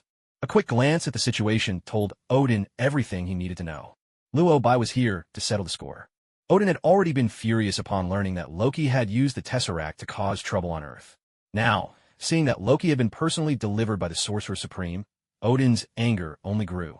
He was the All-Father, after all. He had his pride, didn't he? His own son, well-adopted son, Loki, not only made a scene on Earth, but was actually caught and handed over by Earth's guardian, the Sorcerer Supreme. How was he supposed to save face now? This could have been handled quietly behind closed doors. But with Luo Bai's arrival, Odin no longer had the option for a discreet solution. Thinking of this, Odin took a deep breath and spoke with great courtesy. "I know why you are here. I will give you an answer. Please wait to the side for now." Luo Bai nodded and stepped back. At that moment, Odin gave the order, "Bring the prisoner, Loki, forward." As soon as his words fell, Loki was escorted in. At this point, Loki was already seething with anger, and now, having just learned that he was not Odin's biological son, his fury only grew. With his double weight of rage, there was no chance Loki would speak calmly. A cold laugh escaped him. "Oh, so what's the show this time? Prisoner Loki? Is my trial starting already?" Loki demanded. Odin drew another deep breath, managing to keep his composure as he asked, "Do you truly not realize the gravity of your crimes?" "Khim," Loki shot back. "Is it a crime for a god to rule one of the 9 realms? Haven't you done the same?" Had Loki spoken like this in private, Odin might have restrained his anger. But this was the Grand Hall, and all the supreme sorcerers were present. The moment those words left Loki's mouth, Odin's fury erupted. He bellowed, "Loki, you are not a god. You are the son of the king of the frost giants." Loki instantly retorted, "Then you never should have picked me up in the first place." Odin shouted back, "You're right, I never should have. I should have let you die." Loki shrugged, his tone careless. "That's just as well. I don't want to live anymore. All I ask for now is death." Odin could only sputter in outrage. A lifetime of kingly dignity, and in his old age, all his reputation was being torn apart by his own son. Odin inhaled deeply, nearly choking on his anger. Looking down at Loki, who stood defiant and reckless before him, Odin felt his heart nearly give out from fury. The truth was, Odin had always loved both his sons dearly. Though Loki had made many mistakes, if he'd just shown a hint of remorse, Odin would at most have imprisoned him for a while. But now, Loki was stubborn as ever, his face written all over with defiance. The supreme sorcerers looked on, and Odin, his authority having been openly challenged, found himself utterly cornered. At last, Queen Frigga spoke up with wisdom and grace. "All-Father, Loki simply hasn't come to terms with his true identity. Grant him a chance to live." Thor, standing nearby, quickly pleaded as well. "Father, for the sake of the fact that he hasn't yet caused irreparable harm, please forgive him." Finally, Odin was given a way out. "Loki, if not for your mother and your brother pleading for you, you would have been sentenced to death. Take the prisoner Loki to the dungeons. He will spend the rest of his life there, Odin declared, his voice thunderous with anger. Loki said nothing, but his mocking expression said it all. He was unrepentant and bitterly unwilling to accept his fate. Take him away at once. I don't want to see him again. Odin thundered. On the surface, Odin appeared eager to have Loki thrown into the dungeons as quickly as possible. In truth, however, what he really feared was that, if they delayed even a moment longer, Loki might utter something even more blasphemous. Fortunately, the guards were swift. They dragged Loki away, half pulling, half carrying him out of the hall. Only then did Odin finally breathe a sigh of relief. What a rebellious son. The Sorcerer Supreme is still watching. If only you could have said a few kind words, you wouldn't be facing eternal imprisonment. I thought you were different from your forthright brother Thor, that you had a bit of cunning and wit. But in the end, both of you are equally pig-headed. Truly foolish. Odin could only sigh in resignation. After a heavy breath, he turned to Thor and asked, "Where is the Tesseract?" Thor quickly answered, "Father, the Tesseract is with Luo-bai." Luo-bai immediately understood the implication. He said nothing more, simply producing the Tesseract. With a glance from Odin, a guard stepped forward and took the Tesseract away, sending it to the treasure vault of Asgard. Having settled all matters, Odin finally spoke, dismissing the crowd. "You may all leave for now. I wish to speak with the Sorcerer Supreme alone." The others bowed and departed, leaving only Odin and Luo-bai in the Grand Hall. Though Odin still sat with the eternal spear in hand, clad in gleaming golden armor and exuding a regal presence upon his throne, it was impossible to miss the white hair that crowned his head and the weariness etched upon his face. The once mighty All-Father had clearly aged, his time drawing short. And so it was, according to the story. Odin likely did not have much longer to live. He would pass away before the coming of Ragnarok. This thought made Luo-bai recall the Ancient One. The rulers of the old age were slowly fading away, making room for the heroes of a new era to take the stage, one by one. Luo-bai, the new Sorcerer Supreme of Kamar-Taj. I've long known of the Ancient One's passing, and I've known of your existence, but never had the chance to meet you in person. I never imagined you'd come here yourself today, Odin said suddenly, breaking Luo-bai's reverie. At this moment, Odin spoke with the tone of an elder. And rightfully so. He could be considered the Ancient One's teacher. In terms of seniority, Odin and the Ancient One were peers, making him a true elder. With this in mind, Luo-bai replied politely, "I had no wish to trouble the All-Father, but today I had no choice but to come." I understand. Loki nearly caused a catastrophe by using the Tesseract. Though he's not my son by blood, I raised him myself. His crime is my failing. Now that I have punished Loki, I believe such things will not happen again, Odin said calmly. He also knew that Asgard was at fault this time. And on top of that, Luo-bai came from Kamar-Taj and was the Sorcerer Supreme of Earth. Out of respect for the Ancient One, Odin was already being exceedingly polite. Not only did he take the initiative to admit his mistake, but he also assured Luo-bai that such an incident would never happen again in the future. If it were anyone else hearing these words, they might have obediently left by now. After all, Odin was the king of gods, ruling over the order of the 9 realms, Earth included. He was like a monarch, and the other realms would basically bow before him in submission. But Earth was an exception, and Kamar-Taj was an exception among exceptions. The Sorcerer Supreme wasn't obliged to heed Odin's commands. With that in mind, Luo-bai smiled and replied, "It's clear to me that you care deeply for Loki, All-Father. If it were any other Asgardian who had done this, surely the punishment would be far more than just a stint in the dungeon." A moment later, Odin's brow furrowed as he retorted, "Are you questioning the way I've handled this?"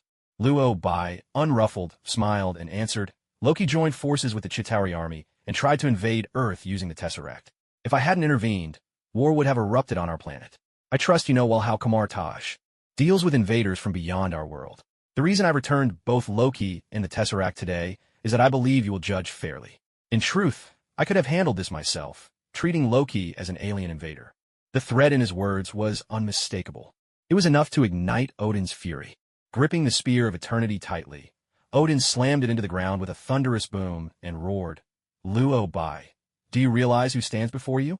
I am the All-Father, King of the Gods." As his words echoed, a crushing force surged toward Luo-bai. It was the energy of the spear of eternity, infused with Odin's divine might. He meant to intimidate Luo-bai. Yet Luo-bai remained unshaken.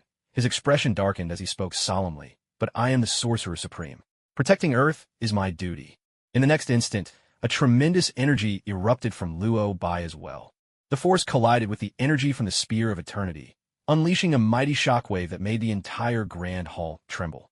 At that moment, Odin realized something was amiss. Though he had never paid much attention to Kamartaj or the affairs of the sorcerers, he'd certainly heard of the most powerful among them. Names like the Ancient One, Merlin, and Agamotto, all legendary figures in the world of sorcery. As for Luo Bai, Odin truly hadn't heard of him before. He'd only learned of this sorcerer when the mantle of Sorcerer Supreme changed hands, said to be the Ancient One's personally chosen successor. Odin had originally thought that someone who appeared so suddenly would, at most, be on par with his son Thor in terms of strength. But that exchange just now had left Odin utterly stunned. With strength like this, Luo Bai could take on 10 Thors at once. Seriously, where on earth did the Ancient One find such a prodigy? As a human, he looks barely the age of adulthood. Yet he possesses such overwhelming power. His magical talent must be truly extraordinary. And most importantly, this kid is so composed. He stands tall and unflinching under Odin's pressure, neither arrogant nor anxious. He might still have some youthful recklessness, but compared to Odin's 2 sons, he's worlds apart. It's just not fair. Why are both of his sons so headstrong, always causing trouble wherever they go? Meanwhile, the Ancient One just randomly picks an heir, and he turns out to be this outstanding. He is the king of the gods, after all. Shouldn't his genes be superior to those of mere mortals? The more Odin thought about it, the more frustrated he became. Comparisons really are infuriating. Honestly, now every time Odin thinks of his 2 sons, he gets a headache. Especially after meeting Luo Bai, the headache only grows worse. His sons have lived for so long, yet they don't have the faintest idea what it means to be steady and dependable. One runs around waving a hammer, acting tough, take the hammer away, and he's helpless. The other one's eyes are glued to the throne, always trying to prove himself, and he can't resist stabbing his brother in the back whenever he gets the chance. Oh, his heart aches. He's so exasperated his head is buzzing. Taking a deep breath, Odin finally managed to calm himself. He turned his gaze back to Luo Bai. To be honest, if this had been his younger days, he would have struck the moment Luo Bai spoke his first words. He is the king of the gods, after all, and yet, he's questioned by a youngster like this? But there's no helping it, he's grown old. Ragnarok is looming ever closer, and if he were to harm Luo Bai now, it would mean making enemies of the entire mage community. He's a dying man, and soon enough he'll be gone. When that day comes, it'll be Thor facing the mages. Thor still needs time to grow, and even with a few more years, he won't be strong enough to take them on. Besides, Loki was at fault in this matter to begin with. Odin had already shown him more leniency than he deserved. Odin couldn't help but accept the limits of age. At this moment, he could no longer act on impulse as he once did. He had to think of Thor's future. With a sigh, Odin spoke at last. Loki is not evil by nature. He just couldn't accept the truth of his origins, and in his desperation to prove himself, he made grave mistakes. Age had tempered him. Once a god-king too proud for words, Odin had learned to speak with calm and patience. He intended to resolve the matter amicably, so he continued, I know you are the disciple of the Ancient One. Although Asgard and Kamartaj have not been in contact for a long time, my relationship with her was quite good in the past. Now that you have just ascended to the position of Sorcerer Supreme, it's only fitting that I present you with a grand gift. On the surface, Odin spoke of giving a congratulatory gift, but in truth, he simply wanted to use a treasure to put this issue to rest. This was already the greatest concession he could make, and Loki by naturally understood that well. Indeed, it was Loki who had been in the wrong in this matter. Still, Loki Bai had intervened to stop him, and by taking the Mind Scepter, he had gained some benefit as well. Now Odin even offered he planned to resolve this matter peacefully, so he continued, I know you are the Ancient One's disciple. Although Asgard and Kamartaj have not been in contact for quite some time, my relationship with her was rather good before that. Now that you have ascended to the position of Sorcerer Supreme, it is only fitting that I present you with a grand gift. On the surface, Odin spoke of giving a congratulatory gift, but in truth, he simply wished to use a treasure to settle the issue. This was already his greatest concession, and Loki Bai was well aware of it. To be fair, it was indeed Loki who was at fault in this affair. However, Loki Bai had already intervened, and he had taken the Mind Scepter, which counted as a gain for himself. Now Odin was even offering him a treasure, and his attitude was quite reasonable. In life, it's wise to know when to let things go. There is no need to push matters to the point of no return. Thinking this, Loki Bai softened his stance. Then my thanks, All-Father, Loki Bai said. Odin nodded, then stood up and spoke. I know Kamartaj is full of magical artifacts, but Asgard has plenty of treasures as well. I'll take you to the Asgardian vault. Other than the Tesseract, you may choose anything you like. In his days of conquest, Odin had won many battles across the 9 realms, amassing countless spoils of war. He had collected so much loot that even he could barely remember it all, and he still hadn't decided what exactly to give Loki by. So he decided to let him choose for himself. But from Loki Bai's perspective, there really wasn't much he wanted besides the Tesseract. The main reason was that the treasures he currently possessed were already immensely powerful, not to mention the trove of magical items in Kamartaj itself. On his person, he had the Eye of Agamotto, the Time Stone, and the Mind Scepter. Among Asgard treasures, there were few things that could compare to those 3. This left Loki Bai in a bit of a dilemma. Why are you just standing there? Seeing that Loki Bai wasn't moving and hadn't followed him, Odin couldn't help but ask. He tapped the ground with Gungnir, his eternal spear, as if to remind Loki Bai. At that moment, as if struck by a thought, Loki Bai asked, other than the Tesseract, if I set my sights on something, can I really take it? Odin's brow furrowed, and he couldn't help but think to himself, I am the All-Father, would I lie to you? Besides, as king, why would you think I'd be so stingy? Every hero who achieved glory in battle received a treasure from me. I'm hardly lacking. With these thoughts, Odin responded with a hint of impatience. Of course. Seeing Odin's impatience, Loki Bai dispensed with politeness and pointed at the spear in Odin's hand. Then I'll take this one. Odin was clearly stunned. You little rascal, you're actually eyeing my weapon? You got guts. With that, Odin's expression darkened as he asked, do you even know what this is? You don't. That's why I thought you wouldn't want to part with it. Loki Bai replied with a smile. The Spear of Eternity, whose true name is Gungnir. Legend has it that the dwarves forged the Spear of Eternity at Odin's command. This spear is not only unimaginably sharp, capable of piercing any armor, but also guided by fate, never missing its mark. In other words, once it is aimed at a target, there is no escape.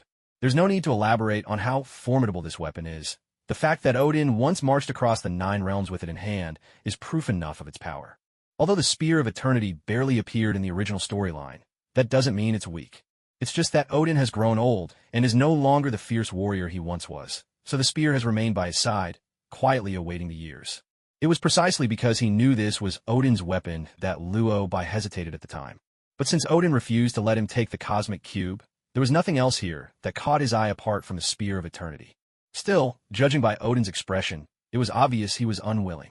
With that in mind, Luo Bai smiled and said, I know this is your weapon, All-Father. Since it has earned your favor, it must be extraordinary, so I set my sights on it. Though Luo Bai was bold, his words were chosen with care and flattery. His comment, in a roundabout way, highlighted Odin's formidable strength. Compared to those 2 sons who did nothing but argue with him, Luo Bai was a much better conversationalist. After all, Odin had his pride to maintain. A few words of praise pleased him. He smiled, then spoke slowly. You have a keen eye. It is indeed a divine weapon. But this spear has been with me for a very long time. No one else can take it. His meaning was unmistakable. From a moment of its creation, the Spear of Eternity has been an exceptionally powerful weapon. Runes are engraved on its tip, and the shaft is crafted from the branches of Yggdrasil, the World Tree. Moreover, it carries Odin's own power, giving the spear a will of its own. Since it possesses sentience, it recognizes only one master. It's the same as most magical artifacts in the universe. Once a weapon acknowledges its owner, it will return to their hand the moment they call for it. No one else can truly take it away. Even if someone manages to seize it, they won't be able to unleash its true power, unless its master so wishes. This is precisely why Thor, after becoming king of the gods, never wielded the Spear of Eternity, and after Odin's death, the spear eventually found its way into the world. You are a mage, so you must know that most magical artifacts recognize only one master. It will be better for you to choose another treasure, Odin said. Luo Bai, however, was a resolute man. Once he made a decision, he would not change it. Besides, he still had the blessing of Lady Luck. With that in mind, Luo Bai replied, why not let me try? Odin's brows knitted together, but he didn't try to persuade him further. He simply said, since you were so determined to have Gungnir, go ahead and see if you can master it. But if Gungnir rejects you, you will have no right to choose any other treasure. Deal. Luo Bai agreed without hesitation. Odin had absolute faith in Gungnir. He was convinced there was no way Luo Bai could ever take it. In truth, once Odin realized his days were numbered, he had considered letting his 2 sons use the spear as well. He simply wanted to see whether they could earn Gungnir's recognition. Yet even his own sons, who shared his powerful blood and genes, had failed to gain its approval. How could a supreme sorcerer, without even a drop of his guardian blood, ever hope to win Gungnir over? But when Luo Bai agreed so readily, Odin couldn't help but feel a flicker of delight in his heart. He had thought he'd need to part with some precious treasure to finally get Luo Bai to leave, but to his surprise, this fellow actually had his eye on Gungnir. This was perfect. He wouldn't have to give up any valuables, and Luo Bai would willingly leave on his own. It was almost too good to be true. That's why, Odin mused, young people shouldn't get too full of themselves. There are many things in this world that simply can't be controlled. Thinking this, Odin handed over the Spear of Eternity and said, "The Ancient One truly has a discerning eye. You are indeed a born sorcerer, but you're still very young, and there are many things you still." Out of respect for the Ancient One, Odin had intended to offer Luo Bai a few words of advice in the manner of an elder, hoping to help guide him as he grew. But before he could even finish, Luo Bai took the Spear of Eternity from his hands. And then, a golden light shimmered along the shaft of the spear, and Odin fell silent. Wait, it accepted him? Why? Odin was dumbfounded. Gungnir, this is outrageous. Truly, this is just too much. Gungnir, my two sons, both so accomplished, you never even gave them a second glance. Yet now you choose the supreme sorcerer of Kamartaj. We once fought side by side, conquering the 9 realms together. And now that I've grown old, you turn your back on me and seek a new master? For a brief moment, Odin was utterly at a loss. One of his eyes widened in shock. It was clear he was deeply shaken, his face a portrait of disbelief. Gungnir may be a weapon, but it had also been his comrade in arms for thousands of years. All that deep camaraderie, and now it simply leaves without a word. At that moment, Odin's expression turned dark and fearsome. Noticing his anger, Luo Bai realized this was no place to linger. Before Odin could recover, Luo Bai spoke up. "It seems I really can wield this spear. In that case, I'll be taking this treasure with me. Thank you, All-Father." With that, Luo Bai stepped through a portal and vanished, leaving Odin alone in the great hall, bewildered. After a moment, Odin seemed to recall something and shouted, unwilling to accept it, "Gungnir." And again, "Gungnir." Still no response. Fine. Very well. So Gungnir truly does despise his old age, and just like that, ran off with someone else. Odin could only stand in silent resignation. Although he was truly reluctant, as he himself had said, magical artifacts always choose their own master. The more powerful the artifact, the stronger its sense of will. Gungnir had acknowledged Lokbai as its master. This proved that it wasn't Lokbai who took it, but rather Gungnir who chose Lokbai. At this moment, Odin was furious, yet there was nothing he could do. Once an artifact has chosen its master, do you really expect it to obey you instead? Still, Odin couldn't help feeling dissatisfied. He slowly walked to the throne and sat down, staring at the imposing hall before him, his mind drifting back to his youth. Back then, he wielded the eternal spear and rode the warhorse Sleipnir. Wherever he went, kingdoms bowed before him. Yet now, when he looked at himself, that heroism was gone. They always said the gods of Asgard grew more formidable with age, and in terms of power, that should be true. By rights, he was even stronger now than in his younger days. Yet no matter how powerful he became, he could not stop the coming of Ragnarok or escape his own destined end. If only there were no accursed Ragnarok. How could he have fallen so low? And all of it, was the doing of those gods who sit in the shadows. Enough! There was no one else to blame for any of it. Gungnir's departure was inevitable. It was forged from the branches of Yggdrasil itself. Surely the World Tree already knew the fate that awaited Asgard, and so Gungnir needed to seek out a new master. So thought Odin. Though his heart was heavy with sorrow, and he had yet to recover from the blow, he no longer had the luxury of time to dwell on these things, for he sensed that something was wrong. Something was happening in Asgard. Lord All-Father, this is urgent. Loki the prisoner. Loki has escaped. Even as he was lost in thought, a guard burst into the hall, shouting. Before Odin could speak, the guard rushed to report, "All-Father, the prisoner Loki has escaped. When we brought him back to his cell, we only discovered it was one of his doubles. The real Loki is nowhere to be found." Hardly had he finished when another guard came running in, panic in his voice. "All-Father, it's bad. Loki attacked the team, transporting the cosmic cube. By the time the god of thunder arrived, Loki had already used the cube to open a portal and escape." One might have expected Odin to issue orders at once, but instead, Odin fell silent. Seated on his throne, he muttered, "It shouldn't be, it shouldn't be." Perhaps those around him did not understand what he was murmuring, but Odin himself knew all too well. In truth, with Odin's current abilities, He could observe every corner and every detail of Asgard. The moment Loki tried to escape, he could have sensed it and taken action. But because Gungnir had left him, Odin's attention was divided, giving Loki the chance to make his move. Yet that was not the heart of the matter. The key lies in Odin, who, after drinking from the well of wisdom and sacrificing one of his eyes, gained the power to foresee the future. Although his foresight was not as potent as the vision granted by the Time Stone, which could show the future directly, he was still able to sense the occurrence of major events, such as Ragnarok, a catastrophe he had foreseen. Yet, Loki's sudden reappearance was beyond Odin's sight, and the Tesseract was supposed to remain safe in Asgard. But Loki had taken the Tesseract from Asgard again? Why? Odin simply could not understand, but he didn't have time to ponder further. After all, he had just driven Luo-Bai away with Gungnir, but now Loki had seized the Tesseract and was planning to stir up trouble on Earth.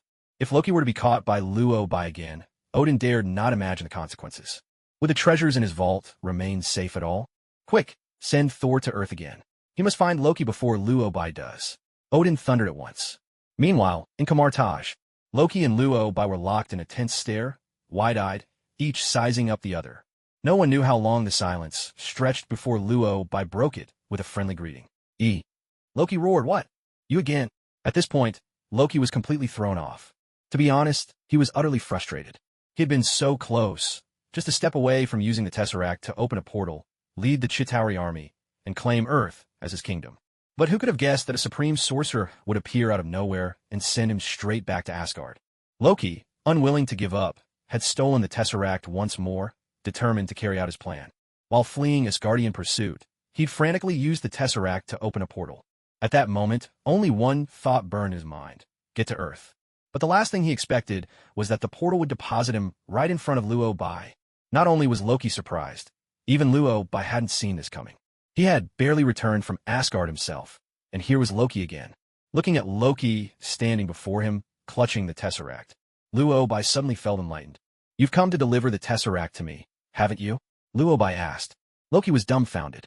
The look on his face said it all. "Do I look like I'm here to deliver the Tesseract to you?" Before Loki could retort, Luo-Bai spoke again. "Honestly, you didn't have to go through all this trouble to bring it in person." Loki's eyes widened in alarm, realizing something was very wrong. Clutching the Tesseract, he tried to open a portal and escape to his next destination. But Luo-Bai had already seen through his move. Before Loki could react, a portal swallowed him up and whisked him away. And so, the Tesseract was left behind just like that. By the time Loki regained his senses, he found himself back in the grand halls of Asgard. At that moment, his father Odin was seated right before him. "Loki!" Odin roared in fury. Loki fell silent. "Are you kidding me? Wait a minute, I see what's going on here. So I'm just some errand boy for delivering Infinity Stones now?" Gazing at the familiar throne room, with Odin on his throne and Thor standing by his side. Suddenly, Loki was hit by a flash of realization. "You won't believe this, but just now when I took the Tesseract to Earth, I ran into Lobo again. The moment I opened the door, there he was, that damned Sorcerer Supreme. He said, 'Hey, you're here to deliver the Tesseract, aren't you?' Then he just snatched the Tesseract from me and sent me straight back to Asgard." Loki shrugged, his voice tinged with helplessness. There was none of that rebellious arrogance on Loki's face that he wore the first time he'd stood in this hall. Now, there was only resignation. Thor, still trying to wrap his head around it all, looked at him, utterly confused. "So, you gave the Tesseract to Loba? It wasn't on purpose, okay? I have no idea why the damned Tesseract brought me right in front of Loba." Loki shouted in frustration, as if he'd wanted this to happen. He was just unwilling to accept it. His plans were unfinished. He just wanted a chance to see his scheme through. But now, he'd ended up handing over the Tesseract anyway. "Well, good luck to you," Thor sighed. He then turned his gaze to Odin. Loki, exasperated, also looked to Odin. Odin's face was as dark as a thundercloud. He said nothing, sitting sternly on his throne. It was clear to anyone that Odin's anger had reached a boiling point. This wasn't like last time, when he was just upset. Now, Odin's fury was overwhelming. "Loki, you have truly disappointed me," Odin bellowed, his voice echoing through the hall. Loki shrugged helplessly. "It wasn't what I wanted. But you expect me to just stand by and watch him become king? I can't do it. Everyone only ever sees Thor, but I am clearly the more capable one." No sooner had the words left his mouth than Thor interjected. "So, you deliberately went to Earth to hand the Tesseract to Loba?" Loki took a deep breath and shouted, "For the last time, I did not go to deliver the Tesseract. I want to rule Midgard. I wanted to prove I'm more fit to be king than you. But the fact remains, you handed over the Tesseract. And now I have to go clean up your mess, Thor replied dryly. It was plain to see that Loki was completely thrown off by this. But Loki wasn't the only one left reeling. Odin was too. He thought, I just gave up Gungnir to help you sort out this mess, and even left the Tesseract behind. And now you've gone and handed over the Tesseract as well. Haven't you? I didn't even have time to call your brother to catch you, and you've already been sent back like this? Odin took a deep breath. It was clear he was having trouble breathing at that moment. Just then, Thor spoke up. Father, how about I go down now and bring the Tesseract back? As soon as he finished, Odin retorted, Do you really think you can bring the Tesseract back? The first time Thor managed to bring back the Tesseract, he had a reason. After all, it was Loki causing trouble. Asgard stepped in to take Loki, the offender, back, and brought the Tesseract along as well. Even if Loki was the Sorcerer Supreme, he still had to show the king of the gods some respect. But now, not only did their prisoner escape from Asgard, he even made off with the Tesseract. This was a clear sign that Asgard had failed in its duty. Forget about getting the Tesseract back. Loki not coming to their doorstep to cause trouble was already giving Odin a lot of face. If Thor went to Earth again now, it would only make things worse. How could Thor, as the future heir to the throne, fail to see such a simple situation? Looking at his two sons, Odin felt his blood pressure rising. Foolish, reckless, you two are a pair of idiots, Odin shouted in fury. Before either of them could reply, Odin lashed out, Loki, do you really think you're so clever? Time and again you've gone to Midgard, Earth, to stir up trouble. Do you even know how much effort I've put into cleaning up your messes? Do you really think Midgard is as weak as you imagine? You know nothing. And you, Thor, god of thunder, son of Odin, heir to Asgard, all you do every day is swing that hammer around, picking fights and making trouble. Why don't you use your brain for once? Do you think war solves everything? It does not. This time, Odin was truly furious. He was scolding both Loki and Thor with a ferocity that shook the hall. Thor was left completely stunned. But I didn't do anything. Thinking this, Thor spoke up, a little aggrieved. Father, I really haven't done anything. You can't even keep your own brother under control. How will you ever rule Asgard in the future? Odin roared. Thor! Wait, how is this my fault? Before Thor could react, Odin shouted again, Thor, take the prisoner Loki and throw him in the dungeon. And if he escapes again, you'll be exiled right along with him. Thor. Before Thor could get a word of protest out, a powerful force erupted from Odin. In an instant, both Thor and Loki were blasted out of the great hall. A loud bang echoed as the doors of the palace slammed shut.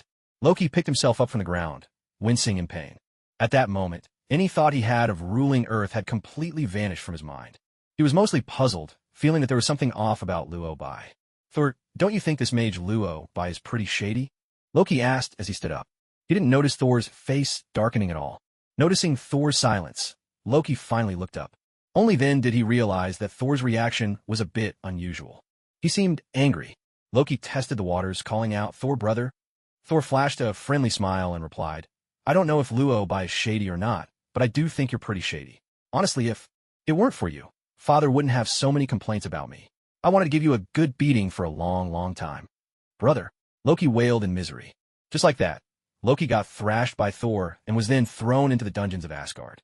Meanwhile, in Kamartaj, Luo Bai gazed at the cosmic cube in his hand, a trace of emotion flickering in his eyes. I knew you'd come back, but I never thought it would be like this. I have to admit, Lady Luck does have her moments. After speaking, he glanced at the Spear of Eternity in his other hand. This trip to Asgard was truly worthwhile. The rewards were substantial. With that in mind, Luo Bai decided to return to the Sanctum and study the Cosmic Cube and the Mind Scepter. Just as he was about to leave, Wong and Mordo came rushing over in a hurry. Supreme Sorcerer, you're back? Wong exclaimed, clearly surprised to see him and greeting him quickly. Yes, I'm back, Luo Bai replied calmly. As soon as he finished speaking, Mordo hurried to report. Just now, Wong and I sensed something strange in Kamartaj. It seemed like someone had broken in. I know, it was Loki. To prevent him from causing trouble here, I sent him away, Luo Bai explained. Hearing this, Wong and Mordo finally breathed a sigh of relief. Thank goodness. I thought something else had happened in Kamartaj. Wait, Supreme Sorcerer, why does that thing in your hand look so familiar? Wong finally noticed the Spear of Eternity Luo Bai was holding. The more he looked, the more familiar it seemed. I think I've seen it in a book somewhere, Wong mused. Luo Bai answered calmly. Probably in the overview of the universe. Wong nodded. Yes, that's right. I'm surprised you remember, Supreme Sorcerer. You must have read quite a lot of books. Luo Bai nodded. More or less. I read whenever I have free time. I've gone through nearly all the books in the library. Wong chuckled and asked curiously, "What's this thing called again? It's on the tip of my tongue." It's the Spear of Eternity, Gungnir, Luo Bai replied. In the next moment, both Wong and Mordo were stunned. What? Gungnir? Gungnir? The Spear of Eternity? Isn't that Odin's weapon? Wong asked in astonishment. Luo Bai nodded in confirmation. That's right. Wong pressed further. How did it end up in your hands? Luo Bai answered truthfully. The All-Father gave it to me. The All-Father gave you his own weapon? Wait, just what is your relationship with him? Odin had wielded the Spear of Eternity for countless years, and to outsiders, it symbolized the highest divine authority. Such an important artifact wasn't left to the future heir of Asgard's throne, but instead given to Luo Bai. How does that even make sense? Wong, never one to filter his thoughts, couldn't help but blurt out, "Why would Odin give you this? Shouldn't he have left it for his son?" Luo Bai shrugged with a smile. Well, there's nothing I can do about it. These divine artifacts choose their own master. And what do you know, it chose me. Wong. Mordo. The looks on their faces were priceless. Perhaps neither of them could figure out why Asgard's treasured weapon would end up choosing Luo Bai as its master. After a long, awkward silence, Wong finally ventured, "Sorcerer Supreme, I'm curious. How did Odin react? He's not going to send an army after us, is he?" Recalling Odin's shaken expression when he left, Luo Bai gave an embarrassed laugh. "I don't think he'll go that far, but judging by his face, he didn't seem very happy." Wong kept quiet, but his mind was racing with commentary. If Odin was happy about this, pigs could fly. This was worse than having your wife run off with someone else. A weapon he'd used for thousands of years gone just like that. Though it was clear from Wong and Mordo's faces that they were still in disbelief, hearing that the intruder had already been dealt with by Luo Bai made them decide to take their leave for now. "Since the intruder's been dealt with, I'll take my leave, Sorcerer Supreme," Mordo said as he respectfully withdrew. Wong echoed him. "Sorcerer Supreme, I'll be going as well." Luo Bai nodded, and the two of them departed. Just before leaving, Wong glanced one last time at the Spear of Eternity, his face full of disbelief. Once they were gone, Luo Bai turned and headed to the New York Sanctum. Upon reaching the study on the second floor, the first thing Luo Bai did was activate the mirror dimension. After making his preparations, he took out the Tesseract and the Mind Scepter. The Tesseract looked like a cubical blue crystal box. Its transparency made it easy to see the blue space stone at its core. As for the Mind Scepter, outwardly, it appeared simply as an ordinary scepter, but at its very tip was embedded the Mind Stone. In the Marvel Universe, every Infinity Stone contains immense power. All of these powers require the user to spend a long time developing and studying them before they can be fully mastered. Naturally, the next thing Luo Bai had to do was to research these two primal stones. He started with the Space Stone. After all, he had studied some space magic and spatial theory, so he felt he had a better grasp of the Space Stone. Placing the cosmic cube on the table in front of him, Luo Bai channeled his magic, dissecting the inner energies at work within it. After about a day, or perhaps even longer, Luo Bai finally managed to grasp the basic theory of the Space Stone and some of its fundamental concepts. As its name suggests, the Space Stone governs the power of space itself. Its abilities go far beyond simply opening a portal across the universe. Anything related to space, so long as you can imagine it, the stone can accomplish. For instance, it can create spatial barriers, warp or freeze space, slice through dimensions, rearrange the fabric of space, or even generate miniature black holes. Its existence allows the user to disregard physical laws, such as distance, or even magical restrictions. As long as the user's power is sufficient, the stone can fulfill any spatial manipulation they desire. Of course, this was only Luo Bai's current understanding, a mere fraction of its true scope. If studied thoroughly, who knows how many more abilities might be unlocked. Having gained a general understanding of the Space Stone's capabilities and how its energy flowed, Luo Bai then dove into a deeper exploration of the Mind Stone. This research took about 3 days. Compared to the Space Stone, the Mind Stone was far more difficult to study. As its name implies, its powers are inherently tied to control over the mind. While the Mind Stone isn't the most overwhelmingly powerful of all the primal stones, it undoubtedly possesses the strongest independent will. Its sentience is so formidable that it can actually alter a person's mind of its own accord. When you try to probe its secrets, it will use its abilities to affect your state of mind. If Luo Bai hadn't spent so many years honing his magical discipline, he wouldn't have been able to withstand the stone's influence at all. Despite immense pressure, Luo Bai managed to analyze the Mind Stone to some extent. His conclusion was that, for humans, this thing was basically invincible. As long as the user possesses enough power, they could use it to connect to every human mind and even achieve world domination. It can even amplify the user's mental strength. For Luo Bai, this was immensely useful. After all, in magic, the mental realm is of great significance. After several days of research, Luo Bai finally came to realize just how dangerous and powerful these stones truly were. They were never meant for humans to touch or wield. And to think that Nick Fury had once planned to study the cosmic cube himself. With humanity's current abilities, there's only so much that can be achieved. Before humans could even begin to understand them, these stones had already begun to study humans in return. The autonomous will of these primal stones was simply too powerful. With his current strength, Luo Bai could only get this far in his research. So, he made use of the space stone to create an encrypted storage space, tossing the two stones inside for future study. The arrival of these three primal stones had provided Luo Bai with no small amount of assistance. Especially the Mind Stone, it had been a tremendous help to him. It gave him not only a boost in his abilities, but also a significant strengthening of his mind. Learning the Dark Grimoire and resisting the devouring force of darkness required a resilient mind and soul from the very start. After merging with some of the Mind Stone's power, Luo Bai once again resumed his study of the Dark Grimoire. On top of that, he had already absorbed Agatha's abilities earlier. Now, Luo Bai went on to absorb another surge of dark power, pushing himself further than before. As he continued drawing it in, he realized his soul had slipped into a realm of pure darkness. This could only mean one thing. He had activated the Dark Dimension automatically. In fact, the first lesson in the Dark Grimoire was how to open the Dark Dimension. But unless the user was strong enough, learning the technique would be useless, no matter how well you understood it. Yet, once a user reached a certain level, the Dark Dimension would open on its own, even without deliberate effort. And once you'd opened the Dark Dimension, it meant one thing. Not only could you touch the most formidable dark powers, but you could also transform their energy into your own strength through this dimension. Wait, this was only my second time studying it. Did I really just open the Dark Dimension automatically? Luo Bai was dumbfounded. He had never expected the Dark Dimension to unlock itself. After all, he had only been studying the Dark Grimoire for 2 days.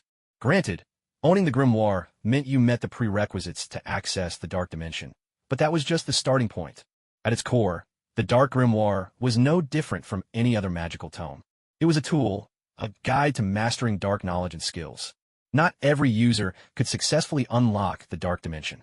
Although it was inevitable, given Luo Bai's abilities, that he would open it sooner or later, he had never imagined it would happen now. Because opening the Dark Dimension meant that from this point on, Luo Bai would need extraordinary self-control. One careless step, and he could be consumed by darkness. For Luo Bai, this was unacceptable. If he lost his will to the dark, unable to control himself, he might as well be a slave to darkness. There would be no difference. And that was only part of the trouble. The other issue was that the Dark Dimension was home to many formidable beings of darkness. You could think of it as Luo Bai having just unlocked a new darkness dungeon. Although he could keep absorbing dark energy inside to grow stronger, it also meant that Dormammu, the ruler of the Dark Dimension, could find him at any moment through that same realm. According to Luo Bai's original plan, he only intended to draw a bit of dark power to enhance his own abilities.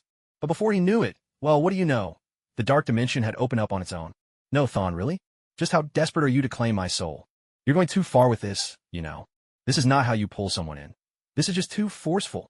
Luo Bai let out a sigh. Though he was grumbling aloud, deep down, he couldn't help feeling a pull to explore the Dark Dimension. The Dark Dimension wasn't nearly as frightening as he'd imagined. The whole place felt like an immense, fantastical universe, filled with mysterious knowledge that lured him to delve even deeper. Of course, Luo Bai knew this was only the surface. If he ventured further, there would surely be even greater dangers lurking within. What was good about Luo Bai, though, was that he wasn't greedy. He dismissed the idea of going deeper, choosing instead to study dark magic right there within the Dark Dimension. And once he started, several days slipped by in a blink. When he finally opened his eyes again, he had already left the Dark Dimension, and his soul had returned to his body. Looking at the familiar New York sanctum, Luo Bai couldn't help but mutter, "That's a relief." It was fortunate that his foundation in magic was so solid, and that Lady Luck seemed to be smiling on him, or else he might not have made it back from the Dark Dimension in one piece. Still, he had to admit, this journey into the Dark Dimension wasn't without its rewards. Luo Bai could clearly feel that his power had increased by several levels. But beyond just strength, Luo Bai had sensed something else. Chaos magic. That, in turn, reminded Luo Bai of a few things. From what he knew of the story, the current wielder of chaos magic was named Wanda. chaos magic was a unique form of magic, and its power was immense. Yet its wielder, Wanda, apparently didn't even understand this force at all. Just thinking about Wanda gave him a headache. In the movies, Wanda gained the ability to wield chaos magic through Hydra's experiments, drawing power from the Mind Scepter. Now, with the story having shifted, since Luo possessed the Mind Stone, Wanda likely hadn't learned to control chaos magic yet. But eventually, Wanda would still acquire mastery over chaos magic through other means, awakening the formidable magical potential within her. The trouble was, Wanda herself was deeply fragile inside, and it wouldn't take much to bring out her darker side. Once Wanda went down that path, she'd lose all control over her own powers. A witch as powerful as her, if she fell into darkness, could cause a disaster of monumental proportions. Rather than leave things as they are, Luo thought it would be better to bring Wanda back while she was still naive and nurture her. With this thought, Luo adjusted the power within himself, then began to open a portal. Inside the Hydra base, in the human experimentation lab, Wanda and Quicksilver were both waiting inside. Very soon, both of them sensed something was wrong. The scenery around them began to shift, as if they had stepped into another dimension. Before they could react to what was happening, a stranger appeared before them. Confronted by this unexpected visitor, both of them looked on with evident wariness. "Who are you?" Wanda asked, her voice tense. "My name is Luo Bai, and I'm a sorcerer from Kamartaj," Luo Bai replied politely. Wanda remained cautious, her brows knitted as she pressed. "A sorcerer? What are you doing here?" "I'm here to talk to you, to see if you might be interested in learning magic," Luo Bai explained. Wanda paused, her eyes clouded with confusion. "What do you mean by that?" she asked. Luo Bai answered calmly. "I see great talent in you. If you study diligently, you could become a remarkable sorcerer." Wanda did not respond immediately. She glanced around before asking, "Like you? I believe you could become even more powerful than this," Luo Bai replied after a moment's thought. Wanda stayed silent, but her expression showed a flicker of uncertainty. At that moment, Luo Bai spoke again. "Rather than staying here, waiting to be experimented on by Hydra, why not come with me and learn to harness your own abilities? I can promise you a safe environment from now on. No more wandering, no more running." Luo Bai knew well that what Wanda longed for most was peace. She wanted a place where she could finally settle down. And fortunately, Luo Bai could offer her exactly that. However, perhaps because Luo Bai had appeared so suddenly, Wanda still felt a bit wary of this stranger. "And why should I trust you?" Wanda asked. Luo Bai smiled calmly and replied, "Because I am the Sorcerer Supreme, I protect this world. I know your past, the missile that destroyed your family. If you choose to trust me, I believe you can finally have a stable future." Luo Bai's words clearly moved her. Surrounded by the mirrored walls of the dimensional space, Wanda realized Luo Bai was no ordinary person. Yet, at this moment, she still seemed uncertain. "Can you help me get revenge?" Wanda asked. "You mean Stark?" Luo Bai clarified. Wanda nodded. Luo Bai understood this well enough. After all, it was a missile made by Stark Industries that had destroyed Wanda's home. That was why she held such a grudge against Stark. But in Luo Bai's eyes, this was a misunderstanding that could be resolved. With this in mind, Luo Bai replied, "To be honest, I can't avenge you. That's because I have a pretty good relationship with Stark. But I can take you to meet him, and maybe it'll be better for you two to settle things face to face." "Meet Stark?" As soon as Wanda heard that, she immediately agreed. Note, some changes have been made to the previous chapter. If you notice any inconsistencies, please check the earlier chapter. The reason for the change is explained at the end of the previous chapter. Wanda and Quicksilver's relationship follows the movie version, with Quicksilver as her older brother. Though Wanda longed for a peaceful life, what mattered most to her now was dealing with Stark. Having the chance to see Stark meant that, in some way, she might have the opportunity for revenge. So Wanda didn't hesitate. She agreed on the spot. "All right, I'll go with you." Wanda agreed at once. Quicksilver, standing by her side, seemed a bit hesitant and asked, "Can we really trust him?" "He said he can take us to see Stark." "We can try to trust him," Wanda replied. Just as they finished speaking, a portal opened up right in front of them. On the other side was the top floor of Stark Industries. At that moment, Tony Stark was in his office, seemingly engrossed in some research. Noticing the sudden disturbance, Stark frowned and called out cautiously, "Luo Bai." The next second, Luo Bai stepped through the portal. "Tony," Luo Bai greeted him. Seeing him, Stark breathed a sigh of relief, a hint of excitement in his voice as he replied, "Hey, my friend. It's so good to see you." Luo Bai smiled and asked, "How have things been lately?" "I'm all right, but S.H.I.E.L.D. is in chaos," Stark said with a shrug. Luo Bai could understand that. After all, with Nick Fury having been teleported away by him, S.H.I.E.L.D. was bound to be in disarray for a while. While he was thinking this, Wanda and Quicksilver stepped through the portal as well. What did you just do? And what's with this yellow ring? Wanda asked. Clearly, she still didn't fully understand magic, so her curiosity about all this was only natural. Luobai smiled and calmly explained, "It's a portal, a kind of magic." Wanda nodded and muttered under her breath, "Okay." It was only then that Stark noticed that, aside from Luobai, a pair of strangers had also come through the portal, a young man and woman, and the woman seemed to know Luobai rather well. Stark couldn't help but raise an eyebrow. He leaned over and whispered in Luobai's ear, "Did you hire new help?" "She's not help," Luobai replied seriously. Stark nodded. Not sure if he'd misunderstood, he immediately asked, "Does Polaris know about this?" Luobai was confused and asked, "Why does she need to know about this?" Stark gave him a cryptic smile and replied, "Kid, you sure know how to play the field, huh?" That was when Luobai finally understood. "Stark, you've got it wrong. She's here to see you," Luobai said helplessly. Stark was taken aback. He carefully scrutinized Wanda, then spoke with certainty. "Okay, I admit, I was a bit of a playboy in the past. Had flings with all kinds of women, reporters, news anchors, even famous celebrities. But I swear, I absolutely don't know her. She's so beautiful. If I'd met her, I'd definitely remember." No sooner had he finished speaking than Wanda burst out angrily. "You don't need to know me to destroy my life, my family." Stark was stunned by her words. "Destroy her life? I'm not even sure if I know you now. Wait a minute. Miss, your name is Wanda, right? When did I ever destroy your family?" Stark asked. The next moment, Wanda spoke each word with icy hatred. "Your missile destroyed my home." "Wait, what?" Stark was instantly at a loss. Seeing Wanda didn't elaborate, Luobai quickly stepped in to explain. "Tony, do you remember why you decided to shut down Stark's weapons manufacturing division?" Stark nodded, answering seriously, "I do. She's one of the victims from that incident," Luobai continued. It was only then that Stark finally understood. He had assumed Wanda was one of his ex-girlfriends or someone from his past coming to settle old scores. But clearly, he had oversimplified the situation. Before he could say anything, Wanda spoke up again. "We were only 10 years old then. The four of us were eating dinner together. A bomb struck our home. I remember clearly seeing a word printed on it. Stark." Hearing this, any trace of levity disappeared from Tony's face. He fell silent, his expression growing serious, tinged with guilt. "I'm truly sorry. That was never my intention." Stark apologized, his voice sincere. But Wanda was in no mood to listen. "Your bomb killed my parents, stole my childhood. Do you really think an apology can erase all of that?" Stark could only remain silent, his face clouded with frustration and regret. Seeing that Wanda's emotions were spiraling, Luobai stepped in. "I have to say something here. Yes, the bomb you saw was made by Stark Industries. But I don't believe Stark is the one you should be seeking revenge against." Wanda's brows knitted together as she glared at Luobai in anger and demanded, "His missiles destroyed my home. Shouldn't I hate him? You're his friend, so you're defending him, aren't you?" Luobai shook his head and retorted, "That's not it at all. Let me give you a simple example. Say you tell me you want to protect the world, and I teach you magic. But then you fall to darkness and end up destroying the earth. While I do bear some responsibility, the real culprit is you, isn't it? It's your choices that brought about the world's destruction, and it's you people will hate." With this explanation, Wanda seemed to understand a little more, but she still hadn't fully come around. "If he hadn't created those missiles, how could my home have been hit?"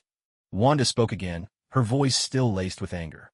Luobai continued to reason with her. "Stark did make the missiles, yes, and he sold them. But what destroyed your home was war itself." Wanda fell silent, as if Luobai's words were slowly sinking in. Yet, after hating Stark for so many years, she still felt unwilling to let it go. Seeing her waver, Luobai pressed on, "I found you both at Hydra's experimental base before, didn't I? You joined HYDRA, right?" Wanda nodded honestly and declared, "They told us they would protect us, protect this world." Luobai smiled and asked, "But do you know what Hydra's plans really are? Do you truly believe they want to protect you, to protect the world?" Wanda paused, puzzled. "Isn't that what they said?" Luobai simply replied, "If you're willing to wait, time will reveal the truth. You've seen that no one here bears you any ill will. Give yourself some time to see what's right and wrong." Wanda seemed convinced. Her sensitive and inherently kind heart allowed her to wait. "I can wait. You promised me before you'd give me a safe, peaceful life, right?" Wanda asked hopefully. Luobai nodded. "Yes, I had planned to take you back to Kamartaj to study magic. But I know you're still confused inside, so for now, stay in my villa. Polaris should take good care of you." With that, Luobai prepared to take Wanda away. Quicksilver, standing nearby, looked as if he wanted to leave with them. Luobai stopped him. "Even though you and Wanda are siblings, there's already a lady living at the villa, so I'm afraid you can't come." Quicksilver was left dumbfounded. What the heck? So, I'm just supposed to wander around on my own? Before Quicksilver could protest, Wanda stepped in front of him and said firmly, "He's my only family." Stark, standing nearby, clearly noticed Luo Bai's distress and immediately spoke up. "Actually, the apartment building next door is mine as well. If they don't mind, he can stay there. Some people really do get their way." "Thank you, Tony. You've just solved a big problem for me," Luo Bai replied. Stark shook his head, sounding quite guilty as he said, "This situation is the result of my own actions. You're right, but I do bear some responsibility. I should have made proper arrangements for the two of them." Wanda was clearly on board with the idea of Quicksilver living next door as their neighbor. Although she could already understand what Luo Bai was saying, she still wasn't ready to thank Stark directly, so she chose to remain silent. Luo Bai let the matter rest and opened a portal to the villa. Inside the villa, as soon as Polaris saw Luo Bai, she stood up and called out, "Master Luo Bai, you're back." "Yes, Lorna. This is Wanda. She'll be staying here with you for a while," Luo Bai explained. It was only then that Polaris noticed the unfamiliar woman who'd arrived alongside Luo Bai and Stark. Polaris was clearly taken aback for a moment, and after a brief pause, she asked, "Is she a friend of yours, Master Luo Bai?" "She's here to study magic with me, but there's been a complication. She'll need to stay here for the time being," Luo Bai replied. Polaris nodded quickly and introduced herself. "Hello, Wanda. My name's Lorna Dane. I'm Master Luo Bai's housekeeper." Wanda seemed a bit shy around strangers, but she still replied politely, "Hello." Just then, Star turned to Quicksilver and said, "Shall I show you to the place next door?" Quicksilver glanced at Wanda, then followed Stark out. Once the two had left, Wanda looked around nervously, clearly a loss for what to do. She obviously hadn't adjusted yet, and for a moment didn't know what she should be doing. Until Luo Bai spoke up. "Would you like something to eat first? If not, I'd like to assess your magical potential." "Learn magic?" Wanda was still a bit dazed by all this. But seeing Luo Bai's demeanor, she was inclined to believe he really did bring her here just to teach her magic. Thinking about it, Wanda replied, "I'm not very hungry." As soon as she finished speaking, Luo Bai used a retrieval spell to summon a book and said, "Then have a look at this first." Wanda nodded and took the book from him. Sensing she wasn't needed, Polaris quickly spoke up. "Master Luo Bai, I'll head back to my room now. I need to get some practice in too." Polaris had been training her abilities diligently these days. Remembering how hard Polaris had worked the last time he saw her, Luo Bai couldn't help but ask, "By the way, how's your training coming along lately?" Polaris quickly replied, "I've been practicing quite well. I can control my powers skillfully now, watch." As she spoke, Polaris gave Luo Bai a small demonstration of her abilities. A wave of green light shimmered around her, and every metal object in the room lifted and hovered under her control. After the display, Polaris asked earnestly, "So what do you think, Master Luo Bai?" "You've definitely grown more skilled than before," Luo Bai nodded. "But is this all you can do for now?" Polaris thought for a moment before explaining, "I can also use magnetic fields to fly, and sense my surroundings through them." Hearing this, Luo Bai asked tentatively, "Polaris, have you ever had any formal schooling?" Polaris hesitated for a moment, then said, "Professor X taught me a bit back then, but I didn't really pay much attention. Most of the time, I was busy running and hiding." Just as Luo Bai had guessed. Without saying more, Luo Bai used a telekinetic spell to bring over a stack of books and handed them to her. "Don't rush back into training yet. Take some time to read these," Luo Bai suggested. Polaris accepted the books, completely bewildered, and glanced at the covers. Titles translated to things like the theory and calculation of magnetic fields, exploring the marvels of magnetism, college physics, and so on. Altogether, there were more than 10 hefty volumes.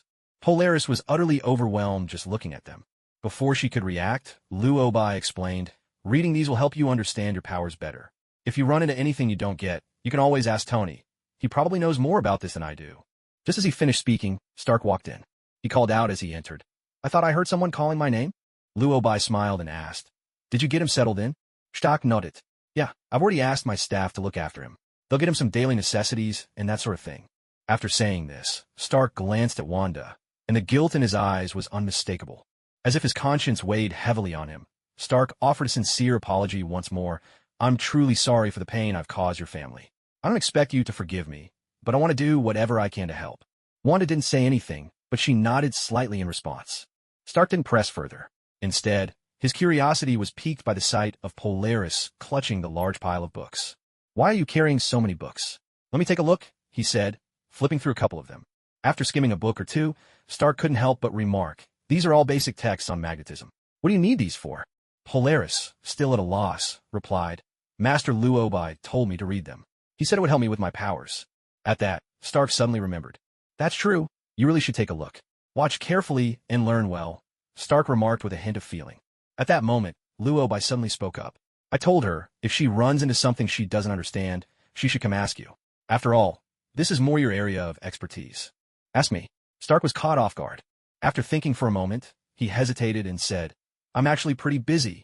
How about I hire a private female tutor to give her one-on-one lessons? Luobai nodded in agreement. That works too. Stark immediately picked up his phone and began making arrangements. Once everything was set, Stark returned to the main topic. By the way, I was just about to come find you. There's something I need to talk to you about. What is it? Luobai asked. Stark didn't answer right away. He walked over to the sofa, sat down, and then explained, Didn't you send Nick Fury away? Now, the higher-ups at S.H.I.E.L.D. have found out about it. While you were away, their reaction has been huge. You mean the International Security Council? Luobai clarified. S.H.I.E.L.D. is a special task force established by the International Security Council specifically to handle all sorts of unusual incidents. The International Security Council, also known as the United Nations Security Council. In fact, the International Security Council has always held a stance of opposition toward all members of the Avengers, or rather, towards superpowered individuals in general. The root of this attitude lies in the strong opposition of the Council's minister, Pierce, toward the Avengers. And as it happens, this very minister is a member of Hydra. His opposition makes perfect sense in that light. While Luobai was pondering this, Stark continued. Technically, this didn't have much to do with you at first. What they're against is the Avengers. But since you took the Tesseract and the Mind Scepter, I had to come talk to you about this. I can pretty much guess. They want me to hand over the Tesseract and the Mind Scepter, don't they? Luobai replied calmly. Exactly. They've convened an international meeting. They claim that both the Tesseract and the Mind Scepter belong to the U.S. government, and that Loki, as a war criminal, must be tried in an Earth court, Stark explained. Luobai didn't offer any comment, instead asking, was it the council minister, Pierce, who put forward that argument? Yes, Stark nodded. Luobai pressed further. Do you know who he really is? Stark frowned, unable to hold back his question. What do you mean? Luobai gave a slight smile and explained coolly. He's with Hydra.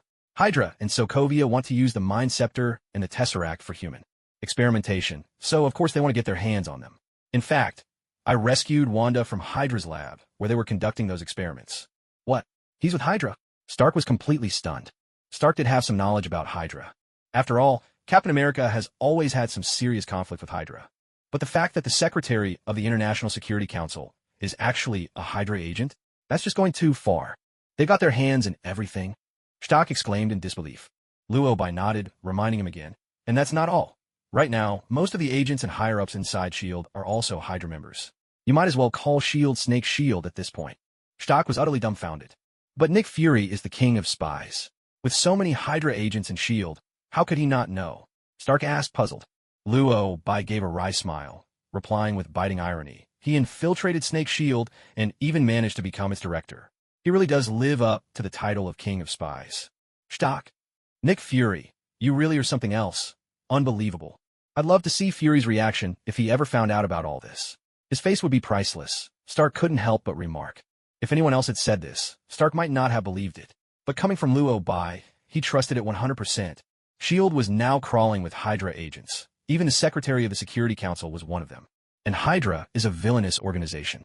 Their goal is to reshape the world according to their own will, granting Hydra absolute power and control, turning ordinary people into little more than their slaves. They undermine the world's order, provoke international conflicts, and even seek to dominate all of humanity. An organization like that has not only infiltrated the United Nations, but S.H.I.E.L.D. as well. With that thought, Stark spoke up immediately. We absolutely cannot hand over the Cosmic Cube and the Mind Scepter. If Hydra gets their hands on those artifacts, they could do things even crazier than anything Nick Fury has ever done. Exactly. That's why I have no intention of giving them up, Luobai replied. Stark thought for a moment, then said, but the UN has already issued a warning. If you don't hand them over, they might take action. I know you. Probably don't care about that. Still, it's the United Nations we're talking about. If you use force, the whole world might turn against you. Stark was worried. If it were just a matter of strength, he wouldn't be concerned about Luobai at all. But when it came to international consequences, he couldn't help but be anxious. Luobai was the Sorcerer Supreme, always quietly protecting the Earth. He couldn't bear the thought of Luobai being labeled as an international criminal. That thought prompted Stark to say, I'm worried the Security Council might do something extreme. Luo Bai understood his concern and reassured him. Don't worry. I have no intention of resolving this with violence. So what's your plan? Do you need my help? Stark asked. Luo Bai shook his head and said, That's not necessary for now, and honestly, I'm not planning to do anything at the moment. We just need to wait. Wait for what? Stark asked, puzzled. We wait for Hydra to lose their patience, Luo Bai replied. Right now, both the Mind Scepter and the Tesseract were in Luo Bai's possession. Without these two artifacts, Hydra couldn't continue their human experiments. Sooner or later, their anxiety would force them to make a move. And the moment they did, their schemes would be exposed. No matter how you looked at it, Luo Bai was in an invincible position, so there was absolutely no need for him to rush. In fact, he was more concerned about Stark. Judging by how things were unfolding, it seemed that Stark would soon face some trouble of his own. With this in mind, Luo Bai spoke earnestly, You don't need to worry too much about Hydra for now. I think you should focus on your own affairs first. Me? Stark asked, still confused. Are you talking about Wanda? I know. I'm well aware I made a lot of mistakes in the past. I'll do everything I can to protect Earth from now on. Luo Bai shook his head and replied seriously. I'm not talking about Wanda. I'm talking about Killian. Killian? Who's that supposed to be? Stark was clearly baffled. Luo Bai answered with gravity, Your enemy in the future. Stark was taken aback for a moment. He knew Luo Bai had the ability to foresee the future, and since they were friends, Luo Bai was giving him a warning. But if this was his enemy, then it was up to Stark to face him himself. Okay, I get it. I know I'll probably face a lot of enemies in the future, but that's all right. I'll just have to become stronger. Don't worry about me. I can handle it, Stark said. Luo Bai could already guess that, given Stark's character, he would insist on solving his own problems. So Luo Bai didn't press the matter any further. All right, I have to go. I need to get back and work on my suit, Stark said, turning to leave. He took a few steps forward, then hesitated and came back. Is there something else, Tony? Luo Bai asked. Stark hesitated, thinking for a moment before finally speaking. I really don't want to trouble you, but Loki's appearance made me realize Earth might face even greater threats in the future. If, one day, I'm not around anymore, just if that ever happens, could you look after Potts for me? Luo Bai smiled and replied, That day will never come. Don't forget, you promised to study magic with me, remember? A smile spread across Stark's face. All right, Sorcerer Supreme. With that, Stark finally left. Once he'd gone, Wanda, who had overheard their conversation, finally spoke up. You and Stark seem to have a really good relationship. That's right, he's one of my few friends. And honestly, he's helped me a great deal, Luo Bai admitted. What do you think of him as a person? Wanda asked after a moment's thought. Luo Bai considered for a while before replying. He's a good man, but nobody's perfect. Everyone makes mistakes. Wanda didn't respond, instead changing the subject. What book is this? Basic Theories of Magic. It explains the origins and various types of magic. For you right now, it's important to get a clear understanding of these basics, Luo Bai summarized. Wanda nodded, then continued. Where will I be staying? You'd better ask Polaris about that. She's more familiar with this place than I am, Luo Bai replied. Polaris promptly returned to the room to set her book down, then turned to Wanda and said, Let me show you around first. You can choose whichever room you like. Okay, Wanda agreed, nodding as she followed Polaris out. These days, Wanda seemed rather quiet, as if she hadn't fully settled in a life here just yet. But with Polaris around, Luo Bai wasn't too concerned. After all, the two of them would surely have plenty to talk about. With that thought, Luo Bai returned to the New York Sanctum and began to immerse himself in the study of the Infinity Stones. After spending some time learning in the Dark Dimension, he'd come to realize something important. Thawne had been granting him power all along, almost as if he hoped the overwhelming darkness would draw Luo Bai in completely. Even when Luo Bai tried to hold back, Thawne seemed determined to keep pouring power in him. It was both a blessing and a curse. It felt as if Thawne regarded Luo Bai as a kind of vessel for his return to Earth, and was deeply covetous of Luo Bai's soul. For that reason, Luo Bai knew he needed to further strengthen his mind and spirit. After researching the stones for a while longer, Luo Bai set off once again on his travels through the multiverse. This time, determined to absorb even more energy from the deeper reaches of the multiverse, he decided to travel in his physical form. As it turned out, his decision was the right one. By journeying through countless universes, he absorbed massive amounts of energy and unlocked a wealth of new knowledge. As far as Luo Bai knew, the main universes included his own, Earth 616, as well as Earth 1610, Earth 199999, and Earth 688b. Of course, there were countless universes he had yet to learn about. Naturally, Luo Bai couldn't land on every Earth in every universe. Such a move would be far too risky. No one could say how long his journey lasted, But eventually, Luo Bai felt his mind and energy reaching their limits, and decided it was time to return. But just as he made up his mind, he suddenly heard a voice that echoed across the cosmos.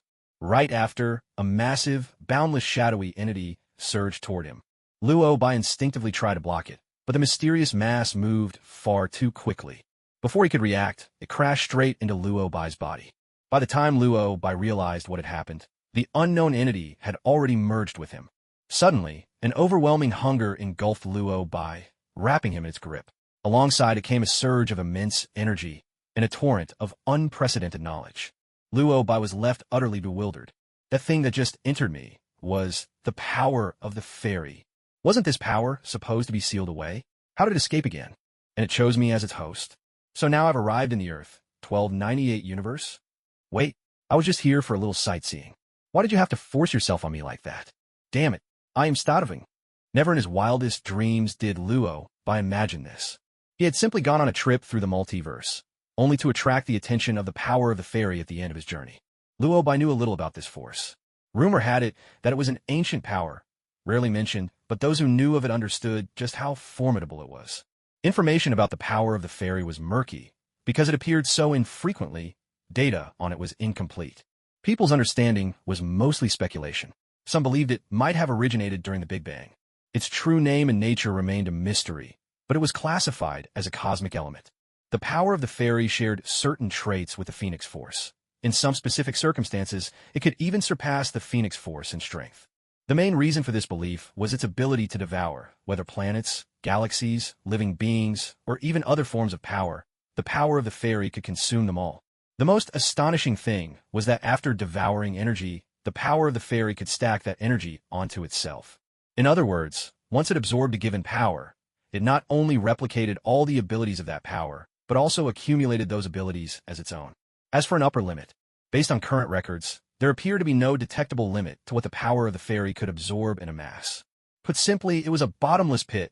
No one knew just how much it could consume or how many powers it could swallow. Beyond its devouring ability, it also possessed formidable telepathy and the capacity to alter reality itself. Most importantly, the power of the fairy was innately a sorcerous force. It not only mastered every form of sorcery, but could also create spells and magical arts never before recorded, both magic and witchcraft. Thus, any host chosen by the power of the fairy would inherit its extraordinary characteristics. Honestly, Luo Bai was caught off guard by being selected, but he couldn't help feeling a bit delighted as well. After all, fairies only play in the highest leagues. To become the host of the fairy power means that from now on, Luo Bai can simply grow stronger by eating. Wasn't Sison trying to use him as a conduit to Earth, which is why he kept relentlessly feeding him dark energy? Well, things have changed. With a fairy power, Luo Bai now feels he could devour Sison's supply dry. Originally, Luo Bai had to study black magic. But now, learning black magic is no longer necessary. With the fairy power, as long as it consumes dark energy, it can replicate every form of black magic within it, with an accuracy as precise as copy and paste. So, for Luo Bai, the arrival of the fairy power is nothing short of an epic upgrade. Of course, as powerful as the fairy power is, it isn't without its side effects on the host. The most significant impact after being possessed is a constant feeling of hunger. This hunger is the kind that can never be satisfied. In other words, no matter how much you eat or how much power you devour, you'll always feel hungry. And hunger is just the beginning. The second effect is that the fairy power possesses a certain degree of self-awareness. It will attempt to take control of its host to achieve its own goals. Just like now, Luo Bai can feel the fairy power constantly trying to take over his mind. There's always a strange, unsettling voice echoing in his head. Devour. Devour everything. Devour the universe. Devour. Swallow it all. The voice is incredibly tempting, and with Luo Bai's stomach practically glued to his back from hunger, the temptation is even harder to resist. After hearing it over and over, Luo Bai finds himself just a little bit swayed. So hungry. What should I eat? Luo Bai mutters to himself. No sooner have the words left his mouth than the fairy power tries to entice him again. Devour the earth. That one line snaps Luo Bai right back to his senses. Even though he's currently in the Earth, 1298 parallel universe, not the main one, swallowing the earth is an act that Luo Bai, as the Sorcerer Supreme, would never commit. With this in mind, he immediately retorts, eating the earth is out of the question. The fairy power replies to Luo Bai again, its message is simple as it is forceful. Devour. At that moment, Luo Bai suddenly realizes something. He must learn to control the fairy power and adapt to the feeling of hunger. From a moment the fairy power came into being, it has carried a hunger that can never be truly satisfied. Though this hunger is more perceptual than physical, it doesn't actually cause any harm. Simply put, even if Luo Bai and the fairy power never feel full, they won't die. They'll just always feel hungry. So this hunger is something that can be adapted to. Now, the fairy power is using this hunger to try to turn Luo Bai into its tool, to devour the entire universe on its behalf. If Luo Bai doesn't adapt to this hunger soon, he will inevitably become the fairy power's slave, falling completely under its control. With this realization, Luo Bai immediately closed his eyes and began to meditate on the spot. As he entered his meditation, Luo Bai's consciousness was locked in a fierce struggle with the fairy's power. No one could tell how much time had passed before the ravenously hungry fairy's power finally gave in. It ultimately agreed to stop trying to control Luo Bai's mind and promised to behave itself quietly within his consciousness. Only after forging this peace treaty did Luo Bai return to the primary earth. Although neither Luo Bai nor the fairy's power would actually starve to death without food, he had to admit the feeling of hunger was truly uncomfortable. So, after establishing a friendly partnership with the fairy's power, Luo Bai decided he should eat. But what the fairy's power craved wasn't human food. It hungered for energy. The stronger the energy, the greater the sense of fullness. And wouldn't you know it, by sheer coincidence, an ancient god had recently been feeding dark energy to Luo Bai.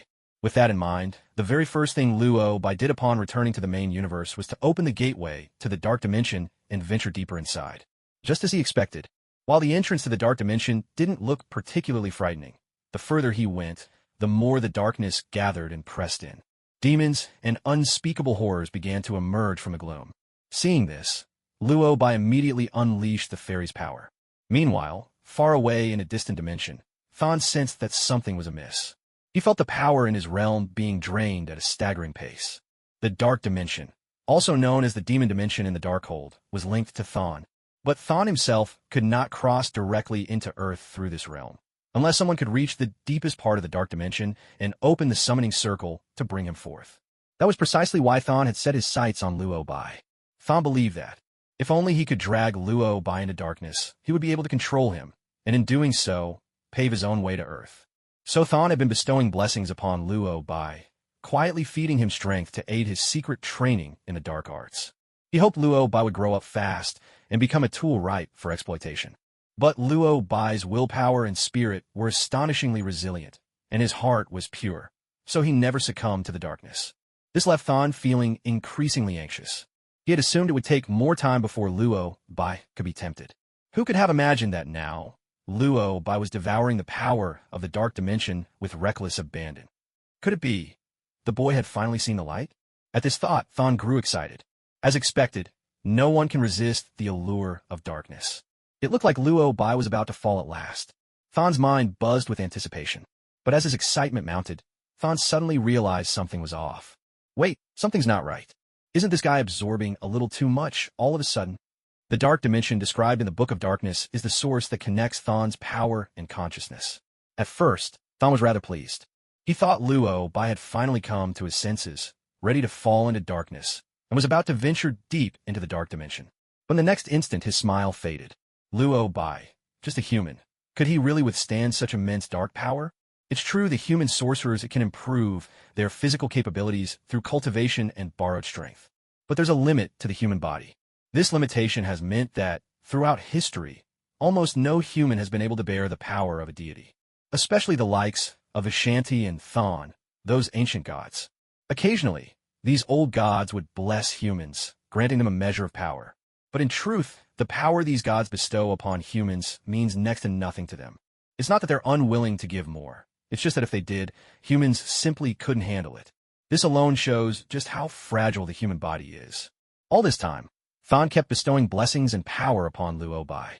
He even opened the door to the dark dimension, letting Luo Bai roam freely and absorb power as he pleased. But the bit of power he gave Luo Bai, Thon hardly even noticed it. In Thon's mind, even if he granted access to the dark dimension, there was no way Luo Bai could absorb much power from it. Yet what Thon never anticipated was that Luo Bai, today, seemed to be playing with cheats. In the blink of an eye, Luo had absorbed a fifth of the entire power, a fifth of all the energy in the dark dimension. If that much power were distributed equally among all the sorcerers on Earth, not all of them combined could endure it. But Luo alone managed to bear it? How'd he pull off? Isn't he supposed to be human? Absorbing that much power, could his body really not explode? Thon was utterly dumbfounded. While Thon was left reeling, both Luo and the fairy force could hardly contain their joy. The fairy force was delighted because, at long last, it could feast. And Luo was thrilled to discover that absorbing this power could actually ease his hunger. As the fairy force devoured more and more of the darkness, Luo realized he no longer felt as ravenous as before. To put it in perspective, if earlier his hunger felt like his stomach was glued to his spine, now he felt only the faintest pangs of hunger. This sudden change made Luo realize that, even if the fairy force couldn't make him full, the hunger could at least be eased. The thought made Luo's heart race with excitement. Thon was eager to shower him with power, and had even thrown open the gates of the dark dimension. If Luo could manage to control himself and plan things wisely, Thon's dark dimension could very well become his own personal banquet hall. Let's take the worst-case scenario. Suppose Thon realizes something's wrong. If he tries to send other followers to Earth for revenge, then so be it. Luo can just devour him with fairy power and go after Dormammu afterward. As this thought flashed through Luo's mind, his eyes lit up with excitement. Dormammu and Thon. Are they really villains? No, they're basically head chefs. If he could find more villains to feed his fairy power, he'd be unstoppable. With this in mind, Luo took a deep breath, suppressing his hunger as he prepared to leave the dark dimension. But after being starved for so long, the fairy power was clearly reluctant to leave. And so, a battle of wills erupted between Luo and the fairy power. Fairy power, I'm still hungry. Keep eating. More. Luo, no, we need to pace ourselves. If you eat everything now, what will you eat later? Fairy power, we'll devour Earth, then move on to other galaxies. After that, the universe itself, and even the Beyonders. Luo, and if you finish everything, you need to think about sustainable resources. Fairy power, but I'm starving. I need something to eat. Now, after a brief back and forth, the fairy power finally gave in, and Luo forcibly dragged it out of the dark dimension. Emerging from the darkness, Luo took a moment to adjust the powers surging within him. Once he'd stabilized himself, he finally had a moment to check the time. Good heavens, he'd actually been gone for 5 whole months this time. Luo had anticipated that his journey to the depths of the multiverse might take a while. After all, traveling across universes would naturally be time-consuming. But he never imagined he'd be away for 5 months. He wondered how things were going back at Camartage, and how Wanda was doing. Thinking of this, Luo canceled the mirror dimension spell and immediately reached out with his senses toward Camartage. Under Wong and Mordo's stewardship, Camartage was running smoothly, business as usual. Relieved, Luo opened a portal to his New York villa. As soon as the door appeared, he saw Polaris and Wanda sitting together on the sofa, eating pizza and watching TV. The two of them seemed to be getting along splendidly. They noticed Luo at once, and Polaris jumped up, excitement lighting up her face. Master Luo, you're back. Want some pizza? Before Luo could answer, the fairy power began whispering temptations in his mind. Devour them both. It had its eyes on the power radiating from Polaris and Wanda. Fairy power was always hungry for anything with strength. But Luo would never fall for its tricks. He rebuked it firmly in his mind. Quiet. Not a word. The fairy power muttered in a small voice. Just a little bite. Just a little. Luo could only sigh in exasperation. Affected by the power of the Fae, at this moment he looked at Polaris and Wanda as if they were 2 sizzling slabs of pork belly, utterly irresistible. Fortunately, he managed to suppress his desire with sheer force of will. Master Luo, are you all right? Noticing his silence, Polaris couldn't help but ask. Luo snapped back to his senses and smiled, replying, It's nothing. It seems you and Wanda have gotten along quite well. Polaris nodded enthusiastically and said, Yes. While you were away these past few months, Wanda and I talked a lot. There's almost nothing we don't share with each other. That's good to hear. By the way, how are your studies coming along? Luo inquired. Polaris nodded again. Mr. Stark hired a professor for me. Every weekend, they come over to give me lessons. Now, I have a much deeper understanding of my powers. Wanda chimed in as well. I finished the book you gave me ages ago. I've been waiting for you to teach me magic. Where have you been these past few months? I made a trip through the multiverse and ran into some unexpected situations, Luo explained. Polaris grew worried as soon as she heard that. Unexpected situations? Was it dangerous? If you need help, I can assist you. I've gotten a lot stronger. Luobai smiled and replied, if I ever need help, I'll be sure to come to you. With that, he took out a magic book and handed it to Wanda. Since you've already finished the magic theory book, why don't you take a look at this one? Wanda nodded and accepted the new magic book. She was clearly much more cheerful now than she had been 5 months ago. These past few months, I've heard Polaris mention you so many times. She says you're a powerful mage and a really good person, though you're usually quite busy. And now I see, you truly are busy, Wanda said, taking the initiative to chat with Luobai. Luobai smiled, just about to reply. At that moment, a news report interrupted from the television. Breaking news. Massive explosions have occurred in several locations in downtown New York. Tony Stark publicly challenges the Mandarin and reveals his own address. The moment Luobai heard Stark's name, his attention snapped to the TV. Next, the screen showed footage of Stark being interviewed. Stark, with a grave and furious expression, said, "Is this what you wanted? Here's my address, 1088 Malibu Point, area code 90265. The address Stark recited on TV was the seaside villa where he and Pepper Potts were currently living. Stark had always cared deeply for Pepper, and in any situation, her safety was his first concern. Yet now, he was announcing his home address before a global audience. This alone showed just how enraged he truly was. Master Luobai, it seems Mr. Stark might be in some trouble. As this thought crossed his mind, Polaris suddenly spoke up.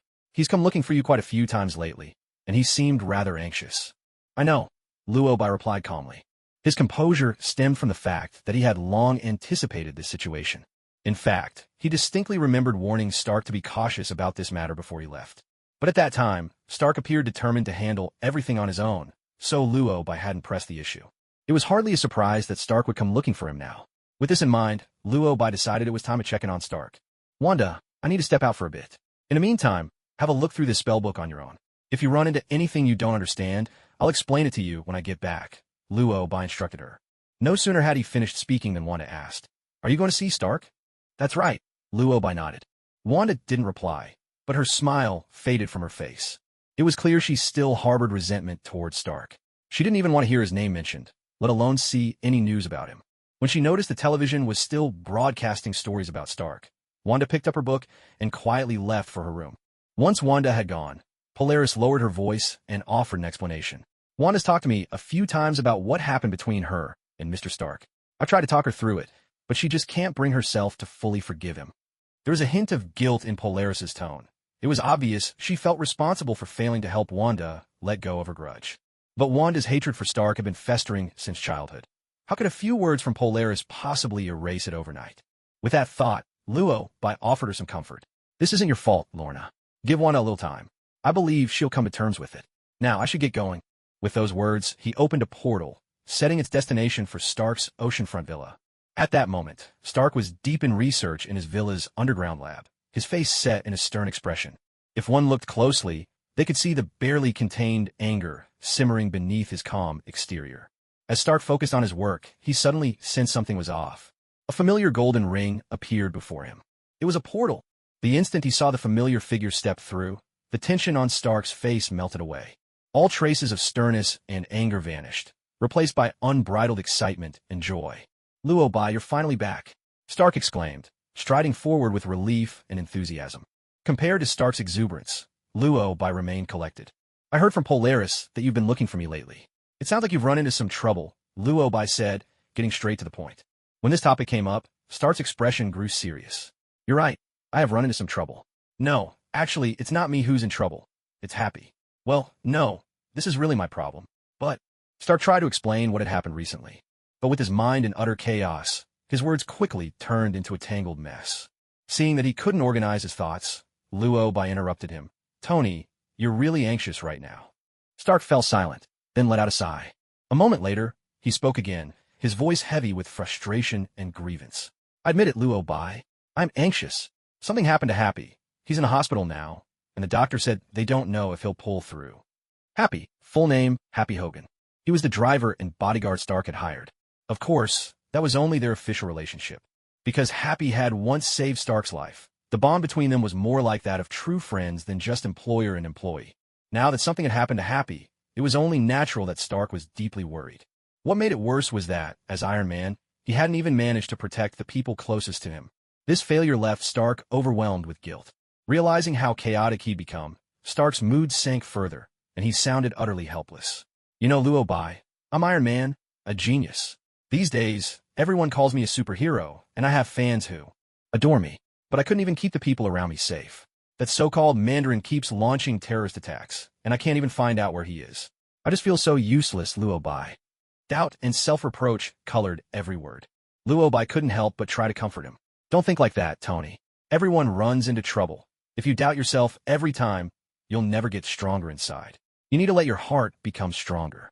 Stark shook his head, his voice full of resignation. I want to, but I just can't. If I had abilities as powerful as yours, I probably wouldn't be in this mess. But then you just run into new kinds of trouble, Luo Bai replied with a helpless shrug. Stark frowned, puzzled. You mean even you run into problems you can't solve? Luo Bai nodded. Of course. For the past 4 months, I've been traveling through the multiverse. Then, a powerful force set its sights on me. Now it's determined to make me its host, and it forced its way into me. That counts as trouble? Are you sure you're not just bragging about your luck? Stark scowled, his confusion plain. Traveling the multiverse only to have powerful forces come knocking at your door. If that's trouble, Stark thought, he wouldn't mind running into that kind of trouble every day. Just as he was thinking about it, Luo Bai spoke up. Of course it isn't about showing off. The more powerful a force is, the stronger its own consciousness becomes. Take this thing that's latched onto me, for example. It's constantly whispering in my mind, trying to tempt me. What exactly is it tempting you to do? Stark asked, curiosity piqued. The next second, he heard Luo Bai reply, it suggests I eat you, then devour the earth, and then the universe. Stark didn't quite understand, but his face was frozen in shock. He stared blankly for a moment before finally pulling himself together, expressing his disbelief. I don't get it. Luo Bai explained, one side effect of this thing is that it makes its host feel ravenous. I might seem perfectly normal, but in truth, I'm starting right now. I've been doing my best to keep this force in check and resisting the hunger with sheer willpower. At this moment, Stark was left utterly speechless. He more or less grasped what Luo Bai was saying. In simple terms, Luo Bai's body now housed a force so powerful and insatiable that it could never be satisfied. That force could consume everything, even the entire Earth. The only reason Earth still existed in peace was because Luo Bai's will was strong enough to hold it back. Once Stark understood this, all his previous anxieties and doubts about himself vanished. Now, instead, a sense of fear began to creep in. Luo Bai, are you sure your willpower is strong enough to keep fighting against that force? I mean, I probably don't taste that great, and Earth might not be so appetizing either, Stark joked nervously. Luo Bai thought for a moment, then answered with complete seriousness. I can't say for certain. I'm still human, after all. It's normal for people to lose control sometimes. Come on, right now I really wish you were a god. Stark exclaimed. Your friend disappears for 4 months, and when they finally show up again, they want to eat you, and even swallow the whole planet. That's terrifying, folks. Forget the Mandarin. Luo Bai's situation feels way more frightening right now. Stark was completely dumbfounded. He sized Luo Bai up, head to toe, unable to believe that someone who looked so normal could be harboring a force capable of devouring the entire universe, and that this force was constantly trying to lure Luo Bai. After all, Luo Bai looked just the same as always. There wasn't even a hint of anything off in his expression. Thinking of this, Stark couldn't help but quip, if you hadn't told me yourself, I'd never have guessed anything was wrong just by looking at you. Mages need strong willpower and mental strength. After all, there are far too many temptations in this universe, Luo Bai explained. Okay, since you can talk to me so calmly right now, I guess you've pretty much learned how to control the power inside you, haven't you? Stark tried to sound him out. Luo Bai chuckled and said, Of course. I was just teasing you earlier. You know I've always had good luck, so I'm able to keep things under control. That's a relief, Stark exhaled, visibly relaxing. For a moment, he genuinely thought he was about to be eaten alive. Fortunately, Luo Bai's willpower was formidable. No wonder he was the Sorcerer Supreme. But come to think of it, Luo Bai's luck really was uncanny. He'd gone on a trip through the multiverse and managed to pick up a powerful force along the way. Even though Stark might not fully grasp just how potent the power of fairies was, he absolutely understood what it meant to be that lucky. It was like someone walking down the street and suddenly stumbling upon a lottery ticket, only to discover, upon cashing it in, that they'd won 100 million. Maybe the government would take a cut in taxes when you claimed your prize, but whatever was left was pure profit. Thinking about this, Stark couldn't help but sigh. Setting your strength aside, I've realized your luck really is something else. It's just that you've always been so powerful that I kind of overlooked how lucky you are. That's perfectly normal. After all, luck is a part of strength too, Luo replied with a smile. No sooner had he finished speaking than the doorbell suddenly rang throughout the villa. Are you expecting someone? Luo asked. Stark shook his head and explained, no. A few days ago, during an interview, I got a little carried away and gave my address to every reporter in the world. So it makes sense that people are starting to show up. Luo nodded in understanding. That reminds me, I saw the news about you on TV before I came over. Stark could only smile wryly at the mention of it. I admit I lost my cool back then. That so-called Mandarin was causing chaos, with 9 bombings in New York in just 1 week. He even had the nerve to appear on TV, issue threats, and injure. Happy. People were terrified, and every reporter kept asking why I, as Iron Man, wasn't doing anything. I was at my wit's end, so I blurted out my home address out of frustration, Stark said. Luo understood why he'd acted that way, so he didn't press further. Together, they headed downstairs to the villa's first floor. As soon as they reached the ground floor, they saw a stranger, a blonde woman, standing outside the door. Her appearance was plain, the kind of understated style you'd expect from someone in academia. With Stark's permission, the woman stepped inside. Once she was in, Stark asked, "You're not the Mandarin, are you?" The woman looked surprised, then asked awkwardly, "You mean you don't remember me?" Only then did Stark realize that she actually knew him. Somewhat sheepishly, he replied, "Sorry, I have a terrible memory.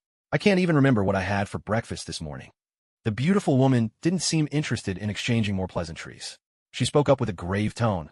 "Tony, I have something very important to tell you. I hope we can speak alone. You know what I mean?" If it had been about anything else, Stark would have agreed without hesitation. But right now, Loba was standing by his side. Without a second thought, he refused. "I trust Loba completely. Having him here makes me feel safe." The woman looked a bit surprised and asked in confusion, "Don't you want to know about those things?" "About the Mandarin. Right now, I'd rather know who you are," Stark replied. The words had barely left his mouth before Loba interjected. "She's your ex-girlfriend, Tony. Her name is Maya Hansen." Stark was taken aback.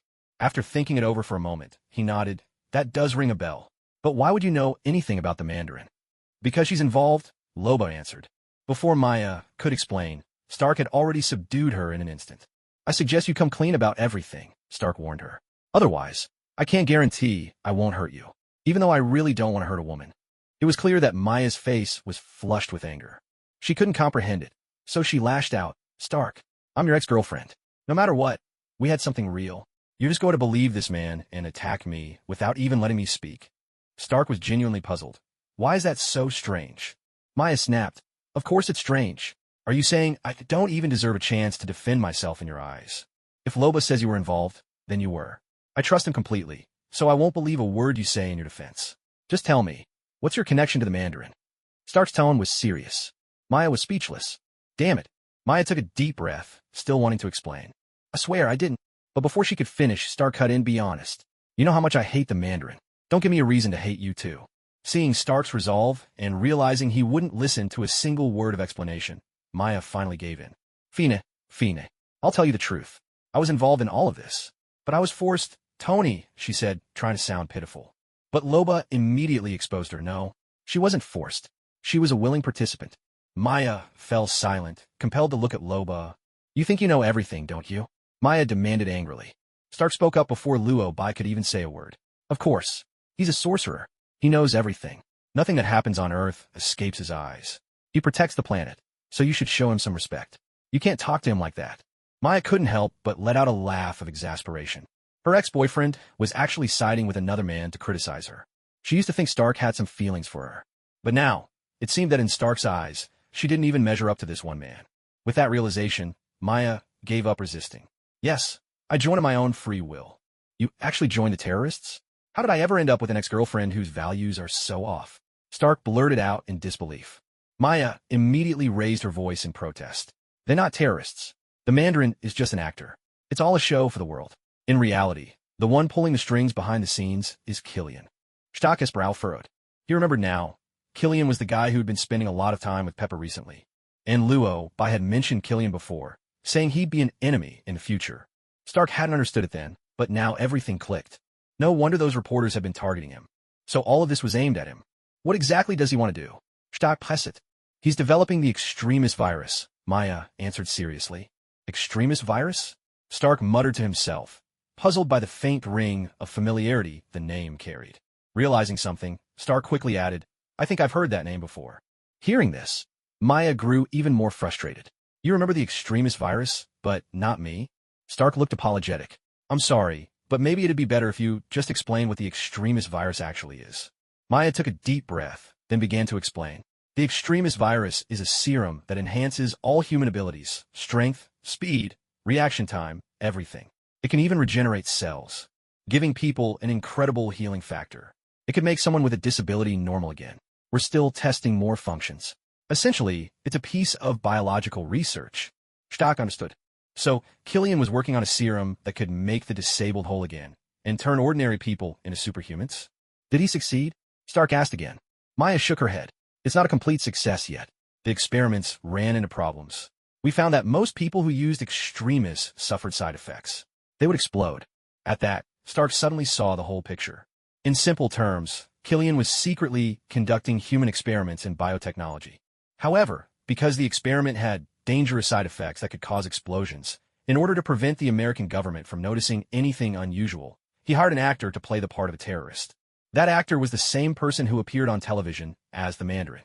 He had the Mandarin issue threats to the public. This way, the experiment was covered up, and people were led to believe that the explosions were the work of terrorists.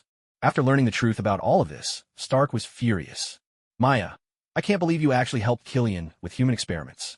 Do you have any idea how many people died in those explosions? Stark demanded. Maya immediately retorted. The self-destruction was just a problem with the research.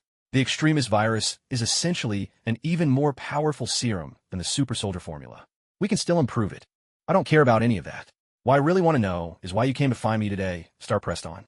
Maya didn't hide anything. She answered with blunt honesty. Killian wants to take Pepper. He plans to inject her with the extremist virus. After that, he wants to kill you. So you're here to warn me? Stark asked. No, I'm here to confirm whether you actually live here, Maya replied with a cold, mocking smile. Stark seemed confused by her words, until Lobai reminded him. Stark, your house is surrounded right now. It was only then that Stark realized his villa had already been encircled. His home was now surrounded on all sides by land, sea, and air, and at any moment, missiles could be launched in an attack. In that instant, Stark understood. Maya hadn't come alone. She had brought an entire force with her. No wonder she had confessed everything so easily. These people were about to attack his home anyway. Stark, I thought you might have had at least a bit of feeling for me. But I guess not. Huh. Goodbye, Stark. You really deserve to die. Maya burst out angrily as he was still processing everything. She cursed Stark, her face twisted with hatred and a self-assured confidence. Her hatred stemmed from Stark's coldness. Her confidence came from the belief that his home was moments away from destruction, and she would be able to escape in the chaos. But her wishful thinking was about to be shattered. I'd advise you not to celebrate just yet. With Lobai here, it's not certain my house will be destroyed, Stark replied, his expression grave. No sooner had he finished speaking than a deafening explosion rang out. In an instant, flames lit up the night. But of course, it wasn't Stark's house that exploded. It was up in the sky. The very helicopters that were supposed to fire missiles at Stark's home suddenly burst into flames themselves. One chopper exploded, triggering a chain reaction. Several helicopters flying alongside, it also went up in a series of blasts. Boom! Boom! Boom! A series of explosions echoed through the air. The 8 helicopters that had originally arrived were now reduced to just 4. Maya, are you here to blow up the Stark house? Or to blow yourselves up? She couldn't, for the life of her, figure out what was wrong with these helicopters. How had not a single shot been fired, and yet they managed to self-destruct before even starting the attack? What on earth is happening? Killian, what are you up to? Maya muttered under her breath. Her confusion was written all over her face. And she wasn't the only one bewildered. Killian himself was just as stunned. As the mastermind behind the entire operation, Killian had developed the extremist virus and orchestrated everything, all because of Tony Stark. He hated Stark. He hated him so much he wished Stark would just die. But he didn't want Tony Stark to die so easily. He wanted to destroy everything Stark cared about first. So when he saw Stark boldly announce his home address to journalists around the world, Killian had been overjoyed. Naturally, he decided to take matters into his own hands and personally lead the bombing mission. Yet, the situation now was nothing like what he had envisioned. Killian, who had been sitting in the last helicopter, watching the operation unfold ahead, was savoring the sweet taste of imminent revenge. But right at the height of his anticipation, the helicopters at the front suddenly just self-destructed. One helicopter blowing up wasn't an insurmountable problem. The real disaster was that the explosion triggered a chain reaction, instantly taking out 3 more helicopters. If the remaining choppers hadn't pulled away fast enough, they'd all have been lost in that instant. Even the one Killian himself was riding in had barely escaped destruction. Realizing this, Killian sensed something was seriously wrong. This shouldn't be happening. He had planned the attack on Stark's house himself, personally selecting every detail and every member of the team. The aircraft had been checked before takeoff. No issues whatsoever. The pilots were all veterans, men with extensive aerial combat experience. So what exactly had just happened? How could perfectly good helicopters just blow themselves up? Killian couldn't wrap his head around it, so he reached for his radio to demand answers. What's going on up there? Why did the helicopter explode? It was helicopter A5 that exploded. The exact cause is unknown. But because of that blast, we've already lost 4 helicopters, someone responded at once, though without giving him any real explanation. For now, it seemed that the cause of 5's explosion would remain a mystery. They would have to press on with the mission using the helicopters that remained. After all, if a 5's explosion had already drawn Stark's attention, and Stark used the time to suit up, things could get a lot more complicated. With this thought, Killian hurriedly barked out an order. Don't worry about the cause of the explosions for now. Every remaining helicopter attacked Stark's mansion immediately. He hadn't even finished his sentence when, all of a sudden, an eerie, thunderous rumble echoed across the sky. A deep, rolling boom reverberated overhead, again and again. Wait a minute, that sounded suspiciously like thunder. Killian was momentarily dumbfounded. He looked up at the sky, utterly bewildered. The sun that had been blazing down only moments before was now hidden behind a thick mass of storm clouds, with flashes of lightning crackling unpredictably above. For a moment, Killian was at a complete loss. After all, helicopters are low-flying aircraft, especially vulnerable to bad weather. That's exactly why Killian had chosen a bright, sunny day to put his plan into action. But now, what on earth was happening? How had the weather turned so suddenly? Sure, everyone knows how unpredictable the weather can be, but this was ridiculous. Not a single warning sign. And suddenly the sky was splitting with thunder? Was this some kind of nightmare? Killian could hardly process what was happening. He turned to the person next to him, his voice full of disbelief. What's going on? Wasn't it just clear and sunny a second ago? His companion shook his head, just as confused. Boss, I have no idea. Who can predict the weather these days? But this is way too fast. Killian couldn't help but complain. A sense of unease crept into his heart. But before he could make sense of it all, a deafening crack of thunder ripped through the air, a sound so powerful that it seemed to shake all of New York to its core. Before anyone had time to react, a bolt of lightning shot down from the sky. With blinding speed, it struck Killian's helicopter dead on. In the next instant, chaos erupted inside the cockpit. Damn it, something's wrong. Boss, we've been struck by lightning. The controls are gone. We've lost control. Prepare to bail out. Everything happened so suddenly, too fast for anyone to be prepared. But there was no time to think. The helicopter had just been struck by lightning, short-circuiting most of its systems in an instant. Now, Killian's aircraft was plummeting rapidly. Below was nothing but ocean. But the helicopter was loaded with heavy weaponry, and there was no telling whether it might explode on impact. In the midst of the panic, Killian made a split-second decision. He'd have to bail out. Fortunately, parachuting turned out to be the right call. Killian survived the ordeal, landing at last on the roof of Stark's mansion. There was no helping it. Stark's mansion was located in such a remote area that, given the circumstances, its rooftop was the safest place to land. Thankfully, Killian made it through in one piece. Just as he was feeling lucky about his good fortune, a yellow circle suddenly lit up beneath his feet. Killian stared blankly at the glowing circle at his feet, puzzled, but before he could react, he plummeted straight down the next second. There was a tremendous crash. Killian landed face first on the ground with a heavy thud. Fortunately, he had already injected himself with the extremist virus, which had strengthened his body. So he wasn't seriously hurt. He simply stood up, intending to figure out exactly where this yellow circle had taken him. But in the next instant, he saw a familiar figure. It was Maya. At that moment, Maya was tied to a chair, her eyes burning with anger. Killian sensed something was wrong and quickly turned around. As soon as he turned, he saw Stark in his Iron Man suit, aiming a repulsor right at his head. Standing beside Stark was Luobai. Put your hands up. Otherwise, I'll blast your head off with a laser, Stark said sternly. Killian, he silently raised his hands. The next second, he heard Maya's furious shout. Killian, are you seriously here to catch Stark? Killian was at a loss for words. Come on, who could have predicted so many bizarre twists? The helicopter blowing up out of nowhere was bad enough, but then his own ride got struck by lightning? Why did that happen? How could he possibly get caught up in such a freak event? Thinking about this, Killian blurted out, bewildered.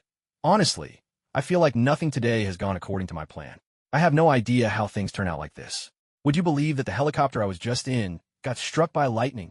Maya, everyone else. They all chose to remain silent. Seeing no one answer, Killian, still baffled, asked, "Can any of you tell me why the weather suddenly changed like that?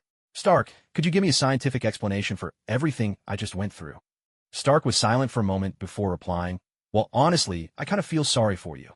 Then he glanced over at Luobai. He suddenly remembered when Loki had appeared on Earth before. Back then, Luobai had said that even if all of New York was destroyed, the place where he stood would remain untouched. Stark had thought Luobai meant that, with his strength, no one could damage his villa. But now it seemed Luobai actually meant that with Lady Luck on his side, no harm would ever come near him. Wait a minute. Could someone's luck really be so outrageous that it could change the weather? Could someone be so fortunate that, just by sitting here and having a cup of tea, the villain would show up right at his door? Forget Killian. Even Stark himself was baffled at this point. Earlier, when Stark saw his villa surrounded, he couldn't help but worry. After all, these people had come well prepared, armed to the teeth. If those helicopters really did launch a missile attack, he wasn't sure his villa would survive. At the time, Stark had suggested that maybe he should go and capture Killian right then and there. After all, if you want to catch the thieves, you should first seize their leader. But to his surprise, Luobai replied with perfect composure, telling him not to worry. Killian would show up on his own. Stark hadn't believed it at first, but now he was convinced. Killian had, in fact, come knocking at their door. Stark couldn't wrap his head around how everything had fallen into place so neatly, and what puzzled him even more was why the weather had just changed so suddenly. He frowned, glancing outside the window in confusion. Moments ago, the sky had been filled with dark clouds and flashes of lightning. Now, it was suddenly clear and bright. Thinking about it, Stark couldn't help but remark, "Seriously, aren't you even a little curious about why the weather's cleared up all of a sudden?" For a moment, Killian's silence was deafening. Was the sudden change in weather really just for the sake of striking me? No, really, what did I ever do to deserve this? Killian couldn't make sense of it, but he didn't have time to dwell on such bizarre questions now. He had come here planning to capture Stark, but not only had he failed, he'd ended up captured by Stark instead. Of course, he wasn't willing to accept that. Even if he was bewildered, there wasn't time to figure things out. He needed to get out, fast, or Stark would never let him go. With this thought, Killian's expression darkened. He began to watch for an opening, waiting to sneak attack Stark when his guard was down. Now that he had injected himself with the extremist virus, he was no ordinary man. Even with Stark in his armor, it wouldn't be easy to defeat him. So Killian planned to use the first chance he got to escape. While Stark's attention was focused on Luobai, Killian's eyes sharpened. He was just about to make his move. But in the next instant, there was a sudden crash, the sharp sound of shattering glass. A hammer flew in through the window, swift and unerring, and struck Killian squarely. Killian felt a rush of blood and coughed it up on the spot. When he came to his senses, he realized a silvery hammer was now pinning him to the floor, right on his chest. It looked like an ordinary hammer, but Killian felt as if it weighed 1,000 pounds. It pressed down on him like a mountain, leaving him completely immobilized. Struggling in pain, his face turned scarlet. He wanted to call out for help, but the crushing weight left him unable to form a single word. All he could do was force 3 barely audible words from his lips. "Help me." However, his cries for help were quickly ignored. Because at that very moment, a blond man dressed in outlandish clothes burst in through the broken window. The moment he entered, he drew everyone's attention. Stark seemed to recognize the newcomer. He froze for a second before calling out, "Thor?" Thor greeted him with a cheerful grin. "Hey Stark, didn't expect you'd still remember me." Although Stark did know Thor, it was clear the two weren't exactly close. After all, the last time Thor had shown up on Earth was when Loki came to stir up trouble. Now that Thor had appeared again, it made Stark uneasy. "Why are you back on Earth? Don't tell me. Loki's here too," Stark asked in surprise. Thor hurried to explain. "Loki's been locked up in Asgard's dungeons. He won't be getting another chance to wreak havoc on Earth. This time, I'm here to see Luobai." Hearing this, Luobai grew curious and couldn't help but ask, "What do you want with me?" Thor replied, "My father, the All-Father, wishes to meet you. He sent me to invite you to Asgard." Odin wanted to see him. Luobai frowned in curiosity and asked, "Why?" Thor shook his head, clearly not entirely sure himself. "He didn't say. Just told me to bring you back for a visit. But it seems you're a bit busy right now," Thor added. He glanced over at Maya, who was still tied up, and at Killian, who was pinned beneath his hammer. Only then did he realize he hadn't retrieved his hammer yet. Killian, trapped beneath the hammer, was clearly in agony. He managed to whisper, almost inaudibly, "Help! Help me!" "Oh, sorry about that, mate. I forgot to pick up my hammer." Thor apologized sincerely, then lifted the hammer away. The instant the hammer was lifted from Killian, he felt a surge of relief unlike anything he'd ever known. It was as if he'd come back to life. He took a couple of deep breaths, ready to savor his newfound freedom, but the very next moment, he heard Stark say, "Honestly, you could have left it on him. This guy just tried to blow up my house with a helicopter. Luo Bai and I were about to deal with him." Hearing that, Thor promptly pressed the hammer back down onto Killian. Killian was speechless. He wanted to protest, but he was so furious he couldn't get a word out. All he could do was listen as the others chatted away. "I didn't know he was the villain. If you told me earlier, I wouldn't have picked up the hammer," Thor said, a bit sheepish. "By the way, were those helicopters surrounding your houses doing?" he asked tentatively. Stark nodded, answering seriously, "Yes. If it weren't for Luo Bai, my villa would be nothing but rubble right now." "That's a relief.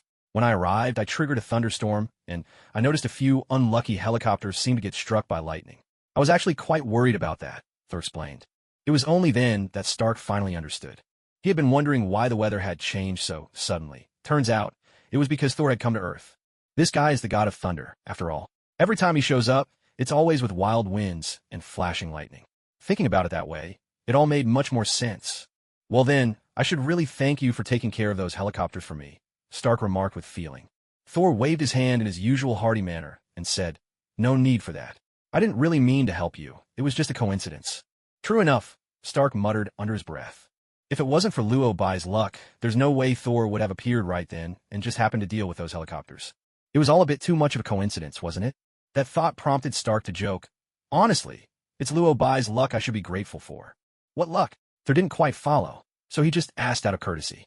"Nothing," Stark replied, not bothering to explain further. Instead, he turned to Luo Bai and said, "We've got Killian in custody too. I think I can handle him myself. If you've got something else to do, feel free to go take care of it." Luo Bai didn't answer immediately. He was deep in thought. Although Killian's forces had indeed been dealt with, the man himself still posed a significant threat. With his power skyrocketing after injecting the extremist virus, it would truly be a challenge for Stark to take him down alone if Luo Bai left now. What's more, Luo Bai actually knew a thing or two about the extremist virus. Its side effects were pretty serious, that much was true. But as Maya had said, if the side effects could be overcome, this serum would be a priceless treasure. After all, this virus was created using the super soldier serum as a template. If fully developed, it could grant the user incredible strength and regenerative abilities. It was a biological agent even more powerful than the super soldier serum. If harnessed properly, it could give a huge boost in combat power. Even if Luo by himself didn't need it, there might come a time when it would prove useful. With that in mind, Luo Bai replied, "There's no rush on that. Thor, just wait for me a bit. I want to deal with the extremist virus first." With that, he turned his gaze to Killian. He knew full well how ambitious Killian was. The man wasn't just out to kill Stark. He wanted to use the extremist virus to create a super army and take over the world, which is why he kept kidnapping people for human experiments. There was no way someone like him would ever cooperate and work with Luo Bai. Villains like this were always scheming, and Luo Bai had no patience to play games with him right now. Fortunately, aside from Killian, Dr. Maya also had a thorough grasp of the extremist formula. Stark's ex-girlfriend, to her credit, still had some conscience left. Her intention in researching the extremist virus had always been to help all of humanity, but she ended up being used by Killian. That's why asking Dr. Maya for help was clearly a far less troublesome option. At that moment, the fairy power was making quite a fuss in his mind, constantly complaining about being hungry. So, he pulled both Killian and Maya into the mirror dimension. The instant the mirror world unfolded, Thor summoned his hammer back to his hand. Freed from the hammer's restraint, Killian instinctively tried to make a run for it, but it was already too late. "What is this place?" Killian cried out in terror, seeing the suddenly transformed surroundings. "This is the mirror dimension. My domain," Lobo replied calmly. Without waiting for Killian to speak again, he unleashed the fairy power. The moment it appeared, the fairy power surged straight toward Killian. In the blink of an eye, the energy inside Killian was entirely absorbed. Not only that, but as soon as it devoured Killian's power, the fairy force perfectly replicated the abilities of the extremist virus. Though for ordinary humans, extremist was certainly formidable, to the fairy power, it was woefully insufficient. "Too little," the fairy force grumbled, dissatisfied at not having enough to eat. Then it darted toward Maya, seemingly intent on devouring her as well. Lobo acted swiftly, reining it back and communicating with it mentally. She's just a regular human, with no power to speak of. Hungry, the fairy power started up again, clamoring for something to eat. Fortunately, Lobo was long used to its antics and simply ignored it, turning his attention instead to Maya. By now, she was clearly petrified, her face a mask of terror. After all, what ordinary person wouldn't be frightened at the sight of such a force? But fear has its uses.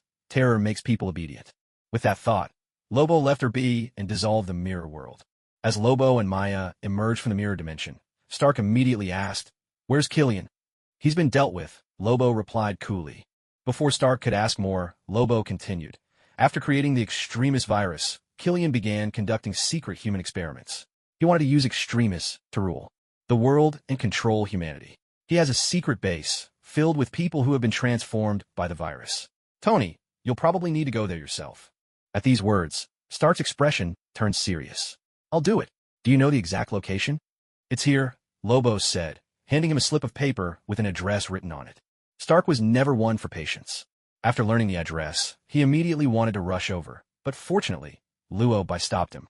"Stark, I suggest you study the Extremis virus before heading there. That secret base contains a large number of superhumans enhanced by the virus. Their power shouldn't be underestimated. You'd better contact Captain America and go together," Luobai offered a friendly suggestion. Stark calmed down and asked curiously, "Is the Extremis virus really that formidable?" "I think Dr. Maya can answer that for you. I'll leave her to you. She knows everything. The Extremis virus is indeed worth studying. And Stark, I believe with your genius, you'll be able to fuse it with your armor," Luobai advised. Stark nodded and replied without hesitation, "I'll give it a try." Luobai said nothing more. With Killian dealt with, there was no longer any threat on Stark's end. Given Stark's abilities, he should be able to learn the formula for the Extremis virus from Dr. Maya and improve upon it. Having resolved everything, Luobai felt at ease and said to Thor, "All right, let's go." With that, Luobai opened a portal. On the other side was Asgard. The two of them stepped through and arrived in Asgard. At that moment, Thor couldn't help but marvel. "Your magic is really handy. Do all the sorcerers on Earth know this trick?" "Most of them do," Luobai replied. Hearing this, Thor seemed to suddenly remember something and muttered to himself, "Wait, no wonder this looks so familiar. I remember seeing something like this a long time ago. It appeared in Asgard, and then my hammer vanished. At the time, Heimdall said this magic came from Kamar-Taj. I even went to Earth to look for it, but I never managed to find Kamar-Taj. My father said you're from there as well." Thor mumbled on, then suddenly realized something was off. He turned, eyes shining with excitement, and asked Luobai, "Luobai, do you know if anyone from your Kamar-Taj ever used this magic to take my hammer?" "Luobai." With that reminder, Luobai suddenly remembered. When he first began learning magic, Mordo had challenged him to a duel. By some strange accident, he really had taken Thor's hammer. As he was recalling this, Thor suddenly burst out angrily. "This matter is extremely important to me, and you're a sorcerer from Kamar-Taj too. You must know something about it, right?" "I'm certain. It was a Kamar-Taj sorcerer who did this." Luobai fell silent for a moment. After a brief pause, he answered honestly, "You're asking the right person. I didn't know about this. Tell me right now, who took my hammer back then? If I ever see them, I'll make sure to have a good, long talk with them. They just took my hammer from right under my nose without a word. Even now, just thinking about it makes me furious," Thor exclaimed. It was obvious he was still deeply angry about it, or he wouldn't remember the incident so vividly even now. Luobai wasn't the type to do something and then shy away from responsibility. Seeing how much Thor cared, Luobai admitted without hesitation, "Thor, the person who took your hammer back then, was me." Thor, who had been ranting and raving, suddenly fell silent. It took him a while to process, and then he blurted out in sudden realization, "It was you. I spent 3 days searching for you. 3 whole days." Never in his wildest dreams did Thor imagine that the person he'd been hunting for 3 days, the one who stole his hammer, was Luobai all along. He'd actually started to like Luobai a bit. After all, not many people could put Loki in his place, but with Luobai, his little brother never seemed to win. The way Loki would frown and mutter he's trouble every time Luobai's name came up always brought Thor a secret delight and made him think a bit better of Luobai. But now, Luobai turned out to be the very person who once stole his hammer. In an instant, Thor's expression shifted. He grew serious and intense. Truth be told, he was angry. But even more than that, he was astonished. He stayed silent for a full 2 minutes before finally asking in disbelief, "You could lift my hammer?" Thor's hammer was not something just anyone could lift. Before this, Only Thor himself and Odin had ever managed it. When Thor was exiled, Odin placed an enchantment on the hammer. That meant only those who met the enchantment's criteria were worthy to wield it. But when Luobai took the hammer, Odin hadn't yet set the spell. So, in theory at that time, no one but Thor should have been able to lift Mjolnir. Yet, it wasn't a complete impossibility. After all, Odin himself could lift it. As with any magical artifact, there was always a way to pick it up. Besides, Luobai seemed to have luck on his side. Who knew what kind of blessing the goddess of fortune had bestowed upon him that allowed him to lift the hammer? Of course, Thor had no idea about Luobai's luck aura, so his astonishment was genuine. The next moment, Luobai replied, I actually could lift your hammer. Thor stared at him, disbelief written all over his face. No way, only I can lift this hammer. Thor insisted firmly. But then, he hesitated. After all, his hammer had indeed disappeared for a while. That sudden doubt made him less sure than before. Show me again, Thor demanded, handing Mjolnir over to Luobai. Luobai didn't say anything, simply taking the hammer from him. He picked it up with remarkable ease. So easily, in fact, that Thor's eyes changed instantly.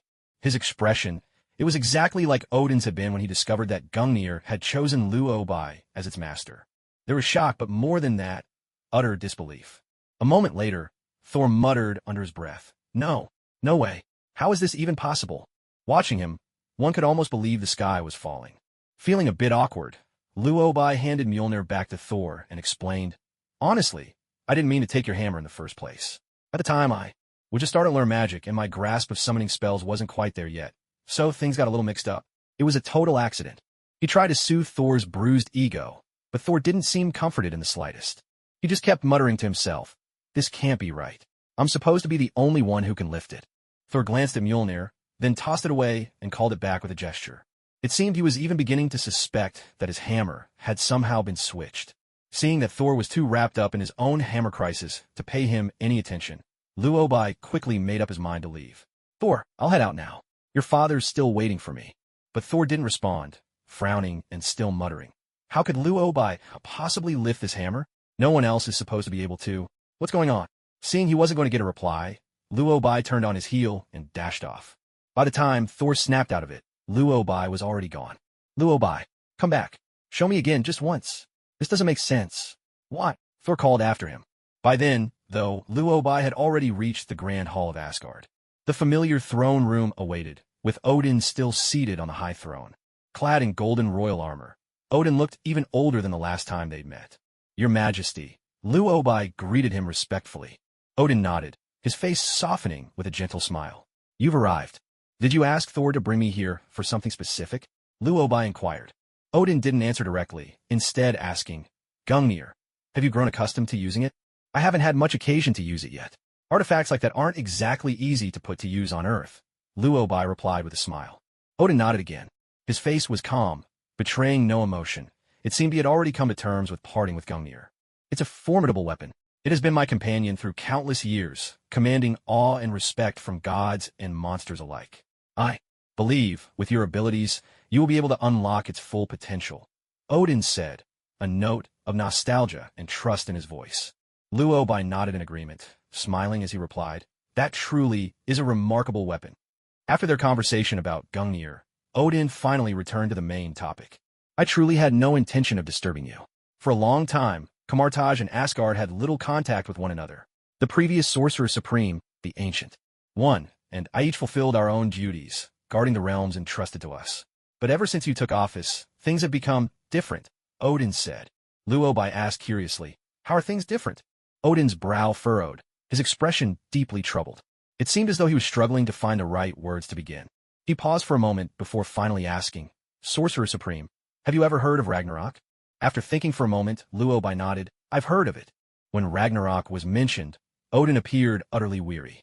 He let out a heavy sigh and spoke slowly.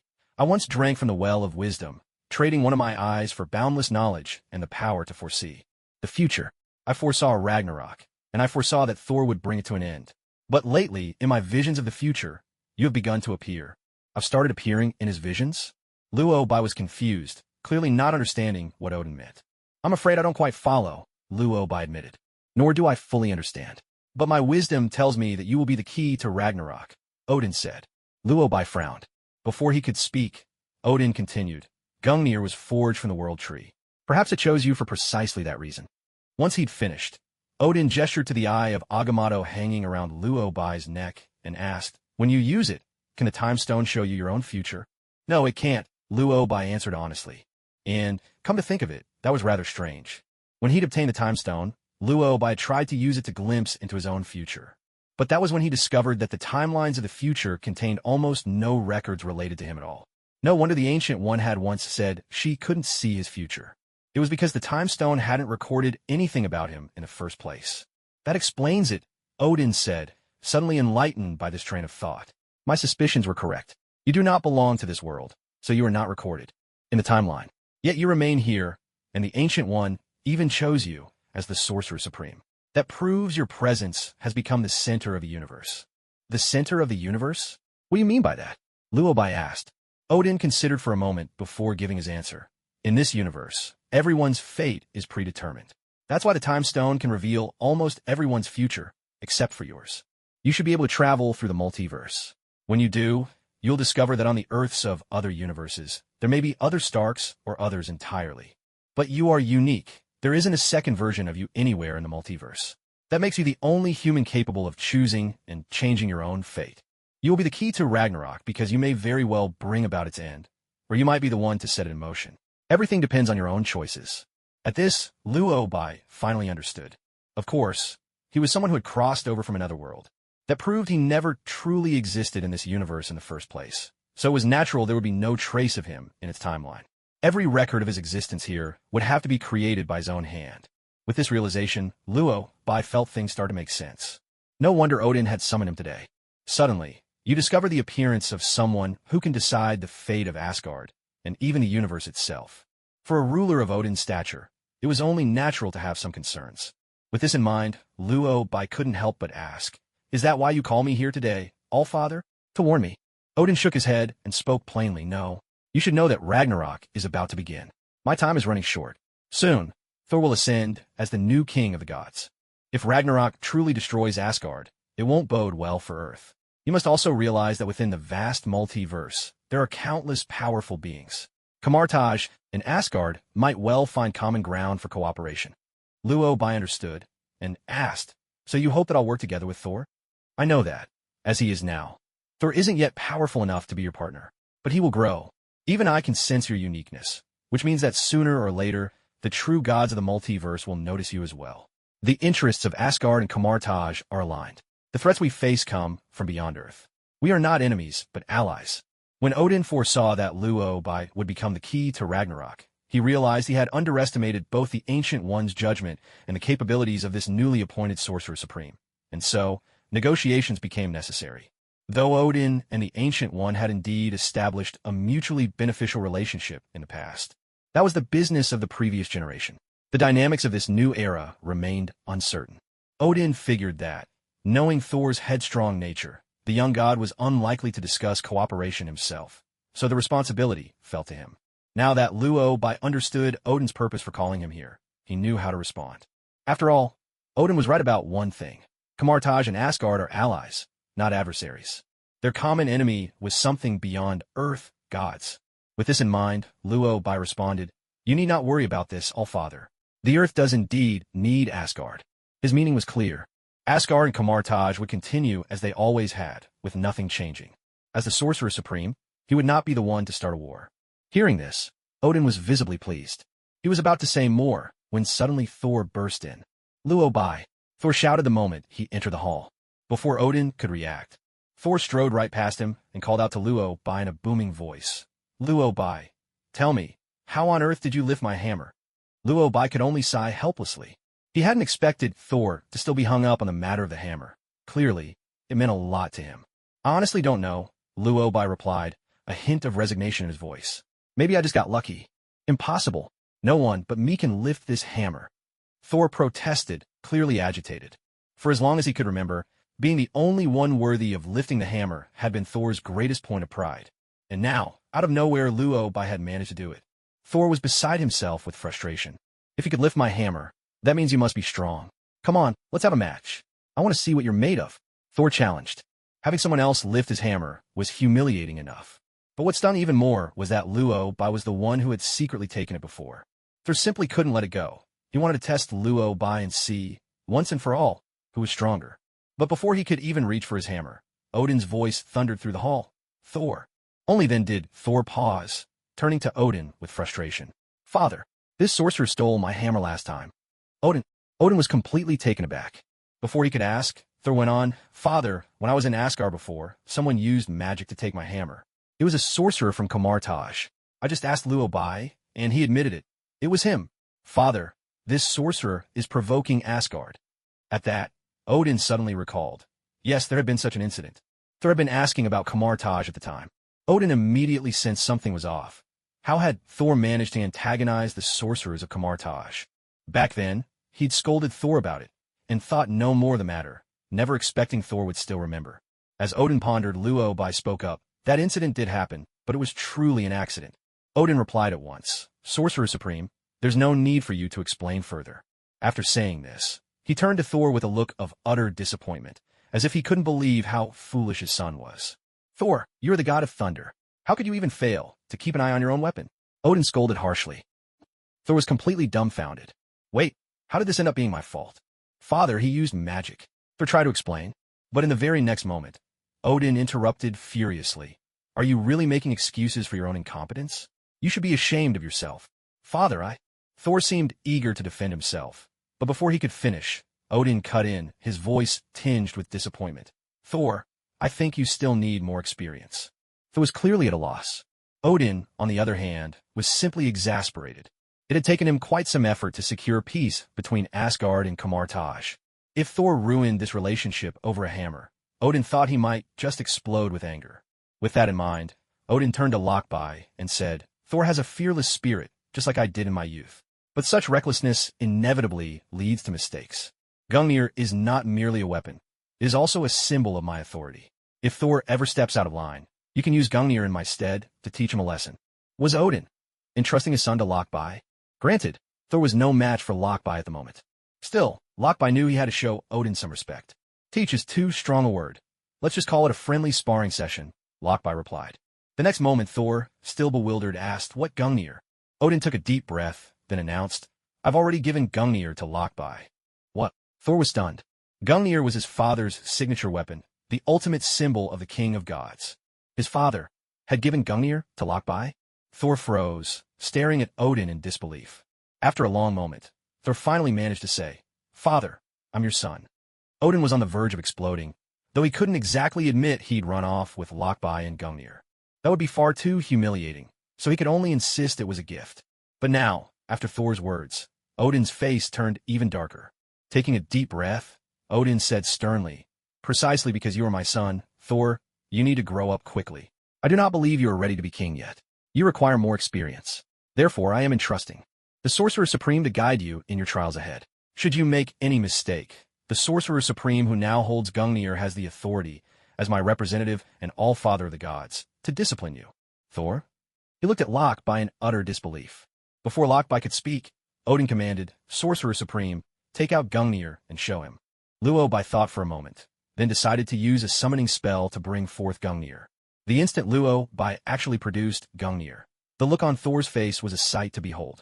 Not only could he no longer lay a finger on Luo Bai, but from now on, he'd probably have to address him respectfully whenever they met. Thor was completely baffled. Father, why? He's just a sorcerer from Earth. What's so special about a Sorcerer Supreme? Thor asked in confusion, but Odin paid him no mind at all. Instead, he gazed at Luo Bai and spoke slowly, Sorcerer Supreme.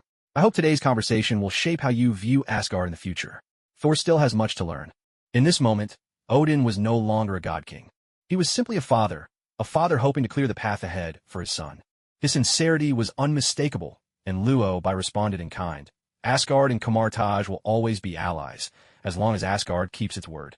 With that, the negotiations drew to a close. Luo Bai left the Great Hall. Thor, still thoroughly bewildered, followed after him. It wasn't until they'd walked some distance that Thor finally snapped out of his daze and asked, Luo Bai, what exactly did you just discuss with my father? Nothing much, but your father really does care about you, Luo Bai remarked, a note of admiration in his voice. Of course I know that. My father has always loved me, but I just can't figure out why he'd give Gungnir to you. Thor pressed, curiosity written all over his face. He told you himself, didn't he? He wanted me to help teach you in the future, Luo Bai replied with a smile. Thor said nothing for a moment. Then, suddenly, he asked, did my father give you anything else? Luo Bai looked puzzled. What do you mean? Before Luo Bai could finish, Thor asked, deadly serious. He didn't give you the right to inherit Asgard too, did he? For crying out loud.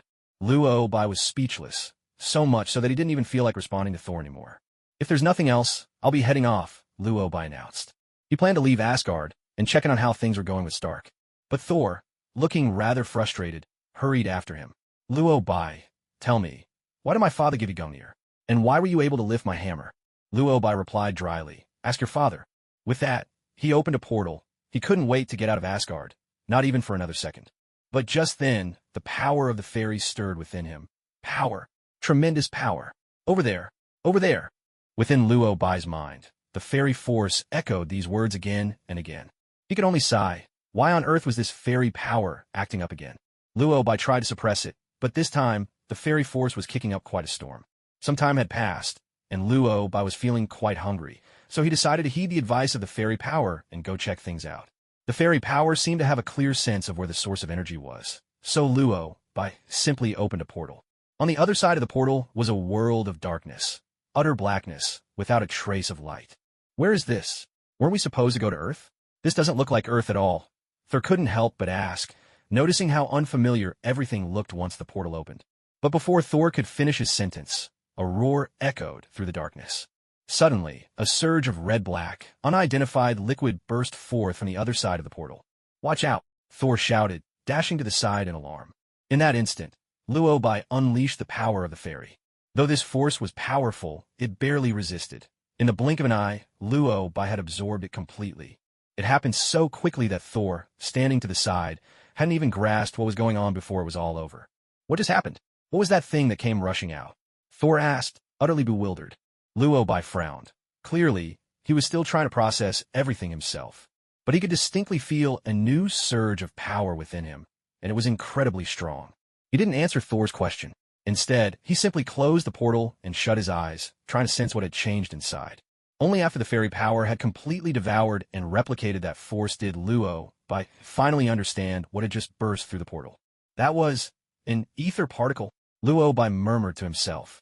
His voice was so soft that Thor didn't catch what he said. Thor asked, what particle? The ether particle is, in fact, the reality stone. Long ago, the leader of the dark world, Malekith, obtained the reality stone. They transformed the reality stone into a liquid form, and it became known as the ether particle. The ether has the power to turn all matter into darkness, but it requires a host, draining the host's life force as its energy source. Malekith merged himself with the ether. He intended to use the ether to transform Earth, and even all 9 realms, into his own kingdom of darkness. However, he was ultimately sealed away by Odin's father.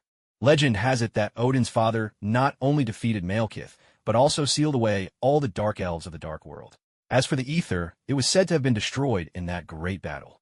But in truth, the ether was never destroyed. It simply escaped into the universe, searching for a new host. Who would have thought? The fairy power actually sensed the presence of the ether, and now it's been swallowed up. For a moment, Luo Bai was at a loss for words. No wonder the fairy power had suddenly gotten so excited. It was reacting to the energy of the reality stone. The good news, Luo Bai had just acquired his 4th infinity stone. The bad news is that it was swallowed, so now Luo Bai has become the reality stone. This really is quite unexpected. Luo Bai, what's wrong with you? Seeing that he wasn't responding, Thor couldn't help but ask.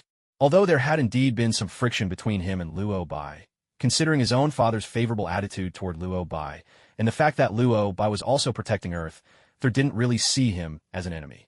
Just now, Thor had witnessed a mysterious force surge into Luo Bai's body, which made him somewhat worried. So he asked, as a way of showing concern. I'm fine, Luo Bai replied. That's good. When you didn't say anything just now, I thought something had happened to you. Of course, it's not like I'm actually worried about you. I just wanted to ask, Thor said. Luo Bai wasn't really listening because at that moment, he was lost in thought over another matter. The appearance of the ether meant that Malekith had awakened from his slumber. Malekith had always wanted to use the ether to reshape the entire universe, so he would definitely come looking for the reality stone. If Luo Bai returned to Earth now, Malekith would likely bring his army to Earth in short order. As the Sorcerer Supreme, leading chaos to Earth was not exactly a wise move. Besides, Malekith hated Asgard as well, and was bound to attack with his forces anyway. So if Luo-Bai stayed in Asgard, he could simply wait for Malekith to come, saving himself the trouble of seeking him out. Moreover, Luo-Bai had just absorbed the ether. The energy of the dark elves within him was still unstable. He desperately needed some time to stabilize this power, and perhaps study the reality stone in the meantime. With this in mind, Luo-Bai turned to Thor and asked, "Is there anywhere to stay in Asgard?" "To stay?" Thor was baffled and couldn't help but ask. "What do you mean?" "I'm planning to stay in Asgard for a while, to experience the simple and honest customs of your people," Luo-Bai said. Thor blinked in confusion. "Wait, didn't you just say you wanted to go back?" "I've changed my mind. Go tell your father." "Actually, never mind. I'll tell him myself," Luo-Bai said, and turned to head toward the main hall. Thor followed behind him, talking as he walked. "You want to live in Asgard? My father may have given you Gjallarhorn, but he won't agree to you staying here. You're not an Asgardian." Soon, the two of them reached Asgard's Great Hall. Seeing Luo-Bai return so soon, Odin looked puzzled. Before Odin could speak, Thor said, "Father, Luo-Bai wants to stay in Asgard for a while." Odin was clearly surprised by this. He cast a glance at Luo-Bai. Luo-Bai responded immediately.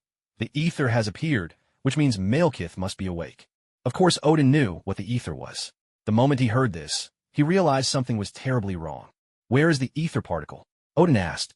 "It's inside my body. If I return to Earth, Malekith will follow me there with his people. So I need to wait here with you for him to come." "He will definitely come to Asgard," Luo-Bai replied. Odin was stunned. The ether particle, what a thing. No wonder people say Luo-Bai is at the center of the universe. This is just too central. Realizing how serious the situation was, Odin quickly agreed. "Thor, make sure you treat the Sorcerer Supreme well during his stay." Thor was left utterly bewildered. "Wait, why is my father being so nice to Luo-Bai? I'm supposed to be the future king of Asgard. Now a sorcerer from Earth gets to be honored, and I, the heir to the throne, am asked to play host? Hurry up," Odin barked. Thor could only sigh in resignation. As they left the Great Hall of Asgard, Thor's face was still clouded with confusion and frustration. Walking side by side, Thor couldn't help but ask, unable to make sense of it, "Luo-Bai, why is my father treating you so kindly?" "Because Asgard and Kamartaj are allies," Luo-Bai replied with a smile. "So what exactly is Kamartaj? I've never even heard of it before, and when I visited Earth, I couldn't find it anywhere. Also, what's this Sorcerer Supreme title all about?" Thor asked, thoroughly puzzled. Luo-Bai thought for a moment, then gave a simple explanation. "The Sorcerer Supreme is the title given to the most powerful sorcerer on Earth. As for Kamartaj, if you think of Kamartaj as Asgard, then the Sorcerer Supreme holds a position in Kamartaj, much like your father's position here in Asgard." At this, Thor finally grasped a little, but he was still confused. "Earlier, when you spoke to my father about the ether particle and the dark world, what did you mean by all that? You know that Asgard rules over the 9 realms, and that the dark world is one of those realms, right?" Luo-Bai asked. Thor nodded in agreement. "That much I know. I heard Asgard defeated the dark world and then sealed it away. The ether particle was actually a weapon created by the leader of the dark world. It was originally a stone, known as the reality stone. Legend says it was destroyed, but in truth, it still exists. What you just saw entering my body was the ether particle," Luo-Bai explained. "So that's what went into your body earlier?" Thor exclaimed in surprise, his expression growing serious. "Will it harm you?" Luo-Bai remained silent. Ordinarily, the ether particle would pose a danger once inside someone, since it draws life force from its host to fuel itself. But because Luo-Bai now harbored a much greater power, the force of the Fae, within him, not only was the ether's influence suppressed, but it even served to enhance Luo-Bai's abilities. With this thought in mind, Luo-Bai replied, "There's no harm to me at all." "That's good," Thor muttered, sounding as if a weight had been lifted from his shoulders. Noticing the faint smile on Luo-Bai's face, Thor quickly explained, "Don't get the wrong idea. I'm not really worried about you. It's just that my father told me to look after you, so you can't go getting yourself into trouble while you're around me. And don't think I've forgotten about you sneaking off with my hammer. My father scolded me for that just the other day." Luo-Bai responded with a laugh. "About your hammer, I really am sorry. But as Asgard's future king, I doubt you'd hold a grudge over something so trivial, would you?" The words future king seemed to send Thor floating on air. A moment ago, he'd looked a little gloomy, but now a bright smile lit up his face. "Of course not. Actually, my father had a point. As the future ruler of Asgard, it's my own fault if I can't even keep track of my weapon," Thor said, unable to hide his delight. Luo-Bai didn't dwell on the matter, and simply continued, "The appearance of the ether means the dark elves of the dark world are awakening. In the past, they tried to use the ether to rule all 9 realms. Now that they're awake again, their first move will surely be to hunt down the ether. At this, Thor's brow furrowed. You just said the ether is inside you. Doesn't that make you the Dark World's primary target? Luobai nodded, confirming his suspicion. Pretty much. So it won't be long before they send a large force to come after me. Then why will my father agree to let you stay in Asgard? Thor couldn't help asking. Right now, Luobai was the Dark World's top target. If Odin kept him in Asgard, wouldn't that put the entire realm in danger? Even if Kamartaj and Asgard were allies, couldn't Asgard just send troops to help out when needed? There was no reason to risk the whole realm for this. Thor couldn't make sense of it, and his confusion showed. Seeing what Thor was thinking, Luobai immediately responded, Thor, I understand your concerns. But you have to remember, it was Asgard that sealed away the Dark World in the first place. Even if I left now, the Dark Elves would still attack Asgard. Whether I'm here or not, Asgard will face war. But if I stay, at least you have an extra fighter on your side, right? Thor finally understood. The grudge between Asgard and the Dark World was already set in stone. With or without Luobai, Asgard would still be under attack. Given that, Luobai remaining in Asgard made perfect sense. No wonder his father had agreed to let Luobai stay. Still, if the Dark World sent an army, it wouldn't just be Luobai's problem. It would become a war between 2 realms. And although Luobai seemed powerful enough before, is it just you coming to help? Don't you need to bring a few more people? Thor asked. Luobai thought for a moment, then replied, I think I should be enough on my own. You're pretty confident. I know Loki has suffered quite a bit at your hands, but a world war is a whole different matter. I have plenty of experience with this. I've led armies to battle across the 9 realms many times. I doubt you've ever fought in a war like this, Thor said, pride written all over his face. Luobai smiled and replied, You're right. I've never fought in a world war. Hearing this, Thor looked even more pleased with himself. I knew it, but don't worry. Since my father told me to look after you, you can rest easy. With me around, no one from the Dark World will be able to hurt you. Right, you'll stay here. Thor spoke with complete confidence. As they talked, the 2 of them had already reached the door to Luobai's room. Since Luobai still needed to merge with his powers, he replied at once, I'll go get some rest first. Thor, clearly eager to boast about his exploits, immediately offered, Do you want to hear about my battles across the 9 realms? Maybe it'll give you some useful tips. Luobai declined, No, thank you. Before Thor could say another word, Luobai shut the door with a decisive snap. Thor frowned, grumbling quietly to himself. Fine, don't listen then. Wizards, always playing with little knives and tricks. My brother's just like that. With that, he walked away. Inside the room, Luobai let out a sigh, unable to help but reflect to himself. At last, peace and quiet. He took a deep breath, then sat down where he was and began to meditate, focusing on the reality stone within him. He had no idea how much time had passed before he finally grasped the true nature and laws of the reality stone's power. The ability most people knew about was its power to alter reality. But a single reality stone wasn't as omnipotent as people imagined. It couldn't just rewrite the entire universe at will. There were, in fact, clear limits to what a single reality stone could change. Put simply, once the stone left its effective range, its effects disappeared as well. Luobai remembered from the story that after Thanos got the reality stone, he once turned Mantis into a sheet of paper. But when he left, both the Destroyer and Mantis returned to normal. This happened because the reality stone's alterations were powered by its own energy. To truly unleash the full potential of the stones, all 6 Infinity Stones needed to be brought together. When combined, the stones could amplify each other's energy, greatly boosting what each one could do. Malekith wanted to use a single reality stone to remake reality, turning all 9 realms into a world of darkness. In theory, it was possible, but the prerequisite is that he must provide the reality stone with a strong and continuous supply of energy. Otherwise, if the distance becomes too great, the stone's effects will be severely diminished. After understanding the principle behind the Infinity Stones, Luobai began to ponder. He still had 3 Infinity Stones in his possession. He wondered if the fairy power contained within these 3 stones could be completely absorbed. With this thought, Luobai took out the 3 Infinity Stones and tried to absorb their energy. It is said that when all 6 Infinity Stones are brought together, they hold the most powerful force in the universe. Such power can grant almost any wish the bearer desires. The 6 stones each represent space, time, reality, power, mind, and soul. However, the 6 Infinity Stones are scattered across the universe, and some are even guarded by powerful protectors. Collecting them all is no simple task. Obtaining certain stones may even require a steep price. Yet even so, there are still many in the universe who relentlessly seek these stones. Fortunately, Luobai had already gathered 4 stones. Although the power of the six combined grows exponentially, Luo Bai was in no rush to collect them all just yet.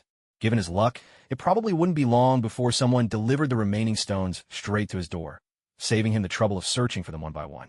For now, his real concern was whether he could absorb the energy of the stones he already possessed into his own body. After all, the combined power of the 6 infinity stones is unimaginably vast. Most people simply cannot withstand the energy of all 6 stones, which is why the Infinity Gauntlet is needed as a vessel to merge their powers. But even with the Infinity Gauntlet, few can bear the overwhelming force of the combined stones. Now, Luo Bai was attempting to absorb the power of the stones without the gauntlet, and this did give him pause. It wasn't that he doubted the fairy power's ability to absorb the energy. He was more concerned about whether his body could endure it. So, he chose one stone, the Time Stone, to experiment with first. In truth, the fairy power within him had grown restless at the sight of the 3 infinity stones. It kept whispering to Luo Bai's consciousness, urging him, now, swallow them. All at once, devour them. This constant temptation was giving him quite the headache. Fortunately, Luo Bai managed to keep himself under control. To prevent anyone from disturbing him during the absorption process, Luo Bai first sealed himself inside a mirror dimension. Then he opened the Eye of Agamotto and used the fairy power to slowly analyze, comprehend, and absorb the Time Stone's energy. The green energy of time was gradually drawn in by the fairy power, merging into Luo Bai's body. After absorbing the energy for a while, Luo Bai was surprised to find that his body felt perfectly fine, no discomfort at all. This was probably because the power of the Fae had taken effect. As the host of this Fae power, it would take time for the strength and the host to fully merge. Previously, Luo Bai had only tried to suppress the Fae energy, but since the Fae power possessed its own consciousness, their fusion had never reached 100%. After a period of adjustment, Luo Bai had just discovered, quite by accident, that he seemed to have achieved complete fusion with the Fae force. This realization put his mind at ease. Without any further hesitation, he released the Fae energy, letting it consume the Time Origin Stone. Once the Time Origin Stone was devoured by the Fae energy, it unleashed a surge of power, stirring up the previously calm ether particles in Luo Bai's body until they seemed to rise up in rebellion. Fortunately, with the Fae power suppressing them, most of that energy was neutralized. After sitting in meditation with his eyes closed for a while, Luo Bai finally managed to calm the energy from the Time Origin Stone. Immediately after, he began to attempt fusion. Time seemed to slip by unnoticed, and when the fusion with the first Time Origin Stone was complete, Luo Bai began to absorb the second stone. The process was much the same as before, with the addition of one more step, disassembly. He removed the stone from its container, then proceeded to absorb and merge with it. It was hard to say how much time passed during this process, but once it was done, he moved on to the third stone, repeating the cycle of swallowing, absorbing, and fusing. Finally, when all the origin stones had been integrated into Luo Bai's body and everything was stable, he dispelled the mirrored space. No sooner had the mirrored space dissolved than there was a knock at the door. Hud, hud, hud. Thud, thud, thud. The knocking was so loud it was almost as if someone was about to break the door down. Just by the sound, Luo Bai already knew who it was. Sure enough, when he opened the door, he found Thor standing outside. The moment the door swung open, Thor started to complain, "You've been holed up in this room for an entire week. If Father hadn't told me not to disturb you, I would have smashed the door down just to see whether something happened to you. So what's the rush? Is something wrong?" Luo Bai asked. Thor replied with a hint of exasperation, "Not really. It's just that every time the maid came to bring you food, she got no response. They came to me with their worries, so I came to check on you. Don't you need to eat at all?" Luo Bai stayed silent. Even though he felt hungry every single moment, what he craved wasn't food but energy. After a moment's thought, Luo Bai answered, "I already ate." "You ate? You never left the room. What did you eat?" Thor couldn't help but ask. Luo Bai just smiled without saying a word. In the next instant, the scene shifted. Thor, who had been standing at the door, was now sitting inside the room on a chair. And, inexplicably, there's a beer mug in his hand. "Would you like something to drink?" Luo Bai offered. "What?" Thor blinked, utterly baffled. Thor glanced at the cup in his hand, then replied, "The bar." No sooner had he spoken than the previously empty beer mug filled itself to the brim. "What?" Thor was utterly baffled. With a look of complete confusion, he stared at his beer mug as if his face were asking, "What on earth is going on? Where did this beer come from? Is this real beer?" Thinking all this, Thor took a sip. "Is this how you get all your food? Do you use that magic you mentioned to conjure it?" Thor asked. "More or less. Luo answered calmly. Without waiting for Thor to say more, Luo continued. By the way, has anything happened in Asgard recently? Asgard's fine. Nothing major has come up. Even if something did, Heimdall would spot it right away, Thor said. Heimdall, the god of dawn. He was responsible for guarding the Bifrost and possessed the all-seeing eyes of Heimdall, allowing him to observe nearly everything. If he wished it, his gaze could reach across most of the 9 realms. So Thor wasn't wrong. Knowing the dark world remained quiet for now, Luo decided he would meditate further to merge the energies of the Infinity Stones. After all, he currently had 4 distinct power sources within him, and achieving true harmony would still take some time. For the moment, Luo was merely suppressing their strength, keeping them from acting out. With this in mind, Luo asked, Thor, do you have anything else? If not, I'd like to rest a bit longer. Not really. Nothing else, Thor muttered. Just as Luo was about to speak, a sudden commotion erupted outside the door. Thor frowned and couldn't help but complain. Why is it so noisy out there? Because the Dark Elf army is here, Luo said. His gaze pierced into the distance, cutting through heavy barriers.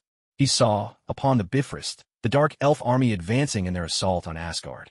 At that moment, Malekith was leading his forces from the Dark World, launching an attack against Asgard. They had first sown chaos in Asgard's dungeons, and as the Asgardian soldiers rushed to contain the trouble, most of the army slipped in through the Bifrost amidst the confusion. And Luo sensed all of this.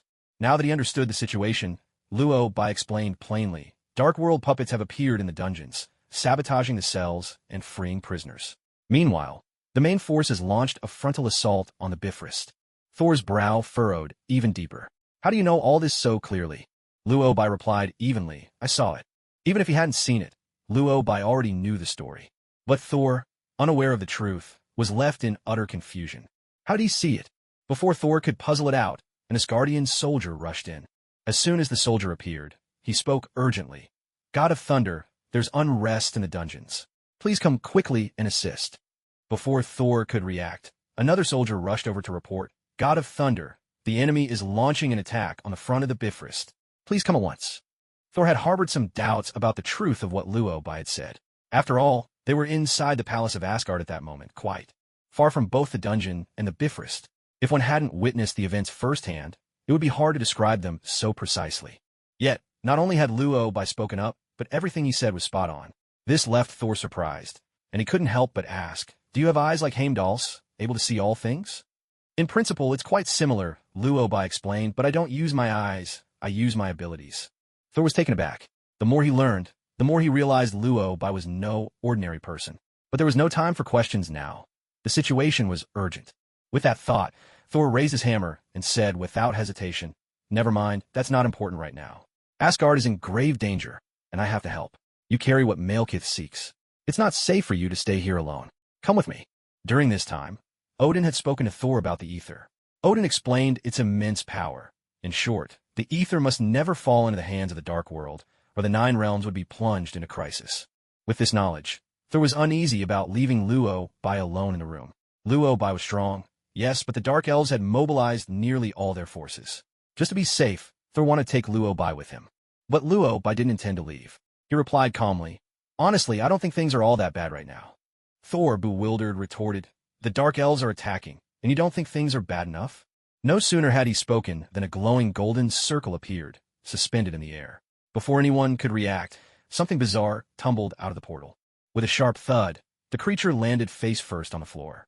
Thor stared, utterly confused, and pointed at the thing sprawled on the ground. What in the world is that? A second later, the creature sprang up and roared at Thor in outrage. What do you mean, what in the world? How dare you call me that? I am Malekith, leader of the Dark World. You insolent Asgardian. Leader of the Dark World. Thor turned to Luo in astonishment. You captured the leader of the Dark Elves? Luo nodded and replied with a smile. If you want to catch a thief, you go for the kingpin first. Thor was left speechless. He fell silent because he had never imagined that Luo would actually bring in the leader of the Dark World just like that. So when he was quiet, there was a look of bewilderment on his face.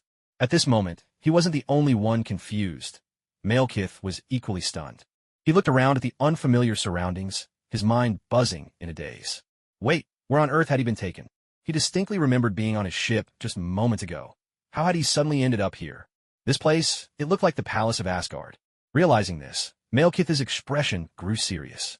Were you the ones who summoned me here? Malekith asked in a deep, guarded voice. Luobai shook his head, answering earnestly, not summoned, arrested. Malekith, you are under arrest. Malekith was speechless for a moment, his mind blank, then let out a cold, mocking laugh. His tone was biting, as if ridiculing Luobai's words. The two of you? Just a couple of kids? You think you can arrest me? Malekith scoffed with disdain. But as soon as he finished, he sensed something was off. There's a familiar power coming from you, the ether. Malekith muttered under his breath. In truth, he had sensed the ether's presence from the moment he awoke. He was certain the ether was currently in Asgard. Driven by his hatred for Asgard, he had immediately rallied his army to attack. His plan had been to locate the ether once he reached Asgard, but to his surprise, Luobai had brought it right to him. Feeling the ether's energy, Malekith cried out in excitement. The ether! I can't believe you've handed it over yourself. He didn't get to finish his sentence before Thor swung his hammer straight into Malekith's face. Malekith stared at Thor in utter disbelief, his eyes blazing with fury. Before he could speak, Thor cut him off impatiently. Do you ever stop talking? Malekith was speechless. A sneak attack? Really? You? Malekith tried to protest. But Thor hit him with another blow of the hammer. This time, the strike crackled with lightning, and Malekith was sent sprawling to the ground, unable to get up. Without the ether, Malekith was pitifully weak. Even 2 strikes from Thor were almost too much for him. Seeing Malekith beaten back again and again, Thor couldn't help but grumble. The leader of the Dark World? Not so impressive after all. Malekith seemed like he wanted to say something more, but Thor went on with his complaints. Not only are you weak, but you look. I mean, how can something like this be called a dark elf? Luobai chimed in with wholehearted agreement. I see where you're coming from. Honestly, I'm puzzled too. In my mind, elves are supposed to be good-looking, but this guy is just astonishingly ugly. The two of them took turns critiquing Malekith's appearance. Malekith was nearly beside himself with rage. First they dragged him here for no reason at all, then ambushed him with a heavy blow.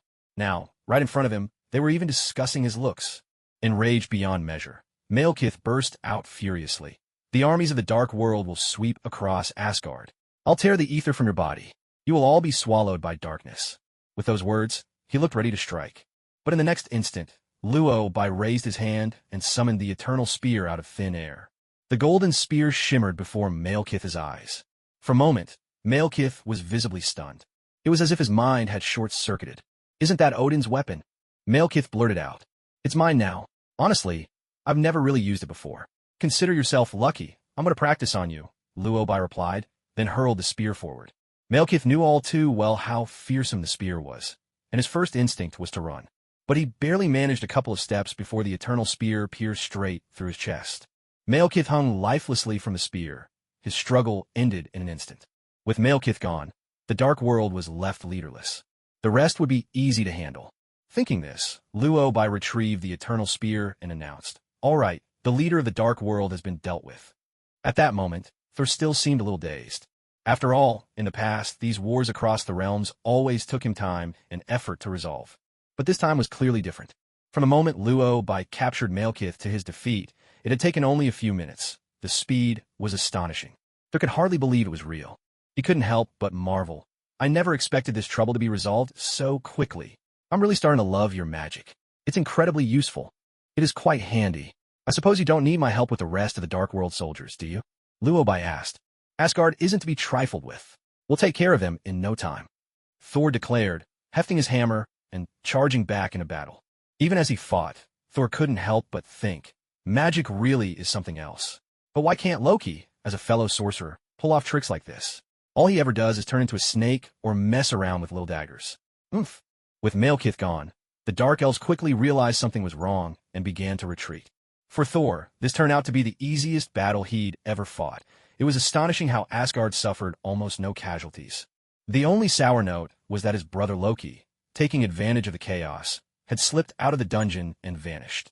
While Thor was still basking in the joy of victory, a soldier from Asgard brought him some unfortunate news. While maintaining order in the dungeon just now, we discovered that the prisoner Loki is missing. Upon hearing this, Thor's first reaction was exasperation. After all, his younger brother was always causing trouble, and who knew what kind of chaos Loki might unleash once he was out.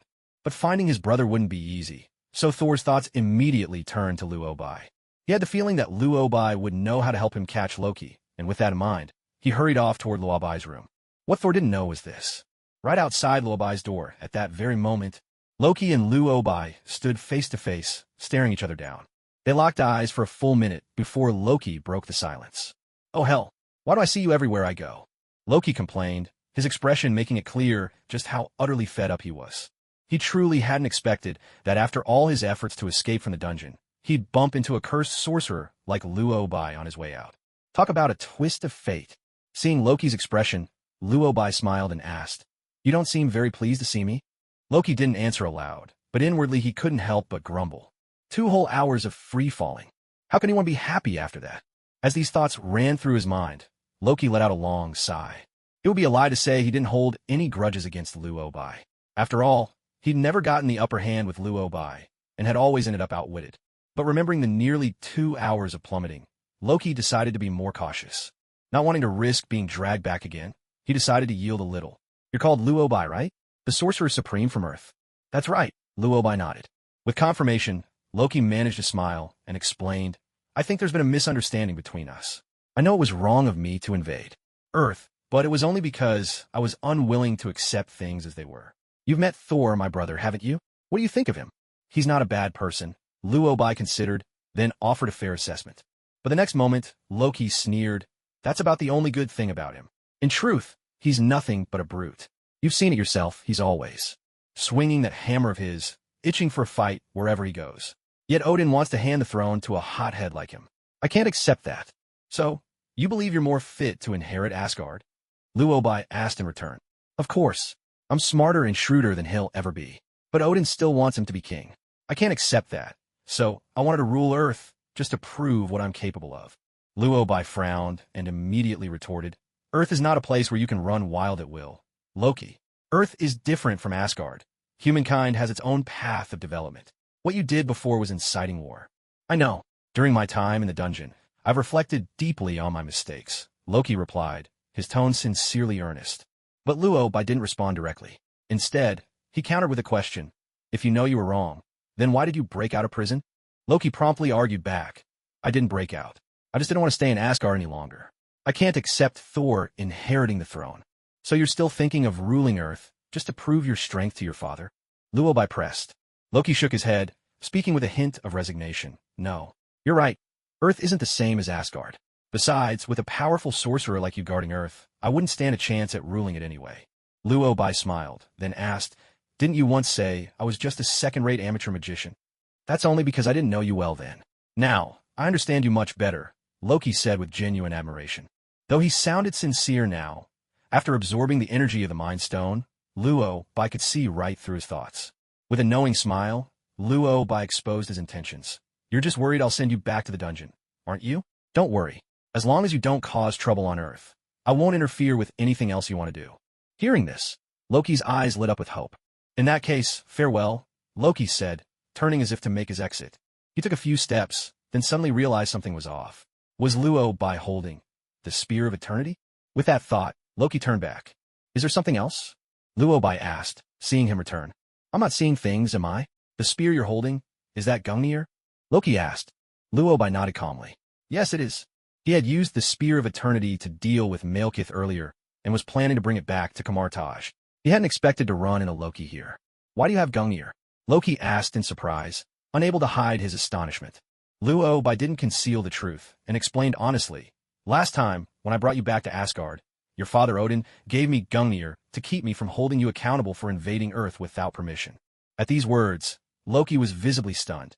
He knew just how important Gungnir was to Odin, but what he couldn't understand was, "You're just a sorcerer on Earth, and he's the king of gods. Why would he give you Gungnir to protect me?" Loki asked, his eyes wide with disbelief. Odin had almost never mentioned Kamartaj to his children, and the Ancient One had always kept a low profile.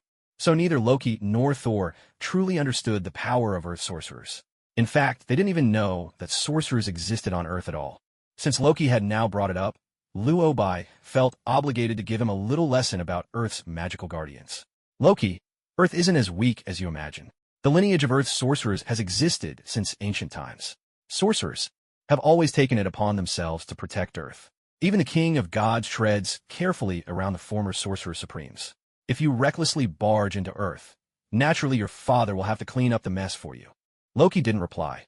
He simply fell silent, lost in thought. Seeing him so quiet, Luobai spoke up again. If you want specifics, you should ask your father. I'm sure he'll explain things to you in detail. Having said that, Luobai turned to leave, but just then, Loki called after him. I believe you. My father cares deeply about Gungnir. He'll hand it over to you as proof that what you say is true. Since my father trusts you, that makes you a friend of Asgard. Honestly, I think we could be friends as well, at least in essence. To be honest, if Luobai hadn't known what was really going on in Loki's mind, he might have truly believed that Loki wanted to be friends. But knowing the truth, Luobai couldn't help but sigh. Loki really never takes a break, does he? Why is it that every day he's scheming against his brother? Letting out a long sigh, Luobai muttered, You just want me to help you seize the throne of Asgard. Honestly, your brother has it rough, having a sibling like you. Since his intentions were laid bare, Loki didn't bother to hide them anymore. He replied at once, If I become the king of Asgard, I could help you so much more. Far better than Thor ever could. That guy is so rigid. He doesn't know the meaning of flexibility. Luobai chuckled and asked, And how exactly would you help me? As long as you wish it, Asgard will always stand by your side. Loki replied, spreading his arms wide with a bright smile. Luobai shook his head and refused. I don't see how I'd benefit from this arrangement, so I'll have to pass. With that, he prepared to leave. He didn't expect Loki to call out the very next moment. Wait, I think we can still work something out. I know you probably don't want to get involved in our internal strife. How about this? Teach me your magic. If you're willing, I'll agree to anything you ask. You mean the portal magic? Luobai asked. Loki nodded. Exactly. At this, Luobai hesitated. He hesitated because he knew the story. Loki wasn't actually weak. He simply hadn't awakened to his true power yet. Even Loki himself didn't realize it. He was, in fact, the god of stories upon the throne of time. He possessed the ability to travel through time, alter the course of events, and even connect with the entire multiverse. If Loki were truly an evil villain, Luobai wouldn't hesitate. He wouldn't even bother to acknowledge him. But from the moment Loki was willing to sacrifice himself, it proved that at his core, Loki was fundamentally kind-hearted. The portals of Kamartaj, though practical, were really just a simple little spell to Luobai at this point. There were plenty of ways to break through them. Exchanging a minor spell for the promise of the god of stories seemed like a foolproof bargain. I know my reputation isn't great. Everyone calls me the god of mischief, master of lies and all that. But I swear, this time I mean it. I swear on my brother, Thor, the god of thunder, Loki declared, sounding uncharacteristically earnest. Are you serious? Luobai couldn't help but sigh in exasperation. Loki caught himself, shrugged, and replied, Sorry, force of habit. What I mean is I absolutely won't go back on my word. In truth, Luobai wasn't worried at all about Loki breaking his promise. After all, luck was always on Luobai's side. With that in mind, Luobai smiled and answered, I'm willing to trust you. I can teach you how to use the portal. He went on to explain the method to Loki, handing him a sling ring as well. With this, plus the technique I just taught you, I'm sure you'll pick it up in no time, Luobai said. After all, Loki was a sorcerer who had studied magic. His talent in the arcane was nothing to scoff at. After practicing the spell a few times, Loki quickly grasped the trick and managed to open a portal successfully. Seeing how fast he learned, Luobai couldn't help but marvel. You really are quite clever. Of course, Loki replied, a note of pride in his voice. Luobai smiled faintly and added, I'd advise you not to use this trick against me. It would only bring you bad luck. Loki immediately protested. Why would I ever use it on you? After all, Luobai had been the one to teach him the portal spell. If Luobai was willing to share it, he surely had a way to counter it. Loki wasn't stupid. Why would he set himself up for another loss? Besides, Odin had given Gungnir to Luobai, proof that his father deeply trusted Luobai. Befriending Luobai could only be to his own benefit. With that thought, Loki hastened to say, We're friends now. I'd never harm you. So, what do you need my help with? As long as it's within my power, I'll do it for you. Though Loki could be unreliable at times, he was quite sincere about this promise.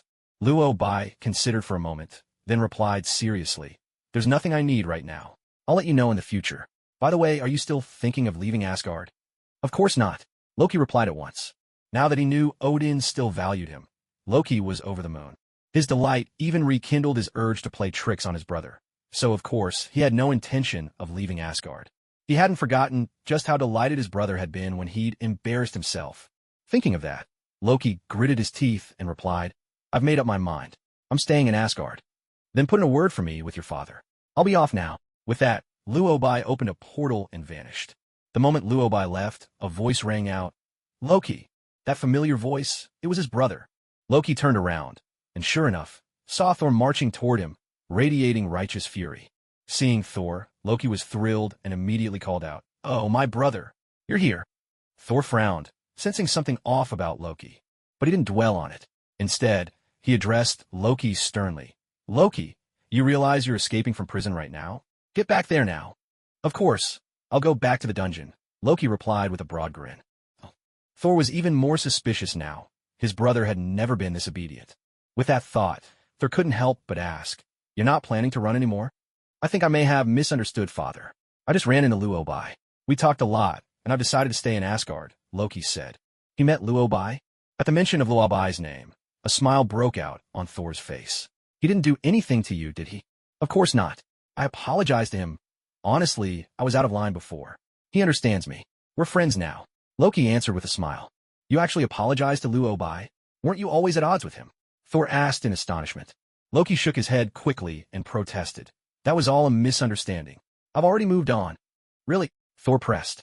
"Absolutely," because Loki flashed a mysterious grin and then opened a portal. Before Thor could react, he tumbled straight into it. Loki didn't open the portal again for what felt like ages. Then suddenly, the portal reappeared, and out fell Thor, visibly fuming with rage. "Loki!" Thor bellowed, swinging his hammer, ready to let Loki have it. Loki, unruffled, said calmly, "Thor, come on, give us a smile."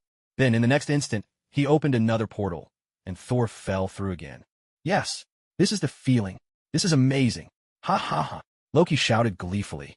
He continued to amuse himself with Thor while strolling back toward the dungeon. "Loki, I'm warning you. Cut it out right now. Don't throw your apple cores at my head. Where on earth did you learn this magic? And percent. Thor's furious shouts echoed in Loki's ears. Although Luobai had already returned to Kamartaj, the amplified Mind Stone still allowed him to hear everything with perfect clarity. It wasn't until Thor finally lost his temper and started yelling at Loki that Luobai disengaged from observation mode. He had known all along that Loki's interest in learning portal magic had nothing to do with competing for the throne.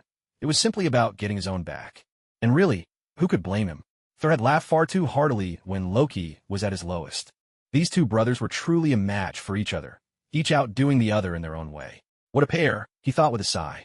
A soft chuckle escaped Luobai as he exhaled, the corners of his mouth curving into a smile. With a flick of magic, he cast the eternal spear into the artifact vault of Kamartaj, just as Wong came walking over. "Sorcerer Supreme, you've returned?" Wong greeted him with a respectful bow as soon as he arrived. Luobai nodded. Before he could say anything, Wong continued, "You seem to be in a good mood." Luobai smiled back, replying, "I just returned from Asgard. Thor and his brother are quite the source of entertainment." Curious, Wong couldn't help but ask, "Why did you go to Asgard?" "The All-Father invited me.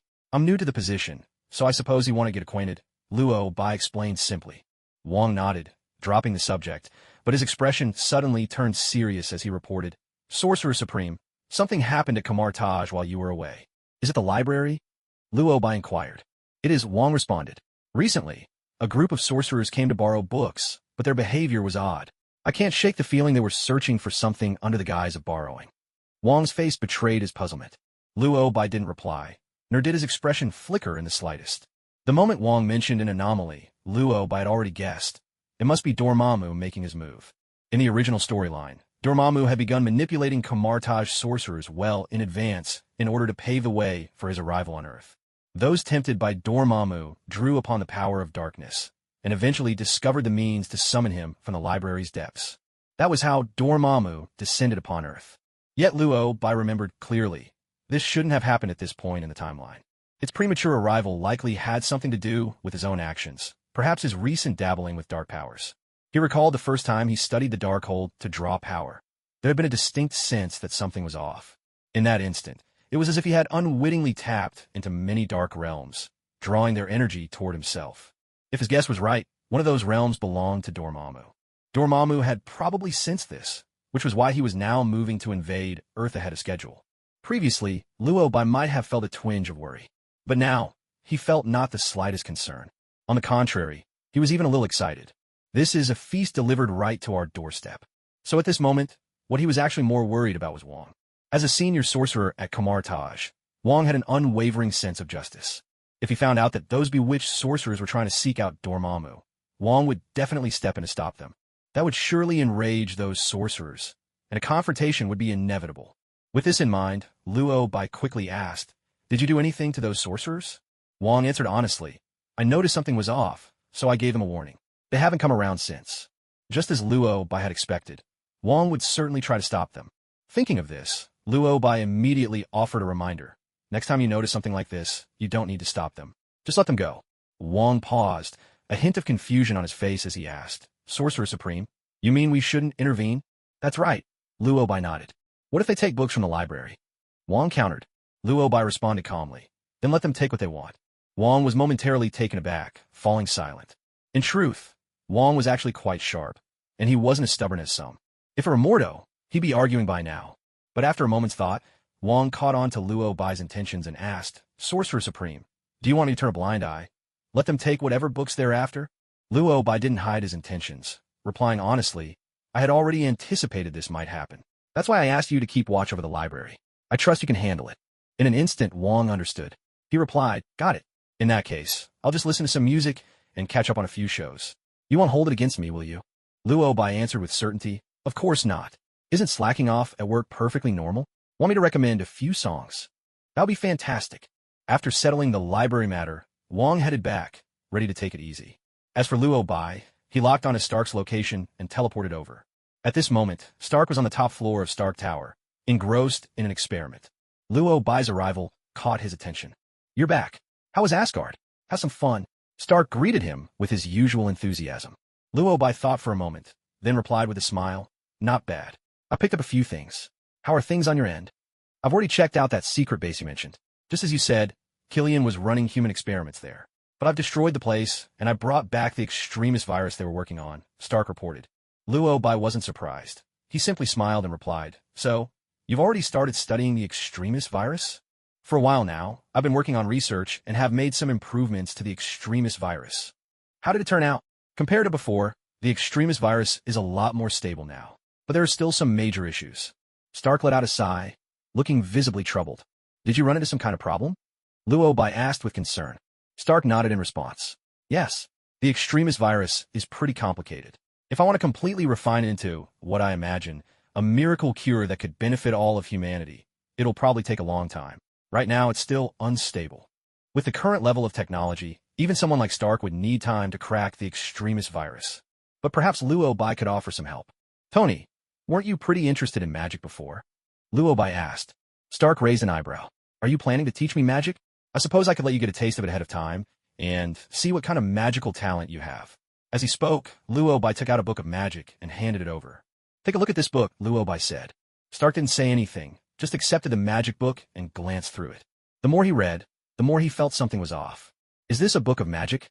Stark asked in surprise. "Of course." Luo Bai nodded. Stark's eyes widened, clearly bewildered. Had he misunderstood what magic was all along? He always thought a magic book would be filled with all sorts of incantations and spells. But unexpectedly, the content in this book was all about human anatomy. To be honest, this book is nothing like what I imagined a book of magic would be. Stark finally couldn't help but comment after a stunned pause. "This is a book of magical theory. I thought it might help with your research on the extremist virus," Luo Bai explained. Stark nodded in astonishment, muttering, "Okay, I'll take a good look." With that, Stark studied the magic book in his hands once more. His expression was a tapestry of emotions. At first, he found it rather odd. Maybe it was because this book was so different from what he expected. As he read, his brow furrowed deeper and deeper. After all, for Stark, this was all material he'd already learned back in college. But as he kept reading, he realized something was off. This book was not what he thought it was. Almost unconsciously, Stark became engrossed. Seeing how serious he'd gotten, Luo Bai decided not to interrupt, only saying, "Tony, I'll leave you to it for now. I have to go check on Wanda." With that, he turned to leave. After all, he still needed to see how Wanda was doing. At that moment, Stark closed his spellbook and called out to him, "Wait a minute, Luo Bai, there's something I need to tell you." Before Stark could explain, Luo Bai spoke up himself. "Let me guess, the Security Council is getting impatient, aren't they?" "It seems you already know." Stark put the spellbook away, then explained earnestly, "While you were gone, the top brass sent people over several times to talk to me. I turned them down because I was working on the extremist virus. But Pepper met with them. They're furious about Nick Fury's disappearance, and the whole Tesseract situation has made things worse. The higher-ups have decided to shut down the Avengers Initiative and have ordered surveillance on everyone with superpowers. From now on, all superpowered actions have to be under their control, and they want us to sign an agreement handing over the Tesseract. Otherwise, they'll issue a full-scale manhunt for us. After hearing Stark out, Luobai wasn't surprised at all. After all, in the original story, the Avengers Civil War started in much the same way. It was just that because Luobai had changed a few things, this storyline had been pushed forward. As the director of S.H.I.E.L.D., Nick Fury's disappearance had drawn the higher-ups' attention. So it was only logical that the powers that be wanted to keep superpowered individuals under surveillance. As for the Tesseract, chances were Hydra had its eyes on it. Knowing the story and how everything would unfold, Luobai didn't react too strongly. What he was really curious about was Stark's attitude. "What do you think about their decision?" Luobai asked. Stark answered right away. "I want to hear your thoughts first. You know I trust you. I'll back any decision you make." Luobai considered it for a moment, then shared his view. "I don't support their decision. While I can understand their concern about people with powers or sorcerers, I don't think this kind of suppression is the right approach. Besides, their own organization is a mess right now." "I get what you're saying. I'm just worried. If they really do issue a manhunt, are we supposed to go to war with humanity? They seem intent on stirring up the public, painting us, and anyone with powers, as the villains." Stark's tone was full of helpless frustration. Stark had always wanted to protect the Earth, to protect humanity.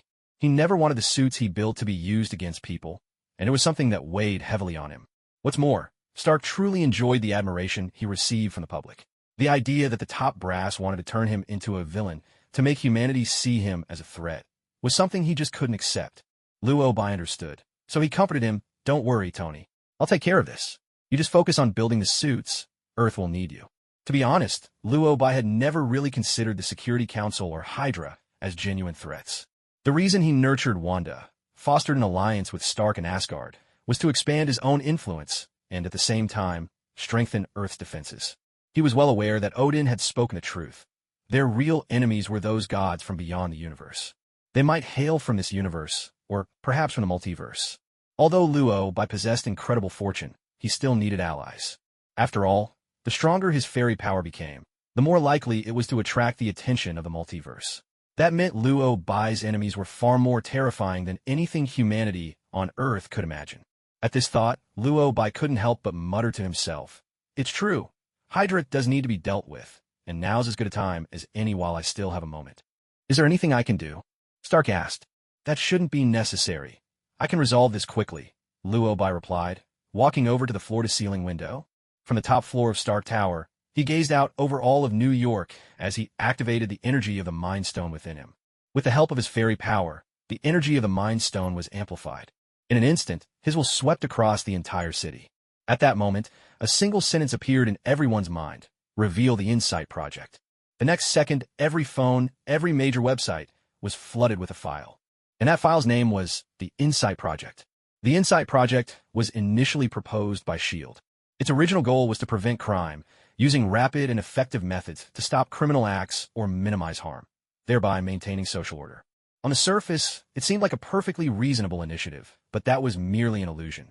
In reality, Hydra had twisted the very heart of the Insight Project, transforming it into something governed by a unique algorithm, the Zola algorithm. By gathering every conceivable detail about a person, height, weight, English grades, athletic ability, genetic data, and more, they could calculate just how much of a threat someone might pose to Hydra in the future. Armed with this information, they planned to use advanced weaponized helicarriers to eliminate all perceived threats. If successful, countless people across the globe would die in the name of the Insight Project, and Hydra would seize control to establish a new world order. Of course, Hydra would never willingly reveal the true purpose of the Insight Project. But because of Luobai, Hydra was forced to expose the project's real face to the world. Once his objective was achieved, Luobai withdrew his control. As time passed, and both ordinary people and superpowered individuals began to read through Hydra's exposed Insight Project, the world erupted in an instant. To all of humanity, the Insight Project reads more like a death list. This dossier details exactly which kinds of people could pose a threat to Hydra, and includes a number of superpowered individuals. Put simply, anyone who fits the criteria, be they ordinary humans or superhumans, would be marked for elimination by Hydra. The sheer number of people implicated was so large that it threatened the entire planet, sparking worldwide shockwaves. In the blink of an eye, Terms like Hydra and Insight Project became trending topics, sparking a frenzy of debate across social media and news platforms. With the intensity and speed of discussion mounting, world leaders and Hydra's own members were quick to take notice. At that moment, chaos erupted within Hydra. Alexander Pierce, the Secretary of the International Security Council, was utterly stunned when he learned of the situation. How could such a classified operation have been leaked so suddenly? Sensing something was terribly wrong, Pierce hurriedly switched to another phone and dialed a number. The moment the call connected, Pierce erupted in fury. Damn it! What the hell are you all doing? How did the Insight Project get leaked? There's a traitor in Hydra. We're investigating right now. Find out who's behind this, fast. And put the Insight Project on hold immediately. I'll use my authority to suppress this as quickly as possible. With that, Pierce ended the call abruptly. Sitting at his desk, he pressed his fingers to his temples, a headache beginning to form. He simply couldn't understand it. The Insight Project was Hydra's secret initiative, still in the research phase. The Zola algorithm was only now crunching its program calculations, and only Hydra's most trusted core members were in the loop. They had no reason to be traitors. But if it wasn't one of the core members, who else could have leaked such detailed information? There were many questions, but Pierce had little time to ponder them. Right now, he had to suppress this incident as quickly as possible. His immediate plan was to use the media to steer public opinion, labeling the whole affair as fake news, a deliberate attempt by enemies to incite panic, and then swiftly cut off the sources of the rumor. He knew the UN's security division would inevitably send people to investigate. As long as he could keep up appearances and drag things out, the world's attention would eventually move on. Then, Hydra could quietly restart the Insight Project. With that thought, Pierce pulled out his phone without hesitation. Meanwhile, the Insight Project was exploding across the internet. Major television stations scrambled to cover the story, and without exception, every report was focused on dissecting the Insight Project and speculating about Hydra. Because Hydra had always operated in the shadows, few people truly understood them. People had no idea what kind of organization Hydra really was, where their base was located, or how many members they had. As everyone watched the breaking news and debated furiously online, the entire country's signal suddenly went dead. Before people could even react, the connection was restored. When the signal came back, the face of Pierce appeared everywhere. On national television, live streams, even the digital billboards lining the streets. People were puzzled, whispering and speculating about the stranger on their screens. The next moment, Pierce spoke. I am Pierce, Minister of the International Security Council. Regarding Project Insight, let me be clear, it is absolutely real, because I am a member of Hydra. I am Hydra's top spy, and I have been embedded in the government for a long time. With my exceptional skills, I rose to become the Minister of the Security Council. And I'm not alone. Many Hydra operatives are hidden within the most critical institutions of this country. I have used my position to suppress and control the superheroes, all to ensure Project Insight's success. As long as these so-called heroes are under control, Project Insight cannot fail. And if necessary, Hydra will send its secret assassin, the Winter Soldier, to eliminate any so-called hero who gets in the way. To all superpowered individuals on Earth, I suggest you submit and join Hydra. If not, you'll end up as casualties of Project Insight. Hydra does not fear you. Cut off one head, and two more will take its place. Hydra is stronger than ever. We have established a secret base in Sokovia, and here is the complete roster of all Hydra personnel. As Pierce spoke, he began uploading detailed lists and classified information to the internet. Once he finished, he continued, Hydra is now unstoppable. If you don't want to become victims of Project Insight, join us, submit, and together we will welcome a new world. Hail Hydra! With Pierce's impassioned, threatening speech echoing everywhere, most people fell silent, especially the members of Hydra. At that moment, an uneasy hush settled among them. After all this time searching for a traitor in their midst, could it be that the biggest traitor of all was Pierce himself? What was he thinking?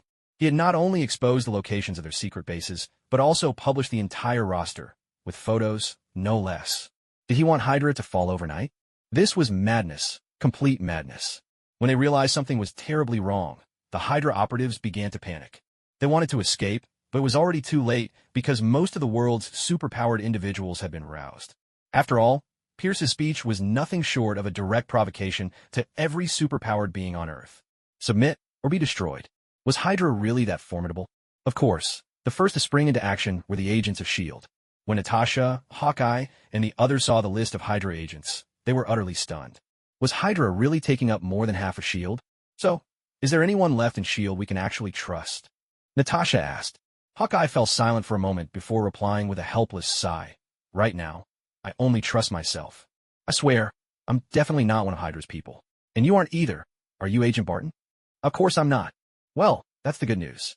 The bad news is, it looks like we're surrounded by enemies. Then we'll just have to fight our way out. Within S.H.I.E.L.D., Natasha and Hawkeye were busy plotting their escape. Meanwhile, in a building in downtown New York, Captain America was already suited up and grabbing his shield, ready to confront Hydra head-on. But the moment he stepped outside, something fell off. Why were there suddenly so many superpowered people all over New York? What's more, they seemed to be heading in the same direction as he was, and some even greeted him along the way. Hey, hi there. You're Captain America, right? I am Spider-Man. It's great to meet you. Are you heading out to stop the Insight Project too? Want to team up? Captain America was left speechless. So now, Hydra was no longer just his enemy alone. Hydra had become the enemy of everyone. At this moment, chaos had erupted in most parts of the world. Ordinary people were fervently discussing the situation, while superpowered individuals were hunting down Hydra agents. Yet, the Stark Tower remained as calm as ever, as if secluded from all the turmoil. Luo Bai was even enjoying a cup of tea, speaking with a relaxed air. All right, problem solved. See? I told you this would all be sorted out quickly. To be honest, Stark was at a loss for words. After a moment's silence, he couldn't help but complain. Pierce went live and announced he's a Hydra member, and then he released the entire list of Hydra agents? Has he completely lost his mind? Before Luo Bai could answer, Stark continued. I bet it was your magic again, wasn't it? Luo Bai took another sip of tea and replied calmly. It was the Mind Scepter. The Mind Stone inside came in handy. I used its energy to control Pierce. Stark's eyes lit up with understanding, and he exclaimed, that thing is really that useful? Luo Bai nodded and confirmed, if you can control it, it's truly a miraculous artifact. Stark didn't press further. After all, the Infinity Stones didn't interest him that much. His attention was still on Hydra. Now that Pierce had caused such a commotion, every superpowered individual on Earth would probably be gunning for Hydra. Just imagining the chaos was exhilarating. The thought alone made Stark chuckle out loud. By stirring things up like this, Pierce will probably incite public outrage against Hydra. That's your plan, isn't it? To turn Hydra into a global enemy, so superpowered individuals will step up to stop the Insight program, Stark analyzed. Unexpectedly, Luo Bai immediately denied it. No, I already stopped the Insight program a while ago. Stark was taken aback. It made sense, though. With Luo Bai's abilities, he could have easily shut down the Insight program without ever leaving his house. After all, he was a sorcerer. For someone like him, dealing with this kind of situation was as simple as snapping his fingers. Still, Stark couldn't understand. If you've already shut it down, why go through the trouble of controlling Pierce to say all that, and then expose the Insight program to the world? I just wanted those at the top to realize their own incompetence. At the same time, I wanted everyone around the globe to see clearly who truly deserves their trust, Luo Bai explained. It was true that the upper echelons of Country M had tried to control superhumans, and Pierce definitely played a part in that. But one couldn't deny that those in power also harbored their own selfish motives. Honestly, dealing with them would be easy. But sometimes, brute force isn't the smartest solution. Those in power wanted to manipulate public opinion, to brand superhumans, and even sorcerers, as threats to Earth, steering humanity to fear and resent them. So Luo Bai made the Insight program public, and forced Pierce to reveal the whole truth. This way, people all over the world would realize that Earth needs superhumans. Not only do ordinary people need protection from them, even those in power need their help. Because the enemy had already infiltrated their ranks. There were enemies within the International Security Council. There were enemies inside S.H.I.E.L.D. as well. The reason those at the top want to control superhumans is because they don't feel threatened. But once they realize the enemy is right beside them, they'll start to be afraid. Luo Bai explained calmly. Stark understood exactly what he meant and couldn't help but comment, "You're right." When those senators finally wake up to the fact that Earth isn't as safe as they thought, they'll start to appreciate just how important superhumans are. I know that feeling all too well. As he spoke, Stark continued to sift through files on Hydra's personnel. The further he went, the more he sensed something was off. He'd come across the file for the Winter Soldier. The Winter Soldier, a Hydra agent, loyal to the organization. He was also a secret assassin, transformed by Hydra. There was more than one Winter Soldier, but the most formidable among them was named Bucky Barnes. He'd started out as a sergeant during World War II, but was later turned into the Winter Soldier. He had participated in numerous assassination missions, all meticulously recorded in his file. Among them was the operation to assassinate Howard Stark and his wife. Howard Stark was, in fact, Tony Stark's father. The moment Tony saw this information, the expression on his face changed instantly. Just a second ago, he was still in the mood to banter with Luo Bai, but now Tony Stark fell silent. Luo Bai immediately noticed this sudden shift in emotion. "What's wrong, Stark?" Luo Bai asked. In the next moment, Tony suddenly grew agitated and demanded, "Luo Bai, tell me, are these documents real? Are they all Hydra's classified files?" "Yes," Luo Bai nodded. No sooner had Luo Bai answered than Tony pressed on anxiously, "So my parents didn't die in a car accident. They were murdered by Hydra." As he spoke, he handed the dossier on the Winter Soldier to Luo Bai. It was only then that Luo Bai finally understood why Tony's emotions had shifted so dramatically. Just as Tony had realized, it was true. His parents had been killed by the Winter Soldier. In fact, even if he hadn't learned it from these files now, he would have discovered the truth eventually. Besides, Tony was his friend, and Luo Bai felt this was not something to keep from him. With that thought, Luo Bai drew a deep breath and replied with regret, "I know it's hard for you to accept this all at once, but it's the truth. Tony, as your friend, I don't want to lie to you, but I'm also sorry you have to know about this." "No, you did the right thing. I needed to know. I'm just shocked, that's all. Right now, I'm so angry, do you understand, Luo Bai?" Tony's voice shook with fury as he spoke. He seemed to be trying to calm himself, but it was no use. His body was restless, his movements frantic. He glanced around the room, as if searching for something. The next second, he shouted, "Jarvis, suit up." As his words rang out, his armor swiftly assembled itself around him. Watching Tony suit up, Luo Bai immediately realized what he intended to do. "You want to find the Winter Soldier," Luo Bai said. Not a question, but a statement. "Yes, of course I have to find him," Tony replied through gritted teeth, hatred seething in every word. The man who murdered his father. How could Tony not hate him? Understanding Tony's feelings, Luo Bai immediately offered, "Let me help you." He was just about to open a portal when Tony refused. "Wait, what's wrong?" Luo Bai asked, puzzled. Tony answered in a rush, "I know you're powerful, you can do magic, you could even bring the Winter Soldier here. You've helped me so much, and I trust you. But I want to handle this myself, is that okay?" Halfway through his sentence, Tony fell silent. His voice trembled with a hint of choking emotion, as if he couldn't accept the sudden blow that had befallen him. Seeing how distraught he was, Luo Bai decided against opening the portal. Because Luo Bai understood him. When able, most people want to take revenge on their enemies with their own hands. With that in mind, Luo Bai spoke earnestly. "Tony, we will always be friends. If you ever need me, I'll be there for you." "I know, of course I know. Thank you. Thank you." Stark said this as he burst through a broken window of Stark Tower. Watching his friend's receding figure, Luo Bai sank into deep thought. The exposure of Hydra's plans had ignited fierce battles all across New York. People deliberately avoided areas where armed forces had appeared, seeking out places of safety. But those with superpowers chose instead to venture straight into the chaos. Because where there was chaos, there were sure to be Hydra agents. And now, most superpowered individuals were eager to settle the score with Hydra. Stark had become one of them. At this moment, Stark soared high above the city, and with Jarvis' help, quickly pinpointed Bucky's location. But when he arrived, he found the street below had erupted into utter mayhem. Superpowered individuals and Winter Soldiers had already clashed. There, Stark spotted another familiar figure, Captain America. Ordinarily, Stark might have greeted Cap, but now, he had no time to spare. Hovering in midair, Stark locked onto Bucky's position and fired a shot straight at him.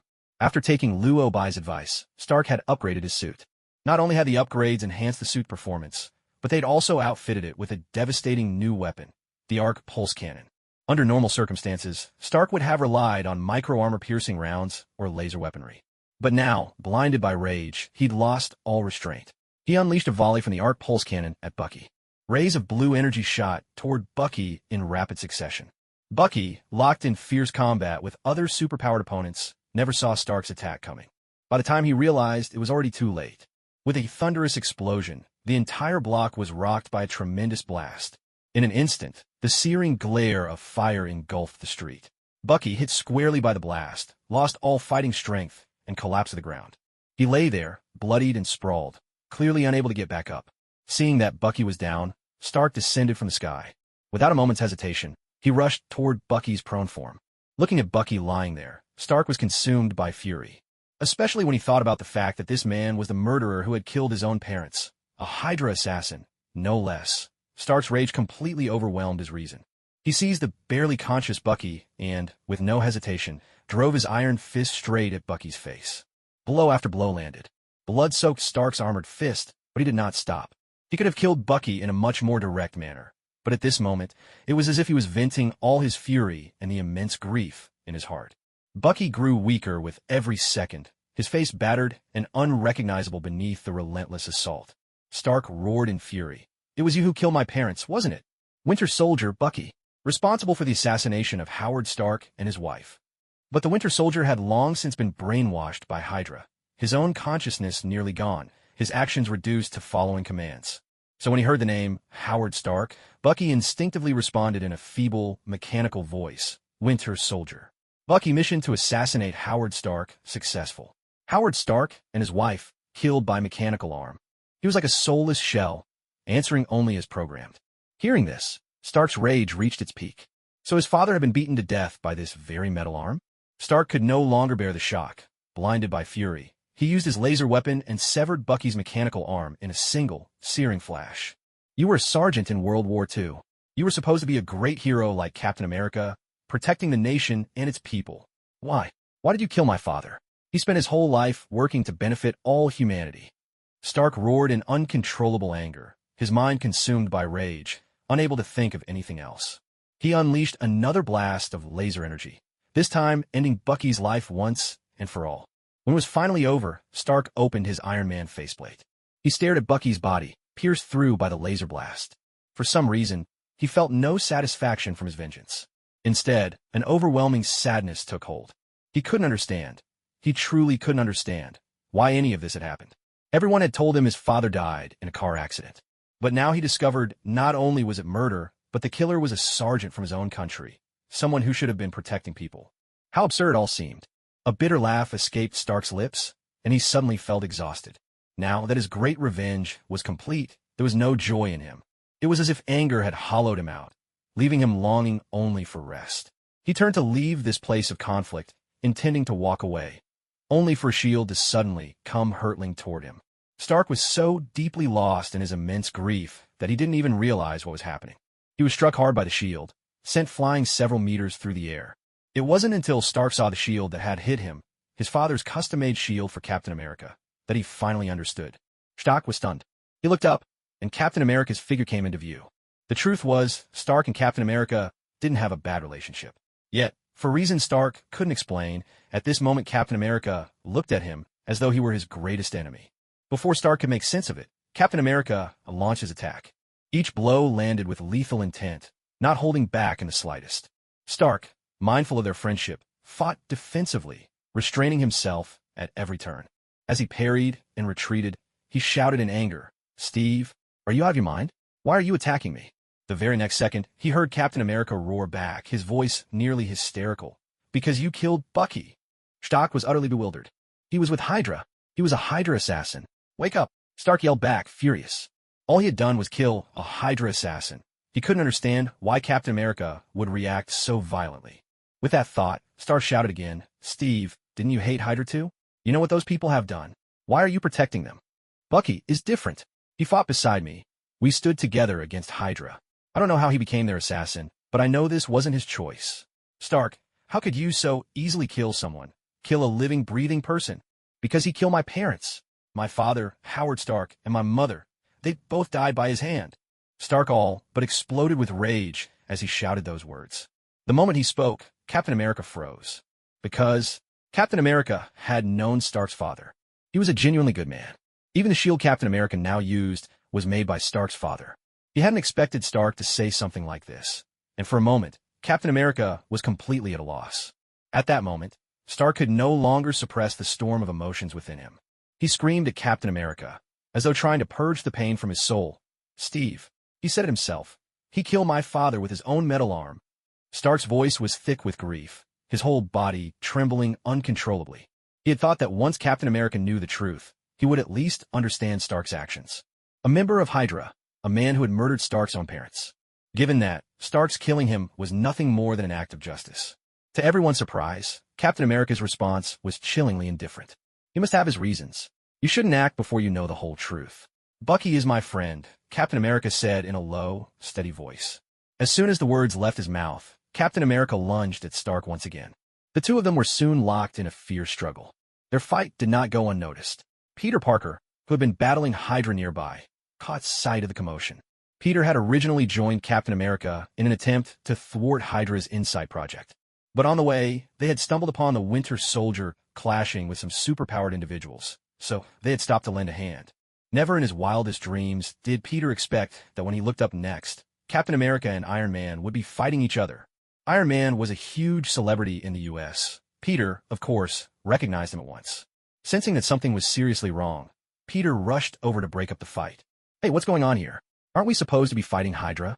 Why are you two going at each other?" he called out as he tried to separate them. But neither man paid him the slightest attention.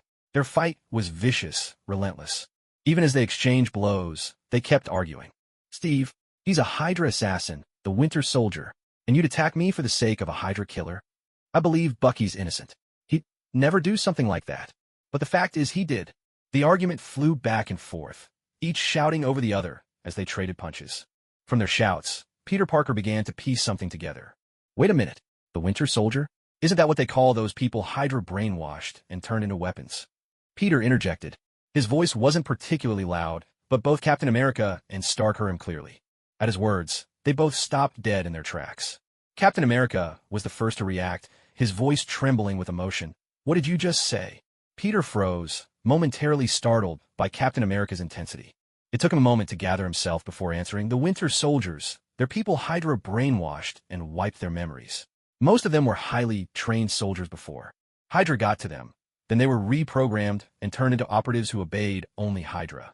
There's evidence of this in materials Hydra posted online. I thought everyone knew that." Captain America had spent 70 years frozen in ice. In many ways, he was out of touch with the modern world. He rarely used new technology, so he hadn't paid much attention. He only knew about Hydra's plans because of Pierce's live broadcast. As for Stark, after witnessing the Winter Soldier kill his parents, he'd been blinded by rage and never finished reviewing all of Hydra's files from last time. So when they heard news, both of them fell silent. After a brief silence, Captain America spoke up emotionally. "I knew it. I just knew Bucky would never do it of his own will. Stark, he was brainwashed. He lost all his memories. Deep down, he's a good man, but you killed him." Stark seemed unable to accept this argument and retorted angrily. "Even if he wasn't willing, does that mean he bears no responsibility at all? Stark Industries manufactured all those weapons. Why don't you apologize to the families whose homes were destroyed by your firepower?" Captain America demanded. His words clearly struck a nerve with Stark, reminding him of Wanda. He remembered Wanda's hatred toward him. Yet he still couldn't bring himself to forgive Bucky for killing his parents. So Stark defended himself. "I'm just an arms manufacturer. My responsibility is selling the weapons. How others use them is out of my control. At the very least, I didn't launch those missiles myself. But the missiles you made left countless people without families." Every word from Captain America wounded Stark deeply. So Stark fell silent. But in his anger, Captain America had no sympathy for Stark's helplessness. He only continued to curse him. "Stark, you shouldn't have killed Bucky. You're reckless, arrogant, and selfish. The number of people you've harmed is countless." With that, he launched another attack at Stark. Stark, having never expected to fight Captain America, especially after being stung by his words, stood frozen in place, not even thinking to defend himself. Seeing this, Peter Parker immediately stepped in front of Stark. "Mr. Stark, get out of here," Peter Parker shouted. But Stark didn't move. He stood rooted to the spot, watching Captain America and Peter Parker struggle with each other. Then he glanced at Bucky, lying motionless on the ground. After a moment, he spoke weakly. "Jarvis, can you help me contact Luo Bai?" "Yes, sir." As Jarvis's voice sounded, the call was placed. Before Stark could even say a word, Luo Bai appeared before him. The moment Luo Bai arrived, everything fell into a calm hush. Captain America and Peter Parker also stopped fighting. The whole world seemed to fall silent, as if nothing had happened at all. The anger that had burned in Stark's eyes faded the moment he saw Luo Bai, and like a child caught doing wrong, he showed a look of helplessness. He didn't speak, but Luo Bai understood everything just by taking in the scene. "You killed Bucky?" Luo Bai asked. "Yes." Stark nodded, looking utterly exhausted. "You've had your revenge. Why do you still look unhappy?" Luo Bai asked. Stark shook his head, replying with a hint of helplessness. "I don't know." Luo Bai remained silent, only glancing at Captain America, who was seething with anger. Then he turned to Stark and asked, "Did you call me here because you want me to deal with Captain America for you?" Stark shook his head again, his voice almost pleading as he answered. "I just wanted to ask you, have I made a mistake? You're the only one I trust." Luo Bai thought for a moment before responding. The fact that you're even asking that question means you already know the answer in your heart. You're right. Honestly, I don't even know why I called you. I just really wanted to see you, Stark muttered. But I think I do know why you called me, Luo Bai said quietly. With the power of the Mind Stone, Luo Bai peered into Stark's heart. He said nothing, simply channeling the stone's abilities. A green glow gathered around him. The next moment, Bucky, who had already died, came back to life. After everything was done, Luo Bai turned to Stark and asked, "Is this the outcome you wanted?" Stark's eyes widened as he stared at the resurrected Bucky. He hated Bucky, yet at that moment he felt nothing but relief that Luo Bai had truly brought Bucky back. "I don't know why. I really hate him, but the thought of having killed him with my own hands, it hurts," Stark murmured. He grabbed Luo Bai's hand, clinging to it as if it were his lifeline. His body trembled uncontrollably. Hate warred with fear inside him. At this moment, Stark's heart was in utter turmoil. Although Luo Bai hadn't been present earlier, the power of the Mind Stone had shown him everything that had happened. Captain America had accused Stark, even bringing up the one thing Stark could never accept. That was the fact that Stark Industries had made weapons.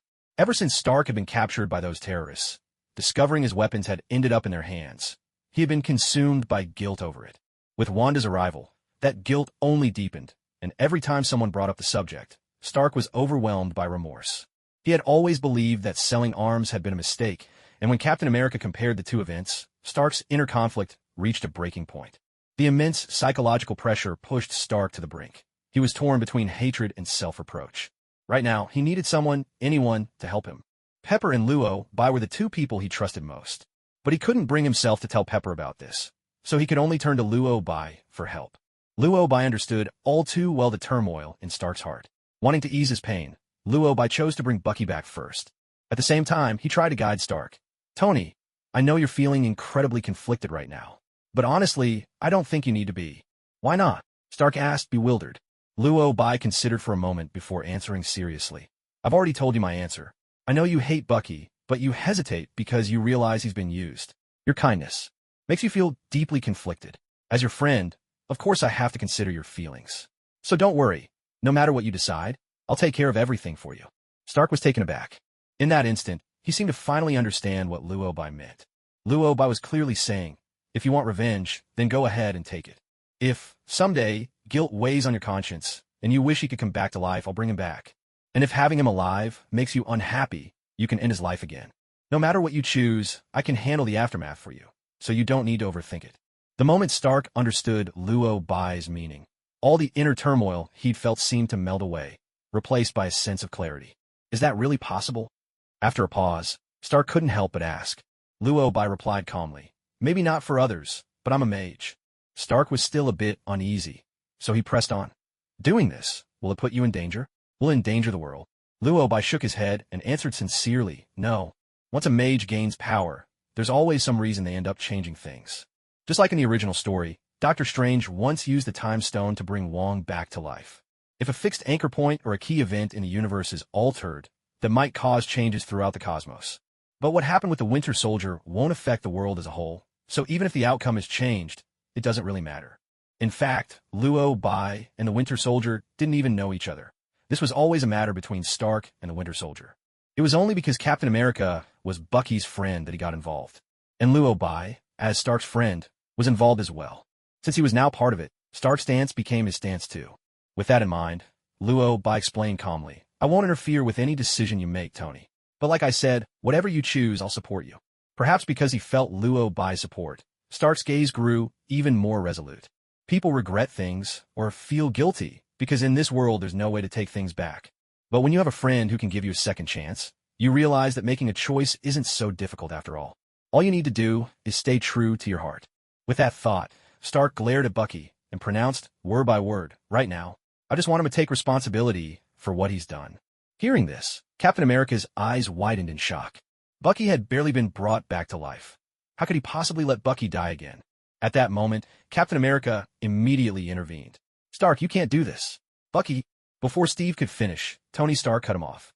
"I know he was used by Hydra, but right now, at least for now, I can't forgive him. I'm not a saint, Steve." With those words, Stark shouted, "Stop him, Peter!" Peter Parker was caught completely off guard by his sudden involvement. Stunned, he muttered, "Wait, how do you know my name?"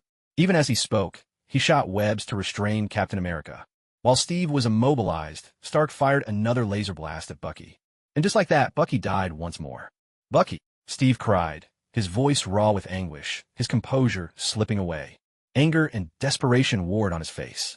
He glanced at Luo Bai and hurriedly asked, "You brought Bucky back once, so you can do it again, can't you?"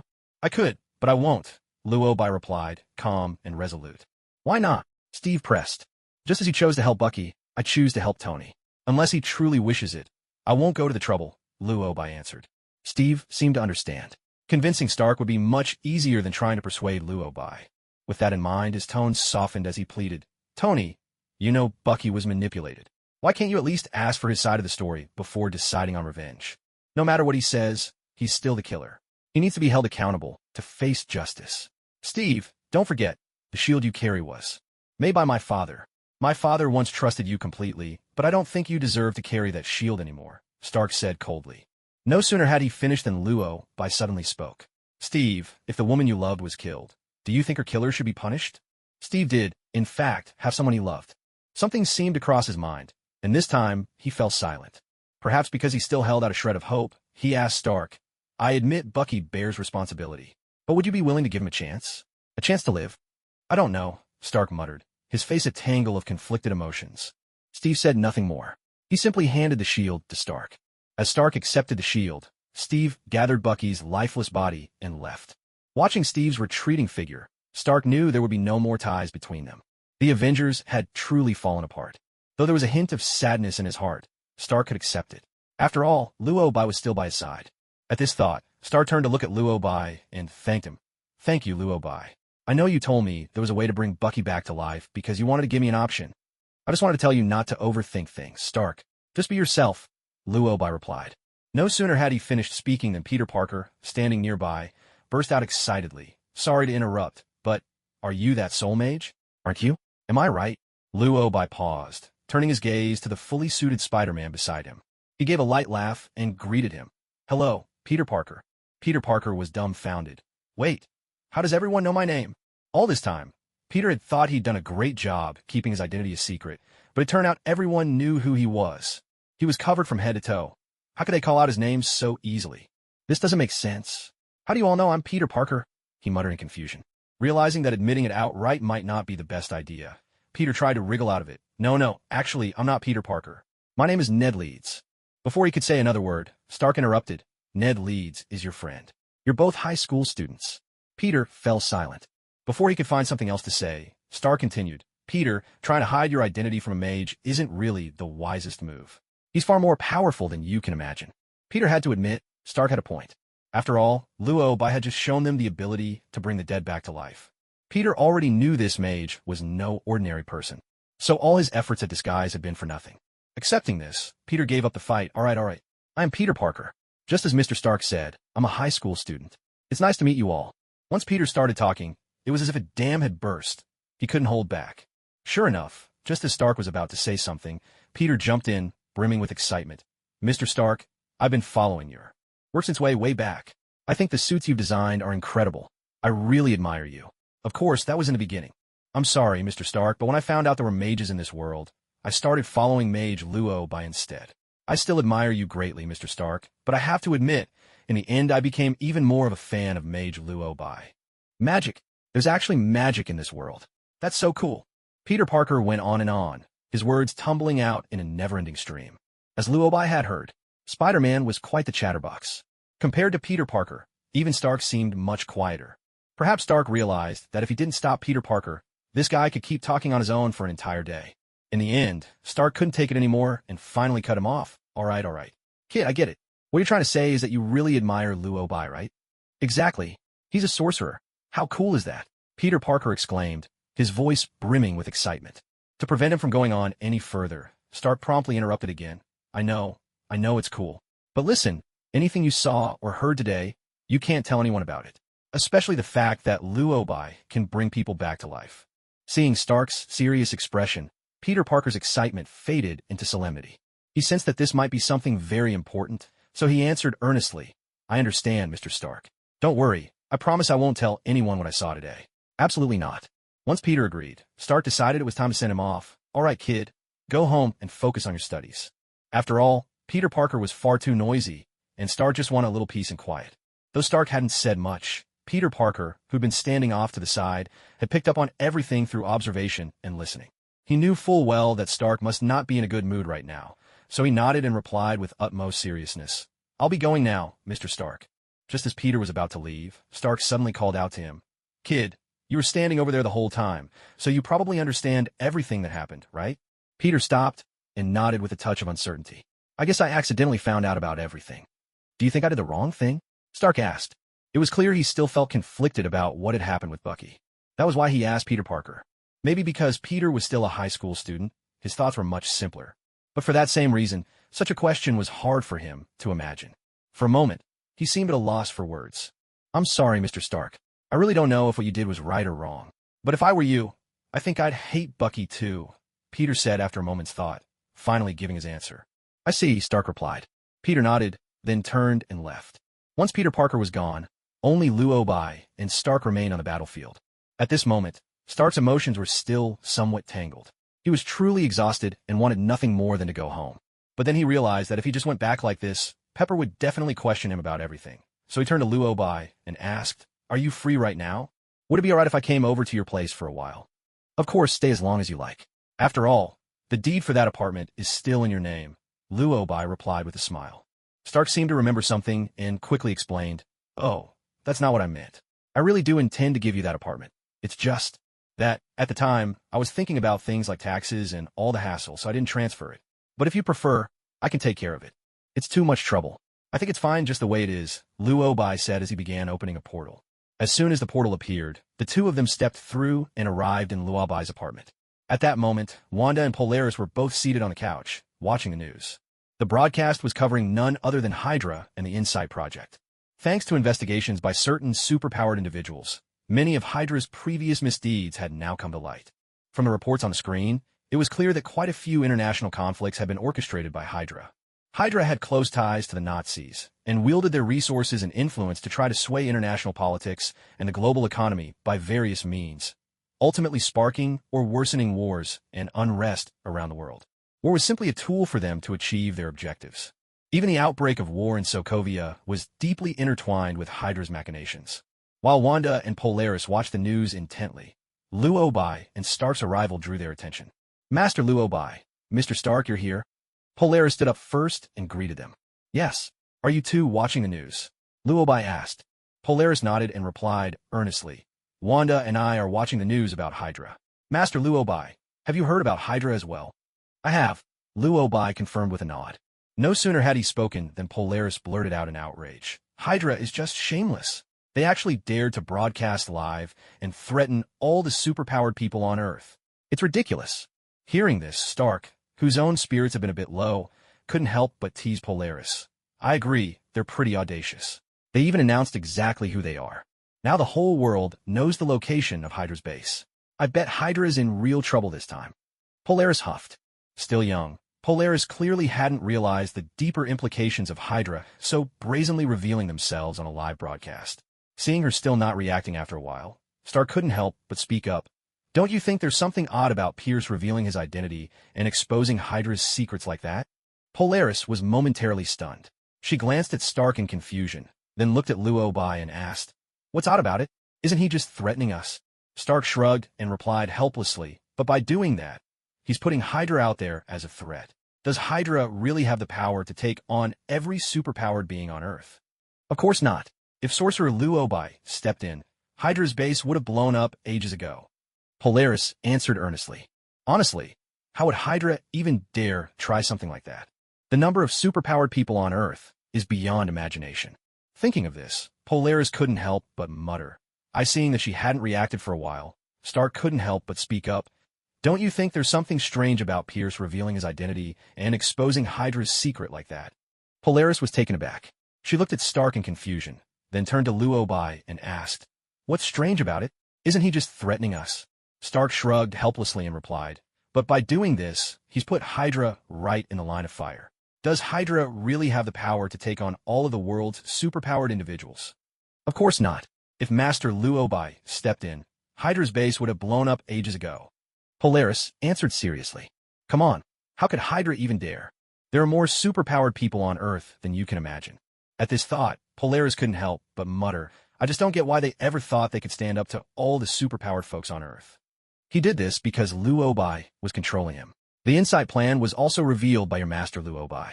He wanted to show the whole world just how dangerous things have become, Stark explained. With this explanation, Polaris finally saw the light. So that's why I felt something was off. Now it all makes sense, Polaris said, suddenly understanding how it had all unfolded. Exactly. So the only reason Hydra did something so foolish was because they were being controlled. Stark nodded and replied earnestly. Hearing this, Lu Obai couldn't help but chime in. Stark, I wouldn't recommend putting it quite like that. Stark was taken aback and asked, why not? Did you forget you once did something similar yourself? Almost got your own house blown up? Lu Obai reminded him. The ghosts of past mistakes came back to haunt him. And Stark had to admit, his actions back then were indeed pretty foolish. Well, look at that. Mocking others only to end up mocking himself. If it hadn't been for Lu Obai's intervention, he and Pepper would probably have paid the price.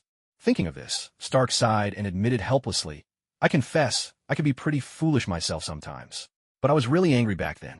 At this, Lu Obai seemed to recall something and asked, by the way, how's Happy doing now? He's recovering well, Stark replied. With those words, Stark turned his gaze to Wanda. His previously relaxed expression immediately turned serious. He still seemed bothered by what Cap had said earlier, and now, after dealing with Bucky's situation, he decided it was time to have a talk with Wanda. Some things, after all, can't be solved by running away. With that thought, Stark took a deep breath and began to speak. Wanda, I know that you and your family harbor deep hatred for me. I've just been through something, and perhaps now I can understand your anger. If you truly still wish to kill me, I won't resist. I'll even make sure Lobo doesn't intervene on my behalf. Stark's tone was earnest and sincere. This seriousness drew Wanda's attention to him for the first time. For a moment, Wanda remained silent, lost in her own thoughts. After a while, she finally spoke, her voice slow and measured. Yes, Stark, I do hate you. In fact, from the very beginning, I never understood why everyone insisted you were innocent in all of this. But now, I think I'm starting to see things differently. The truth is, hating you, and even resenting the entire Stark Industries, has been my driving force since childhood. When I finally realized that my hatred might have been misplaced, suddenly my life seemed to lose its purpose. To be honest, I feel utterly lost right now. Wanda muttered quietly. For as long as she could remember, she had despised Stark. It all began when, as a child, she saw the words Stark Industries boldly emblazoned on the missile that destroyed her home, coupled with Hydra's relentless propaganda. This planted a deep misconception in Wanda's mind. She believed Stark was the one who ignited the war. But after she began to truly investigate, reading the news and studying Hydra's files, she finally understood the reality. Stark Industries had only been selling weapons. Their greatest fault might have been failing to restrict their buyers. They didn't even know where their weapons would end up. And, as Polaris once told her, back then Stark was famous for being a playboy. He hardly managed his own company. It was Obadiah who ran things behind the scenes. Looking back at the timeline, the missile that destroyed Wanda's home struck when she was very young, and Stark himself would have been little more than a child at the time. Stark Industries had merely continued its established mode of business, with Stark himself holding the title of responsible party in name only. It wasn't until he was kidnapped by terrorists that he began to seriously manage the company, and the first thing he did was to shut down Stark's weapons division. He even fought Obadiah over this decision. If one truly wanted to assign blame, Stark would hardly be at the top of the list. In truth, the real culprit was Hydra, followed by the neighboring country that started the war with Sokovia, the soldiers who bought weapons to fight, the ones who gave the order to launch the missiles, and only then Stark Industries and Stark himself. Thinking about it this way, she realized her hatred should have followed the chain of responsibility, one by one. It was only after she learned the whole truth that she suddenly realized she might have hated the wrong person from the very beginning. After all these years of hatred, had she really been blaming the wrong person?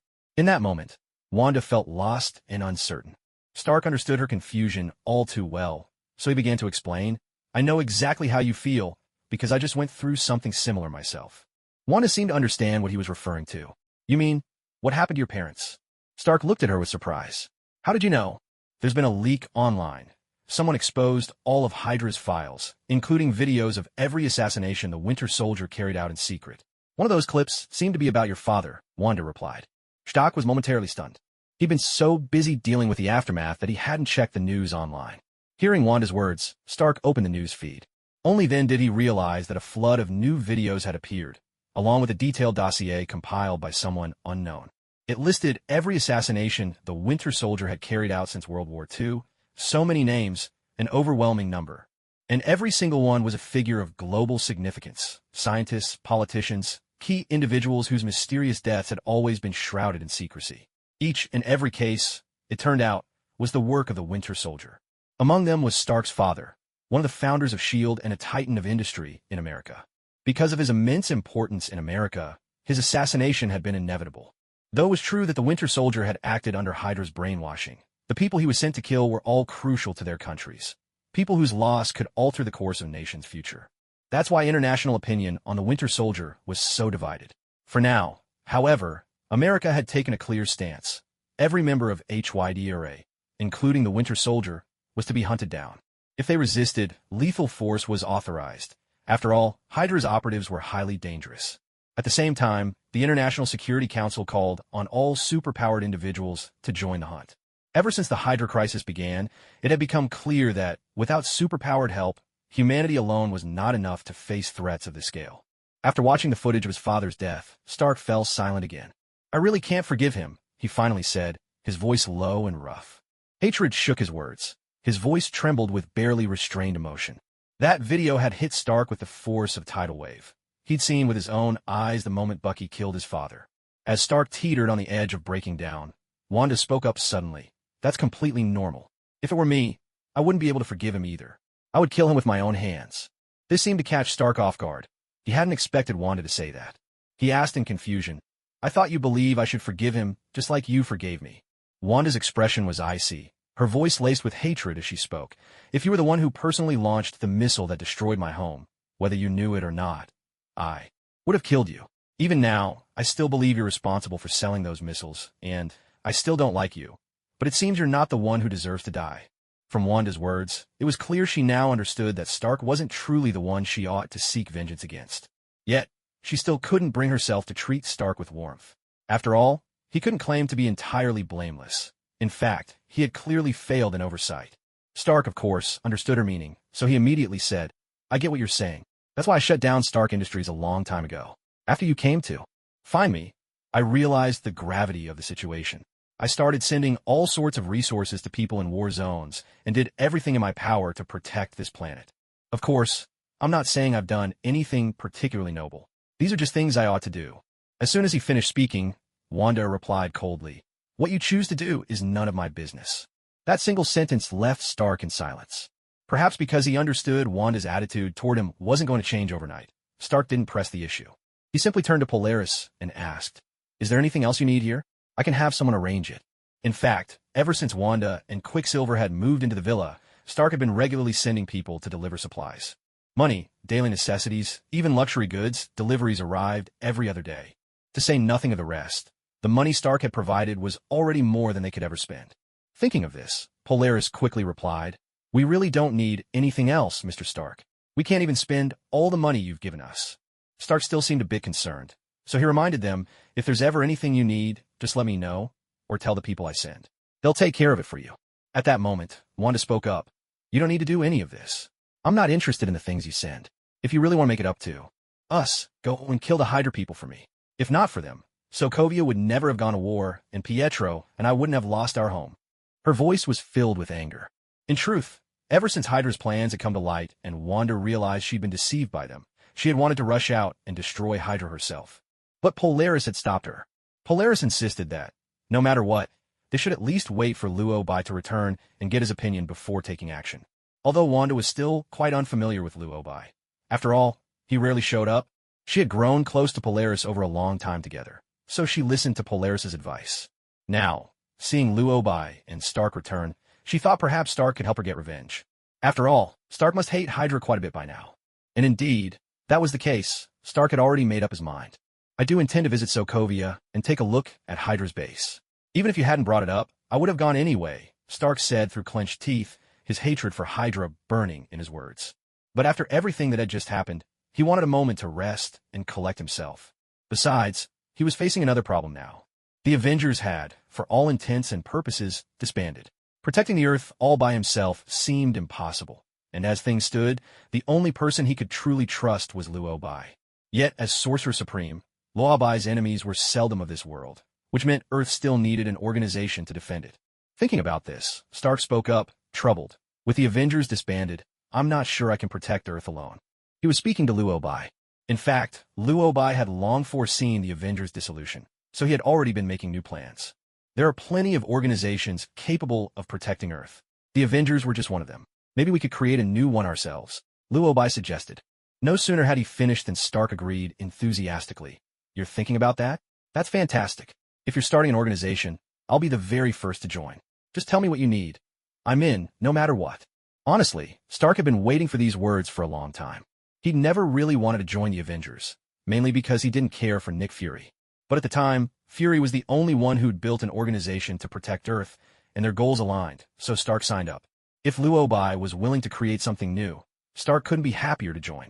Forget about rewards. He'd be willing to put his own resources in, just for the cause. Luobai, however, hesitated. I have thought about creating an organization to protect the Earth, but running something like that is a lot of trouble. I'll handle the management. You just need to give the orders, Stark offered immediately. Hearing this, Luobai agreed. All right, that sounds good. Do you have anyone in mind for the team? We can't be the only two, can we? Stark asked. What do you think about Lorna? Luobai suggested. Polaris, who had been watching quietly from the sidelines, was totally caught off guard at suddenly being called on. She was clearly a bit baffled, pointing at herself with her finger as she asked, Me? Of course. Don't forget, you're a superhuman too, said Luobai with a smile. That much? Polaris hadn't forgotten. She just hadn't expected that Luobai would actually be willing to let her join. She'd always assumed her role here was limited to housework. With that thought, Polaris immediately nodded in agreement. I haven't forgotten. I just thought, Master Luobai, that you only kept me around to do chores. With your power to control magnetic fields, it would be such a waste for you to be a housekeeper. From now on, you'll work alongside Tony to protect the Earth.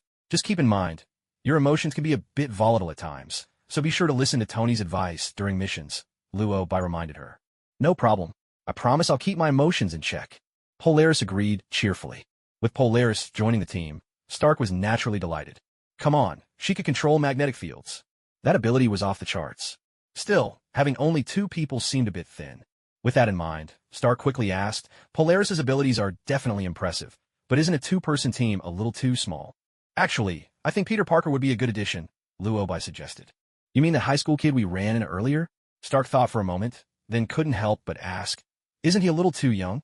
That's true, but you could mentor him, Luobai replied. Honestly, I've been considering that myself. I've had my eye on him for a while now.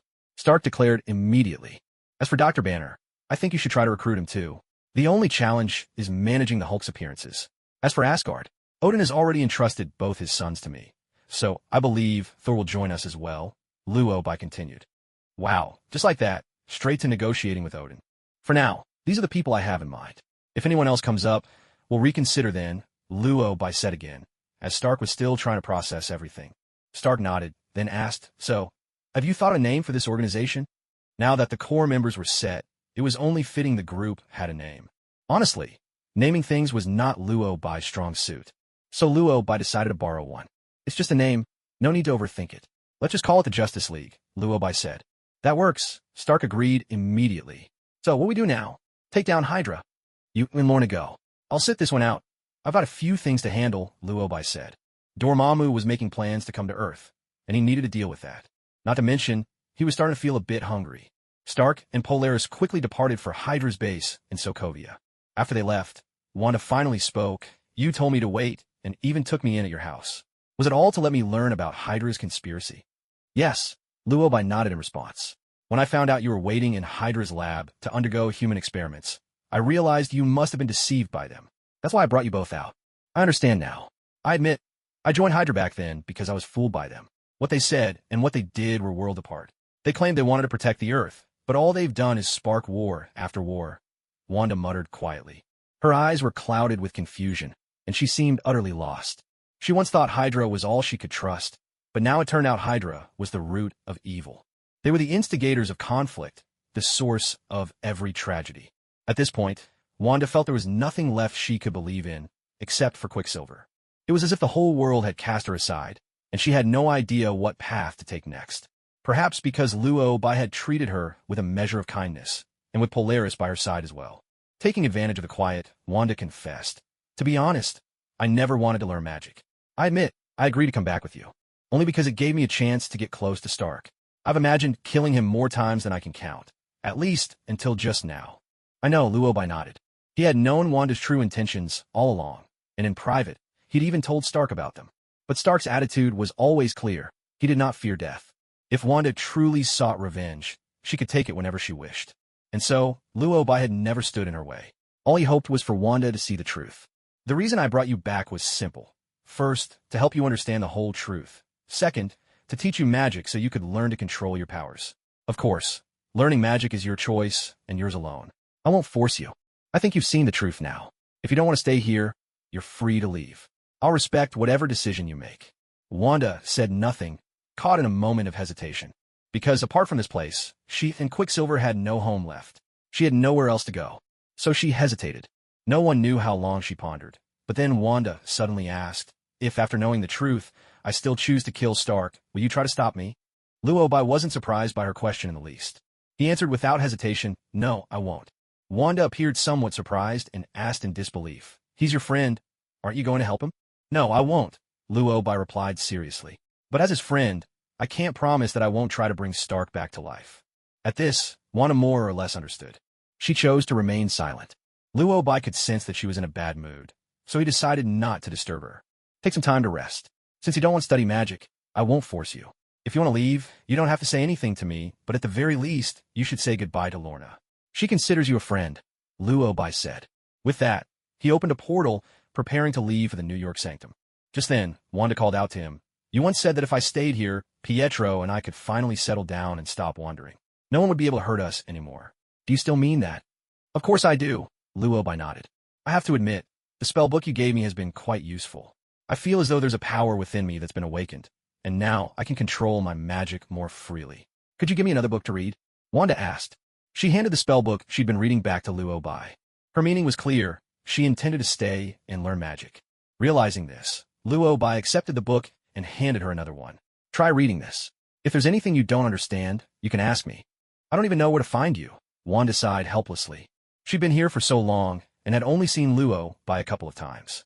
The Sorcerer Supreme was clearly a busy man. Just call my phone, Wanda knows my number. Or you can always come find me at the New York Sanctum, Luobai said. The New York Sanctum? What kind of place is that? Wanda asked. You'll find it.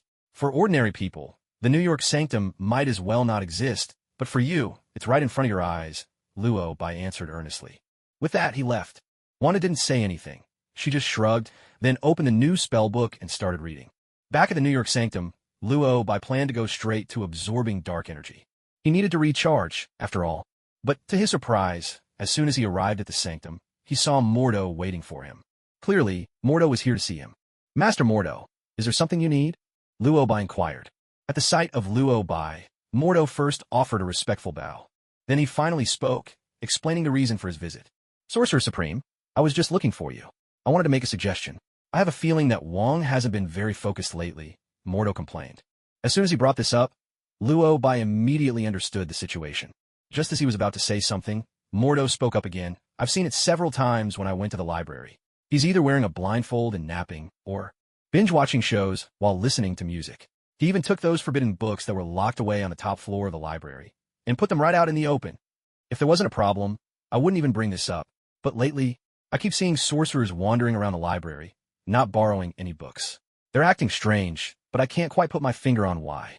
The most critical thing is that Wong isn't doing anything about it, even though he's the librarian.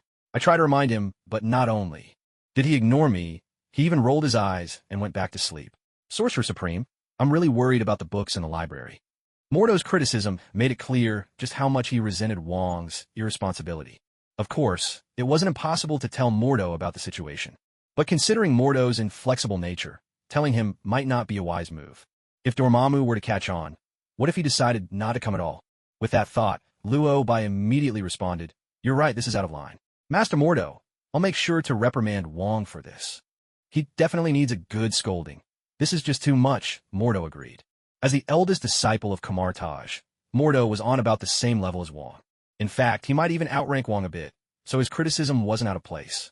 Still, Luobai reminded him, I'll handle this, but for now, Wong is still the librarian.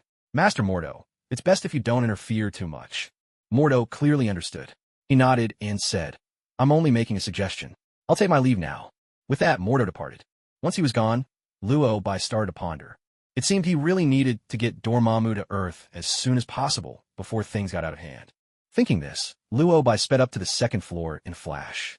With the mirror dimension activated, he began indiscriminately absorbing dark energy from every dark dimension in the multiverse to recharge himself. At the very same moment, Mephisto, Dormammu, and Thon all sensed something was off. Seriously? Again? How many times is this going to happen? It's you again. You're at it again. Once or twice we let it slide, but now you're back for a third day in a row. Do you think we're your personal battery pack? Just come and top off your energy whenever you please? This is beyond outrageous. Absolutely outrageous. Can't you just take a little less? Hey. Once again, Luo Bai drew energy from every dark dimension. But Thon, Mephisto, and Dormammu each had different opinions about this. Thon, in fact, was willing to bestow his blessing upon Luo Bai. After all, he hoped to use Luo Bai as a medium to descend upon Earth. But what baffled him was that something seemed off about the current situation. Come on, Luo Bai was just a human, after all. By all rights, after absorbing so much of his dark energy, Luo Bai's entire being, his soul included, should have been consumed and fallen completely under his control. How could he give his power to Luo Bai and still not be able to control him? It made no sense.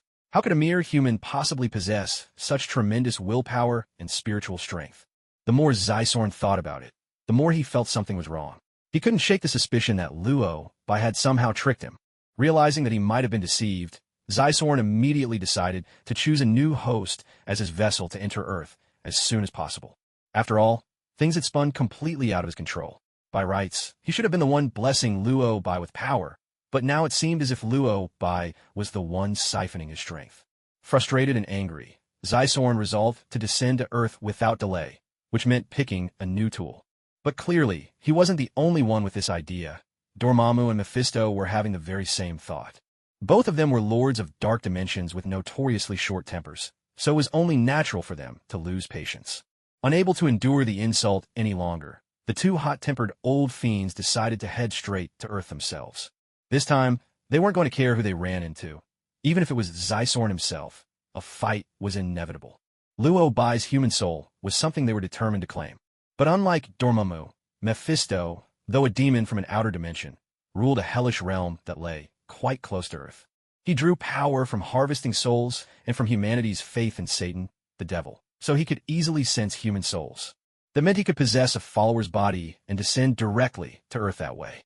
As for Dormammu, the dimension he ruled was simply too far from Earth, so his followers had to perform a summoning ritual to call him forth.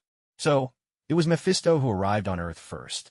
Though Mephisto was seething with rage, he still kept a sliver of rationality.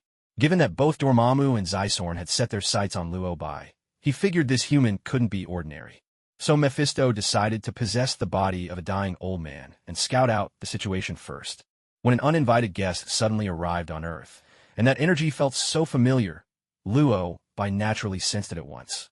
The instant he became aware, Luo Bai opened his eyes and stopped absorbing the dark power. Before he even had time to check which invader had come to Earth, Wong and Mordo appeared before him. Master Sorcerer, something's wrong. We've detected an evil force invading Earth. Wong blurted out anxiously the moment the two arrived. Mordo, standing to the side, quickly echoed, "At present, we can detect fluctuations of dark energy on Earth growing stronger, but we can't determine which evil lord is coming, nor can we pinpoint the source of the energy. All we know for certain is that this evil lord has already arrived on Earth. Sorcerer Supreme, should Kamartaj immediately enter a state of readiness?" The two of them spoke one after the other, their words betraying their deep anxiety. An invader from the multiverse, cloaked in powerful dark energy. It was hard not to think of Dormammu. The truth was, this wasn't the first time Kamartaj had faced Dormammu. Back when the Ancient One was still Sorcerer Supreme, the sorcerers had clashed with Dormammu countless times. And every time, with the Ancient One's presence, Dormammu would be driven back. But now the Ancient One was gone. Although Luo Bai's natural gifts and abilities were impressive, no one could say for certain just how powerful he truly was at this moment. Nor did anyone know if Luo Bai could stand against Dormammu or any other evil lord from another dimension. That was exactly why Wong and Mordo were so anxious. Understanding their concern, and considering that the visitor was likely to be a powerful lord as well, Luo Bai thought for a moment before issuing his command. Then, as you both suggest, Kamartaj will enter battle mode from this moment on. Notify all sorcerers to set up wards across the globe and have the temple guardians protect their sanctums. As for the New York sanctum, Mordo, you'll guard it for now. I'll go ahead and investigate the situation myself. Neither of them had any objections to Luo Bai's decision, and they responded at once, yes, Sorcerer Supreme. Still, Wang remained uneasy. Unable to hold back, he asked, Sorcerer Supreme, should I accompany you? The Lords of the Dark Dimensions are never easy to deal with. Even if it's not Dormammu this time, the threat could still be grave. Luo Bai understood his concern all too clearly. But considering that Kamartaj's overall strength wasn't overwhelming, and that these Dark Dimension Lords often had loyal followers, Luo Bai decided it was better to refuse. Wang, you must stay and watch over Kamartaj. You know as well as I do, Kamartaj isn't entirely safe right now. Perhaps recalling that certain sorcerers had recently been eyeing the tomes in the library, Wang realized the situation was indeed precarious. I understand, Sorcerer Supreme. If something happens, should we deal with those people directly? Wang asked quickly. Luo Bai thought for a moment before replying, if they've absorbed dark magic, you may not be able to defeat them. My priority is the safety of every sorcerer in Kamartaj. If you find yourselves facing enemies you can't handle, then escape if you must. Leave the rest to me. Wang and Mordo were stunned into silence. For as long as anyone could remember, the sorcerers of Kamartaj had always faced their enemies head-on, even if it meant fighting to the death. So the current Sorcerer Supreme actually wants them to retreat if they can't win? Granted, there's nothing inherently wrong with that approach, but wouldn't that make us look kind of useless? Wang couldn't help but complain. If saving Earth right now required your sacrifice, I'd absolutely hope for you to charge bravely into battle, fall heroically, and be remembered for all eternity. But it's obvious we're not at that point yet. So for now, sacrificing yourselves is unnecessary, Luo Bai replied calmly. Wang had to admit that made a lot of sense. He was finding himself more and more appreciative of Luo Bai as Sorcerer Supreme. After all, every other Sorcerer Supreme preaches selfless sacrifice, but Luo Bai teaches you to take it easy at work, run away if you can't win, and call for backup whenever possible. Never make unnecessary sacrifices. That's a philosophy Wang could really get behind. Of course, the straightforward Mordo didn't seem entirely convinced. He looked like he wanted to argue, but before he could say a word, Wang grabbed his arm. Mordo, things are dangerous right now. There's no time to explain. Let's get moving. With that, Wang hurried Mordo through a portal. Taking advantage of the moment, Luo Bai also opened a portal of his own, transporting himself straight to the source of the dark energy, Las Vegas. Standing outside a hotel in Las Vegas, Luo Bai lifted his gaze. He could clearly sense the whole building was saturated with dark energy. The scent was intoxicating. It was so enticing, it was as if someone was whispering to Luo Bai, dinner is served. As luck would have it, Luo Bai's stomach was growling at that very moment. Who would have thought that the first to arrive on Earth wouldn't be Dormammu, but you, Mephisto, Lord of the Hell Dimension, Luo Bai muttered, stepping into the hotel. The magical wards of Kamartaj didn't just detect intruders. They could also lock onto their location through fluctuations in energy.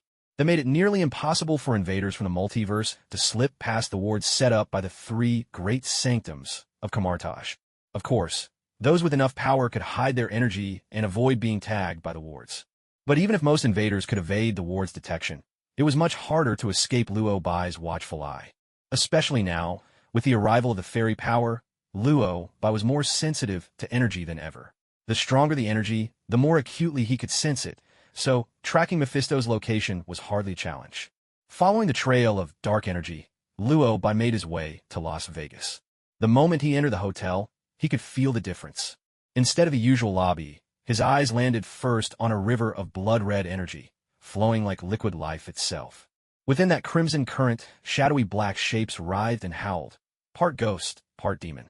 The whole space was steeped in gloom and dread, and every now and then, sinister whispers brushed past his ears. You can't quite make out what these voices are saying, but you can sense that they're demons, calling to you, trying to drag your soul away. With just a glance, Luo Bai could tell that Mephisto had established his own absolute domain here. He had turned the entire hotel into his personal hell, wielding complete control. This wasn't all that surprising. After all, the one who creates a domain first always has an advantage. That's why so many powerhouses like to open their domains before a fight. Take the Ancient One, for instance. She preferred to use the mirror dimension. Taking the initiative puts you a step ahead, immediately putting your enemy at a disadvantage. Unless your opponent is absurdly powerful, or you're deliberately holding back. It's nearly impossible for them to defeat you within the domain you've created. Under normal circumstances, by the time Luo Bai stepped into this hotel, he had already lost any advantage he might have had, becoming a lamb to the slaughter. And it was clear Mephisto saw it the same way. So the moment Luo Bai entered, Mephisto wasted no time revealing himself. Sorcerer Supreme. As far as I know, the last Sorcerer Supreme was the Ancient One. I didn't expect the title to change hands so quickly, Mephisto said, appearing dead center in the room. But he did not look quite as expected. Though Mephisto was a demon, he didn't appear in the monstrous form one might imagine. Instead, he looked like a dying old man with white hair, which told Luo Bai immediately Mephisto was possessing someone else's body. His true form hadn't come to Earth. Luo Bai found that a bit disappointing. After all, this might not be enough to eat. Thinking this, Luo Bai muttered discontentedly, "As the Lord of the Hell Dimension, you should be furious that I've been siphoning power from your domain. Yet you're so cautious that you only send an avatar, not your real self. Honestly, you don't seem as strong as Dormammu." Originally, Mephisto had planned to play mysterious and toy with Luo Bai, the supposed lamb ready for slaughter. After all, Luo Bai had repeatedly trespassed, absorbing energy from his hell dimension, which irked Mephisto greatly. But never did he expect Luo Bai would be the first to mock him, and to claim he was weaker than Dormammu. In an instant, Mephisto's true nature was exposed. He became utterly furious. "That's nonsense," Mephisto roared. "Dormammu was just a Faltine, an interdimensional energy being who lucked into an unclaimed dark dimension and became its ruler. But I'm a demon. I was born at the dawn of Earth, before humanity even existed. And you dare say I'm not as strong as Dormammu?"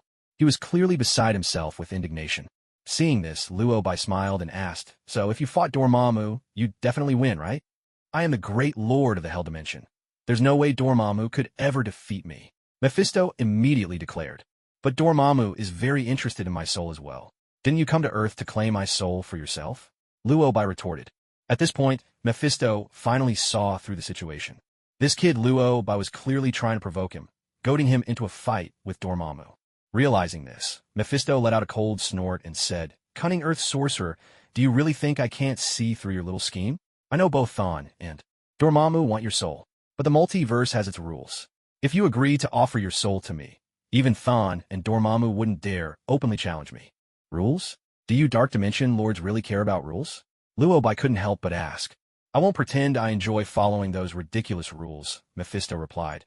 "But if anyone goes too far in plain sight, there will be consequences. This universe is far larger than you can imagine. If you follow them, you have no future, but I can offer you one." He was working his usual angle, trying to ensnare Luo Bai. The reason he hadn't made a move was simple. Unlike the other Dark Dimension Lords, Mephisto relished the so-called game of contracts. In short, he preferred souls delivered through a sign pact. He always tempted mortals with lies and contracts, luring them into surrendering their souls. That's how the Ghost Rider came to be. Clearly, Mephisto was still trying to win Luo Bai over with the same old trick. "I know well that sorcerers on Earth all have limits, simply because you're human. If you want to break through those limits, you have to draw power from the multiverse. But that path is slow. If you're willing to sign a contract with me, I can grant you power, tremendous power. With that power, you'll have the strength to protect Earth. Work with me, child. I'll prove to you that following me will take you further than following any of them." As Mephisto spoke, he produced a contract. It was the familiar parchment, inscribed with Mephisto's infernal power. Signing it would be as good as selling your soul to Mephisto. As Mephisto held out the contract with his calloused, ancient hand, Luo Bai declined. "I think we should sign a different contract. Why not take a look at mine?" With that, Luo Bai handed over a new contract. Mephisto was momentarily stunned, but still took the contract from him. After reading it, Mephisto couldn't help but sharply suck in a breath. This was completely turning the tables. In all his years as Lord of the Hell Dimension, he had never encountered someone who dared hand him a contract instead. The contents of the contract remained unchanged. "I, Mephisto, Lord of Hell, hereby pledge from this day forth to regularly and reliably provide Supreme Sorcerer Luo Bai with energy from the infernal dimensions, and to absolutely obey any command given by Supreme Sorcerer Luo Bai. Should I violate this contract, I will forfeit my title as Lord of Hell and face the fate of being utterly devoured." Wait, is this how arrogant Supreme Sorcerers are nowadays? Incensed, Mephisto reduced the contract to ashes with a furious gesture. His anger was unmistakable. "You shouldn't have angered me, Earth Sorcerer," Mephisto declared, his voice rumbling as he unleashed a surge of power. In an instant, the rivers of blood boiled and transformed into raging hellfire, illuminating the entire space with searing flames. The Lord of Hell's presence swept through the chamber, and demons that once skulked in the shadows now emerged in droves. They seemed to be awaiting Mephisto's command, poised to lunge forward and tear Luo by the shreds. "You will pay for your foolishness," Mephisto whispered menacingly. The next moment, the horde of demons surged forward, lunging at Luo Bai. Yet Luo Bai remained utterly unperturbed. He watched the oncoming demons with calm composure, then unleashed the power of the fairy. Accompanied by a howl that seemed to echo from the very center of the universe, the entire space was instantly swallowed by darkness. Within that darkness, a pair of eyes, shining like distant stars, fixed greedily on Mephisto. It was the look a wolf might give a plump and helpless sheep. The bluster and bravado Mephisto had shown a moment ago vanished in an instant. This could it really be the power of the fairy? Wait a minute, wasn't the power of the fairy supposed to be sealed away? How could it possibly appear on Earth? You can't be expecting me to face the power of the fairy head-on, can you? Even if I threw the full might of the entire infernal domain at it, it wouldn't be enough to satisfy that thing's hunger. The truth was Mephisto had never actually witnessed the power of the fairy. After all, it had come into being in an age long past. In fact, the power of the fairy was older than Mephisto himself. But its reputation was impossible to ignore. Legend had it, the power of the fairy once chose a human as its host. And when it merged perfectly with its host, it was said to be unstoppable. Gods would fall before it. Buddhas would be devoured. The Phoenix Force is powerful, right? It was once consumed by the power of the fairy. The Celestials are mighty, aren't they? They almost faced total annihilation. In the end, it was only because the human host retained mortal weaknesses. The Celestials exploited those flaws in human nature, turning the power of the fairy against its own host and finally managing to seal it away. Because, for all its strength, the power of the fairy depended utterly on its host. A worthy host could unleash its full potential. That's precisely why both the Phoenix Force and the power of the fairy sought out hosts. But wasn't this power supposed to have been sealed away long ago? Nothing more than a legend now? Why did it not only appear, but show up in the main universe as well? Is this something he could possibly handle? The instant Mephisto sensed the power of the fairy, he realized something was terribly wrong. No wonder this human was constantly absorbing dark energy, and no wonder so many lords coveted his soul. Turns out, he really was treating them like an all-you-can-eat buffet. The thought made Mephisto, who had been blustering and ready to teach Luo by a harsh lesson, instantly lose his nerve. In the blink of an eye, he fled straight back to his hellish domain. But what Mephisto didn't know was that the fairy power had already consumed the energy of the Space Stone. Riding the trail of Mephisto's energy, Luo channeled the power of the Space Stone and arrived in the Hell Dimension just a heartbeat behind him. Seeing Luo hot on his heels, Mephisto was utterly dumbfounded. Space power. Isn't this the force of the infinity stones of the universe? You actually devoured the Space Stone, Mephisto exclaimed in shock. Luo replied with perfect calm. There's nothing so surprising about that, Mephisto. But I really should thank you. He paused for a moment. Glancing around at the Hell Dimension brimming with formidable energy, he continued. At first, I thought since your true form never came to Earth, swallowing you up here might not be enough. But now, you've brought me right to your lair. Even if it's still not quite enough, it's a big improvement over before. As Luo spoke, he unleashed the fairy's power. Starving and ravenous, the fairy power erupted, immediately devouring the energy of the Hell Dimension with reckless abandon. Mephisto was terrified out of his wits. His eyes were wide as saucers, terror etched across his face. He looked just like an unarmed human watching a wild beast feast, knowing there was no escape. Because if he made even the slightest move, the beast might turn and devour him next. With nowhere left to turn, Mephisto resorted to moral blackmail. You're the Sorcerer Supreme of Earth. If you really swallow the Hell Dimension, news of this will spread throughout the multiverse in no time. This is an invasion. You'd be declaring war on the entire multiverse. Clearly, he hoped the title of Sorcerer Supreme would pressure Luo into stopping. But Luo remained unmoved, responding coolly, No, Mephisto. You got it backwards. You were the one who invaded Earth first. The Sanctum at Camartage has already detected you as the intruder. As Sorcerer Supreme, I am defending Earth, eliminating the invader. Mephisto froze. Now that he thought about it, that was true. Why did he feel like he'd been set up? No wonder Luo wielding the fairy power, had never attacked any of the Hell Lords directly, but would occasionally sneak in for a taste of energy. He was clearly laying a trap all along. Their suffering became so unbearable that these lords of the dark dimensions fled to Earth themselves, turning into invaders. And then he, in turn, would have a perfectly legitimate excuse to launch a counterattack. Even if this incident spread across the multiverse, even if it ended up in the cosmic court, he could claim it was self-defense? Are you kidding me? He, a dignified lord of hell, was outmaneuvered by a human sorcerer? What's more, nobody even mentioned that the power of the fairy was present on Earth. At this moment, Mephisto was furious. But as he watched the fairy force threatening to engulf him if left unchecked, he ultimately had no choice but to back down. Sorcerer Supreme? I remember you. You're called Luo Bai, aren't you?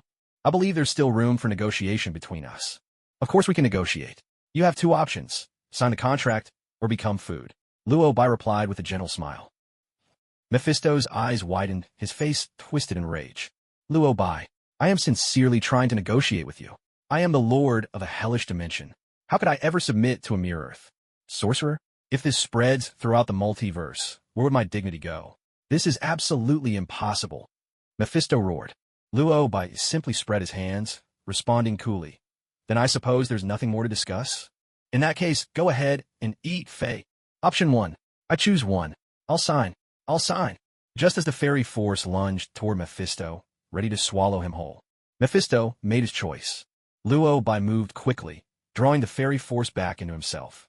After a long period of merging, it seemed the fairy force had finally reached a sort of spiritual agreement with Luo Bai. So long as it was well fed, it was generally willing to obey Luo Bai's commands. After all, the fairy force knew perfectly well it needed a powerful host.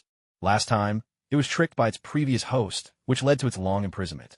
Having learned its lesson, this time the fairy force behaved itself, obediently retreating into Luo Bai's body.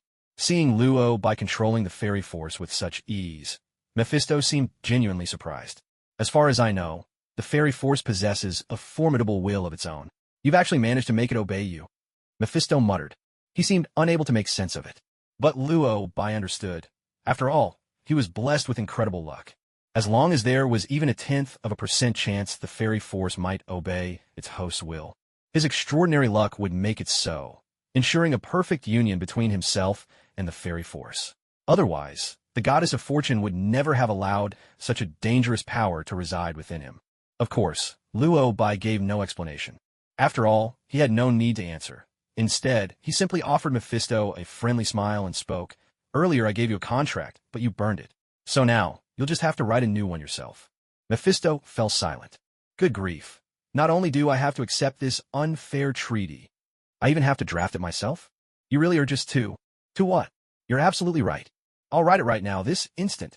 Grumbling under his breath, Mephisto began preparing to draw up a contract. The next moment, Luo Bai spoke up, write it by hand, and make sure it matches the previous one exactly, word for word.